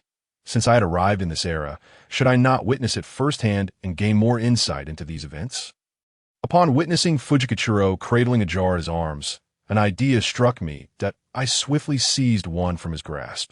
Managing 2 jars was rather cumbersome, especially with the encroaching darkness. It would be unfortunate to mishandle them. "Let us deliver them together. I apologize for the trouble, Your Highness," Fujikachiro expressed gratefully. As we entered the city of Kiyosu, we accessed the kitchen through the back door. And no sooner had we set down the jars than we heard Nobunaga's voice inquiring, "Where is that monkey? Why hasn't he returned yet? It's a rare occasion for us to gather for a meal, and we cannot do without the delicacies from the Tsukimono shop." Sensing Nobunaga's growing impatience, Fujikachiro quickly replied, "My lord, the monkey has returned, and his highness has brought the pickles as well." "Oh, then both of you come over," Nobunaga commanded. "The ladies and the princess are present, and the monkey hesitates. Come when called." Nobunaga's tone was unmistakably impatient. "Yes," we both responded in unison and proceeded to the main hall, bowing our heads in reverence from a distance. Upon raising our heads, we beheld Nobunaga seated alone at a small dining table. Several bottles of sake beside him, with the male and female members of his household arranged on either side. Closest to him, at the first table on the right, was Lady Oichi, sharing the table with a stunning young lady clad in a pink kimono adorned with a bright red overcoat. Likely Oichi herself, as Nobunaga's most cherished sister. She was known to be very close to Lady Oichi. Next was Lady Yoshino at the second table, accompanied by her children, including a babe cradled in her arms, who must have been the recently born Tokiheim, but I lowered my gaze and did not look further. "Come closer and join me for a drink." "Yes." Fujikachiro and I approached his side. Drink up, he exclaimed, raising a bottle that I mimicked his actions, lifting a bottle of sake to my lips, treating it as if it were mere beer, given its low alcohol content. After finishing several bottles, Nobunaga waved his hand, signaling for family members to disperse, while attendants moved forward to tidy up. It has been years since I have enjoyed myself so heartily," Nobunaga exclaimed, unceremoniously loosening his attire and reclining on the floor. "Yes." The monkey bowed deeply, almost prostrating himself. "It is an honor for us," I replied, supporting myself on the floor. "What is Yoshiro doing?" Nobunaga inquired. "Lord Nagahide is mobilizing provisions and arranging repairs for bows and firearms." "And you?" "I await your command, my lord," I answered. "Oh, you know why I ask you these questions." "I do not know, my lord. After the assessment concluded that day, you and Nagahide were the first to seek an audience with me. Then came Ganraku and Kitsuziro, insisting I issue a conscription order." Nobunaga jested with a chuckled, "My lord." Fujikachiro's voice trembled. Though he had become a warrior, he seldom saw his lord to receive his teachings. To be able to return his side, he expressed boundless gratitude. "You both are undoubtedly loyal to your lord," I remarked, secretly admiring the monkey's deep affection. "But what do we summon them for?" "Those of like mind will naturally prepare, but many have already been frightened by Magawa Yoshimoto, and some are merely calculating their own interests. How can we expect anything from such people?" Nobunaga gazed at the ceiling. "Indeed, my lord is wise. Kijuro, I heard you welcomed a daughter last month, named Amatsu, correct?" "Yes, my lord," I replied. "Then when she grows, she shall be the rightful wife of Sanebimuru. When Sanebimuru was born, you had just arrived in Kiyosu, so this must be fate. However, I am merely a vassal, of lowly status. How can my daughter be worthy of Sanebimuru?" I exclaimed in surprise, hastily declining the notion. "Such humility does you a disservice," Nobunaga remarked, casting a sidelong glance that in a decade or so, will you still be a mere vassal? Pray do not tell me this is your only ambition. Without ambition, what does it mean to be a warrior? But my daughter is the offspring of a concubine, and I have no expectation for your family to support Sanebimuru in any endeavors." He raised his voice. Since Nobunaga had spoken thus, I found no reason to harbor doubts or hesitations. "Yes, it is entirely due to your lordship's patronage." I bowed deeply. Through the gap in my sleeve, I glimpsed a pair of luminous eyes behind me. What an extraordinary pair they were, brimming with envy, jealousy, and desire. Perhaps that is the essence of a warrior's ambition. "Your lordship, Lord Ryzen, has come to request an audience." An attendant suddenly entered to announce. "Let him in," Nobunaga replied, rising and adjusting his attire. Instantly regaining his dignified demeanor, he then nodded to me and Fujikachiro. "You two should listen as well." Fujikachiro and I followed Nobunaga into the meeting room, taking seats on either side of the main position. "Have you gathered the necessary information?" Nobunaga inquired. Your Highness, it has been clarified. Imagawa Jibu conducted an assessment in Takagake, and Matsudara Motokatsu's 3,500 Mikawa troops are attacking Maroon Fort, while they transport provisions into Odaka Castle. Asahina Yasuhiro leads 3,000 Eki troops against Tsu Fort. Kitsuma Motoyoshi and his son command 5,000 troops circumventing Odaka to advance on Kiyosu. Miura Matsukiyo is leading 3,000 men to follow suit. Our main force, approximately 5,000 Suanpu troops, is personally led by Imagawa Jibu, with Sename Toshiharu as the vanguard. Reports indicate that tomorrow morning, the main force will depart from Takagake and camp at Odaka Castle by evening. Should Maroon Fort not be captured by then, Matsudara Motokatsu and Asahina Yasuhiro must bear the responsibility of warriors. They have completely disregarded us. Nobunaga shook his head, a peculiar expression crossing his face. Difficult to decipher. I heard that yesterday Imagawa Jibu donned formal attire, blackened his teeth, and hosted a linked verse poetry gathering at the pond. Ryzen continued to report, "Oh, Imagawa Jibu is quite relaxed. Is he not? Is he on a leisurely outing?" Nobunaga chuckled. "Well done. Continue your inquiries." "Yes, I shall take my leave." Ryzen exited the meeting room. Just as we left, another attendant came to report, "My lord, a messenger has arrived from Maroon and other forts. Lord Sato, Shibata, and Niwa, along with a dozen nobles, jointly request for you to initiate an assessment immediately." Really, they are persistent, Nobunaga sighed, shaking his head in resignation. He turned to me and Fujikichiro, "Kijiro, you need not attend. Prepare yourselves. Tonight, you will be on duty with the Akamoi troops in the city. Monkey, you go down and take good care of my horse." Days later, when Nagahide described the circumstances of the assessment to me, it was revealed that though Shibata Katsui, Mori Nagayoshi, and Ikeda Tsuneyoki had signed the joint petition, they had curiously refrained from voicing any opinions during the assessment. Nagahide himself had insisted on encircling the castle with several of his retainers. Meanwhile, Hayashi Hidetada, Arao, Yoshikazu, and others proposed temporarily allying with the Imagawa clan. The debate between the encirclement faction and the alliance faction raged fiercely for over half an hour. Ultimately, Nobunaga struck the floor with his folding fan, calling for an end to the dispute. However, he did not render any verdict, simply stating, "Let this suffice," before departing the assessment room.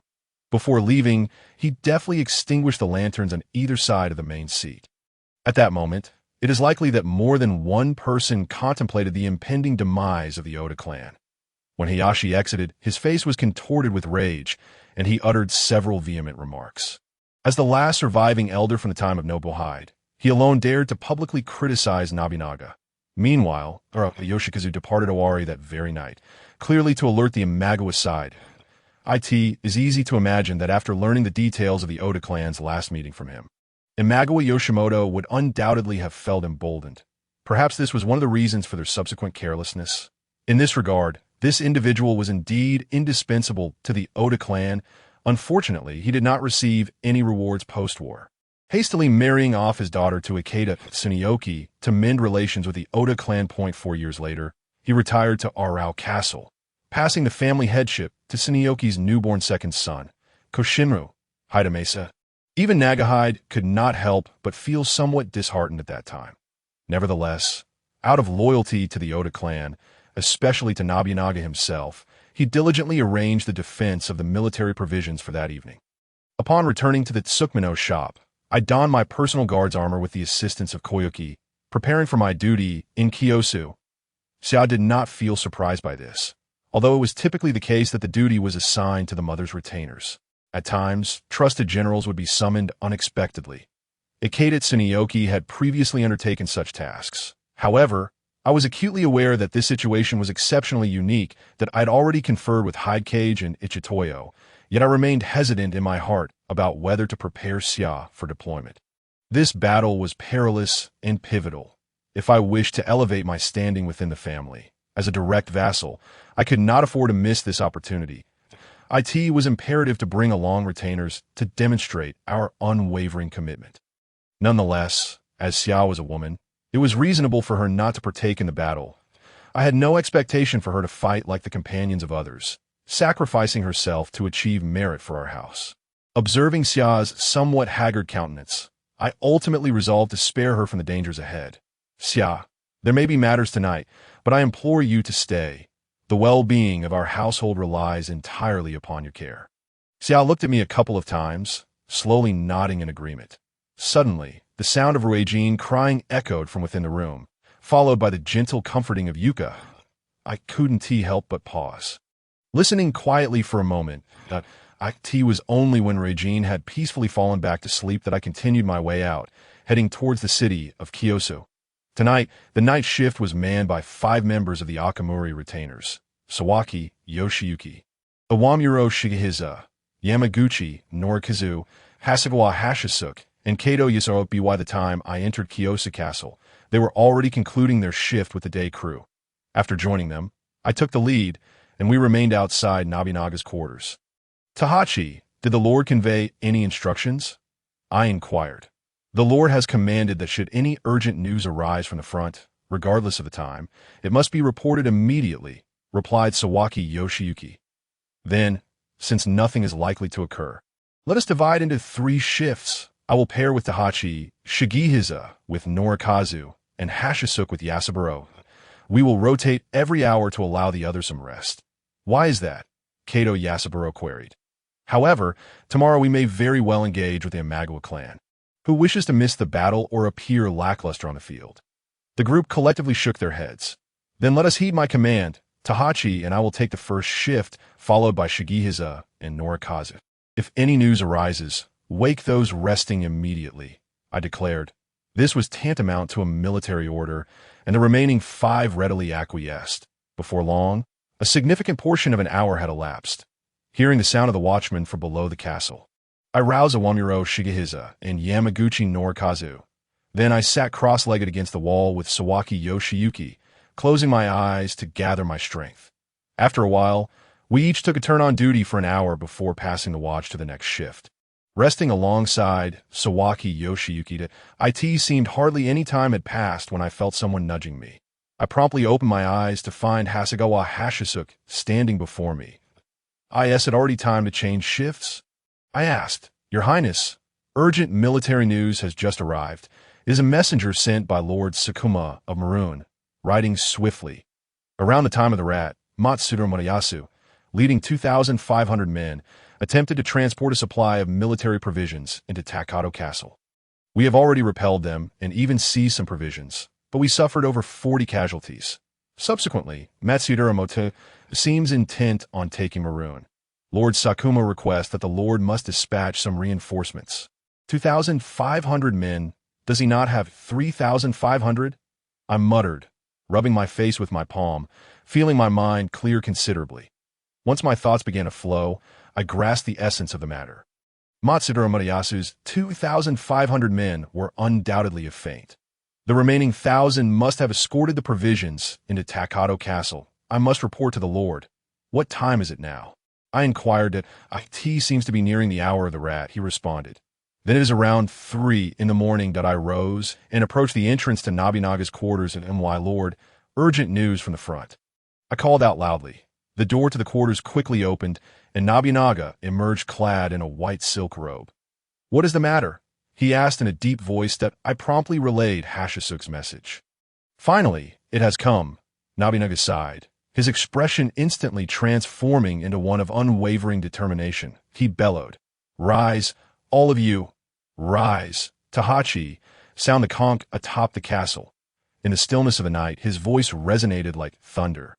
The entire keep erupted into a flurry of activity, lights illuminating within the various chambers one after another. Then, with the deep, mournful call of the conch, lights began to flicker on in some of the residences below. Lady Kocho was the first to emerge, clad only in her kimono, without even a cloak, to My Lord. What has happened? She urgently inquired. Nothing of great concern. We are preparing for battle, Nobunaga replied as he turned, instructing her anew, fetch your small drum to accompany me. Yes, Lady Kocho swiftly retrieved the small drum and placed it upon her shoulder. The crisp and brief rhythm of the drum. Nobunaga, barefoot, brandished a folding fan and performed the renowned dance of Atsumori before us. In the span of 50 years in this world, Compared to heaven and earth, we are but a minuscule existence. Witnessing the affairs of the world, they resemble fleeting dreams. Let one live their life, for death approaches swiftly. Looking across the realm, within the seas and skies, is there truly one who remains eternal? Upon concluding the dance, Nobunaga tossed the folding fan to the ground and commanded loudly anew, "Bring me my shoes. Fetch my armor." "Yes, Hashisuke. Where's my blade?" "My lord. It is here with Watanabe Kunishige." Hasegawa Hashisuke retrieved Nobunaga's beloved sword. "Bring forth whatever provisions we have." The maidservants hurriedly presented food to Nobunaga, and we sat upon the ground while Nobunaga stood to consume his meal. Then, Lady Kocho personally poured a cup of sake and offered it to Nobunaga. This was both a toast of victory and a farewell to loved ones in that instant. The room seemed to envelop us in a somber atmosphere. Nobunaga raised the cup, drinking deeply, and then called out loudly, "Monkey!" "Yes, the monkey is here." Kinoshita Tokichiro rushed forth to Nobunaga's side. "Bring forth the swift steed. Today you shall lead my horse." "Yes." Tokichiro sprang up and dashed outside. "Everyone, prepare for battle," Nobunaga instructed, clutching his esteemed sword, Kunishige, as he exited the room without a backward glance. Moments later, we rode out from the north keep. 7 of us on horseback.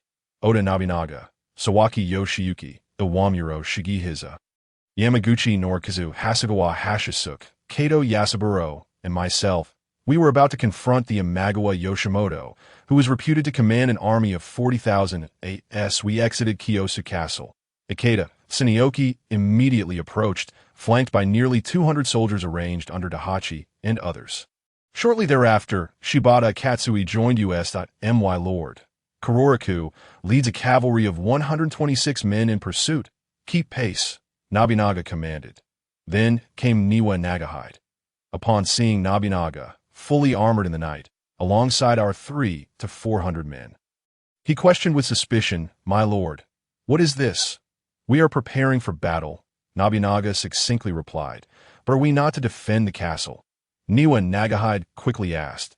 "That is your concern," Nobunaga asserted, gripping the reins of his horse. Bellowing, "Nagahide, take your men and keep a watchful eye on those feudal lords.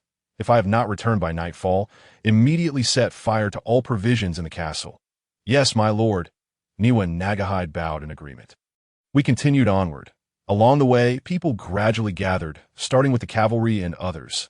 Kawajiri Hidetaka, Sasaki Naramesa, Oda Ekizan no Kami, Kinoshita Masayasu, Ase Masasada, Fukutami Hainari, Hanawa Naomesa, Suda Mortsuki, Nakagawa Shigemasa, and others arrived in succession, the Akahara retainers fully assembled. Bringing the remaining 500 soldiers, Mori Kanataka, Hachiya Uranaka, and other Mino retainers also joined us, surrounding Nobunaga, accompanied by nearly 200 samurai and a Shigeru. Additionally, Oda Ziseki, Noboru, and Okada Shigisuke, along with other elder retainers, gradually arrived, though they brought few soldiers, evidently due to inadequate preparations. AS retainers from the days of Nobuhide, their loyalty to the Oda clan remained unquestionable, even as they gradually faded from the core circle in recent years. Among these individuals, I noticed Hidecage on horseback, accompanied by Goda J. Ki and Yamauchi Kane Zeta. To my surprise, Xiao was also among them, and the 5 of them approached me directly. I reined in my horse. Slightly slowing my pace, as they drew near, I lowered my voice to inquire, "You all have come, but Xia, what is the meaning of this? Did I not instruct you to remain and care for the household?" It was Xia who sensed something amiss in her brother's word from the previous night. Thus, I sought clarity and insisted on an explanation from Xiaojing. Xiaoxia, however, began to voice her grievances. "My lord, why was I not summoned for such matters? We have endured so much together. Does my lord still harbor reservations about my loyalty? You are, after all, a woman, and this battle is exceedingly perilous. You could have remained at a safe distance. Why place yourself in such jeopardy?" I sighed. According to my recollection, there were no fatalities among Nobunaga and his close attendants during this campaign, nor even any injuries. If I were to stay close to Nobunaga, my chances of survival would be significantly heightened. Yet this battle was predominantly a melee, and Xiaoxia excelled in archery, whereas her swordsmanship and strength were notably inferior to my current capabilities. Would she truly be able to ensure her own safe retreat amidst the fierce onslaught? It is precisely because of the dangers that we must unite our efforts, Xiaoxia contended. Very well, I relented. Stay close to me, and let us remain beside our lord together. Xiujing, Ichifu, you all as well. Given the circumstances, I had no choice but to issue this directive. Yes, Xiujing and Yamauchi Ichifu responded in unison. Xiaoxia, do take care of yourself. I added, ah yes. Xiaoxia bit her lip, declaring, I shall not allow any harm to befall my lord. I was advising her to exercise caution, yet she seemed distracted. What was she pondering? Noticing her absent-mindedness, I couldn't help but admonish her why this time the dawn had gradually broken, and Lin Xiujin, the elder of the Hitoto family, finally arrived on horseback, accompanied by several attendants. None of them were donned in armor, indicating they had no intention of joining the fray. Lin Xiujin galloped to the front of the ranks, positioning himself beside Nobunaga. And in a tone tinged with inquiry, he asked, My lord, what is your intention? To confront Imagawa Yoshimoto, Nobunaga replied, his tone remarkably relaxed, as if discussing a leisurely outing. But my lord, Imagawa has an army of 40,000. And what of these 1,000 men? Nobunaga suddenly raised his voice. These 1,000 men are unwaveringly loyal to me. Nobunaga, they possess an indomitable spirit of loyalty and valor. With such a force, we are surely under the protection of divine beings. My lord, this is not the time for such declarations. Lin Xiujin urgently grasped Nobunaga's reins, pleading for caution. Nobunaga forcefully yanked the reins back, nearly pulling Lin Xiujin from his horse. Observing this exchange, Nobunaga sighed. I sincerely apologize. However, Lin Zato, you are of advanced age. Might I suggest you return to Kiyosu and await news of our victory? After uttering these words, he disregarded the elder who had supported him for over a decade, even having once shifted allegiance to Yoshimitsu, and directly led the troops toward the battlefield. Around 8 a.m., we arrived at the Kamichimo Shrine, a branch of the Atsuta Shrine, apart from the main shrine. Atsuta also has 3 branches, Oda, Nishihakumen, and Kamichimo, with the latter positioned at the southernmost point of the shrine district, serving as a crucial route to Narumi. Nobunaga commanded the troops to halt before the shrine and conducted a military prayer. For someone like Oda Nobunaga, who typically held little regard for deities, this was indeed a rare occurrence. Since it was a branch shrine, there were no members of the Matsuo family or the Miya family present. The responsibility of reception fell to Kato Tashitsu. He accompanied Nobunaga into the main hall, presenting a prayer and a sword to the Atsuta Daimijin. During this time, additional individuals arrived from Kiyosu, alongside nearby local warriors, bringing the total number of troops to approximately 1,400. Suddenly, I recalled that Maeda Tashi was residing at Atsuta Shrine. Given his loyalty to Nobunaga, he would certainly come upon seeing the troops. Yet why had I not seen him? I continued to search the crowd, but found no sign of Tashi. Nobunaga had already exited the shrine, and Toyotomi Kiyomasa quickly approached, leading his horse, Ship. Nobunaga mounted and called out loudly to the ranks. Everyone listen, the Atsuta Daimijin has accepted our offerings. Your lives are now entrusted to the Atsuta Daimijin. Let us, under the protection of the deity, strike with vigor and vanquish Imagawa Yoshimoto. Hi! Hi! Hi! The crowd cheered in unison. Let us depart. At this moment, what was the Imagawa side doing? According to later accounts from prisoners captured after the retaking of Tagakubo, on the morning of the 18th, Imagawa Yoshimoto's main force arrived at Tagakubo. Convening in the afternoon to determine troop deployments, Matsudara Motoyasu's 3,500 Mikawa troops would attack Maruan, while supplies were to be sent to Okazaki Castle. Asahina Yasuhiro would lead 3,000 Tatami troops to assault Jaitsu. Both units were to arrive at their positions that day, launching attacks by dawn the next day, with the goal of capturing their targets before Yoshimoto's main force arrived that afternoon. The Katsurama family, led by 5,000 troops, would maneuver around Okazaki directly toward Kiyosu. Miura Motoyoshi would follow with 3,000 men to support, cutting off the route between Kiyosu, Narumi, and Okazaki.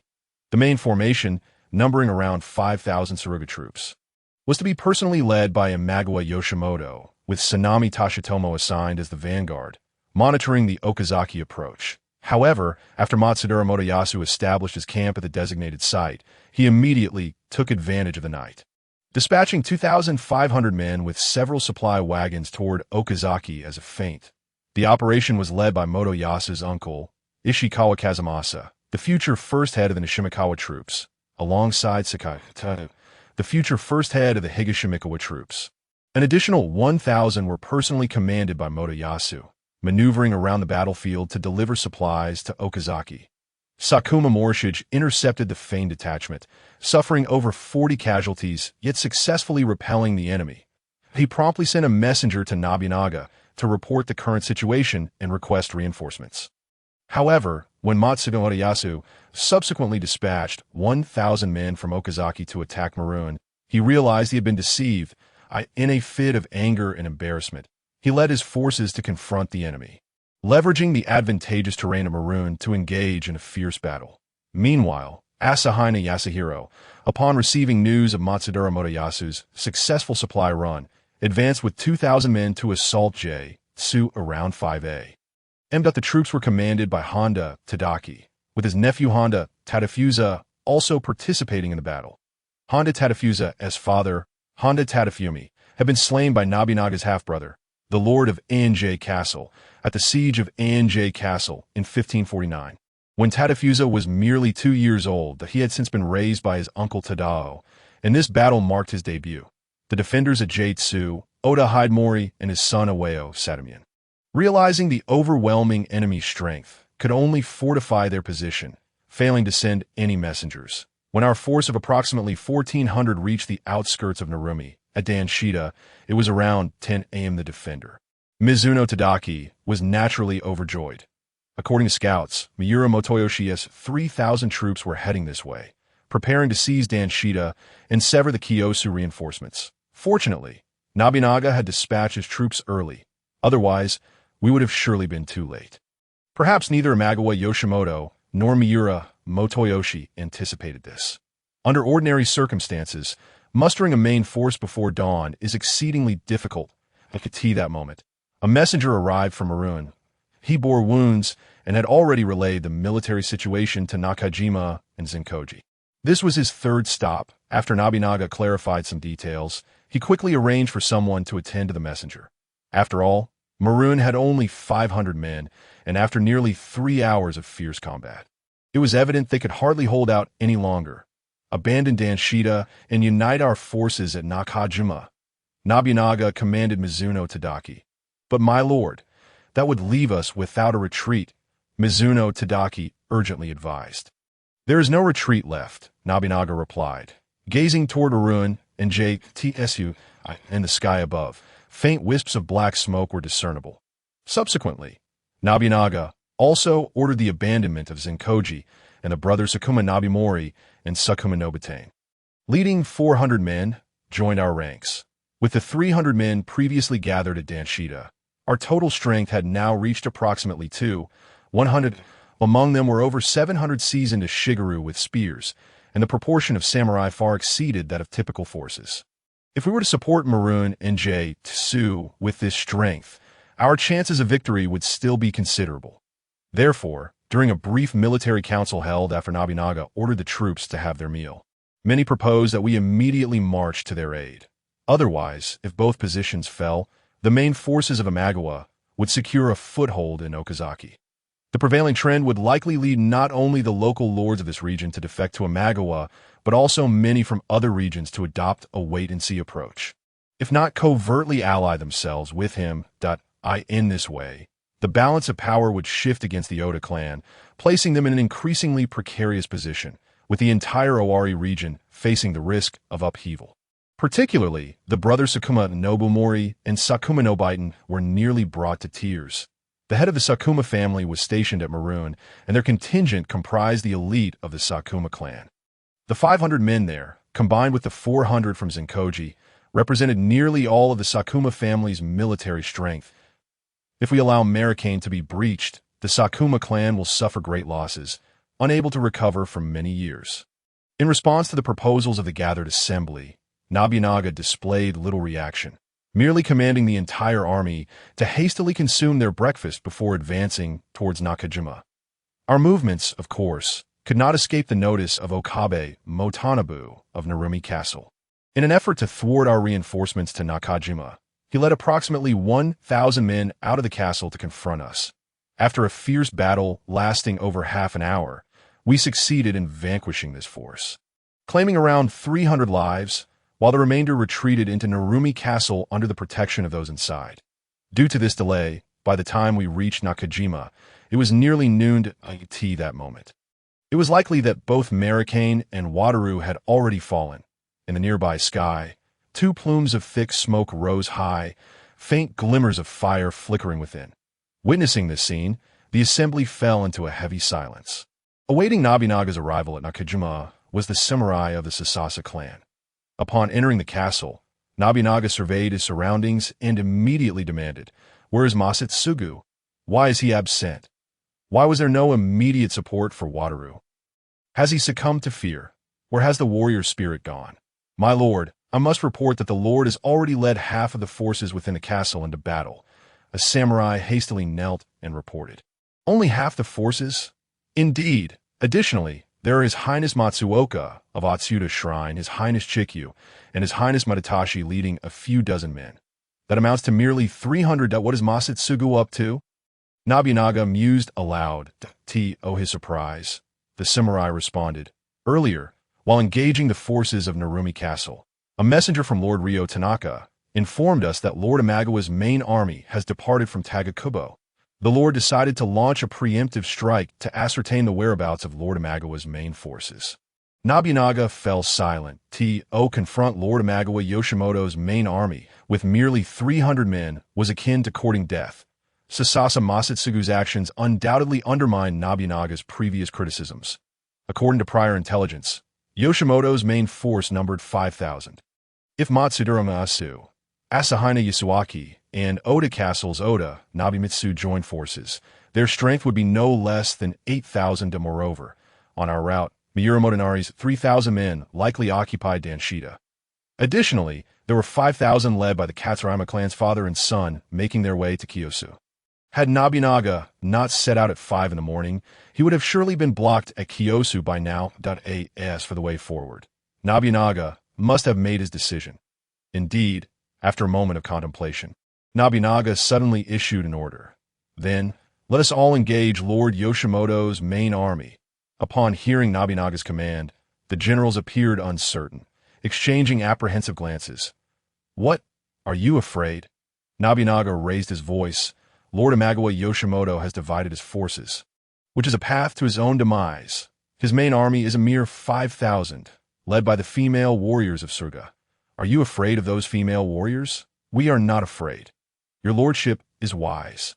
Let us vanquish them in one fell swoop. Let the female warriors of Suruga witness our valor. In that moment, many eager warriors shouted in agreement. Nobunaga's words ignited a sense of victory among the assembly. If they could shatter Yoshimoto's main army, it would significantly destabilize Imagawa's position and morale. Moreover, should Yoshimoto himself be slain, the Imagawa forces would likely collapse without a fight. Then, let us depart. Nobunaga formally issued the command, simultaneously instructing Sasasa Naramesa to secure our rear with the remaining forces at Nakajima. Remember, do not allow anyone from Narumi to pass.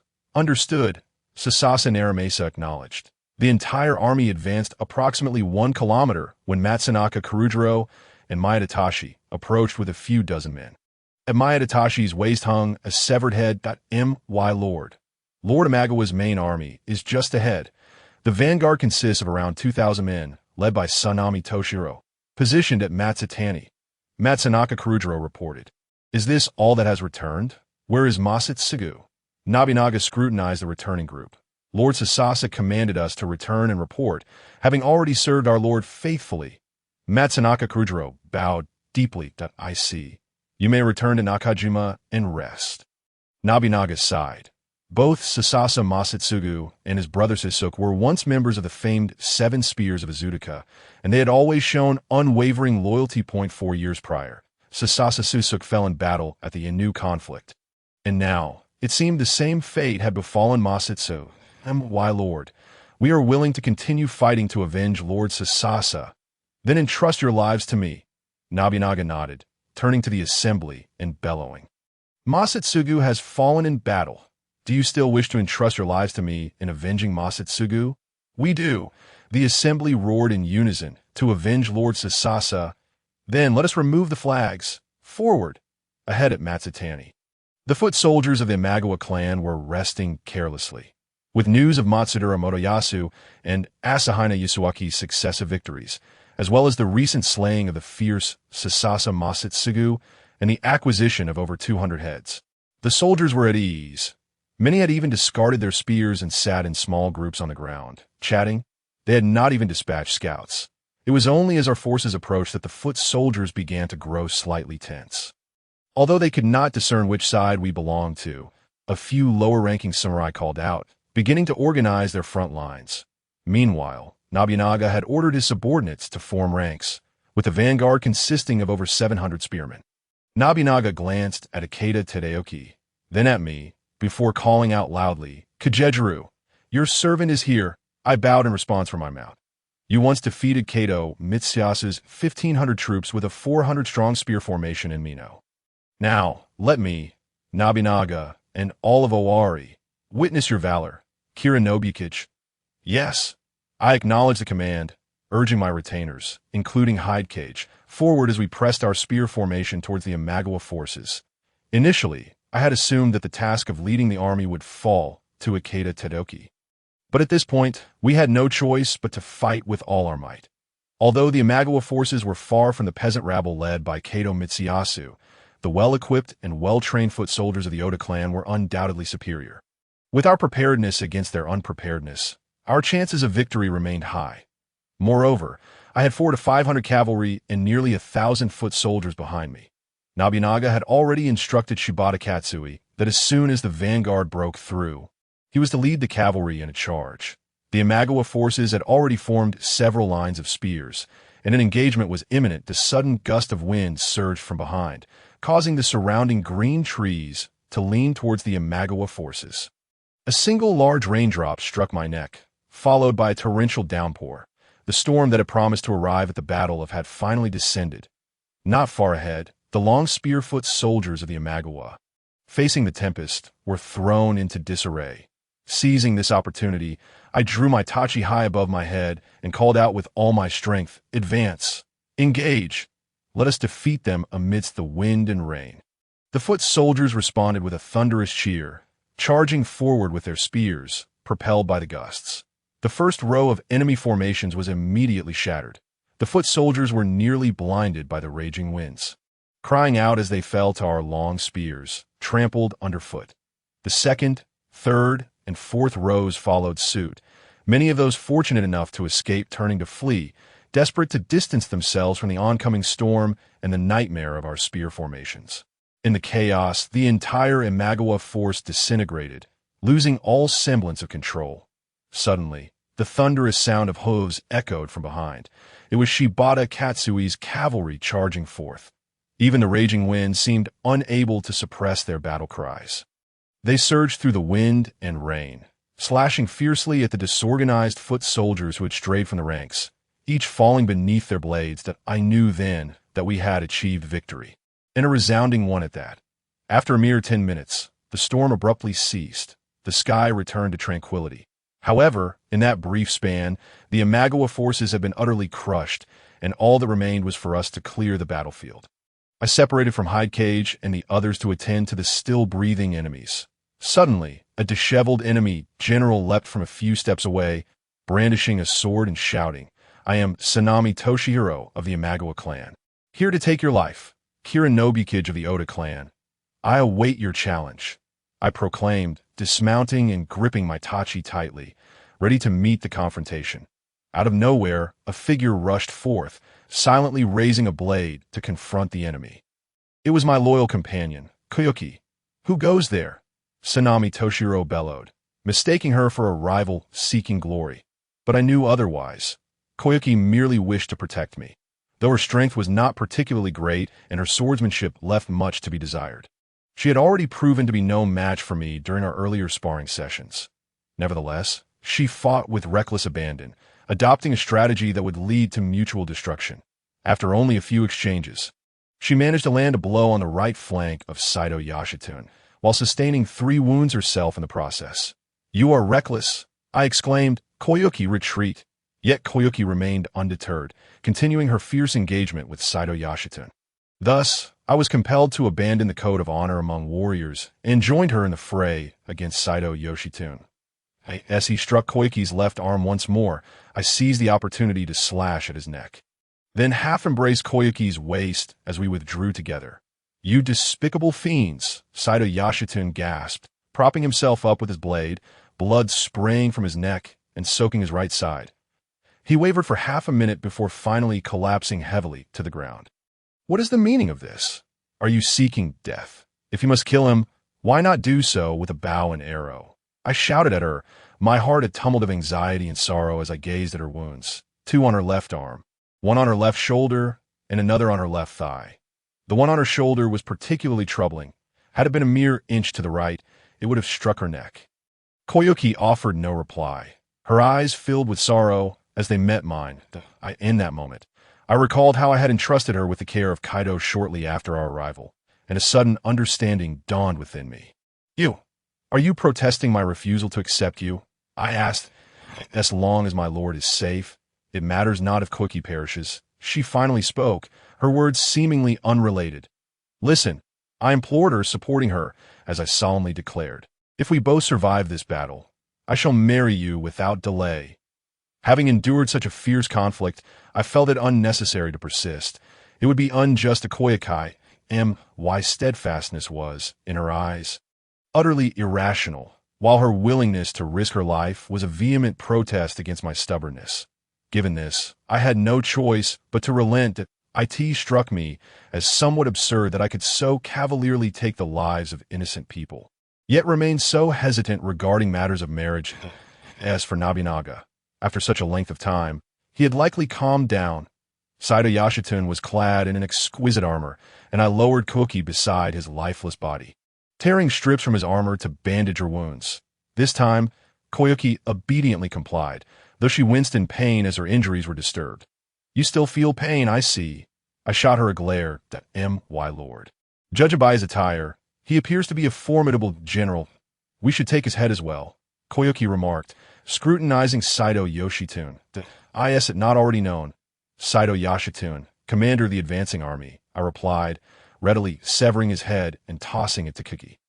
"This?" she asked, her expression one of confusion.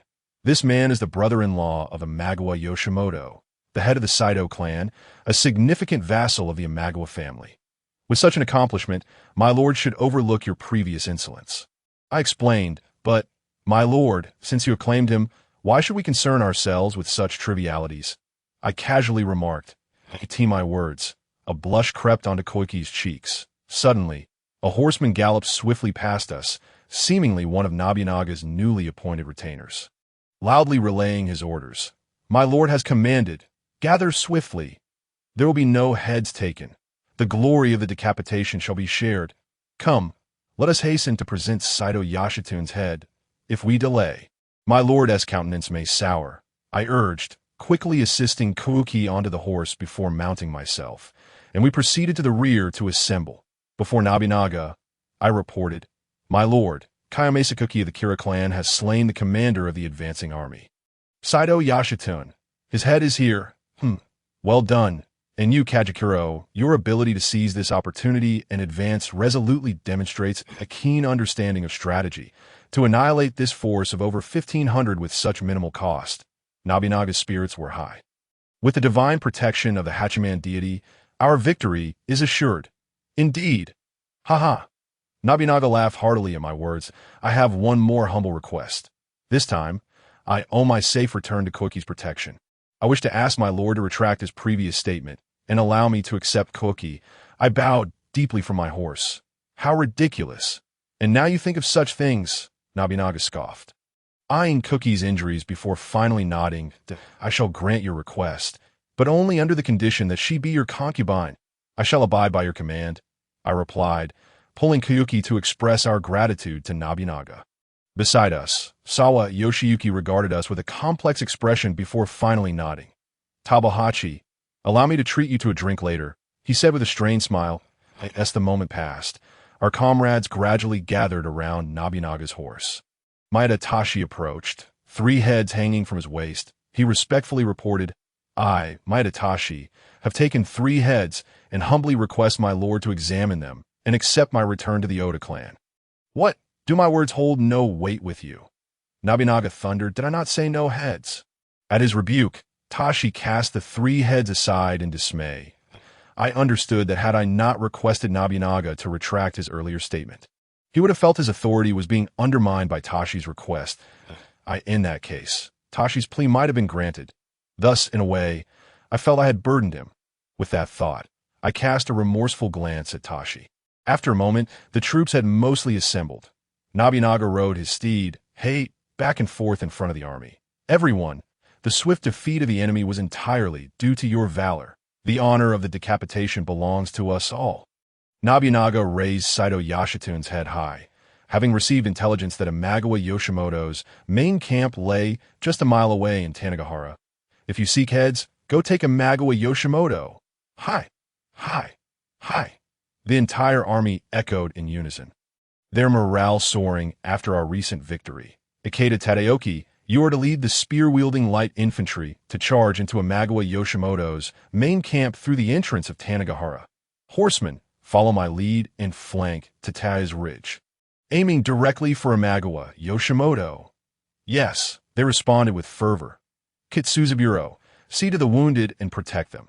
Before you engage Yoshimoto, sound all the conch shells to alert me of our ambushing forces, that I will lead the cavalry and strike from above in the ensuing chaos, ensuring a resounding victory."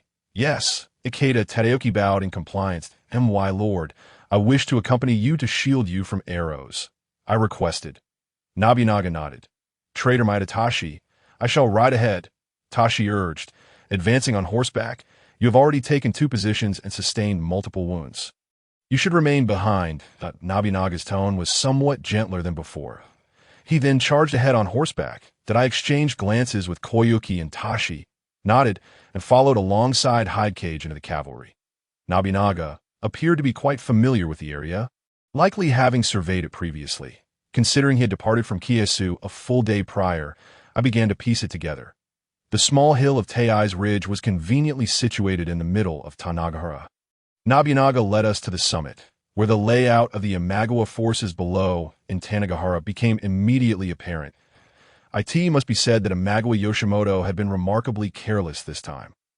The Tanagahara area was dotted with small hills, each 50 to 60 meters high, with narrow, rugged paths in between, which is why locals referred to it as Tobahashi. Yoshimoto's main army was arrayed like a long serpent, stretched thin along this route, with our front line achieving consecutive victories. The Oda clan's great fool was sluggish in his response. Multiple forces had already been set up between this point and Kiyosu. Moreover, there were still Saito Yoshitun's 1,500 men stationed at Matsutani Pass ahead. Thus, it was hardly conceivable that there would be any enemies here. Perhaps Yoshimoto thought as much, following a heavy downpour half an hour earlier. Imagawa's entire force had come to a halt, and it seemed they were still resting. His main tent was not far from Tai's Ridge at that moment, seeing the bright yellow military flag of Yoshimoto's troops, emblazoned with the symbols of the Imagawa family, fluttering in front of his main tent. A terrifying gleam sparked in Nobunaga's eyes. "My lord, let us charge down and take Yoshimoto's head in one fell swoop," Shibata Katsui urged, having spotted Yoshimoto's location. Yet Nobunaga remained composed. He waved his hand. "Not yet. We shall wait for Kitsuzaburo to engage first." A moment later, the sound of conch shells echoed from the entrance of Tanaka-saken. 4 or 5 conches were blown simultaneously, successfully creating an atmosphere of an impending army assault. The forces of the Imagawa clan below immediately stirred, and 4 or 5 horsemen swiftly departed from Ujiyasu's main tent, racing towards the exit. "Now is the time."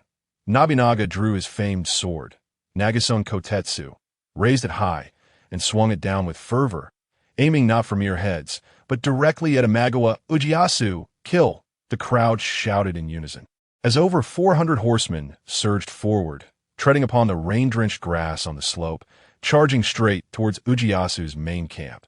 The cacophony of the Imagawa forces' loud howls reached their ears, akin to a gigantic serpent writhing in its death throes. Along the way, foot soldiers were continuously cut down, some not immediately succumbing to their wounds. Yet, we had no time to deliver the coup de grâce. Every man harbored a singular belief: to sever Ujiyasu's head. As we neared the main tent, approximately 200 horsemen adorned with bright yellow flags of the Imagawa clan confronted us. These were the retainers of Ujiyasu. Without uttering a word, the two sides clashed fiercely. However, our main camp was under attack, a significant blow to the Imagawa forces, while our morale surged, bolstered by our numerical advantage in the ebb and flow of battle. Those 200 defenders soon fell beneath our blades. "Where is Ujiyasu? Did anyone catch sight of him?" Nabinaga bellowed. The crowd shook their heads in unison. "Over there," a member of the retainers suddenly pointed ahead. There, another group of horsemen could be seen. "Ujiyasu seeks to flee." Nabinaga instantly grasped the situation and shouted as he charged forward. The Tanaka-saken was exceedingly narrow. Amidst the chaos, the group of horsemen struggled to gain speed. Yet, we had the advantage. Anyone who obstructed our path was swiftly dispatched. In the span of a mere 100 meters, we could not fathom how many foot soldiers we had felled.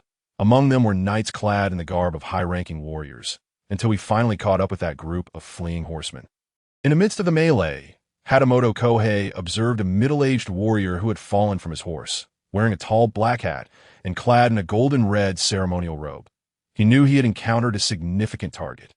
"Imagawa Chibuken shall not escape," he shouted, spurring his horse forward, thrusting his spear into the adversary's right flank. "Curse you!" Ujiyasu drew his side sword and severed the spear aimed at his abdomen, subsequently wounding Kohei's knee. With nowhere to brace himself, and his knee injured, Kohei toppled from his steed, nearly meeting his demise. "Your Highness, please come to your senses," cried a voice from behind, dismounting and striking Ujiyasu's right hip with a blade. It was Mori Yashikato. Ujiyasu staggered, nearly collapsing to the ground, but he quickly regained his footing, leaning against the hillside in a defensive stance, faced with such a renowned general and his famed blade. Mori Yashikatsu dared not advance recklessly. He wielded his great sword, circling around Ujiyasu, searching for an opportunity to strike. Ujiyasu, fixated on Mori Yashikatsu, meticulously adjusted his stance. Suddenly, his right foot slipped on the slope, causing him to lose balance and aggravating his hip injury, resulting in him crashing to the ground. Seizing this chance, Mori Yashikatsu rushed in, pressing his knee against Ujiyasu's chest, positioning his great sword against his neck, laughing maniacally as he prepared to claim his head. "You scoundrel!" Ujiyasu exclaimed in rage. Biting down on the little finger of Mori's right hand, Mori Yashikatsu cried out in pain, gritting his teeth to sever the great sword. A stream of blood erupted, splattering onto him. "To die here is inconceivable," Ujiyasu murmured, his eyes rapidly losing their luster, staring blankly at the sky. A severed little finger fell from his lips. Thus, the vice-commander of the Imagawa clan, who commanded a territory of over 100,000 koku, departed this world with profound resentment. "Imagawa Chibuken has been vanquished by Mori Yashikatsu," he proclaimed, raising Ujiyasu's severed head high. Hearing this triumphant cry, all combatants turned their heads. "Well done! Ha-ha!" Nabinaga laughed heartily. The nearby Imagawa forces were left dumbfounded, each one appearing as though they had lost all will to fight. Seizing this opportunity, we swiftly annihilated them, clearing a section of ground that warlord. "This is Ujiyasu's treasured sword." Mori Yashikatsu presented Ujiyasu's famed blade. Esmon, this sword had originally been a prized possession of the Takeda clan, gifted to Ujiyasu as part of his marriage dowry when Takeda Harunobu's sister wed him, and had always been cherished by Ujiyasu. "Indeed, you both have performed admirably," Nabinaga praised Yashikatsu and the injured Kohei warlord. "With Ujiyasu's demise, this army will surely collapse. Let us vanquish them while we can," someone suggested. Nabinaga surveyed those around him, shaking his head. Our forces had originally numbered only 400 to 500, and after nearly an hour of brutal combat, we had sustained considerable casualties. Let us regroup with Kitsuzaburo. This battle is drawing to a close, he declared. My lord, we might as well raise Ujiyasu's battle flag and horse emblem. It will certainly save us from further conflict, I proposed. Indeed, let it be so. Furthermore, hang Ujiyasu's head upon the horse emblem. Nobunaga nodded. As we paraded Ujiyasu's battle flag and horse emblem, the Imagawa forces crumbled. Soon after, we joined with Ikeda Tsuneyoki at the front, while the remaining Imagawa forces fled along the path they had come from. Kitsuzaburo, the spear formation has been entrusted to you. Why have we suffered such heavy losses? Nobunaga's expression darkened as he surveyed the diminished ranks that it with Sakachi and several senior retainers who insisted on being the vanguard. I could only lead the spear formation in the rear. Ikeda Tsuneyoki bowed his head. His family had served the Oda clan for generations, and those seniors had fought alongside his father. Thus, he could not impose too harshly upon them. Additionally, he had never directly commanded the entire spear formation before, perhaps lacking some confidence. What about the others? Nobunaga inquired. They have already devoted their loyalty to my lord. Ikeda Tsuneyoki replied. Humph, very well. Nobunaga chose not to pursue the matter further. Ordering the forces to regroup, tally the heads, and prepare for the return march. This battle, if not for the significant casualties on Ikeda Tsuneyoki's side, could almost be deemed a complete victory. The Tanaka-saken was exceedingly narrow, limiting the number of troops that could be deployed. Had we utilized a formidable and well-ordered spear formation as the vanguard, we would certainly have suffered minimal losses. Nevertheless, even so, we had achieved a great triumph. Adding to our earlier advantage, the Imagawa main forces had left behind over 2,700 men, many of whom were notable warriors. Among the fallen were the lord of Futamata Castle, Ujiyasu's vice-commander Matsui Minabu, the lord of Anjay Castle, and the head of the Asahina clan, a stalwart of the Imagawa, Asahina Chikayoshi, alongside the head general Masobu, Matsurakusa's son-in-law Matsudaira Masatomo, lord of Idako Castle, Ida Naomesa's grandfather, Ida Naomori, lord of Kakagawa Castle, Ujiyasa's uncle, Kamahara no Tadao, a member of the Imagawa clan, lord of Mokuhara Castle, Ujiyasa's brother-in-law, Sekiguchi Michihiro, the lord of Igiri Castle, Ujiyasa's sister's son Kuno no Tadao, the lord of Ogawa Castle, Hasegawa Matanaga, the lord of Kawana Castle, Yui Masanobu, lord of Hamamatsu Castle, Aino Noriyasu, and the military officer Yoshida Yoshihiro. Furthermore, the prominent generals who had fallen in the earlier skirmish included members of the Imagawa clan. The head of the Sena clan, Ujiyasu's brother-in-law, and Kuno no Motomasa, who had slain Chikuje, sure. Additionally, many renowned generals such as Asahina Hitaka, Injay Tadafun, Injay Tavu, Fujita no Aki, Ikanyami Masa, and Tominaga Shigenari perished in the fray. The deaths of these notable generals further accelerated the collapse of the Imagawa forces. Afterwards, Nobunaga did not immediately attack the remaining Imagawa troops. Following the burial of Ujiyasu's body, he returned to Atsuta Shrine with Ujiyasu's battle flag, horse emblem, severed head, and sword to express his gratitude, dispatching a messenger to Kiyosu to announce our victory that, in truth, there was no need for further assault. Upon learning of Ujiyasu's demise, Miura Yashikatsu, the flag-bearer of Suruga, withdrew from the occupied Dan no Shida, his forces disbanding midway, and he was subsequently captured by our side. As for the Kuroma clan, they were rather unfortunate. They had intended to circumvent our defenses from the western coastal areas of Dhaka and Urumi, aiming straight for Kiyosu, but due to the high tide in the early morning, the road conditions became utterly deplorable, causing them to delay. When the news of Ujiyasu's death reached them, they hastily retreated back to Suruga. Among the castles controlled by the Imagawa, the commander of Takagata, Ujiyasu's brother-in-law Ase Masakatsu, abandoned the castle, his 1,500 soldiers scattering, and he fled back to Suruga. It is worth noting that Ujiyasu had an unusually large number of sisters. After Ase Masakatsu abandoned the castle, Kondo Karu entered Takagata from the supporting castle of Takagata. A local noble, he could not abandon his estate and flee. Soon after, we captured Takagata, and the traitor to the Oda clan was left with no choice but to commit seppuku. The commander of Okago Castle, the nephew of the late Yoshimoto, Takanori, retreated to the June River, while Chobina Yasuaki withdrew to distant Titimi. Matsudora Motoyasu also pulled his forces back from Okago, but lingered near Okazaki at Daijuji, the family temple of the Matsudaira clan. When Yamada Kajitaka, the commander on the Imagawa side in Okazaki, abandoned the castle and fled back to the June River, Takanori promptly occupied Okazaki, swiftly establishing a foothold in the Nishi-Mikawa region. The only one who held out was Okabe Motanabu at Nagai Castle.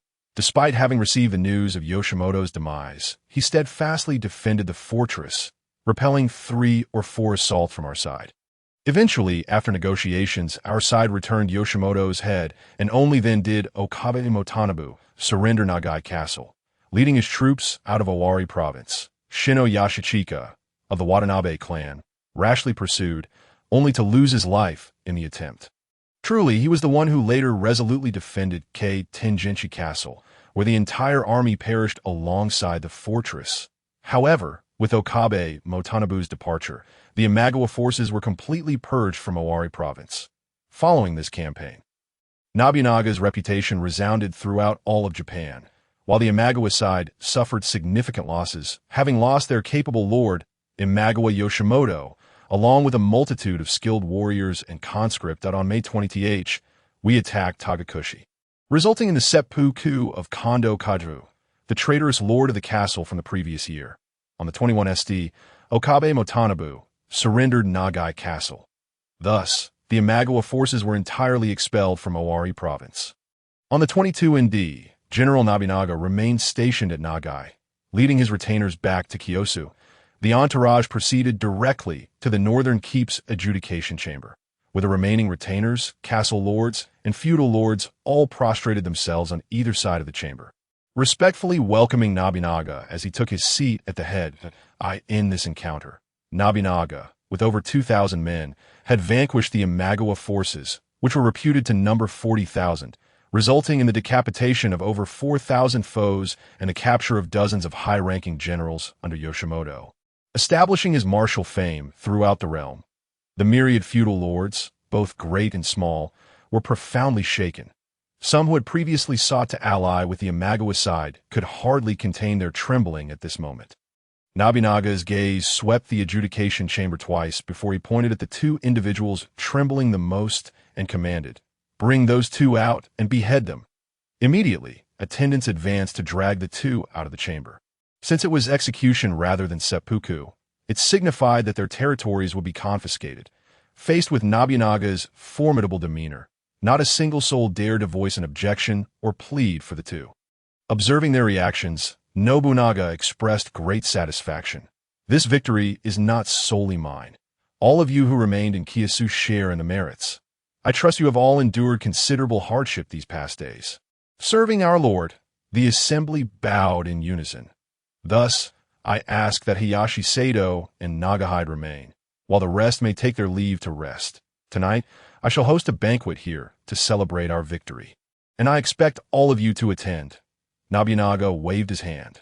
Yes, the group responded with utmost respect and exited the adjudication chamber. Once they had all departed, Nobunaga stretched his shoulders and reclined on the tatami. Supporting himself with his right hand, he then instructed, "Well then, it is now just us. Feel free to relax. Bring forth the sake. Congratulations, my lord, on your prosperous military endeavors." Lin Shuzen was the first to offer his congratulations. In former days, had he seen Nobunaga in such a relaxed state, he would have surely offered counsel to deter him. Yet now, he not only refrained from doing so, but also knelt before Nobunaga, deeply bowing. "I am profoundly ashamed for having attempted to obstruct your foray in a battle. I am well aware of Sado's unwavering loyalty. There is truly no need for such posturing in the future. As we strategize for Mikawa, I will rely heavily on Sato's connections." Nobunaga reassured him with kind words that "I shall spare no effort, my lord." Lin Shuzen replied, bowing his head. Nobunaga nodded and called out, "Sukuma Nobumori." "I am here." Sukuma Nobumori promptly stood from the back row and approached Nobunaga. The Sakuma clan suffered significant losses in this battle, yet Nobumori had rendered great service to his family as the head of your clan. I appoint you as a senior retainer of the Oda clan. Henceforth, the Sakuma clan shall be exempt from all military duties for 2 years, Nobunaga stated, gesturing toward the position among the senior retainers. I trust you will diligently assist Lin Sato in stabilizing the Mikawa front. Yes. Nobumori accepted the command. Suda Hidataka. I am here. Suda Hidataka stepped forward. He was the son of Oda Jinba, and, following Nobunaga's appointment as Shugo Dai. All Oda clansmen, except for his immediate branch, changed their surnames to Suda. His legitimate son, Suda Hidemasa, would later wed the youngest daughter of Tokugawa Kazumasa and serve consecutively under Tokugawa, Oda, Nobukatsu, Toyotomi Hideyoshi, ultimately becoming a prominent retainers of the Tokugawa clan. Passing away at the age of 90, you shall inherit the lands of Nakakubo in Aichi province and serve as the lord of Nakakubo Castle. Representing your clan? Yes. Suda Hidataka likewise took his place among the senior retainers. Sasa Naramesa. I am here. You shall assume the headship of the Sasa clan and serve as a senior retainer of the Oda clan, taking on the role of lord of Hira Castle. Yes. Sasa Naramesa bowed, expressing his willingness to continue serving loyally at the side of our lord. You may appoint a castle deputy of your choosing. Furthermore, as you are not yet married, this cannot stand. You shall wed the eldest daughter of Yashabe as your primary wife. Nobunaga turned to the right. Yashabe, do you consent? It is an unparalleled honor for my daughter to receive such a match from my lord. Mirai Sadakatsu bowed deeply. Heini Nakio. Nobunaga called out again that I am here. Heini Nakio replied, his voice tinged with hesitation. Among the 3 commanders defending Yatsuzumi, both Oda Hidetami and his father Heini Satamian had heroically perished in battle, leaving only him to lead a small contingent to retreat. However, Nobunaga did not pursue the matter further. You and your father performed admirably in the defense of Yatsuzumi. You shall succeed your father as head of the Heini clan and serve as lord of Okuda Castle. I shall devote my life to service, Heini Nakio said, tears of gratitude in his eyes. Now, let us determine the rewards for this campaign. Nobunaga clapped his hands. How shall we recognize the contributions made? What are your thoughts? I recommend Mori Yoshikatsu. Shibata Katsutake was the first to speak as a senior retainer. His status far exceeded that of Mori Yoshikatsu, a mere cavalryman, and his proud nature prevented him from using honorifics. Nonetheless, he was genuinely impressed by the significant achievement Yoshikatsu had made in defeating Yoshimoto. I recommend Hattori Kazutada. Mori Kajinari inclined his body slightly towards Shibata Katsutake, continuing, had it not been for Kazutada's timely discovery of Yoshimoto's escape and his wounding of the enemy commander, things may not have gone so smoothly. I recommend Kira. Ikeda Tsuneyoki supported, placing his hands on the ground and bowing deeply to Nobunaga. Lord Kira possesses profound understanding of military strategy, having shattered an enemy formation of 1,500 with mere 700 men, sustaining minimal losses of our own, thus deserving the title of foremost contributor. It is rare to encounter such insight. Your efforts in this battle have not been in vain. Nobunaga nodded. I shall entrust you with the defense of Shoima Castle adjacent to your territory. I am grateful for your lordship's generosity, Ikeda Tsuneyoki replied. Feeling a mix of gratitude and embarrassment at Tsuneyoki's recommendation, I reflected that although we had trained together as part of the spearmen's formation and had been neighbors for quite some time, I had never developed a close relationship with him. Partly due to his close ties to Nobunaga, as both his foster and sworn brother, I maintained a slight distance from such nepotism. Additionally, I had the impression that he lacked any notable achievements. The first thought was undoubtedly biased, while the second was somewhat utilitarian. However, his words at this moment had great significance. Niwa Nagahide subsequently recommended me as well. He and I had always shared a good relationship, especially since I had indeed accomplished a considerable feat this time.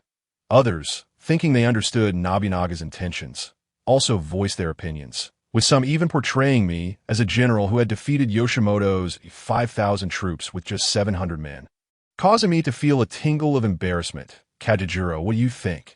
Nobunaga inquired of me that I am truly humbled by the kindness of all your lordships, that I must express my gratitude for the accolades. If I were to attribute the merit, I would say it belongs to Ryota Usuji. Please elaborate on your reasoning. Nobunaga said, intrigued. The principles of military strategy state, know thyself and know thy enemy, and you will not be imperiled in 100 battles. It was indeed Lord Ryota's timely intelligence that assisted our lord in formulating a sound strategy, ultimately allowing us to successfully intercept Yoshimoto's forces. I bowed deeply. This is merely my humble opinion, and all credit belongs to your lordship's judgment. Indeed, Kajijuro, well said. Nobunaga laughed heartily. Ryota, Masakazu. I am here. Ryota, Masakazu stepped forth. Approaching Nobunaga, upon the recovery of Tagakushi, he had formally joined the Oda clan. You have rendered significant contributions in this campaign and shall be recognized with a first-class merit. I declare in advance that the 5,000 koku of Tagakushi Castle shall belong to you. I earnestly hope for unwavering dedication to attentively observe the movements in the direction of Sanha. I, your humble servant, pledge my life to your cause. Liang Tianjingnong expressed his heartfelt gratitude for the bestowed rewards. Nobunaga nodded in satisfaction, subsequently calling out my name. Kirinobikage. At your service, I responded. Training the gun formation and vanquishing formidable foes, your valor has indeed been witnessed. Given your relatively brief tenure, I shall refrain from promoting your rank this time. The territories of Shima Market, Kamakawada, and the 3 villages of Kitashinden and Shima Market, totaling 3,500 koku, shall serve as your domain. You will be granted 3 months to organize your territory, after which further duties will be assigned. Thank you for your gracious rewards. I bowed in acknowledgement. The third merit was attributed to Hattori Kazutada, who located Egan and inflicted a wound upon his abdomen, receiving 2,000 koku as a domain. I will dispatch someone shortly to inform him to recuperate well. Nobunaga sighed.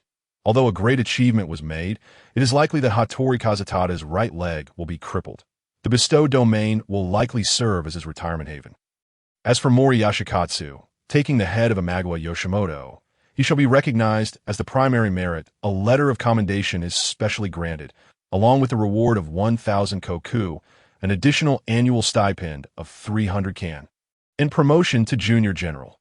Thank you for your gracious rewards. Mori Yashikatsu stepped forward to receive the commendation. Although he did not obtain the domain for primary merit, he secured the symbolic title of primary merit, along with commendation, domain, and promotion, leaving him thoroughly satisfied. The second merit went to Shibata Katsui, who captured Imagawa's deputy Matsui Minabu, receiving a letter of commendation and the renowned sword Nagason Kotetsu. Thank you for your gracious rewards. Shibata Katsui joyfully accepted. His family, with over 20,000 koku, did not overly concern themselves with a mere 1,000 koku. However, receiving a letter of commendation and Nobunaga's precious sword was indeed a remarkable honor. The third merit was awarded to Kamikawa Kona, who defeated the foremost general, the elder of the Imagawa clan, Sanami Ujinabu. The rewards have already been granted in advance, so I shall not elaborate further. The remaining merits and rewards will be announced by Murai Sadakatsu later. I urge all to continue demonstrating loyalty and dedication to our cause. I shall serve our Lord until death. Now then, all of you, Nobunaga raised his filled wine cup, declaring, let us toast to victory. The territories I received, comprising Kamakawada, Kitashinden, and Shima Market, are situated on the banks of the Nikko River, nestled between Tsushima and Kanagawa Castle. Due to their proximity to the river and the thriving commercial town to the north, the economic conditions within the territory are reasonably favorable, as the Lord of Shima Market Castle, along with Uno Castle and Maeda Castle. These 3 fortifications serve as guardians for Kanagawa Castle. Once a renowned stronghold in the province of Oweri, Kanagawa Castle was constructed by Hojo Tokimune over 130 years ago, featuring a tri-layered castle structure with Hanmaru, Nainamaru, and Sanamaru. However, due to years of neglect, this castle has largely fallen into disrepair. Consequently, Shima Market Castle, as a subordinate fort, is also in poor condition. After conducting a thorough investigation, I resolved to forego repairs and instead construct a new castle in Kamakawada, along the banks of the Nikko River. The new castle shall be named Kamikawa Castle, seemingly built expressly for to speak candidly. I did indeed consider this aspect. After Koyona became my concubine, I lavished her with affection as a form of compensation, often remaining inseparable from her. Though it was somewhat similar before, back then our relationship was that of lord and retainer. Now, as husband and wife, our intimacy is naturally more pronounced.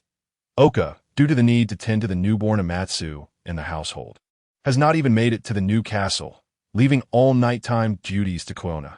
Having grown up in the mountains, Koyona possesses a tall, sturdy physique with long, powerful legs, making her an excellent companion. Being with her sometimes evokes a peculiar feeling within me. Initially, I truly regarded her as a sister, for her personality closely resembles that of my biological sister. Even now, I remain very gentle, yet she occasionally takes the initiative, displaying a fervor that is quite spirited. Regrettably, she has sustained several injuries, leaving scars upon her once smooth skin. However, several of these scars are a result of my actions. Whenever my fingers brush against the scars on her neck, right shoulder, and right thigh, I harbor no feelings of disdain.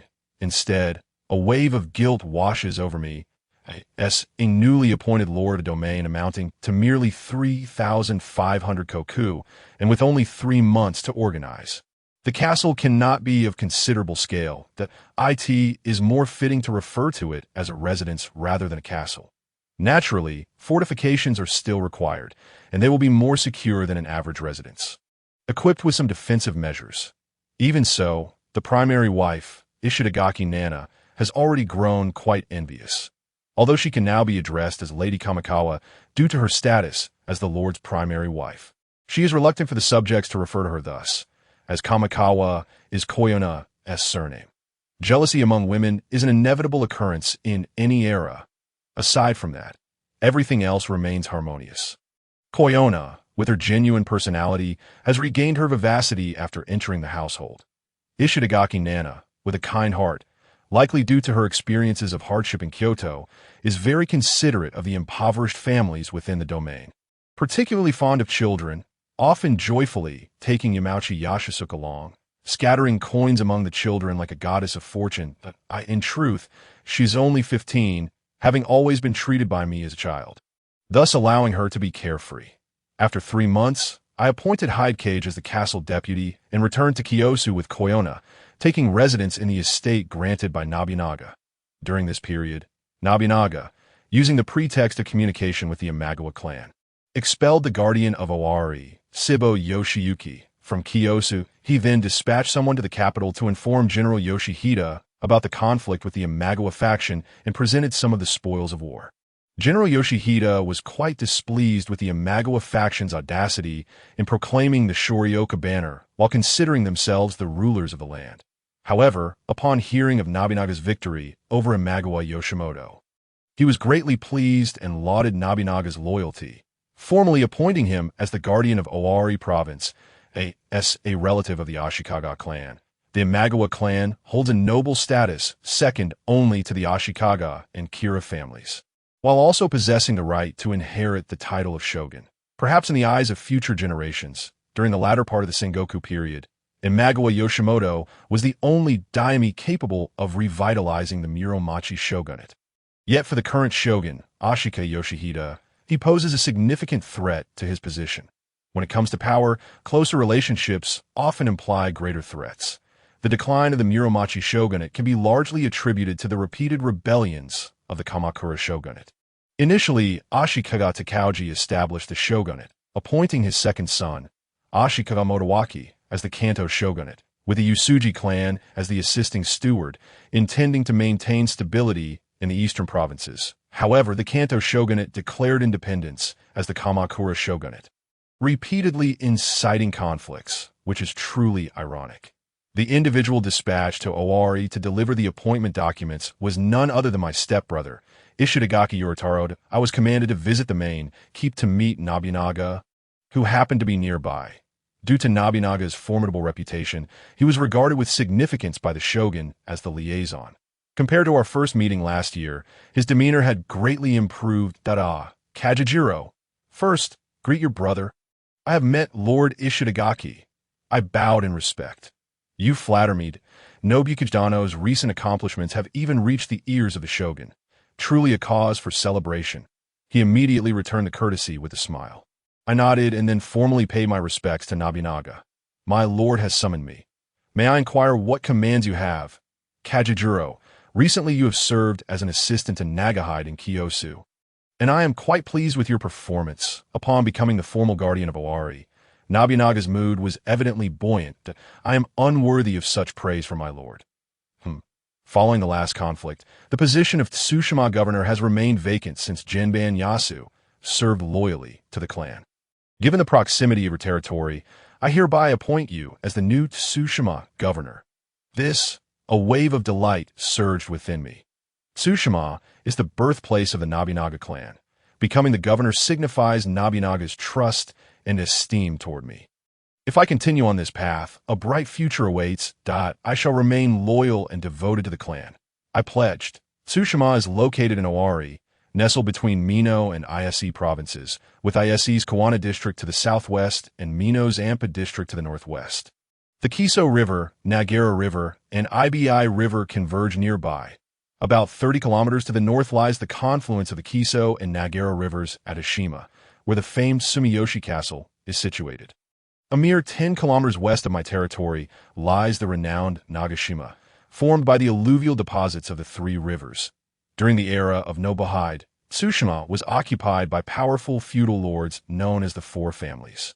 7 names and 4 clans.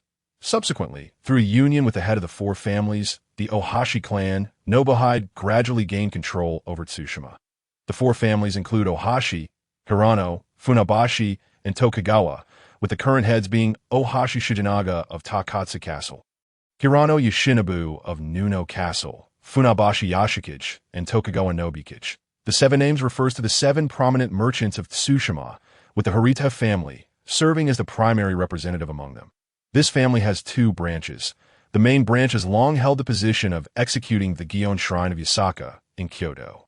Bearing the family crest of the right 3 waves, the other branch serves as the family officials of Tsushima Shrine, currently adorned with the family crest Harita Loquat, which is derived from the Oda Loquat. The head of the family, Harita Masatada, is also the leader of the merchants of Tsushima. The 4 clans consist of Hattori Tamasada of the Hattori family, Hayashi Chse of the Hayashi family, Watanabe Mitsuyasu of the Watanabe family, and Akiyama Nabimasa of the Akiyama family. Although they are collectively known as the 15 factions of Tsushima, their influence extends far beyond the confines of Tsushima itself. For instance, the Hashi family traces its origins to Ise. The previous head, Hashinobu Yoshi, married the daughter of Prince Yashikiyo, a grandson of Emperor Go-Daigo, as his primary wife. He later adopted Prince Yashikiyo's son, Hashinobushige, who is referred to as Tsushima Daijin, thus establishing the Hashi family as descendants of Emperor Go-Daigo. Furthermore, the Hayashi clan among the 4 clans is a collateral branch of the Inaba family from Nishimino.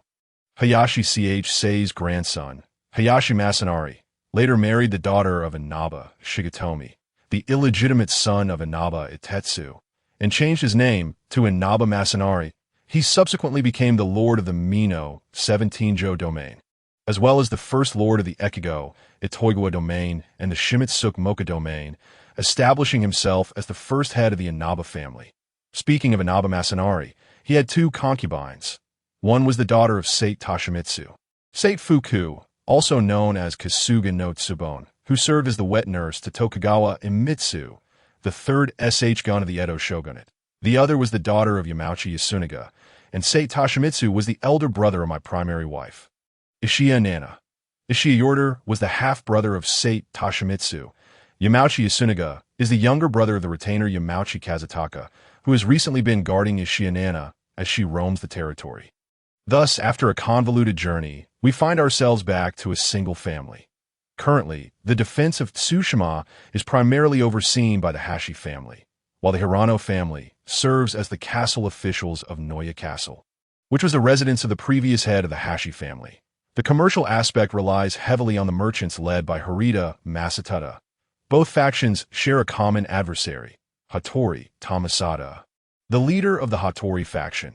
The Hattori faction bears similarities to the Hachisuka family, both relying on water transport for their livelihood.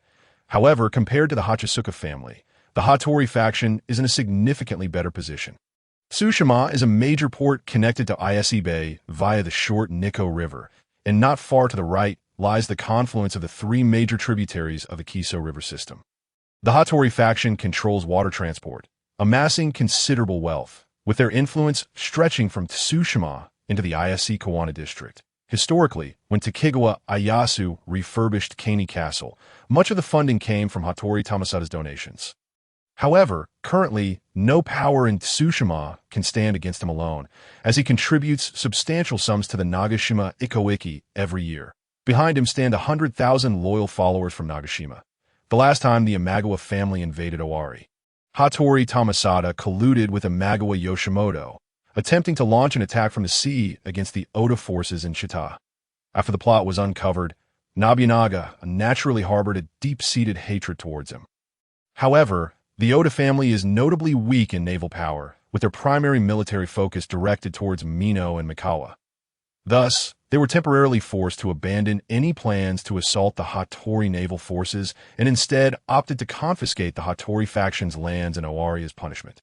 With the management of this operation entrusted to Tokugawa Ieyasu, before my return at Tsushima, I too received orders to deal with Hattori Tamasada. I stayed in Kiyosu for a day, aside from paying visits to my colleagues such as Disa Nagahide, Ikeda Tsuneoki, and Sawaki Yoshiyuki. I also attended to matters regarding the pickled vegetable shop. The following morning, I went to bid farewell to Nobunaga.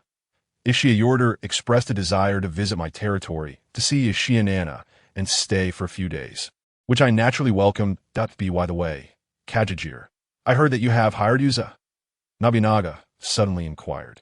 Following the Battle of, although Nobunaga did not immediately accept Yuza, he rescinded the order prohibiting him from residing in Kiyosu. Moreover, since he could refer to Yuza as Yuza, it indicated that he had nearly forgiven him. I believe that Yuza's return to the family is merely a matter of time. My lord, that is indeed the case, I confidently replied, secretly astonished by Nobunaga's keen awareness. He had immediately learned of events that transpired the previous day. Have you forgotten? I stated that retainers of the family are prohibited from accepting Yuza into service. Nobunaga exclaimed loudly. But my lord, Yuza is not in service. He is a merchant, looking after the pickled vegetable shop. Little Yuzu is the primary wife of Sanemaru, and it is indeed inappropriate for her to continue residing in the same quarters as her mother. I explained it is truly a gratifying achievement to navigate through Nobunaga's loopholes. Given his long-standing relationship with Yuza, I was confident he would not mind us so. How much salary did you offer him? Nobunaga continued his inquiry. My lord, it is 300 kan, I replied. You are quite wealthy. When he was in the family, he only earned 150 kan. Nobunaga tilted his head, scrutinizing me, since both he and his wife are assisting. And considering the status of their daughter, Sachiheim, for a samurai like Yuza, being a merchant is indeed beneath him. That a higher salary is only fitting. I sighed. So, Yuza accepted such terms willingly. Without a salary, one cannot support a family. So Yuza had no choice but to accept. Moreover, after more than a year of trials, Yuza has matured considerably. I continued. Nobunaga pondered my words. After a moment, he waved his hand. I shall not pursue this matter further. You may return to Tsushima. Yes, Isshiya Yorder and I promptly took our leave. Upon returning home to pack my belongings, Isshiya Yorder suddenly called over a retainer and said to me, Swanaka, I wish for you to meet someone. Who might that be? I asked, perplexed by the visitor. Though he was dressed as a retainer, his demeanor suggested he was no mere servant. Upon closer inspection, I exclaimed in surprise, Your Highness Awamatsu Nabasada. Swanaka-dano, it has been a long time. Awamatsu Nabasada smiled and sat cross-legged before me. What brings your highness here? I thought you were in Tosa? I inquired, bewildered. This relates to your slaying of Tani Tadamian. Following that incident, the Sakabe clan dispatched someone to Kyoto for investigation. Though they found no evidence, they soon learned of your marriage to Nana, and thus connected your involvement with Tani Tadamian's death. Originally, the Sakabe clan was indifferent to the matter of your encounter in Tosa, but upon discovering your connection to Tani Tadamian's demise, Nabasada-sama was swiftly pursued to avoid implicating the Ichi family. He had no choice but to leave Tosa, Isshiya Yorder explained. How did the two of you end up together? I asked, still confused. Iwamatsu Nabasada chuckled. After hearing a word from Lord Kira, I was greatly impressed. Later, I learned that your highness had defeated Imagawa Yoshimoto's 5,000 troops with just 700 men in Owari, earning fame far and wide. Thus, I felt inclined to seek refuge and seized upon the connection with your highness' elder brother. At this point, his expression grew earnest, and he deeply bowed. I humbly beseech your highness to accept my loyalty. Rise, your highness Iwamatsu. I promptly assisted him, feeling that such rural declarations were often exaggerated and unworthy of such praise. Swanaka, you should accept his highness's intentions. The journey from Tosa to Owari is not a short one. Ishiya Yorter urged. Please, your highness, do accept me, Iwamatsu Nabasada implored once more. This would indeed be a burden on your highness. I nodded and said, let us start with a position as a senior retainer of the Kira family, with a salary of 200 kan. I humbly thank your highness. Iwamatsu Nabasada acknowledged his command. As Ishiya Yorter was to visit, I decided to accompany him and Iwamatsu Nabasada to allow the siblings to reunite. Meanwhile, Kosame, Uka, Mitsu, and Yuzu would follow in a bullock cart. In the Heian era, bullock carts were a privilege of the nobility, and their use was abolished after the Yunnan War, remaining unreinstated to this day. Since there would be no rough terrain, I had specially prepared a bullock cart for Uka and her children during my last departure from Kyosu, which had become quite popular in the castle. In actual history, it was Toyotomi Hideyoshi who reinstated the use of bullock carts, but he enlarged the wheels and elevated the yoke, requiring a ladder to board, and referred to it as the imperial cart, implying that only noble individuals like his mother, the peasant Omesu, could use it. According to the most authoritative sources, the first to imitate this in Kyosu was Aichi. She immediately approached her older brother, insisting he make one for her, as well. Nobunaga's response was to promptly send a letter requesting 2 bullock carts, one for Aichi and one for Nene. Thus, I was the first to receive the most authoritative news, uncovering such significant historical secrets. On the way back to Kawagawa Castle, I naturally inquired Iwamatsu Nabasada about the happenings in Tosa. It was early June when I departed from Tosa. I extend my best wishes to Lord Baoshin, who remains in good health and continues to reside at the Arakawa Shrine. It appears that Kinj, the relative of the Kira clan, has wed Princess Yu and has taken charge of the family estate in Tosa. Meanwhile, the Sakabe clan remains at a stalemate with the Motoyama clan. Outwardly, it seems they hold a slight advantage. Later, while in Kyoto, I heard that Sakabe Kunichika passed away in July, and Motonaka officially inherited the family legacy. That is the general situation, replied Iwamatsu Tsunetada. I seem to recall that in May, Motonaka achieved his first battle at Nagahama, right before the Battle of Okahazama. If I am not mistaken, I ponder aloud. Indeed, he fought alongside his brother Kinj, both participating in their initial engagement. It is quite an intriguing matter. Motonaka has always exhibited a rather timid demeanor, yet on that day, before the battle, he sought guidance from the Chin Temple on the use of spears. To my astonishment, he boldly led 50 cavalry into the fray, which truly is remarkable. At this point, a hint of admiration crossed Iwamatsu Tsunetada's face. Perhaps it is because I have claimed his rightful consort, instilling in him a sense of shame that has spurred his courage. Lord Ishitagawa must surely regret it. His sister was destined to be the main consort of a powerful lord. I jested. But to scatter 200 troops merely to take down 2 individuals? How could that compare to your endeavors? Ishitagawa Yoritada quickly shook his head, expressing only a desire for you to treat Nanami kindly. She lost her mother at a young age, and as she grew, followed her late father and me in serving the shogunate, enduring considerable hardships. Rest assured, your sister is thriving here, I assured him. After this exchange, my impression of my brother-in-law greatly improved. In this era, even the shogun is subject to the whims of others.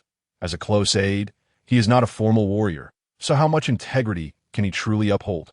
Even I prioritize my own life above all else. Particularly, his introduction of Iwamatsu Tsunetada was most timely for me, that I was just contemplating how to deal with the naval forces of Hatamoto Tomasada. And Iwamatsu Tsunetada happens to be a great general among the Ikeda Urahata Navy. If I manage to cultivate a formidable naval force over the next 2 to 3 years with him at the helm, I might just advance ahead of Tokugawa Kazumasa in the campaign against Hatamoto's faction. Furthermore, with the assistance of the Saka clan's river forces, coordinating with me from the upper reaches of the Kiso River would greatly enhance our chances of success. As I mused over these plans, I unwittingly arrived at my territory. After walking a short distance, I spotted a figure clad in a pink kimono, accompanied by a young boy of 12 or 13. Wielding a sword in attendance, in front of her, two boys of around 10 were engaged in a sumo match, surrounded by over a dozen children of similar age, cheering enthusiastically. She herself was among the loudest in encouragement. I recognized her immediately. It was Ishitagawa Nanami, once again playing the role of the goddess of prosperity. Each child victorious in their sumo match would receive a reward of 10 mon, a substantial sum for children from farming families. Lord Ishitagawa, would you like to meet your sister? She is having a wonderful time. I pointed ahead. Oh my. Upon seeing Nanami, Ishitagawa Yuritada hastily urged his horse forward, the moment she spotted her brother approaching. Nanami froze, scarcely believing her eyes. Brother? She tentatively inquired. It is I. Ishitagawa Yuritada dismounted and chastised her, exclaiming how she should not be in such a state. As the main consort of the Lord, she ought to adhere to her duties. But, my lord, she stammered. Lord Ishitagawa, I specifically allowed her this freedom. I interjected, hastening to alleviate the situation. Say, I cannot comment on other matters, but Nanami's lack of decorum is indeed concerning. After nearly 2 years of marriage, she has yet to bear an heir. She must not be serving properly. You even concern yourself with such matters. Ishitagawa Yuritada seemed overly inquisitive. Upon hearing her brother's words, Nanami scrunched her nose and huffed in displeasure. Tossing the remaining Iraku coins into my arms before running away, Yamauchi Yashisuke bowed to me and quickly pursued her. What is this? Ishitagawa Yuritada inquired, his eyes filled with confusion. Regarding matters with the Hatamoto faction, I promptly dispatched a messenger to Nobunaga, along with my considerations. This was a critical issue. If I failed to report in a timely manner and Nobunaga discovered it himself, I would undoubtedly face dire consequences. The Hatamoto faction was offering me 2/10 of their profits, but they might harbor ulterior motives. Perhaps my opening several shops in Tsushima led them to perceive me as a man devoid of samurai integrity. Driven solely by profit? Yet, at times, I could be as pure as water, unwavering in righteousness, and indifferent to wealth. Nobunaga did not disappoint. He readily agreed that he replied, stating, I hear you are in the process of establishing a navy, which is a costly endeavor. The 2/10 contribution from the Hatamoto faction shall serve as support for your family. I imagine Hatamoto Tomasada will feel honored to assist your family in building a navy. However, I simultaneously received news that S.G. Kazumasa of the S.G. Naval Forces had finally pledged allegiance to our family. The S.G. clan, a small but notable lordship commanding 30,000 koku in the southern part of the Chita Peninsula, had gained a foothold during the Unin War when the powerful Sate Mai-Ch from Mino seized control over Owari, me, and Hida, S.G. in Munamesa, a vassal of the S.G. clan, was granted the fort of No on the Chita Peninsula. The S.G. Navy controlled maritime transport in Ise Bay and was not to be underestimated. Had the S.G. clan sided with us during the Battle of Okahazama, perhaps the Hatamoto faction would not have dared to launch a naval assault. Kazumasa is the son of S.G. Munamesa. During the new year, he formally visited Kyosu to pay his respects to Nobunaga, leaving behind his less than 8-year-old heir, S.G. Hatcher, as a hostage. Nobunaga took a great liking to this child and has reached a verbal agreement with the S.G. clan regarding a marriage alliance. When Hatcher comes of age, Nobunaga himself will preside over the coming-of-age ceremony and bestow upon him the family name, subsequently marrying him to Nobunaga's sister, later known as Lady No. With this development, my plans to establish a naval force seemed increasingly redundant. Upon reflection, Nobunaga's support of me might have been a means to pressure the S.G. clan. While still in Kyosu, I sought an audience with Nobunaga to clarify his official stance. My lord, now that the S.G. clan has pledged loyalty to our family, can we not commence action against the Hatamoto faction? With the S.G. Navy's participation, victory should be within reach. I cautiously suggested. The SG clan has other significant tasks. Nobunaga replied, nonchalantly. One Hatamoto faction is sufficient for you to deal with alongside Kazumasa. Progress has already been made on Kazumasa's end. You must also exert more effort. However, my subordinate's naval force is still in its infancy. Defeating the Hatamoto Navy alone will require considerable time. That matter is not urgent. The most crucial task for our family is the conquest of Mino. You have previously had dealings with the Kawabun clan. It would be prudent to take this opportunity to establish contact through the Kiso River as you build your navy. After 6 months, particularly with the addition of the SG Navy, Nobunaga's animosity towards the Hatamoto faction seemed to have diminished significantly. How he previously insisted we swiftly take Hatamoto Tomasada's head. Yes, that I shall take my leave now and wish our family great fortune in military endeavors. Having clarified Nobunaga's intentions, I departed from Kiyosu. Upon returning to Kamikawa Castle, I was visited by K-Jin from H-Sunji, who came to offer New Year greetings. Master, you are a familiar acquaintance. Please speak openly about your business. I stated directly that in that case, I shall dispense with pleasantries. Last time, we were greatly indebted to you, my lord. The entire Hatamoto family is grateful. Therefore, Tomasada has sent a New Year gift of 500 kan and wishes to meet with you. K-Jin conveyed. According to intelligence, the Hatamoto faction's maritime revenue last year was approximately 8,000 kan. Due to blockades, this figure had decreased by 30 to 40% compared to the previous year. Making 500 can a substantial portion of their income for over half a month, especially considering their need to support their subordinates and manage various affairs. For me, as a small lord with a territory of 3,500 koku, 500 kan is no trifling amount. Of course, my primary income does not rely solely on my territory. What motive could the Hatamoto faction have in spending such a sum to meet with me? Suddenly, I recalled that Nobunaga had mentioned Kazumasa's strategies had made progress, and I began to formulate an understanding. Then, where shall we meet? After all, Tomasada is an enemy of the Lord Dange. If it were at Kamikawa Castle or Tsushima Town, my position would be quite difficult. I mused, slightly furrowing my brow. Upon hearing me mention Lord Dange, K-Jin's expression brightened noticeably. How could I allow my lord to be put in a difficult position? If you would agree, we could arrange to meet at the Wary Hot Springs. The Wary Hot Springs are renowned for their therapeutic effects. Located near Kani, and in later years became one of Japan's famous scenic spots. Listed among the top 100 hot springs in this era, their fame was still localized, and the nearby Kani Castle had long been abandoned. Meeting with Hattori Yasada at this location is indeed quite suitable.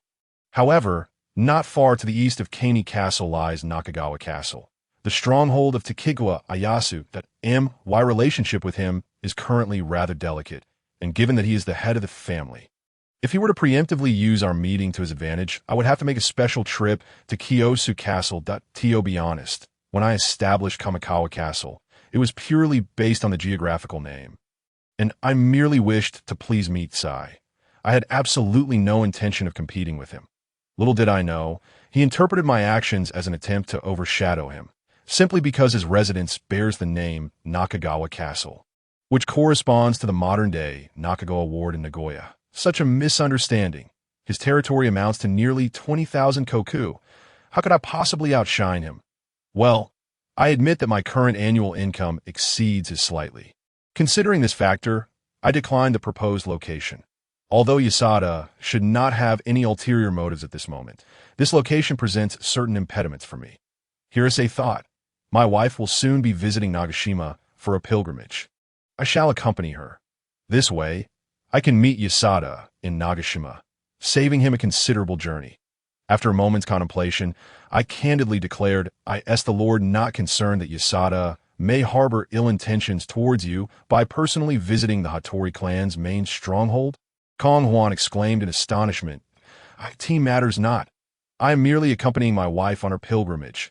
I have heard that Yasada is exceedingly devout towards Amida Buddha. Surely he would not create difficulties for me. I replied with an air of simplicity.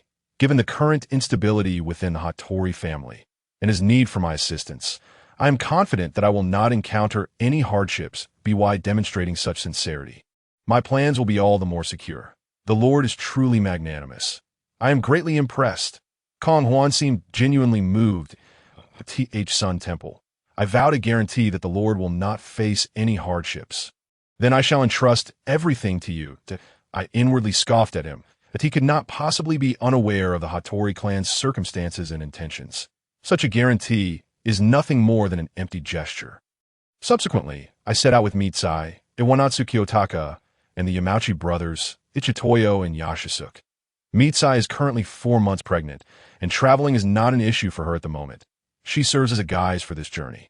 Iwanatsu Kiyotaka is a naval commander, known for his expertise in water management and fortification. The original sites of Ishiyama and Nagashima were both marshy lands. This presents an opportunity for him to conduct reconnaissance while also gaining a general understanding of the Hattori naval stronghold. Yamauchi Yashisuke has always been Mitsai's attendant, while I have other plans for Yamauchi Ichitoyo. Nagashima is home to 2 major temples, Genshi and H-Sunji, each with several branch temples, with Genshi serving as the principal establishment. The island comprises 5 castles, Nagashima, Yenoshima, Nakagawa, Shinobashi, and Otoriai, with Nagashima Castle being particularly formidable. Built in the 3rd year of Kanjin, 1245, by Fujiwara Michiyoshi and reconstructed in the 14th year of Bunmei, 1482, by the Edo clan. One of the 48 families of Northern Ise, the current lord of the castle is Edo Shigeru. Historically, this individual abandoned the Ikki prior to the Battle of Nagashima and allied with Nobunaga, resulting in his entire clan being exiled by Genshi. Consequently, this castle became the stronghold of the Ikki, causing significant troubles for Nobunaga. After the pilgrimage, Mitsai and Yashisuke remained at H-Sunji while I entered the Hattori clan's main stronghold to meet with Hattori Yasada. This leader of the Hattori clan stood at just under 6 feet tall, but possessed a remarkably robust physique. Due to his prolonged life on the water, his complexion was dark and aged. And in terms of demeanor, he bore some resemblance to Saka Masakatsu, albeit with less straightforwardness and more cunning. After all, while Masakatsu mingled with various minor lords, his secondary profession involved farming, whereas Yasada dealt primarily with merchants. His sideline being that of a pirate. I am truly honored to be summoned by such a distinguished host. It is a privilege to meet you, Yasada. I began with an exceedingly polite introduction. It is I who should feel honored by your presence, my lord, he replied. With a clap of his hands, he summoned attendants to present clear sake and a sumptuous fish banquet. Then, 2 rather comely maidens approached to knead our shoulders. I appreciate your generous hospitality, but my wife awaits me at H-Sunji, so if there are matters to discuss, please feel free to speak directly, I stated, feeling somewhat uncomfortable with the ample bosom of the unfamiliar maiden pressing against my back. Since you are so forthright, I shall be straightforward as well that I hope that you can lift the restrictions and allow the Hattori clan to freely enter Tsushima. If there are specific areas where you require assistance, you may name them, and the Hattori clan will provide the necessary funds. He fixed his gaze upon my face and continued, or manpower. Manpower, you say, that could be problematic. If I were to truly borrow your men to eliminate certain obstacles, what would happen if Nobunaga found out? Could I possibly remain in the Oda clan's good graces? Although there are some factions in Tsushima that do not see eye to eye with me, a fact even the Hattori clan is aware of, I prefer to seek resolution through negotiation. As for manpower, that one be necessary. I have heard that the internal situation of the Hattori clan is not particularly stable either. I pondered aloud. Those are merely minor issues, he admitted candidly, his eyes twitching slightly. Once the difficulties regarding water transport are resolved, everything else can be discussed. I would like to inquire about something. Yasada, you must be familiar with the Kiso River and its surrounding factions, correct? What are your thoughts on the Kawaguchi clan? I suddenly inquired. The Kawaguchi clan? I have indeed had dealings with them in the past. Saka is a person worth engaging with. However, 2 years ago, he suddenly became a major power, controlling a territory of over 10,000 koku and gradually distanced himself from this line of work. He then looked at me intently. I hear that you are the warrior leader who defeated Kat Kayomesa. Since we are acquaintances, that makes our discussions easier. I was quite pleased with his astonished demeanor, as it satisfied my vanity. Thus, I formally presented my thoroughly considered proposal. I have a suggestion. Yasada, You should be aware that I am also in the process of establishing a shipping fleet. However, I find it inconvenient to enter Mino, while you find it challenging to access Tsushima. Why not bring the Kawaguchi clan into our collaboration for a three-way partnership? How would that collaboration work? Hattori Yasada asked cautiously. B. Why uniting our efforts? We can control the entire Kiso River. I gestured expansively. In Tsushima, we shall operate under the banner of the Kira clan. Once we leave Tsushima, we will operate under your banner. And when we advance into Mino, we will utilize the Kawaguchi clan's banner. This way, we can fully leverage our respective relationships. Furthermore, you can use our alliance with the Saka clan to suppress internal dissent. This is truly an extraordinary idea, my lord. I smiled without offering further commentary. In modern times, such corporate restructuring and the optimal utilization of each party's regional or technological advantages would be quite commonplace. Yet in the context of the Sengoku period, this represents a significant innovation. Nobunaga, who has always appreciated originality, should be able to accept this, especially since I have additional strategies in mind. Observing Hattori Yasada deep in thought, I poured 2 bowls of sake and placed them before us. After a long pause, he solemnly nodded. That does seem quite reasonable, and the profits would be substantial. Why connecting both countries through the Hattori clan and the Kawaguchi clan. As long as we pay the taxes, the Lord of Saito will not create any difficulties. However, regarding the Kawaguchi clan, I will handle that. I raise my bowl of sake, personally toasting him. Why sincerity will undoubtedly be evident. And the 2 individuals I brought along are our chosen representatives for the ships and trade. Here as to a successful partnership, how could I refuse such a request? Hattori Yasada raised his bowl in acknowledgement and downed it in one gulp. Though I had sent a letter in advance, 3 days later, a summons arrived from Kiyosu, delivered by Saka Yoshiyuki. Fujihachi, it has been quite some time. I warmly welcomed him. Let us set that aside for now. Soyaka replied, frowning. Have you done something excessive? It seems that Takigawa has privately discussed matters with our lord. Since you have been dispatched, what could possibly be amiss? I casually tossed the letter aside. Rest well for now. I will host a proper welcome for you this evening. The next day, we set off for Kiyosu, and I went to meet Nobunaga alone. Pray tell, what is the situation? Nobunaga hurled the letter I had sent him at me. You have actually entered into a partnership with Hattori Yasada. Even Ieyasu's strategies have been disrupted by your actions. What was the task I entrusted you with? Have you forgotten? My lord, you assigned me 2 tasks. The more critical one was to establish contact with Mino, while the less important one was to eliminate the Hattori clan. I respectfully replied. Indeed, you remember, I expected you to make contact with Mino. Otherwise, I would have already punished you. However, what is this about bringing the Hattori clan into our collaboration? Nobunaga frowned. It was unavoidable. The Hattori clan possesses deep ties in the borderlands of both territories. By utilizing their influence, communication with Mino would become more seamless, and the profits from water transport would significantly increase. I explained, profits, you say? What of the last rebellion by the Hattori clan? Where do I save face? Nobunaga coldly snorted, My lord, I have a subsequent strategy. After the union of the 3 families, both my strength and standing, in collaboration with the HJ clan, will surpass that of the Hatamoto family.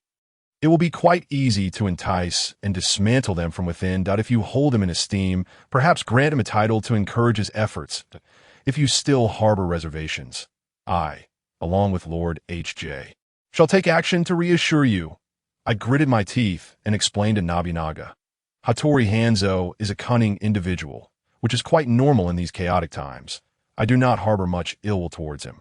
However, since Nobunaga despises him as a subordinate, I must share that disdain and deal with him, which is likewise quite customary in such turbulent times.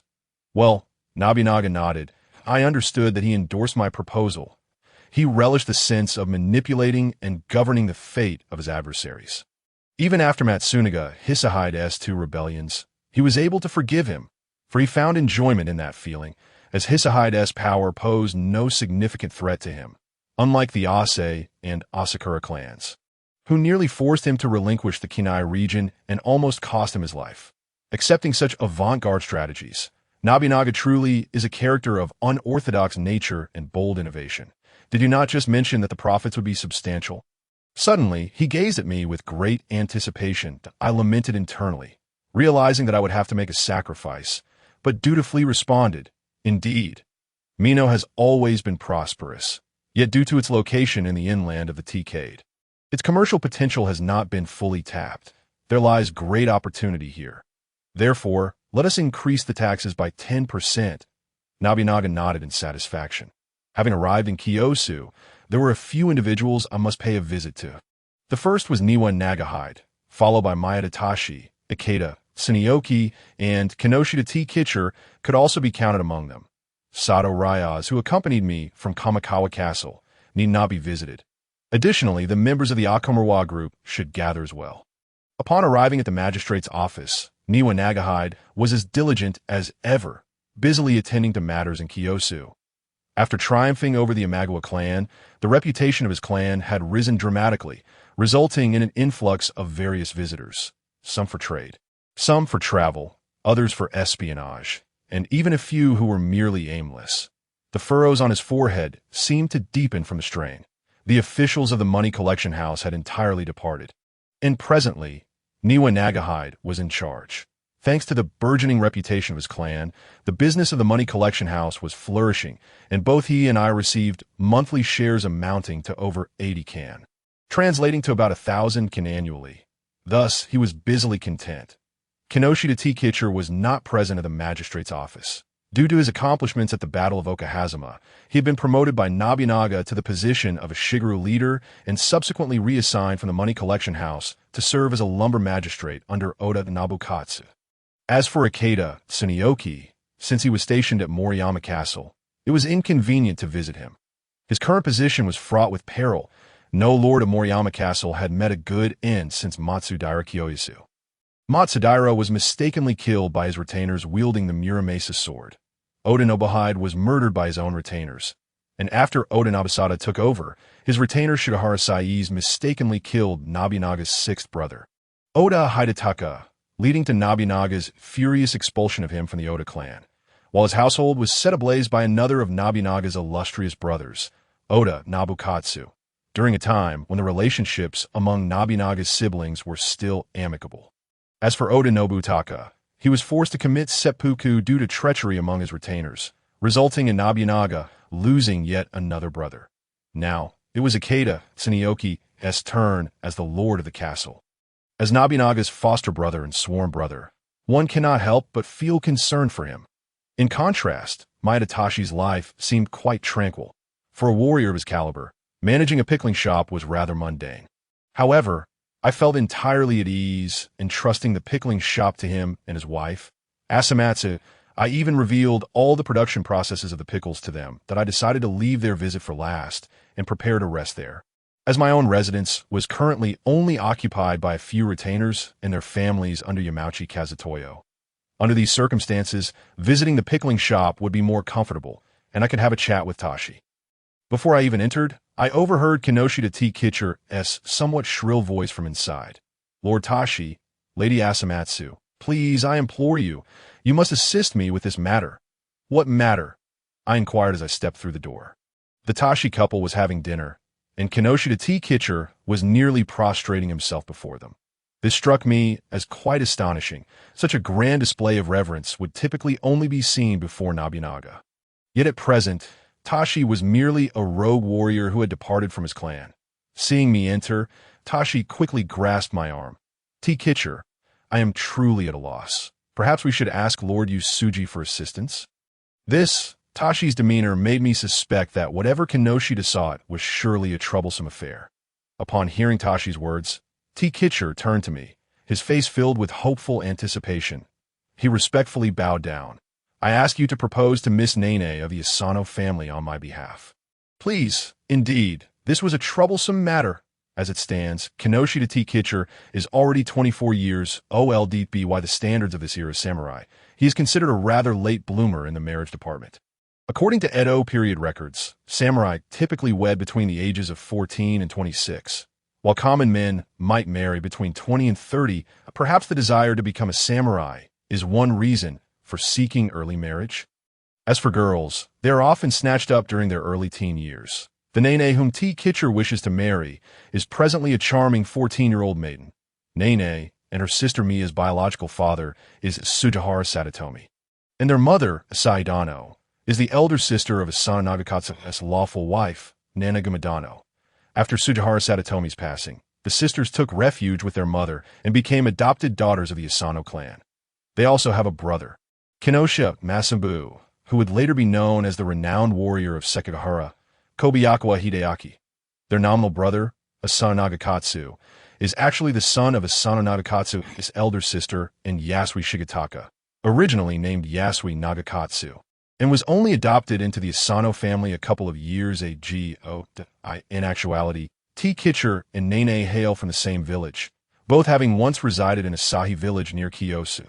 T. Kitcher's half-sister, who later married the tortoise as a concubine, was also named Asaiheim, a moniker quite similar to that of Nene's mother. However, 3 years prior to Nene's birth, T. Kitcher was sent to Kami-ji as a novice monk. A few years later, he fled the temple, taking with him a single can of Irika coins left by his deceased father, and has not returned home since. Therefore, prior to arriving in Kiyosu, the two must not have encountered each other. Nonetheless, upon their reunion in Kiyosu, given their shared village background, it should have been easy for them to grow close. Otherwise, how could T. Kitcher, with his comical appearance, possibly pursue a beauty like Nene? Gazing at the monkey before me, I couldn't help but let my imagination wander. The pressing issue now is, although I am aware of all these matters, I have little connection with the Asano family in reality. T. Kitcher, I have been in Kiyosu for less than 2 years, and am not well acquainted with the Asano family. So I shall excuse myself from this task, and instead enlist Tashi as a shield. It would be better to ask him. His valor is renowned within his clan, and, as Asano Nagakatsu, is one of the 3 bowmen, both having worked together for 7 or 8 years. They must have developed a mutual admiration. Furthermore, Lady Asamatsu is of a similar age to the Asano sisters and would surely have much to converse about. I too believe this is a sound approach. I remarked, yet Tashi cast a troubled glance in T. Kitcher's direction. I am no longer affiliated with the Oda clan, and having committed an error, I am truly unfit for such a role. Even if it were to succeed, it would be undignified for both parties if I were to act as the witness. Maeda Tashi shook his head. How about this? My wife and I shall introduce Lord Yusuji to the Asano family. And then Lord Yusuji can formally propose on behalf of T. Kitcher. Would that suffice? Perhaps genuinely wishing to help, or perhaps merely exasperated by T. Kitcher, Asamatsu proposed this idea. Excellent. Truly. Thank you, Lady Asamatsu. T. Kitcher exclaimed eagerly, and he promptly entrusted us with the task once more. Does Miss Nene understand T. Kitcher's feelings? I pondered aloud, addressing T. Kitcher. She should be aware. I mentioned to her a couple of years ago that I would become a samurai and marry her. She laughed heartily upon hearing it.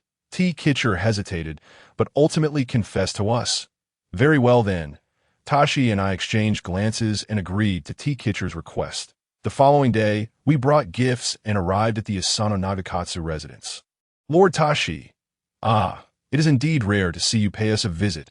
Asano Nagakatsu welcomed us in the house. I felt truly ashamed. I am but a castaway. How could I dare to intrude upon your esteemed presence? You speak too harshly of yourself, replied I hastily. The events of the past are well understood by our family. It was merely a breach of our Lord's decree. You must be His Highness Kira. Asano Nagakatsu turned his gaze towards me. It is indeed my unannounced visit that prompts this request. Hence I ask IIE to introduce me. That I presented the gift prepared by Tokichiro, saying, the illustrious name of His Highness Kira is known to all. I truly did not mean to be presumptuous. I am eager to offer my humble assistance, though I am uncertain of the matter at hand. Asano Nagakatsu graciously accepted the gift and responded courteously. I have been entrusted with a request to propose to your eldest daughter, the proposal for Lady Nene. Asano Nagakatsu nodded. In that case, I shall acquiesce. Really, I cannot express my gratitude enough. The unexpected ease of this matter relieved both IIE and myself. Of course, your younger brother is a rare warrior. I would be most pleased to see this union come to fruition. Wait, I swiftly interjected. Your Highness has misunderstood. I am here to propose on behalf of Tokichiro. How absurd it was!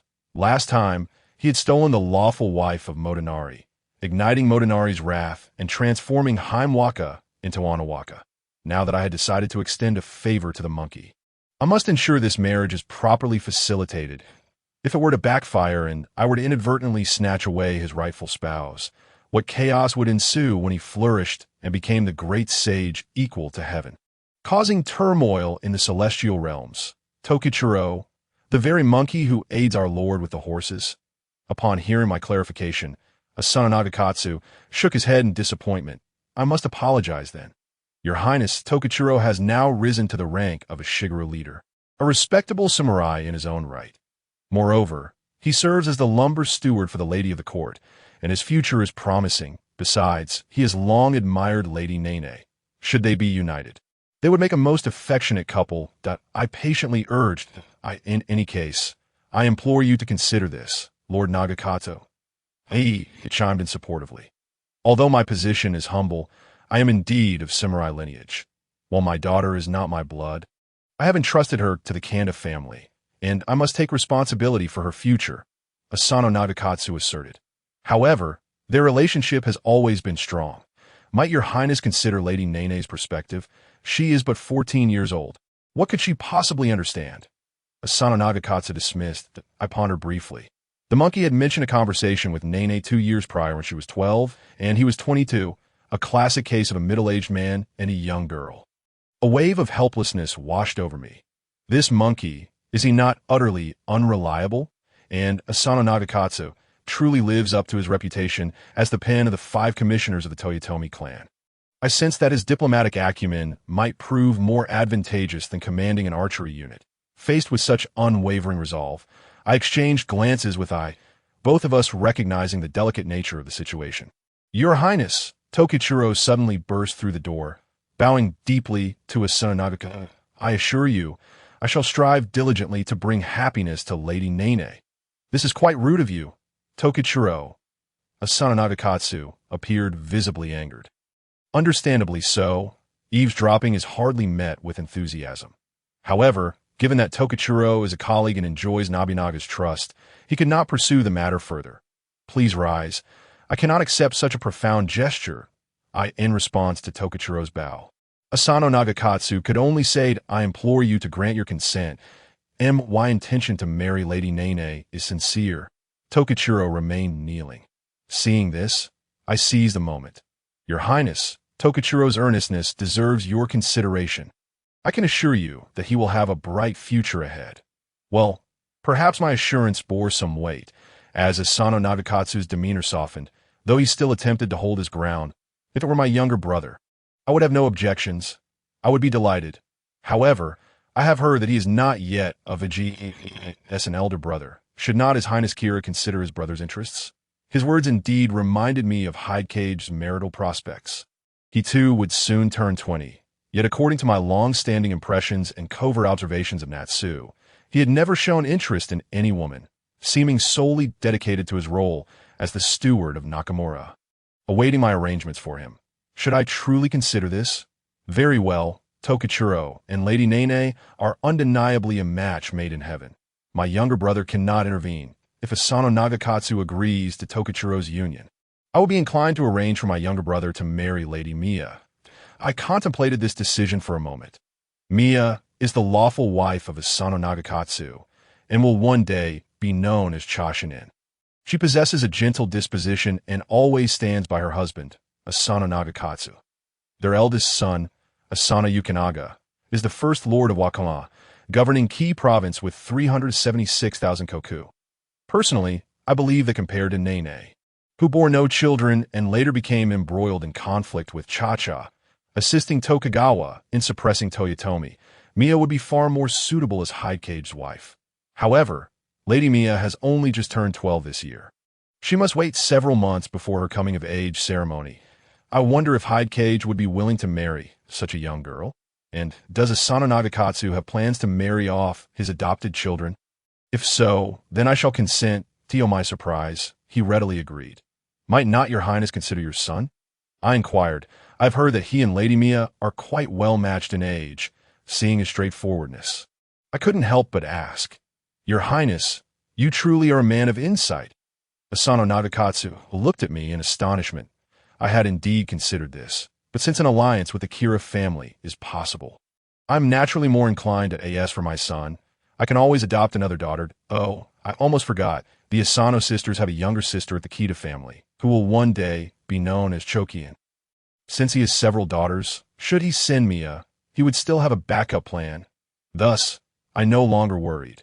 Then I shall return to prepare, and I will come again at a later date with gifts to discuss further. Your Highness Kira, please wait. I have a request. He called towards the inner room. Yahibi. Father, a boy of 13 or 14 emerged. Asano Nagakatsu placed a hand on his shoulder and presented him to me. This is my son Nagayoshi, who recently reached adulthood that I wish for him to serve beside Lord Kenjin, and I kindly ask for your guidance. You flatter me, Lord Nagakatsu.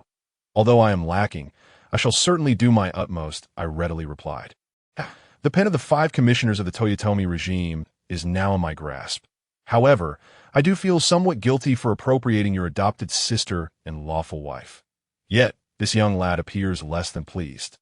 Father, why can't I accompany you and succeed your position? At least I would be a direct vassal of our lord, which is far better than being someone else's retainer. Nonsense. Following your father. You would merely be an Ishigaru leader, Asano Nagakatsu admonished. Lord Kenjin is one of the foremost experts in internal affairs of our clan, not to mention a renowned general who shattered the main army of Imagawa. His position far surpasses that of your father. You must heed his teachings while serving alongside him. Your future will undoubtedly exceed mine. Yes, Nagayoshi replied. You are too kind, Lord Nagakatsu. I shall take my leave now. I smiled at Asano Nagayoshi and then bid farewell to Asano Nagakatsu. Lord Nagakatsu, I take my leave. I slightly bowed to father-in-law. I shall take my leave now, Tokichiro cheerfully added. You are not yet married. Do not address me as such. Asano Nagakatsu frowned, his face etched with a reluctance to see Nene wed. Upon returning to Mino, I rode the horse that H. Saka Masakatsu gifted me 3 years ago. Its previous owner was Kat Kiyotaka. Speaking of which, aside from Kat Kiyotaka, the warriors of Mino who know me are either those who perished by my hand or those who have surrendered to H. Saka Masakatsu, considering that Kat Kiyotaka is a hostage residing in Inabima Castle. I am utterly confident in my safe passage into Mino. The H. Saka family's territory borders the Kiso River. Passing through Kusai village leads directly to the villages of Front and in Kakamigahara district. Mino, the one who received me back then, Watanabe Masakatsu, was a samurai with 200 koku from. Recently, there have not been significant military conflict between Mino and Owari. There have been minor skirmishes concentrated mainly around Inuyama Castle and Sumikawa, but this area has been peaceful, making it a rare opportunity to establish a ferry crossing. Are you from the Kawakami clan? After paying the ferry fee, I inquired of the ferryman, sort of, he replied. Sort of? What does that mean? After acquiring territory a few years ago, the Kawakami clan gradually settled here. The AS for us who make a living on the waters, although we are not originally from the Kawabido. There are times when we dare to claim such origins, knowing that His Highness H. Suk does not seem to mind overly much. This individual is rather candid. You know where His Highness H. Suk resides. I inquired. His Highness appears to be a samurai lord from Owari, he replied, looking at me with suspicion. I have always been a wanderer, and a few years ago, I was under the care of His Highness H. Suk. Now that I am nearby, I wish to pay him a visit. However, when I last departed, His Highness had not yet acquired his domain. So I shrugged my shoulders, though. I see he glanced at the wooden box on my back and the conical hat upon my head. Believing my words, His Highness resides in Mitsui Castle in Mitsui Village. I am truly grateful. I thanked the boatman and mounted my horse. Upon arriving at the foot of Mitsui Castle, I removed my hat and approached the foot soldier at the gate. Could you kindly inform His Highness H. Suk that a former acquaintance from Tosa province has come a visit? Is His Highness Kira? The foot soldier exclaimed in surprise. What? Do you know me? I struggled to recall, as I did not recognize him. When His Highness Kira first arrived, I was among the retainers of Lord Masakazu at the front camp.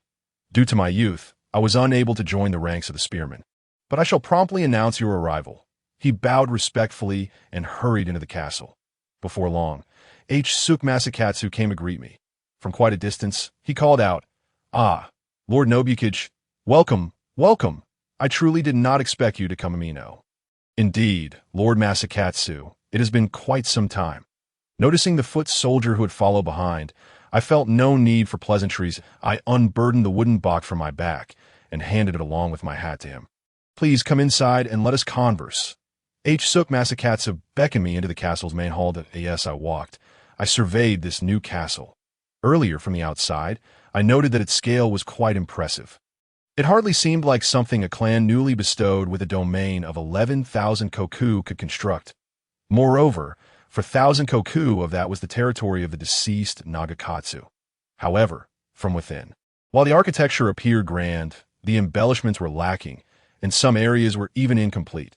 When was this castle built, Lord Masakatsu? I asked. It was completed at the end of last year, with further enhancements made this year. He replied, It seems your aspirations are quite grand. I remarked with a smile. Haha, did you notice that, Lord Nobukage? Suk Masakatsu chuckled and nodded. Indeed, I wish to leave a legacy of pride for my son. Thus, I am preparing to invest 3 years' worth of income to construct such a castle. By the way, I heard from Rakia that Lady Matsu of your family has given birth to a son. Yes, indeed. Just 3 months after your departure, he was named Hikoyeman. Suk Masakatsu replied with a hearty laugh. Hikoyeman is the common name for the heir of the Suk family, and he himself bears the same name. While his nickname is merely a secondary reference, that is truly wonderful. However, with such a castle, your household expenses must be somewhat strained, considering you have only 7,000 koku of territory to support so many. In 2 years, it will be better.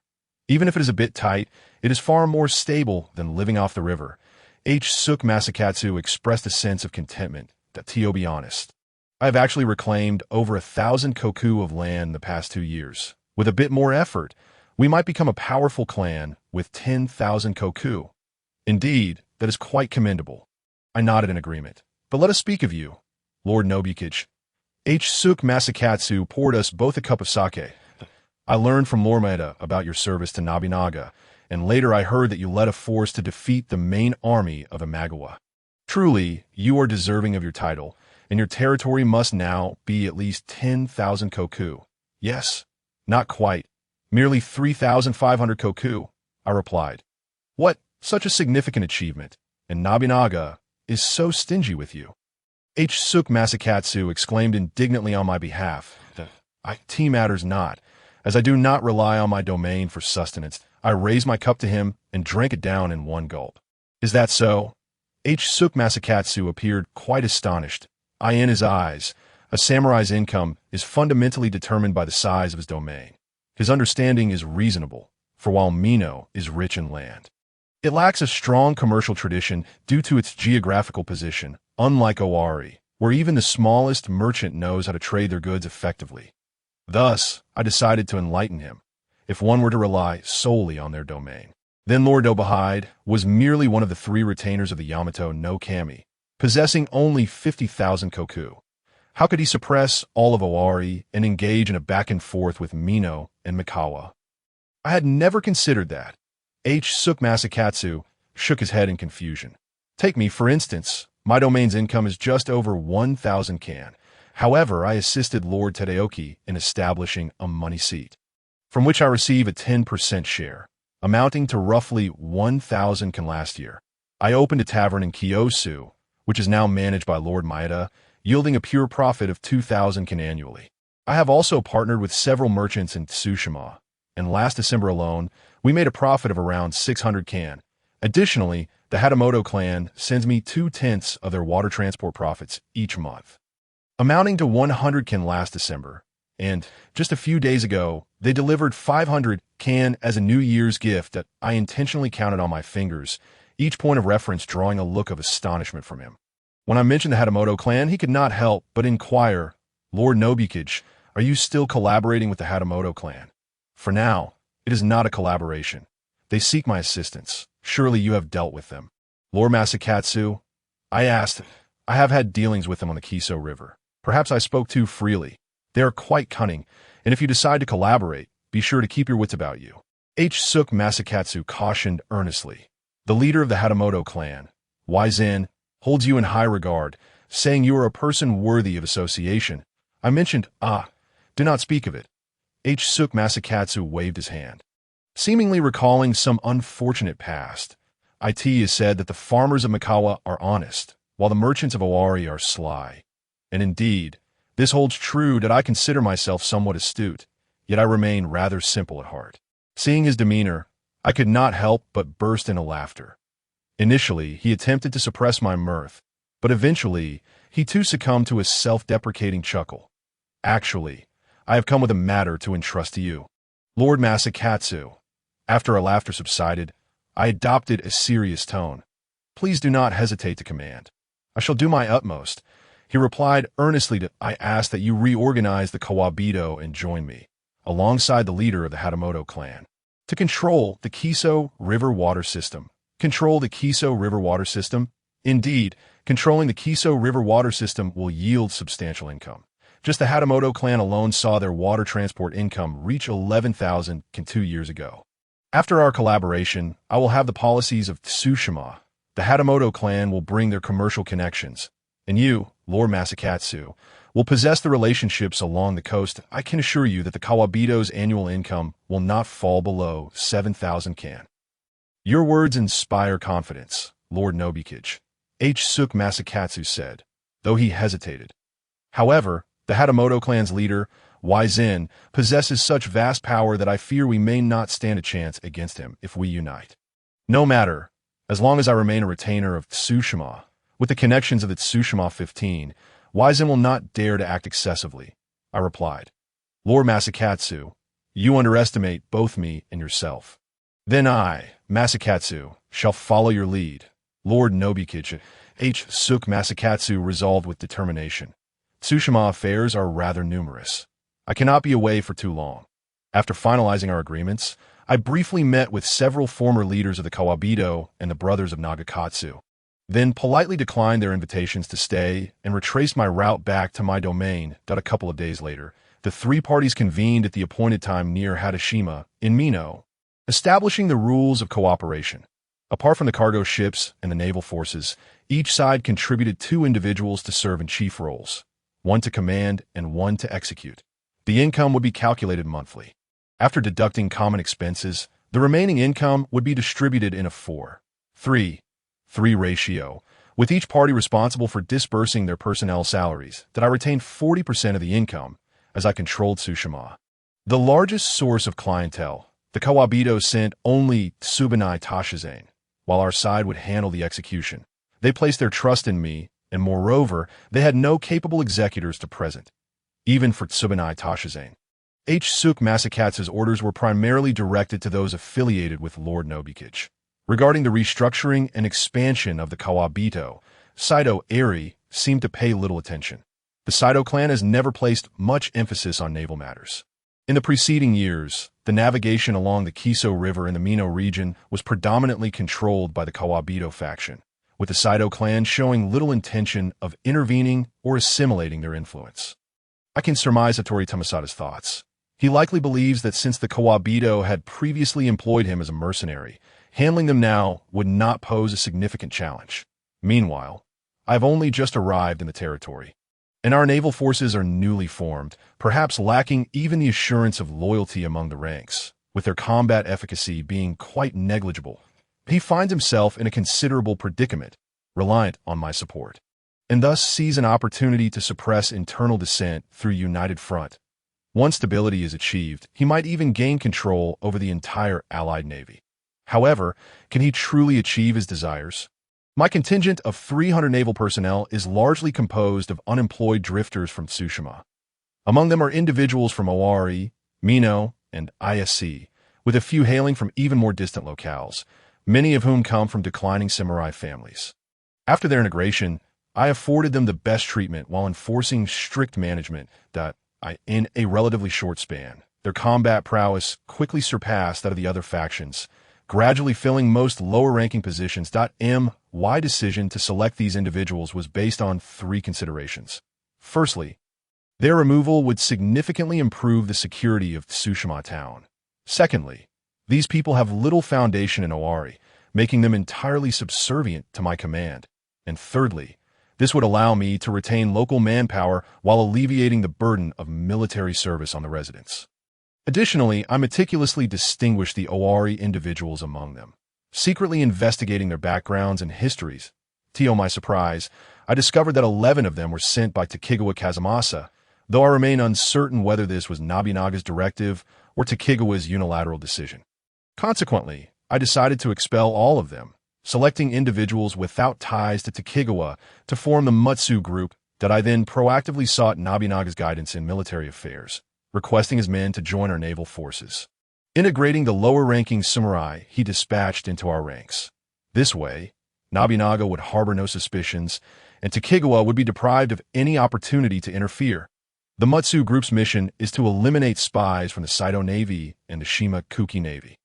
However, my intention is to have them familiarize themselves with their duties before covertly investigating and courting individuals within the Hattori Navy. From my understanding, the salaries issued by the Hattori clan are quite meager. Those performing the same tasks earn less than half of what my personnel receive, akin to the disparity between temporary and permanent employees in many modern establishments. Thus, it is only natural that the Hattori personnel would envy our favorable conditions, providing ample room for potential recruitment. After a fortnight of acclimatization, the operations of the United Navy have settled into a steady rhythm. As we delve deeper into Mino, the trade and transportation of substantial goods yielded greater revenue than usual, with remarkable commercial profits flowing in. The total income for the first month exceeded 1,400 kan, the second month surpassed 1,800 kan, and by the third month, it exceeded 2,000. Thus should our monthly income stabilize at the level of the third month, I could anticipate nearly 10,000 kan in annual revenue, equivalent to 32,000 koku of territory. After 3 months, both H. Saka Masakatsu and Hattori Tamasada regard me with deep respect during this period. The Mutsu group focused solely on familiarizing themselves with their roles, refraining from any underhanded maneuvers. Initially, when a Mutsu group was established, Hattori Tamasada harbored significant apprehension, but circumstances compelled him to acquiesce, observing that the Mutsu group had no ulterior motives. He likely relaxed his vigilance considerably. Nevertheless, Nobunaga assigned them the task of gathering intelligence on Mino, to which I can only strive to cooperate at times. When our fleet entered the Nagara River, Nobunaga's men could reach Inokuchi town at the foot of Inabuma Castle directly. This dual success in taxation and intelligence gathering has left Nobunaga exceedingly pleased. He seems to have less resentment towards Hattori Tamasada now. It is said that Tokugawa Kazumasa has repeatedly proposed dealing with the Hattori faction. Yet Nobunaga has shown little response. I, too, am quite satisfied with the current state of our naval forces. I hold the highest standing within the Navy, commanding Tsushima as a center for trade and transportation. And I can almost entirely direct the H. Saka contingent that I dispatched Awamatsu Tsunetaka, who has established the utmost prestige within the Navy. Our personnel are not only strong in combat, but also receive the best treatment, with our vassal Yamauchi Toyotaka proving to be exceptionally capable. All these factors combined have allowed me to swiftly occupy a dominant position within the United Navy, leaving Hattori Tamasada with little recourse. Yet, he is even less inclined to terminate our cooperation or sever ties, for the profits gained through collaboration are not inferior to those he could achieve independently, while simultaneously alleviating his concerns about insubordination among his subordinates. With the other two factions providing oversight, the stability of the entire Navy is assured. Even if he adopts a hands-off approach, neglecting all matters, he still stands to gain substantial monthly revenues that he now resembles an opium addict. Fully aware that this alliance undermines his power, yet finds it impossible to relinquish. Moreover, due to my consistently wise and candid demeanor, he appears increasingly inclined to place his trust in me. Prince Narukiyo should be trustworthy, he likely thinks. Recently, he has gradually shifted his focus towards indulgence, taking 3 concubines in succession. Perhaps this will enable Nobunaga to accept Hattori Tamasada. I ponder this while still preparing for a potential fallout with him. Following the Battle of Okahazama, in which Imagawa Yoshimoto perished, his forces crumbled. Yoshimoto's mother, Suka, and I quickly established Yoshimoto's heir, Imagawa Udazane, as the new head of the clan, vowing not to let the Oda clan escape unscathed. However, in the following time, she could only strive to stabilize her internal affairs, lacking the capability for military action. Even Matsudo Motoyasu's private retention in Okazaki subtly formed a secessionist threat that the Imagawa clan was powerless to confront, leading to increasingly stringent surveillance of Motoyasu's wife, Chikuzandano, and their children, Takechiyo and Kameheim. Kameheim, the eldest daughter, was born on June 4th, shortly after the Battle of Okahazama, prompting the Imagawa clan to dispatch envoys to inform Motoyasu, assuring him they would take excellent care of the mother and children. It is said that Motoyasu expressed immense gratitude in response, solemnly pledging that should he ever rise to avenge Lord Chibu, he would gladly serve as the vanguard. Subsequently, he repeatedly took the initiative to provoke the Oda clan, placing the main house in a precarious position and leaving many puzzled. Initially, it seemed everyone believed that since Motoyasu had diverged from the Imagawa clan, he would naturally align himself with the Oda clan, for he had been greatly cared for by Nobunaga in his youth. Yet Nobunaga remained remarkably composed, although the Mikawa brother repaid kindness with enmity. Disrupting his plans for the Mino campaign, he rarely erupted in fury, instead fortifying defenses and control in the Chita region. The defection of the Saito clan, which controlled no castle with an income of 30,000 stones, to Nobunaga occurred during this time. On May 11, 1561, my naval Mutsu group received news in Inokuchi town. Saito Yashikata had passed away, a shift within the Saito clan. I promptly relayed this information to Nobunaga, who swiftly brokered peace with Matsudora Motoyasu through his maternal family. The Mizuno clan. On the 14th, Nobunaga personally led 12,000 men, coordinating with the navy, crossing the Kiso River to invade Nishimino's Hashima district. According to the Mutsu group's reports, Inabayama Castle was in disarray at that time. The succession of Yashikata's heir, was beyond dispute. However, at only 13 years of age, faced the sudden death of his father without having had the opportunity to designate a regent. Consequently, the key ministers divided into two factions regarding the control of the clan.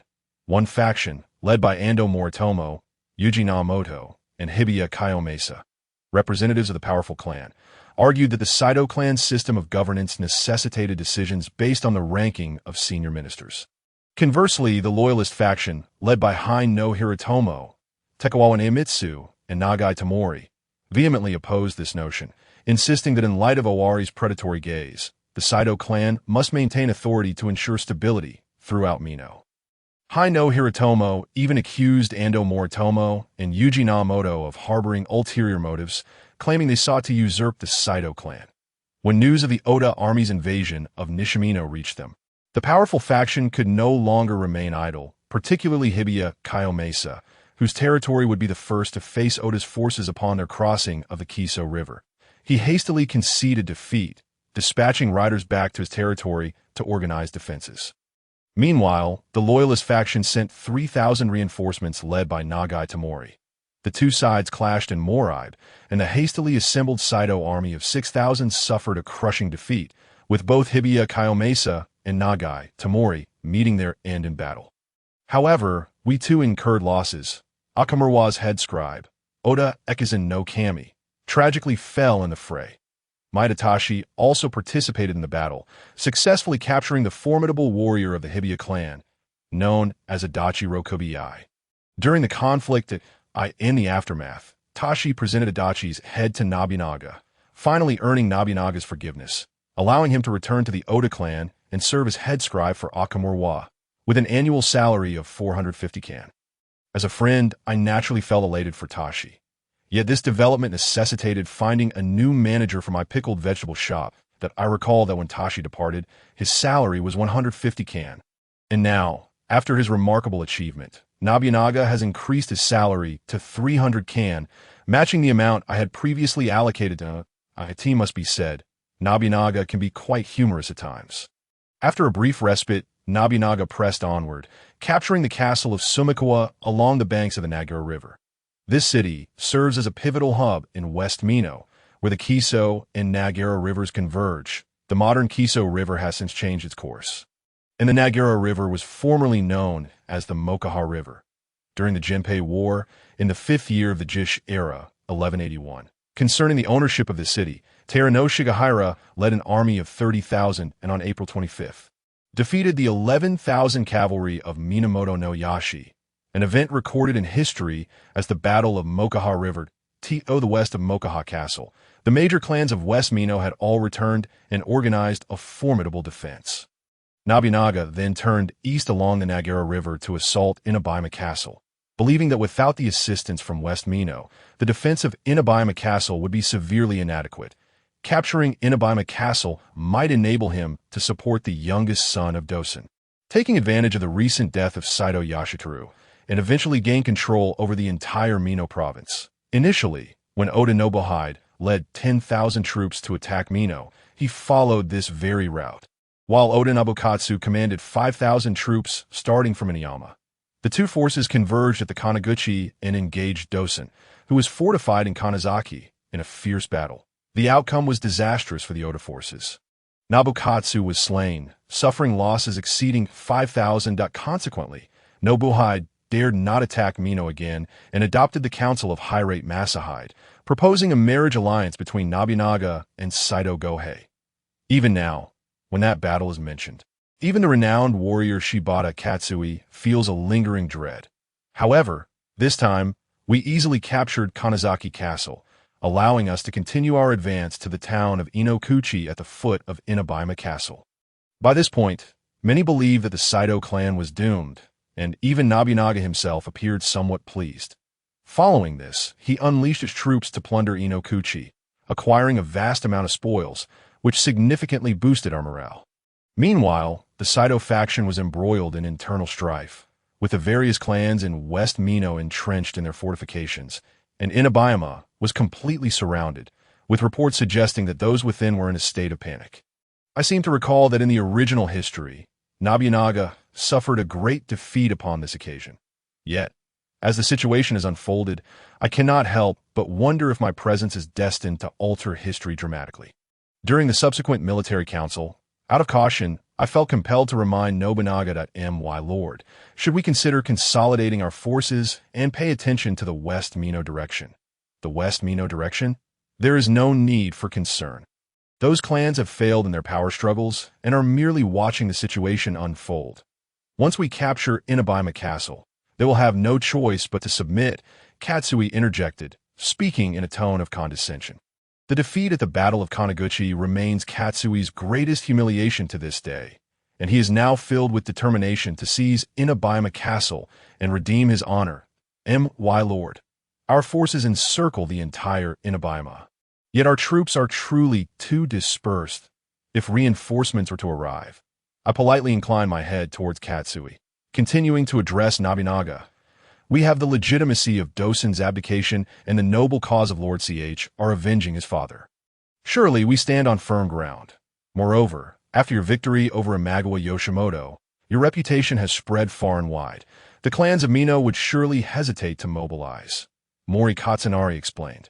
After Dosen's death, some loyal to him lost their territories and turned to Nobunaga. Among them, Mori Katsunari emerged as a leading figure.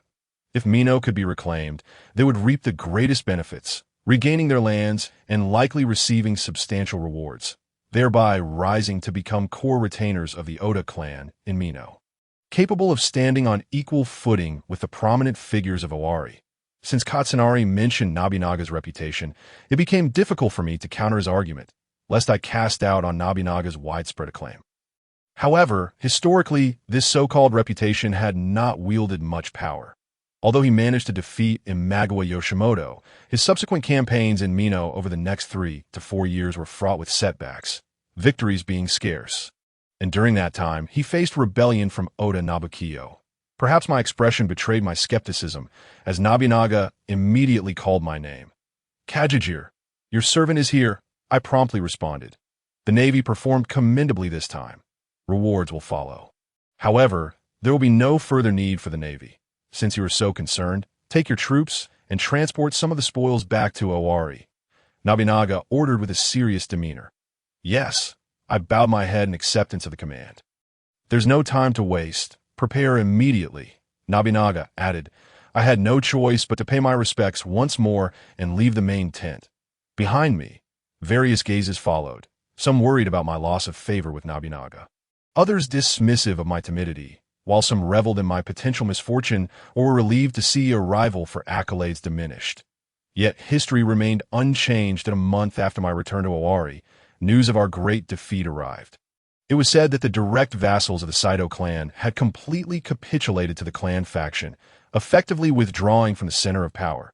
They connected with the samurai General Takanaka Shigeru, who was still at Inabima Castle, through his father-in-law and Moriyasu, proposing terms of compromise. Under the machinations of and Moriyasu, the clans of Nishimino, including Yuji Namamoto, Inaba Yashitomo, and Haramitsu, Saito Toshimitsu, as well as Nagai Michitomo, Sat Tadanobu, Seiki Morinobu, Kato Kajitaka from Higashimino, and others mobilized from all directions towards Inabima Castle. They were well acquainted with the terrain, and it was only as they approached Inabima that the Oda forces, deep in enemy territory, became aware of their movement. But by then, it was too late.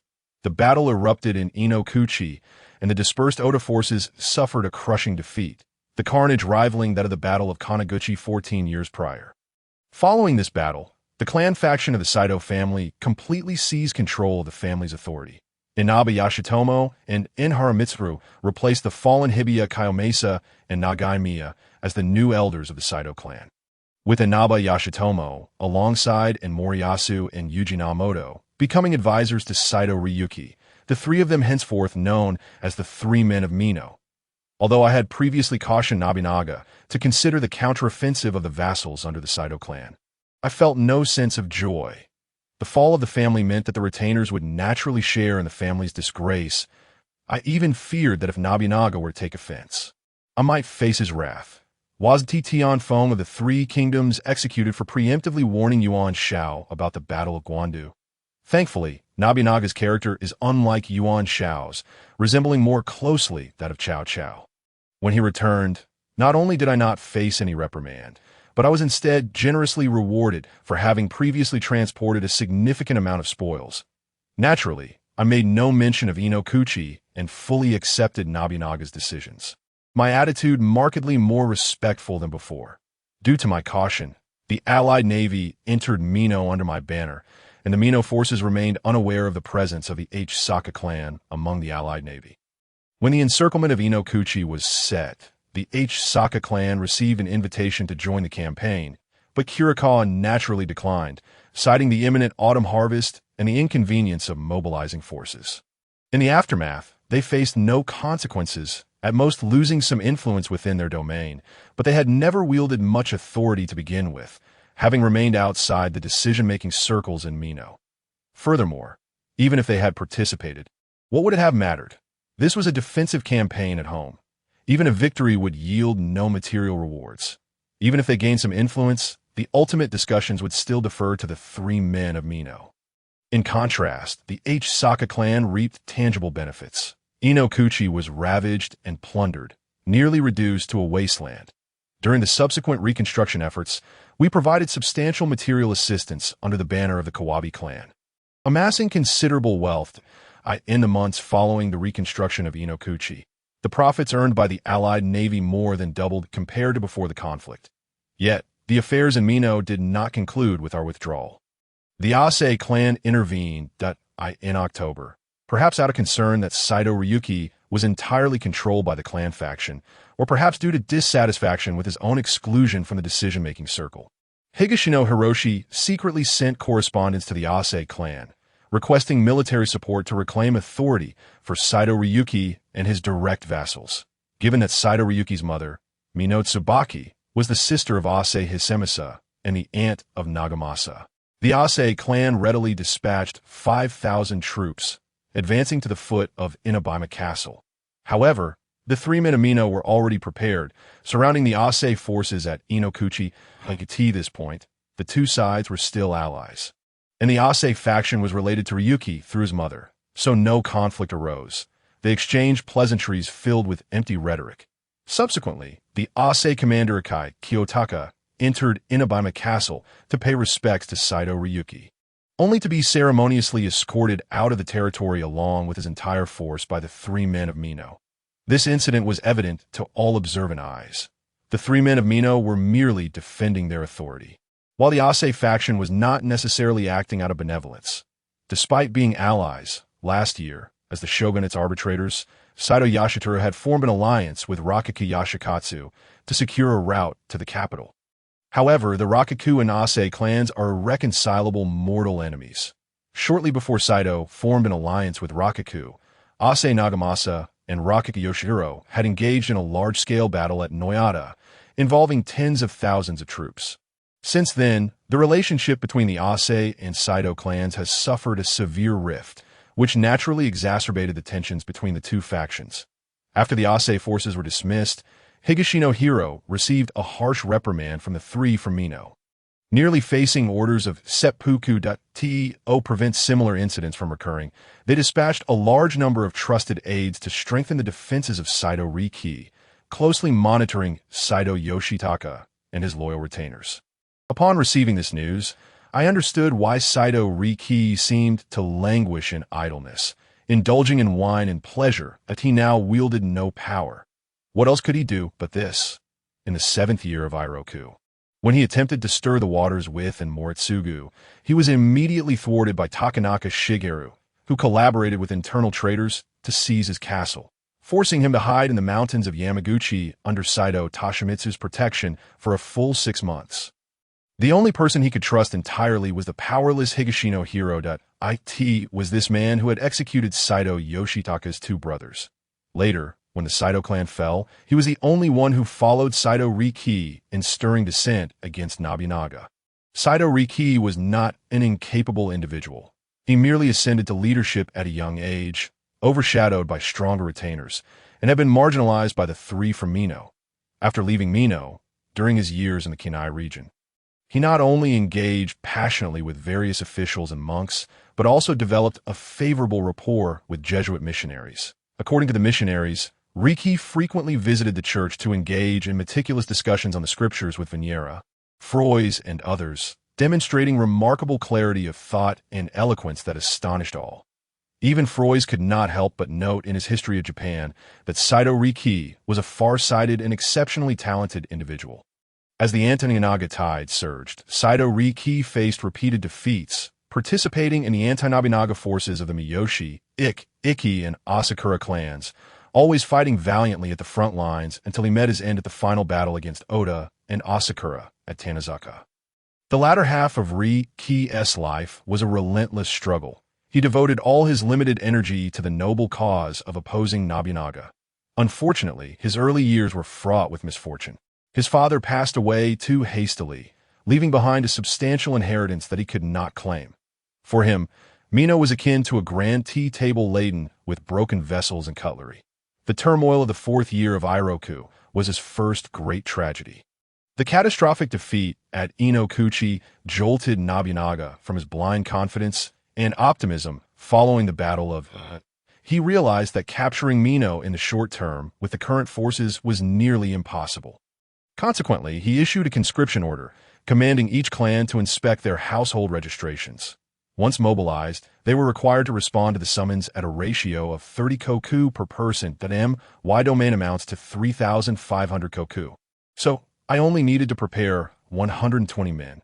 During the previous siege of Inabama Castle, I had drawn over 100 men from the Navy, and they performed admirably. This time, I detached them from the Navy to serve as Kira's standing army, under the training of Hide Cage. Their long spears, armor, and treatment were all aligned with Nobunaga's main battle formations.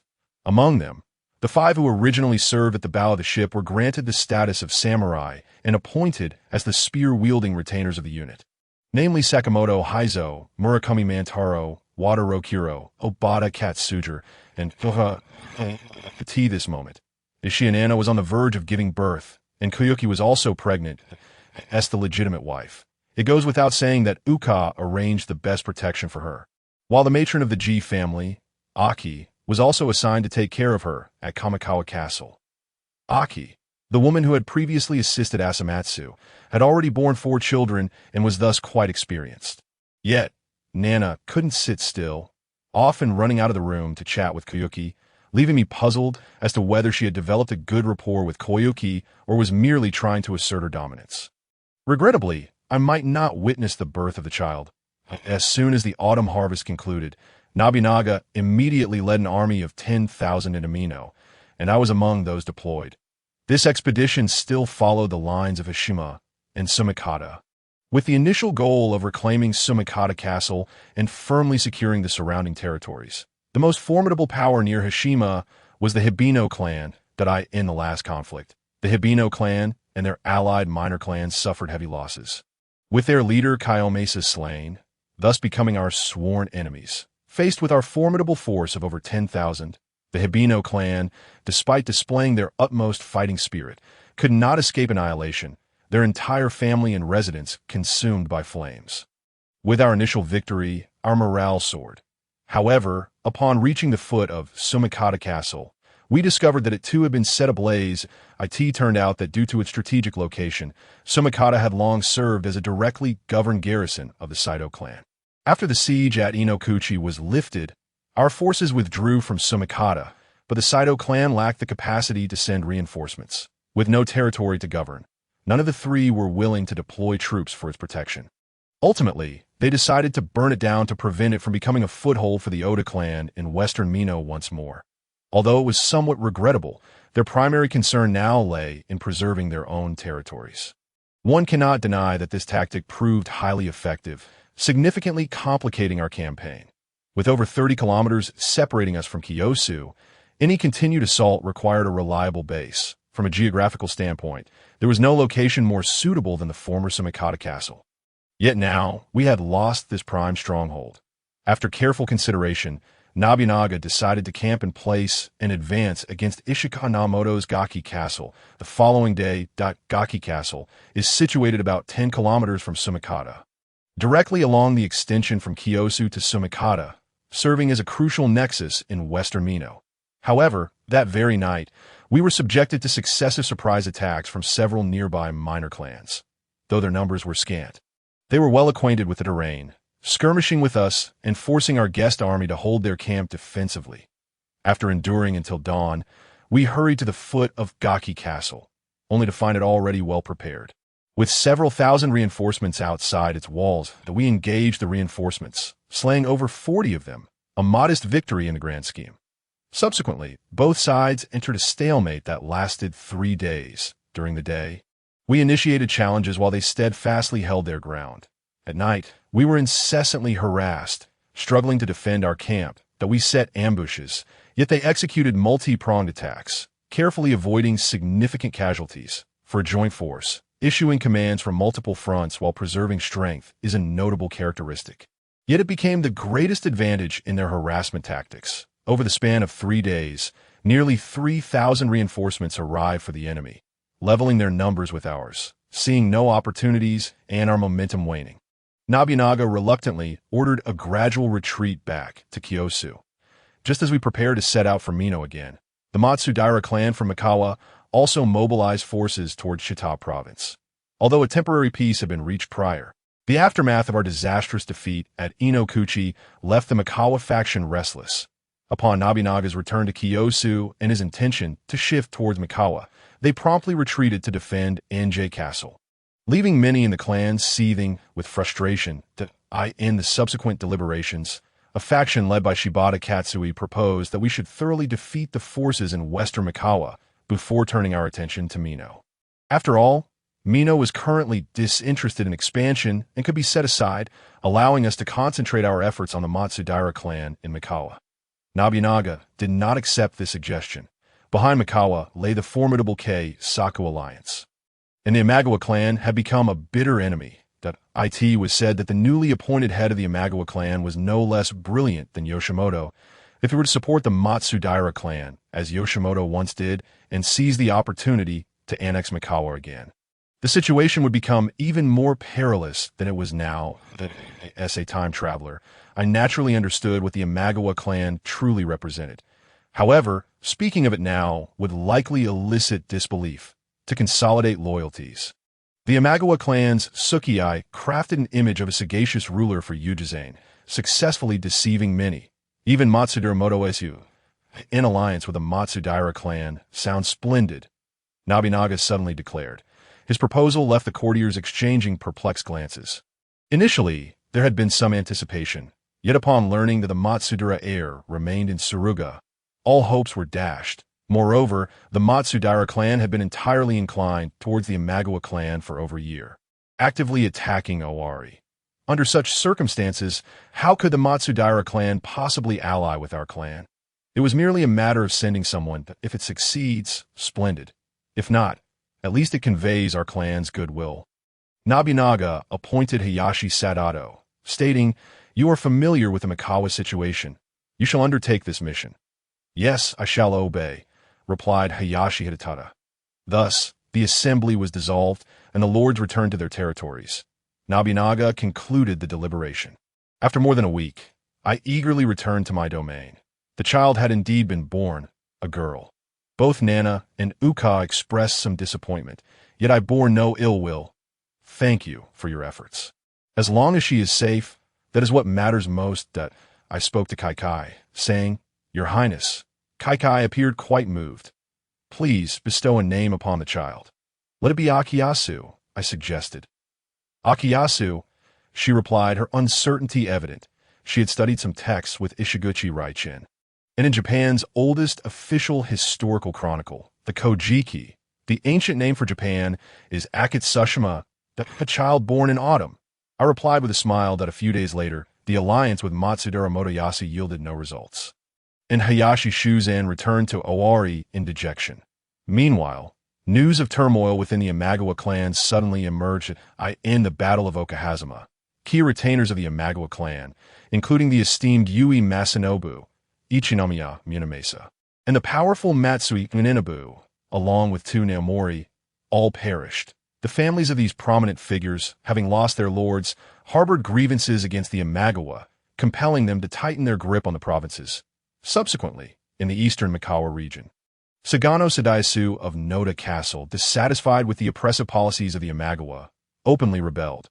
Upon learning of this, Imagawa Ujizane commanded Kabera Tashisada to execute all 13 hostages associated with the Sagano clan at Ryunji Temple. This act incited further resistance among families in the eastern Mikawa area, showcasing the foolishness of Imagawa Ujizane. As a jest, are hostages to be executed en masse without regard? They seem to think it akin to harvesting rice. Among the powerful clans, are they not all interconnected? For instance, the wife of the executed Sagano Sadaisu was the elder sister of Matsudara Yasunobu, the head of the Nagasawa Matsudara family, and Matsudara Yasunobu's mother was the daughter of Matsudara Kaiokatsu, making her the aunt of Matsudara Motoyasu. His wife was Matsudara Motoyasu's younger sister, Yadaheim. Moreover, Matsudara Yasunobu's father, Matsudara Masatada, along with his uncle Matsudara Tadayoshi, also fell in the Battle of Okahazama. Thus, the Nagasawa Matsudara family joined the rebellion. Following them, the lord of Nishikawa Kyakuzu, who was a cousin of Sagano Sadaisu, also revolted. His brother, Nishikawa Kiyoshi, was among the 13 hostages executed.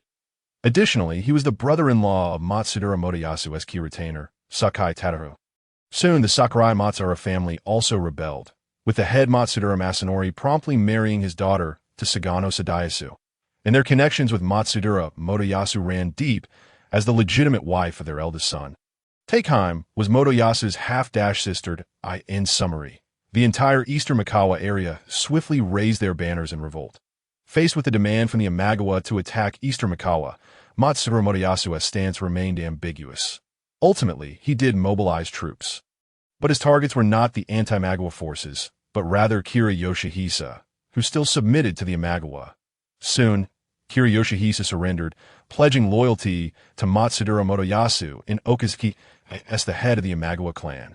The Kira family of Mikawa, whose status during the Muromachi period ranked just below that of the shogunate, met its demise at this juncture.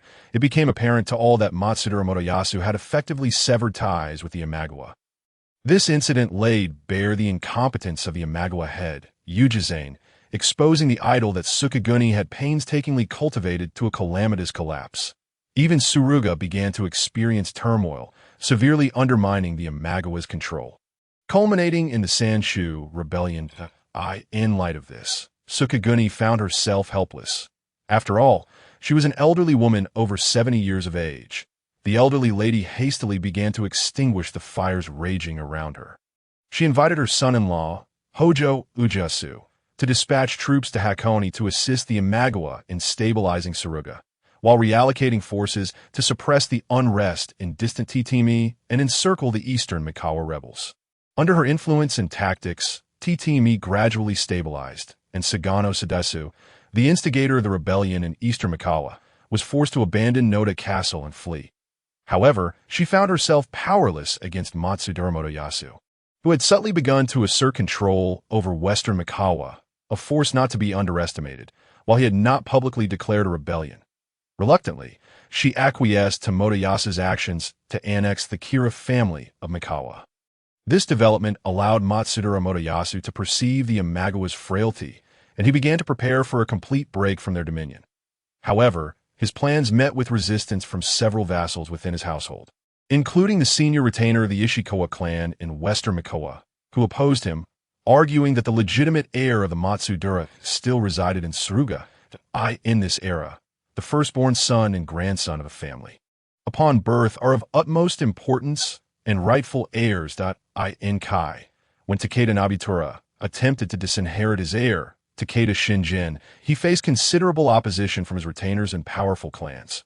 Once Takeda Shinjin as heir, Takeda Yoshinobu was born, the matter was never broached again. Yet ultimately, the retainers did succeed in deposing Nobutura with support from the allied Imagawa faction. The current situation mirrored this. Should Motoyasu raise the banner of rebellion, the Imagawa could easily support Motoyasu's legitimate son, Takechiyo, as the new head of the Matsudaira, subsequently advancing into western Mikawa. Under such circumstances, many powerful clans in western Mikawa would have ample reason to remain neutral. For Takechiyo is the rightful heir of the Matsudaira, and the likely outcome could see the inadequately supported Motoyasu defeated by the Imagawa, leading to his forced retirement, and Takechiyo ascending as the new head and puppet, with Imagawa regaining control over western Mikawa. However, within Motoyasu's household, there were supporters prominently led by Ishikawa Kazumasa, the nephew of Ishikawa Kaiashige, over a decade prior, when Motoyasu was sold to Oda Nobuhide by his stepmother, Towareya Guzan. The price set was 1,000 kan, roughly equivalent to 16 horses, with all attending retainers gifted to the Oda clan. Among these retainers, 14-year-old Ishikawa Kazumasa was the eldest at that time. The yet-to-be enthroned Nobunaga took special care of them, quietly becoming their protector.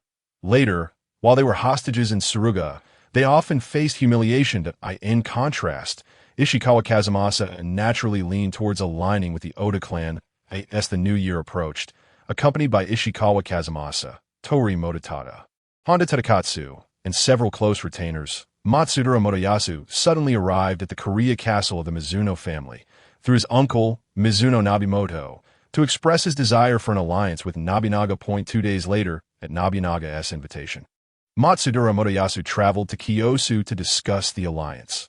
The day they arrived was the 11th.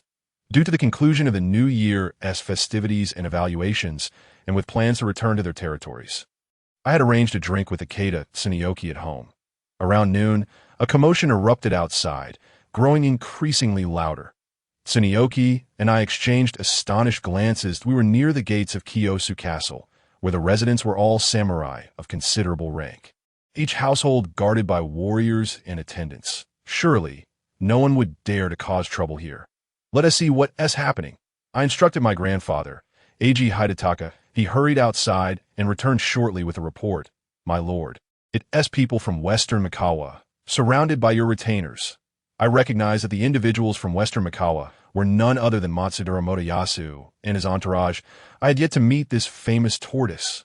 Tsuneyoki, shall we go out and take a look? These are the very people who captured a ruin and dealt with Lord Sakuma Morshige. I invited with a smile that I certainly want to see, responded Tsuneyoki with interest. Rising to his feet, we stepped outside.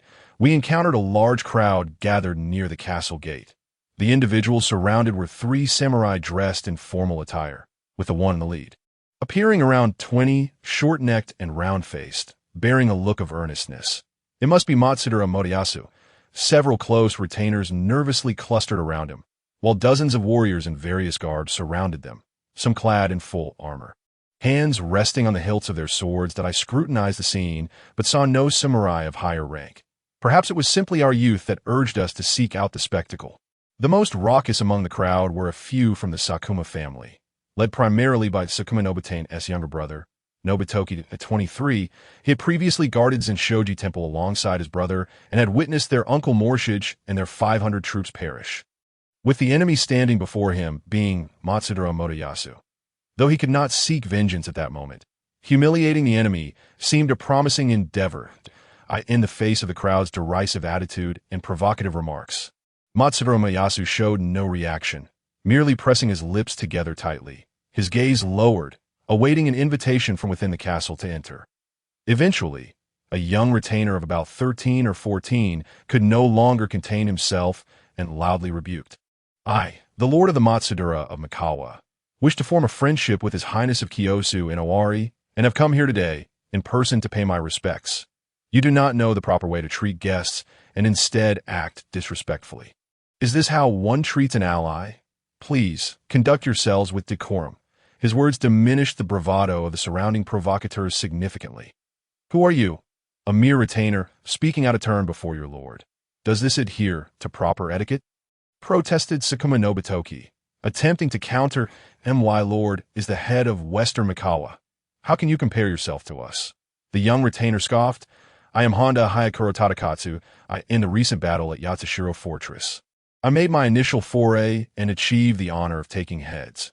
Should you find me too young to be of consequence, I would be more than willing to accompany you another day for further instruction. Is this truly Honda Tadakatsu? I mused, impressed by the young man's performance. His words were both courteous and resolute, refusing to yield an inch. Not only did he counter our assertions effectively, but he also upheld the honor of the Matsudaira clan.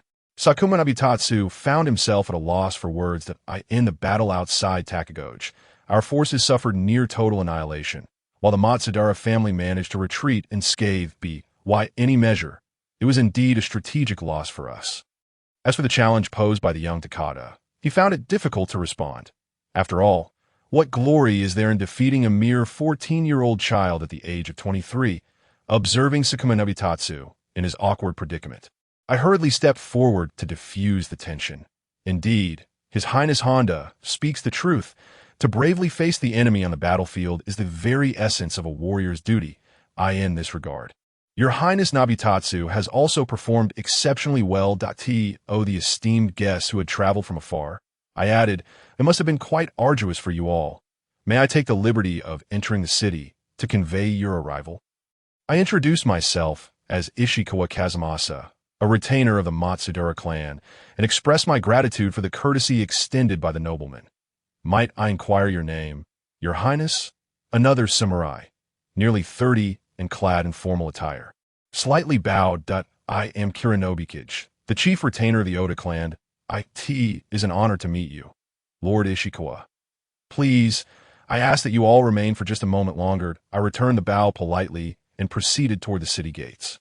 As I passed by Matsudora Motoyasu, I noticed a slight twitch at the corner of his eye, followed by an intense gaze directed at me. At that moment, Ase Masazumi emerged from the city gates, respectfully inviting Motoyasu and his party. My lord, the esteemed Lord H.J. requests the honor of your presence for a meeting. He then turned to me and Ikeda Tsuneyoki, saying, you two are also invited to join. I approached him, astonished, and whispered, how did the Lord know we were here? Ase Masazumi, maintaining a stoic expression, discreetly gestured upward with his right hand and quietly uttered the word window. So Nobunaga had been observing from the castle keep all along.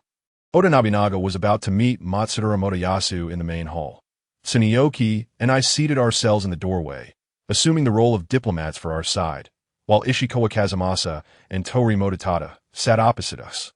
Matsudora Motoyasu took his seat first, and shortly thereafter, Oda Nobunaga emerged from within, sitting before Motoyasu. Just as he was about to speak, Matsudora Motoyasu deeply bowed.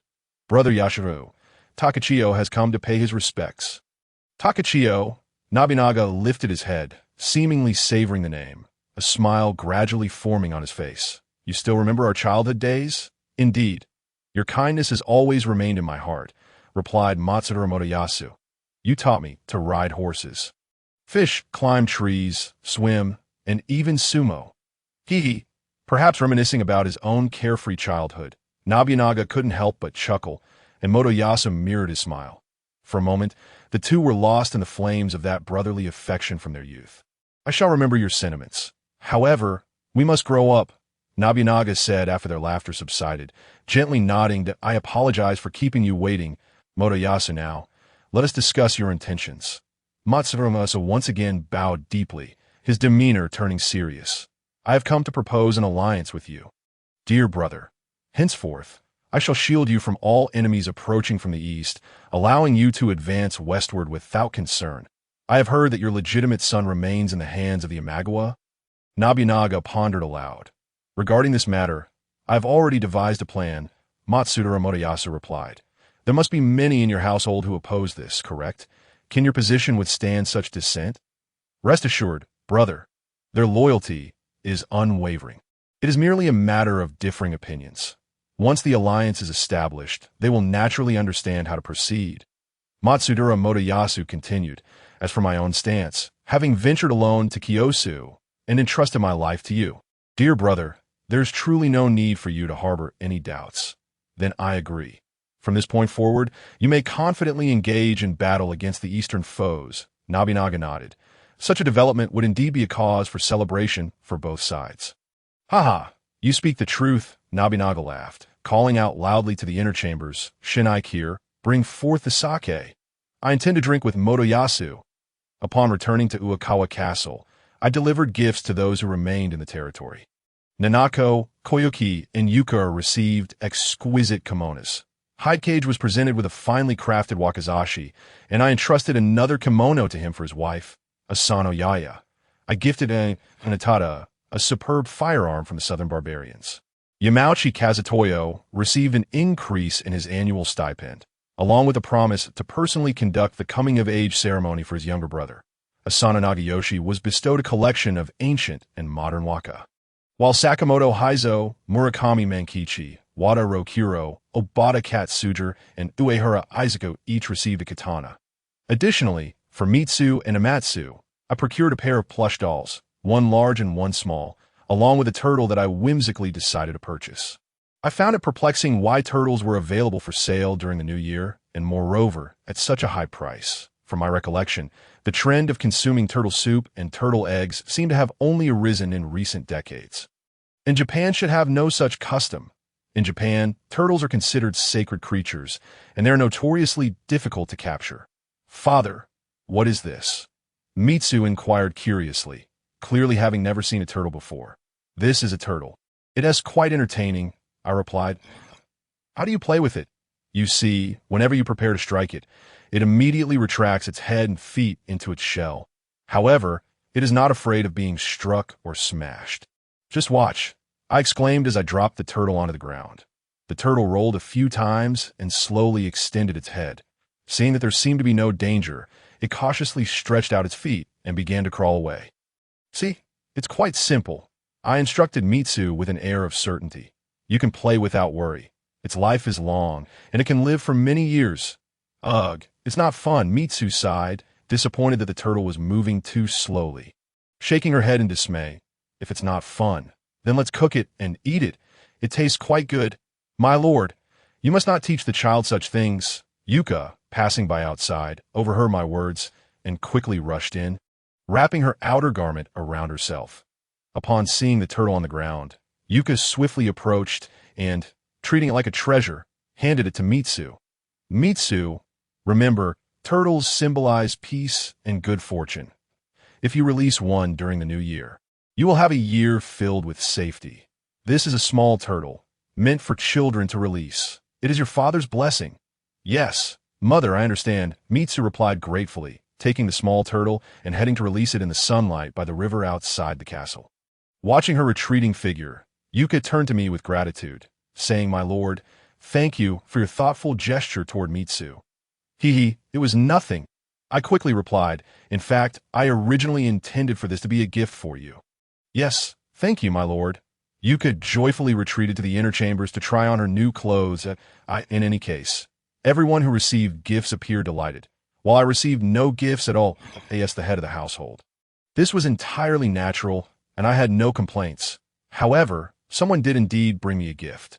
More than 2 months later, Kinoshita T. Kitcher arrived at Uekawa Castle, presenting me with a finely crafted military fan. What does this mean? I inquired, examining the gift.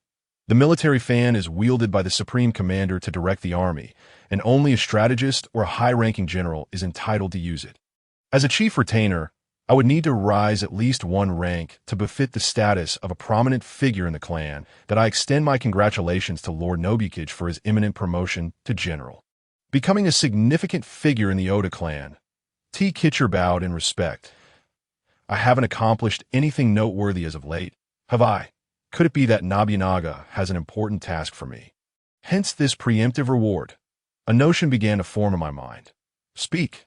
What task does my lord have for me, Nobukage? There is nothing that Lord Nobukage does not know. T. Kitcher smiled.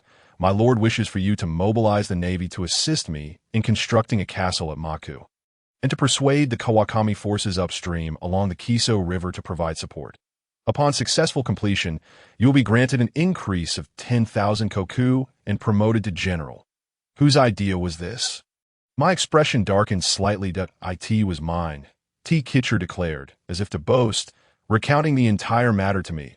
It turned out that shortly after the new year, Nobunaga had summoned the lords of Kyosu to discuss the castle construction at Maku.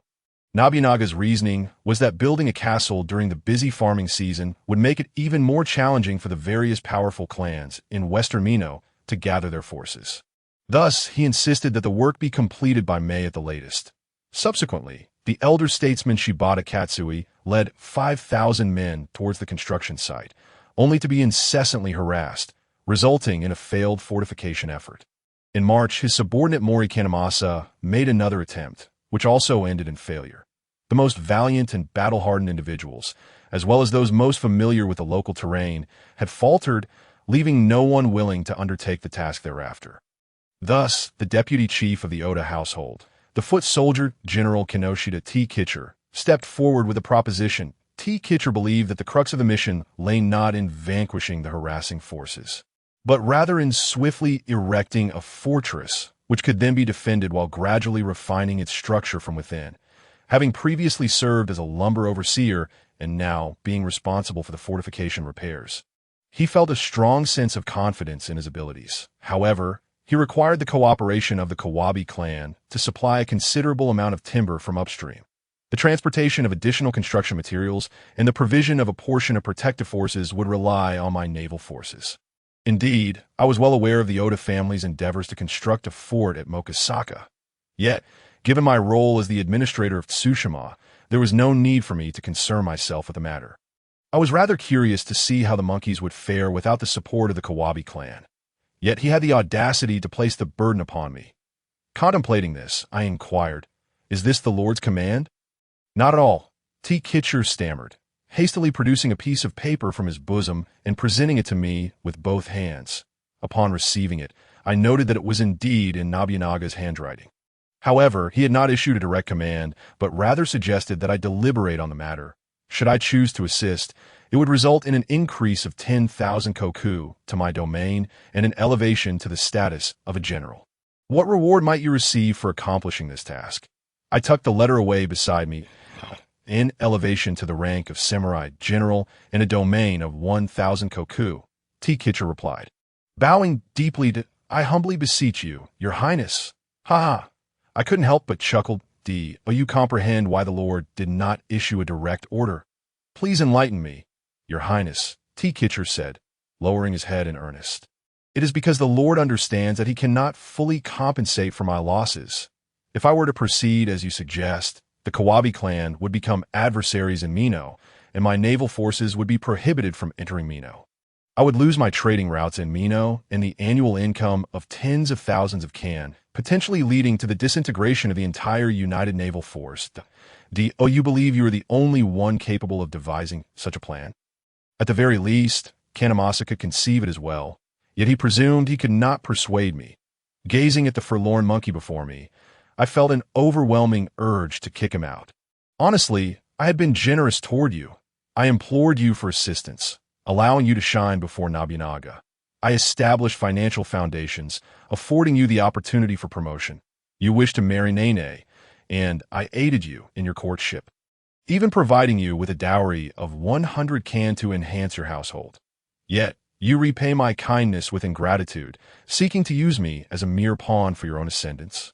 Since the establishment of the Sonomata, the entire Oda household is aware of my reputation for loving wealth above all else. Did you remain oblivious? I even aspire to save funds to enhance my navy and develop coastal trade routes. Nobunaga is well aware of this and has expressed his support. Yet, you wish to precipitate the downfall of my naval forces. Do you grasp why my daughter's names all contain the character TS? Upon hearing the sharpness in my words and witnessing my displeased expression, the monkey seemed to realize he had crossed a line. He hastily prostrated himself and apologized. I had no idea this matter bore such significance. My abrupt arrival was uncalled for. I implore your highness to forgive me. Without waiting for my response, he exited with his head hung low. I gazed at his slightly hunched back, feeling a twinge of sympathy. However, considering my financial plans and naval strategy, my resolve quickly solidified. Before long, Hidetaka returned to the castle from his domain. Brother, I just saw T. Kitcher leave in disappointment. That wasn't your relationship with him always quite amicable? He inquired, puzzled. Indeed, it is as such. I recounted the entire affair to him. Upon hearing my account, Hidetaka furrowed his brow. Brother, should we not reconsider this matter? What is there to reconsider? I retorted dismissively. The income from the Navy for a year pales in comparison to a mere 30,000 koku. What significance does 1,000 koku hold? Moreover, I had painstakingly garnered the support of the Hatamoto faction, gradually assimilating them. Should I lose my trading routes, they would undoubtedly sever ties with me. What an immense loss that would entail. Even the Lord hesitated to issue a direct command. However, the construction of the fort at Mokasaka is a matter of utmost urgency. T. Kitcher's request may very well be a test from the Lord for you. Brother, should you pass this trial, it could solidify your status as a key minister in the household. Should you fail, the Lord may harbor some reservations in his heart. Hidetaka analyzed. Wait, I interrupted him. What was that first part you just said? I mentioned that the construction of the fort at Mokasaka is of paramount importance, he replied. Indeed, I exclaimed. Quickly send someone to summon T. Kitcher back. I have misunderstood. No, Hidetaka, you shall ride out personally to catch up with him.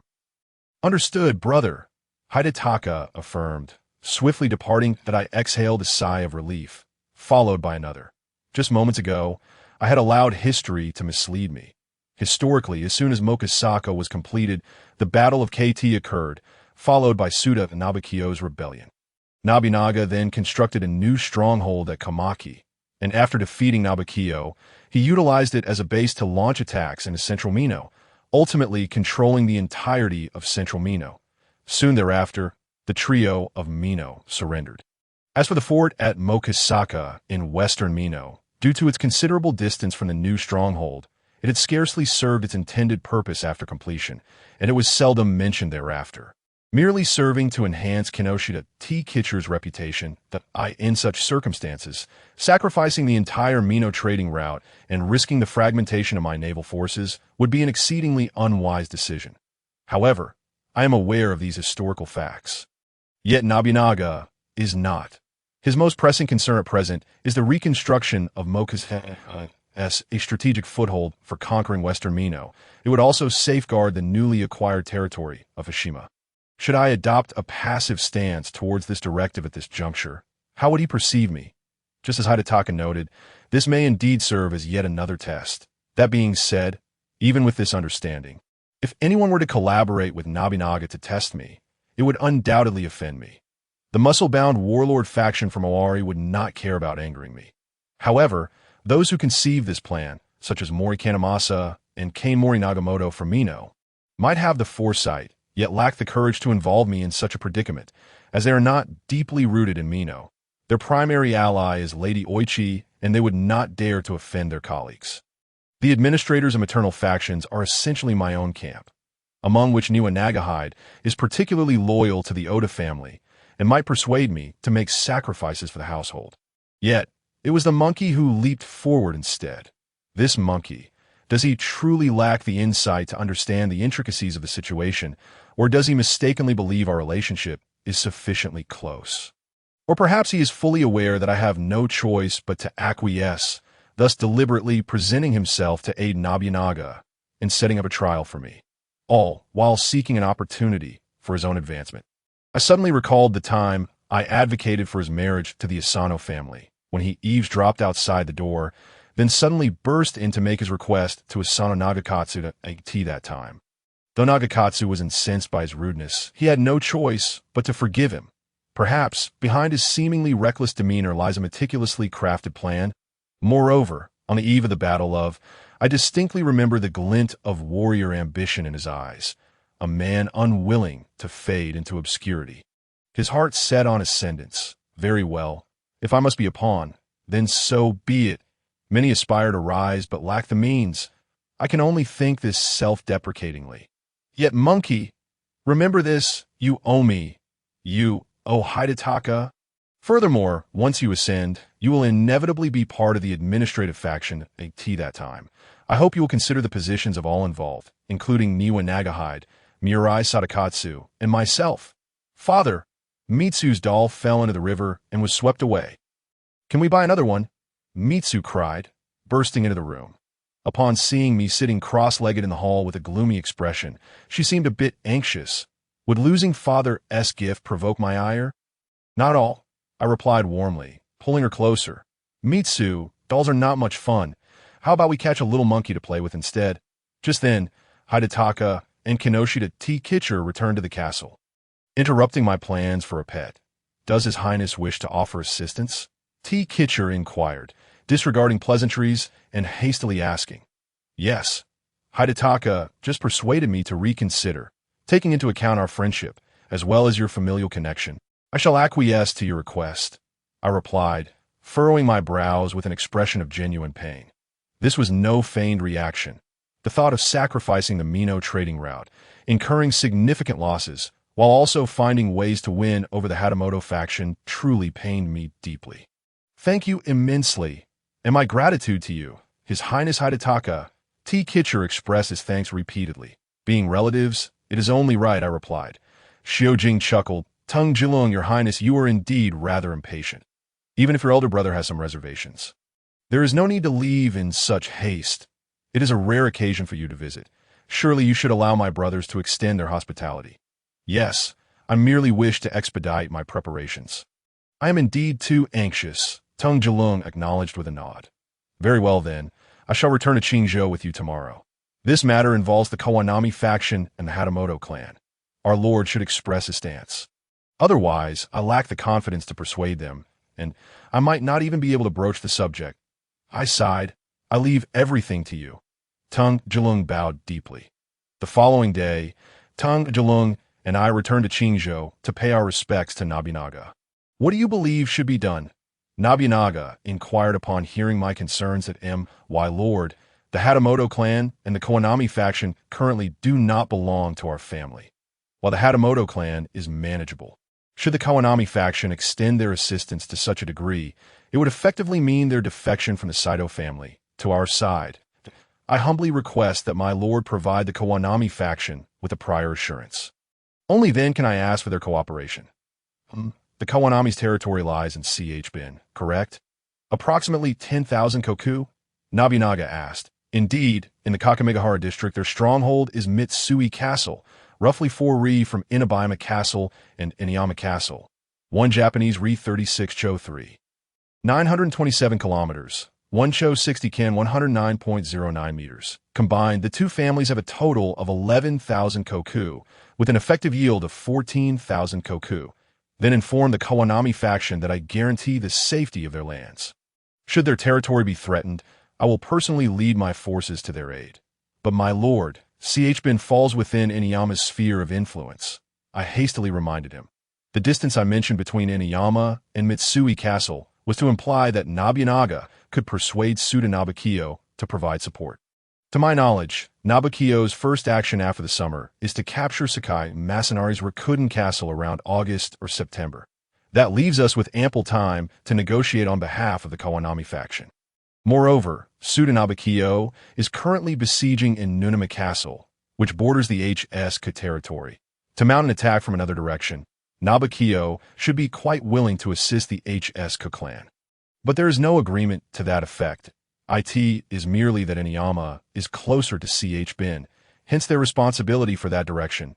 Nabinaga dismissed. However, with Mitsui Castle as a stronghold, our family could intervene in CH Bin and launch an assault on Inuyama Castle from two fronts, Tsukamoto and Mitsui. It was evident that Nabinaga wished to sideline Nabukiyo, monopolizing Mino without leaving him a drop to drink.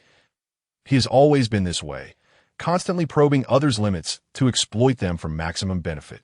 If his strategy at Okahazama was akin to achieving a straight flush, then now he was playing Baccarat, striving to attain a 9-point hand to devastate his opponents. However, such greed could easily lead to his downfall. I silently lamented, wondering if his avarice might precipitate Suda Nabukiyo's rebellion, and why Lord. I attempted to counsel Nabinaga to be more magnanimous. It is decided then. This way, the Kawanami faction will have no worries. Inform them to exert their utmost efforts. After we capture Inuyama Castle, I shall grant them an additional 10,000 koku. Nabinaga waved his hand. Understood. I left the meeting room with Tung Jilung, feeling helpless. Despite my reservations, I ventured once more to Mino to confer with HSK Masakatsu.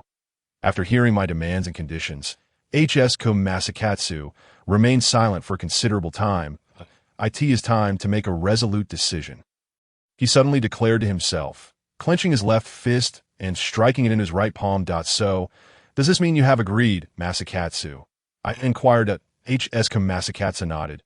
Regarding Lord Senkyo, both I and Nagayasu hold complete trust. Since it is Lord Senkyo's request, there is no room for dissent. Furthermore, when Lord Senkyo initially traveled to Owari, Nagayasu had made a promise on behalf of the Kawanami faction. I am deeply moved by your and Nagayasu's intentions. I sincerely assure you that both of you may join our family with confidence. Our Lord has already guaranteed your status. I must apologize. There's a slight issue, HSK Masakatsu interrupted. Yet his demeanor became exceedingly respectful. Please, Masakatsu, do not hesitate to speak. I responded gravely. To be frank, ever since we joined the Saito family, Nagayasu and I have felt rather awkward in Mino, HSK Masakatsu revealed with a bitter smile. Mino values geography highly, yet the Kawanami faction has no substantial roots here. Most of us are originally from Owari, including myself as the leader. Thus, our family has always held little standing in our Lord's domain. Since the trio of powerful clans has taken control of Mino, the situation has worsened. Recently, there seems to be an inclination to support the Cat and Ichianaji clans in driving our family out of Mino. I completely understand your concerns, Masakatsu, I nodded. When we initially joined the Saito family, it was due to the goodwill of Lord Sage Suk. Saito Yoshidaka's final title was Mino no Kami. However, Mino is now governed by those three clans, and I find myself struggling to maintain my position. Thus, it is time for me to depart.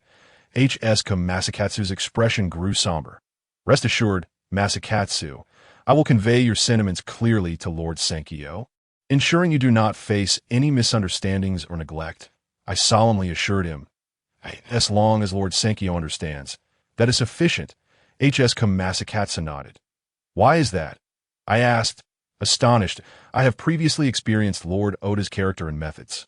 It is likely that they are difficult to reconcile with. However, Lord Senkyo is trustworthy and worthy of reliance. Thus, I implore you to accept the loyalty of the Kawanami faction. HSK Masakatsu lowered himself deeply. However, my current territory is considerably inferior compared to yours. Masakatsu, are you relying on the income from your lands to sustain yourself? HSK Masakatsu countered. But the commercial routes in Mino may soon be untenable. I sighed lightly. Compared to a singular commercial route in Mino, you are far more deserving as a long-term support. Both Nagayasu and I believe this wholeheartedly. The Kawanami faction owes its present standing to your grace. So I entrust everything to you moving forward. He bowed once more. Then I, Xiao Jing, shall rely heavily on all of you. It is truly a delightful surprise to receive the Kawanami faction's allegiance. I said earnestly, taking my seat. I formally accept HSK Masakatsu's service. Let Masakatsu serve as the chief elder of our family, and Nagiyasu as a retainer, so that we may together elevate our family's fortunes. I accept the command. Please allow me to summon my retainers to pay their respects to you, HSK Masakatsu stated. Never mind, this visit was rather abrupt, and I may have to depart hastily. Moreover, I am quite familiar with your people. I chuckled. Indeed, HSK Masakatsu also laughed, as several of his leaders had trained under me. As for the lower-ranking warriors, they were individuals we had trained and promoted together. However, I am not very familiar with your Haikoyiman.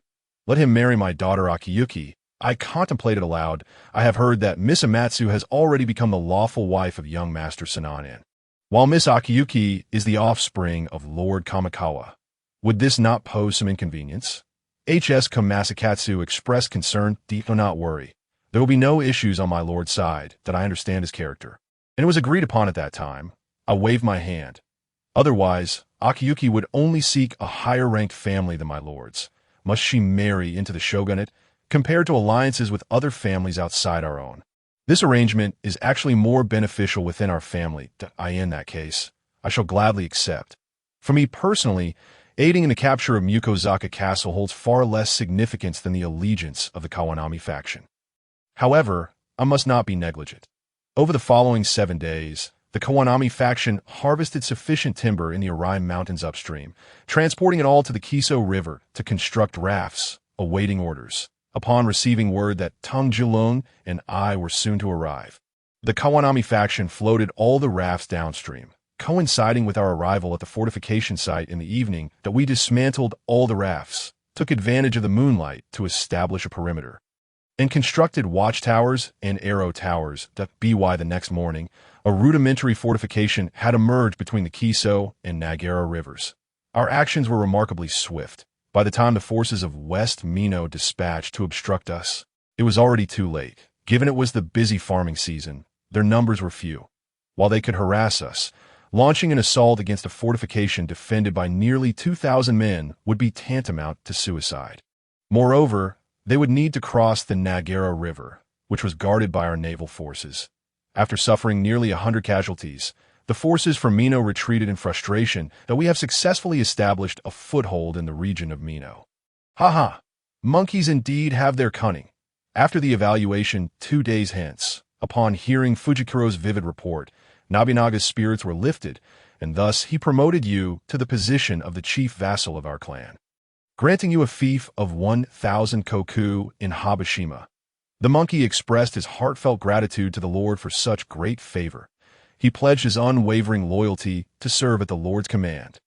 Fujikiro prostrated himself deeply in thanks to Nabinaga, trembling with excitement, and I can only imagine that his simian visage, nearly pressed against the floor, was hardly more dignified than that of an actual monkey's backside. Kajejiru, I am exceedingly pleased with your performance this time. As per our agreement, I hereby elevate you to the status of a vassal of our clan, granting you an additional fief of 10,000 koku. The specific details of your position will be determined later. Nabinaga turned towards me. Thank you, my lord. I shall remain steadfastly loyal to our clan. I bowed in gratitude. You have performed admirably as the Tsushima steward. Both the internal assessments and the revenue generated from the town have been quite satisfactory. Therefore, you may continue in your dual role without the necessity of residing in Kiyosu. Understood? I replied with a bow. As for H. Saka, he too shall serve as the chief vassal of our clan. Nabinaga furrowed his brow slightly, clearly perturbed by Kawabi's previous maneuverings among various factions. Your Excellency, I have joined the Kira clan, and thus I must graciously decline your kind offer. H. Saka Masakatsu responded, respectfully bowing with his hands on the ground. From now on, I shall serve loyally under your leadership. I see. Nabinaga nodded. What of your territory in Mino? Upon hearing that the Lord intended to conquer central Mino, I suggested that my territory be utilized as a direct fief of the Kira clan, that I trust your judgment regarding this matter. Since that is the case, The merits of Kawabi's service and contributions shall be recorded under the Kira clan's name. I shall increase the Kira clan's holdings by an additional 10,000 koku, to be allocated by Kajejiru on your behalf. Understood. Both H. Saka Masakatsu and I acknowledged. My lord, I have a matter to report. Suddenly, Takikawa Ieyasu spoke up. Speak. Nobunaga nodded. In the recent construction of the castle at Mukai, Hatamoto Tamasada's contributions were also significant. I humbly request that you allow the Hatamoto faction to join our clan and grant them a fitting reward. Takikawa Ieyasu leaned forward respectfully. Upon hearing this, I couldn't help but clench my fist. It seems that Hatamoto Tamasada believes that the trade routes in Mino have dried up and that there is no longer any benefit in collaborating with me. Therefore, he wishes to sever ties with the joint naval forces and seek independence. Having found Takikawa Ieyasu as a new ally, I had even intended to reclaim his previously confiscated territory. In such a case, would he not effectively be joining our clan? However, it is clear that I need not trouble myself with this matter any further, nor do I wish to. After all, the so-called bonds of sentiment and righteousness are mere illusions to Hatamoto Tamasada. Moreover, I believe he will not reap any favorable rewards from this. The Hatamoto faction is now essentially under my jurisdiction. Yet he has cast me aside, opting instead to ally with Takikawa Ieyasu. Given Nobunaga's historical disposition, such disloyal behavior from Hatamoto Tamasada is undoubtedly something he would abhor. And what are their demands? Nobunaga's brow furrowed again. My lord, he requests the status of a high-ranking vassal of our clan, as well as a suitable title in Tsushima. Kajeju, Nobunaga suddenly interrupted. Turning to me, you have been in charge of the naval forces. Did the Hatamoto faction show any notable contributions during the castle construction at Mukai? This time, Hatamoto Tamasada did not participate. I understand he is currently preparing to celebrate the addition of a new concubine. I answered respectfully. This statement was somewhat clever. While Hatamoto Tamasada indeed did not participate, he was indeed preparing for such a celebration. However, many members of the Hatamoto faction had taken part in the operation, which is the essence of diplomatic finesse. Yes, that's so. What His Highness declared is entirely accurate. Fujikuro returned the favor, assisting me. Then let this matter rest. Nobunaga waved his hand, visibly displeased. Naturally. Look at Kawabi.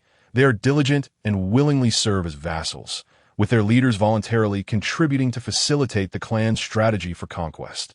Compared to them, the Hatamoto faction is lazy, duplicitous, and greedy. It is no wonder Nobunaga is dissatisfied. Indeed, Takikawa Ieyasu wisely fell silent. By the way, how is the progress on the ISE Kaminagini campaign and the reconstruction of Kaneyama Castle, which I entrusted to you at the beginning of last year? Nobunaga suddenly inquired. My lord, the power dynamics among the northern ISE clans are intricate, often referred to as a minor warring state of 48 houses.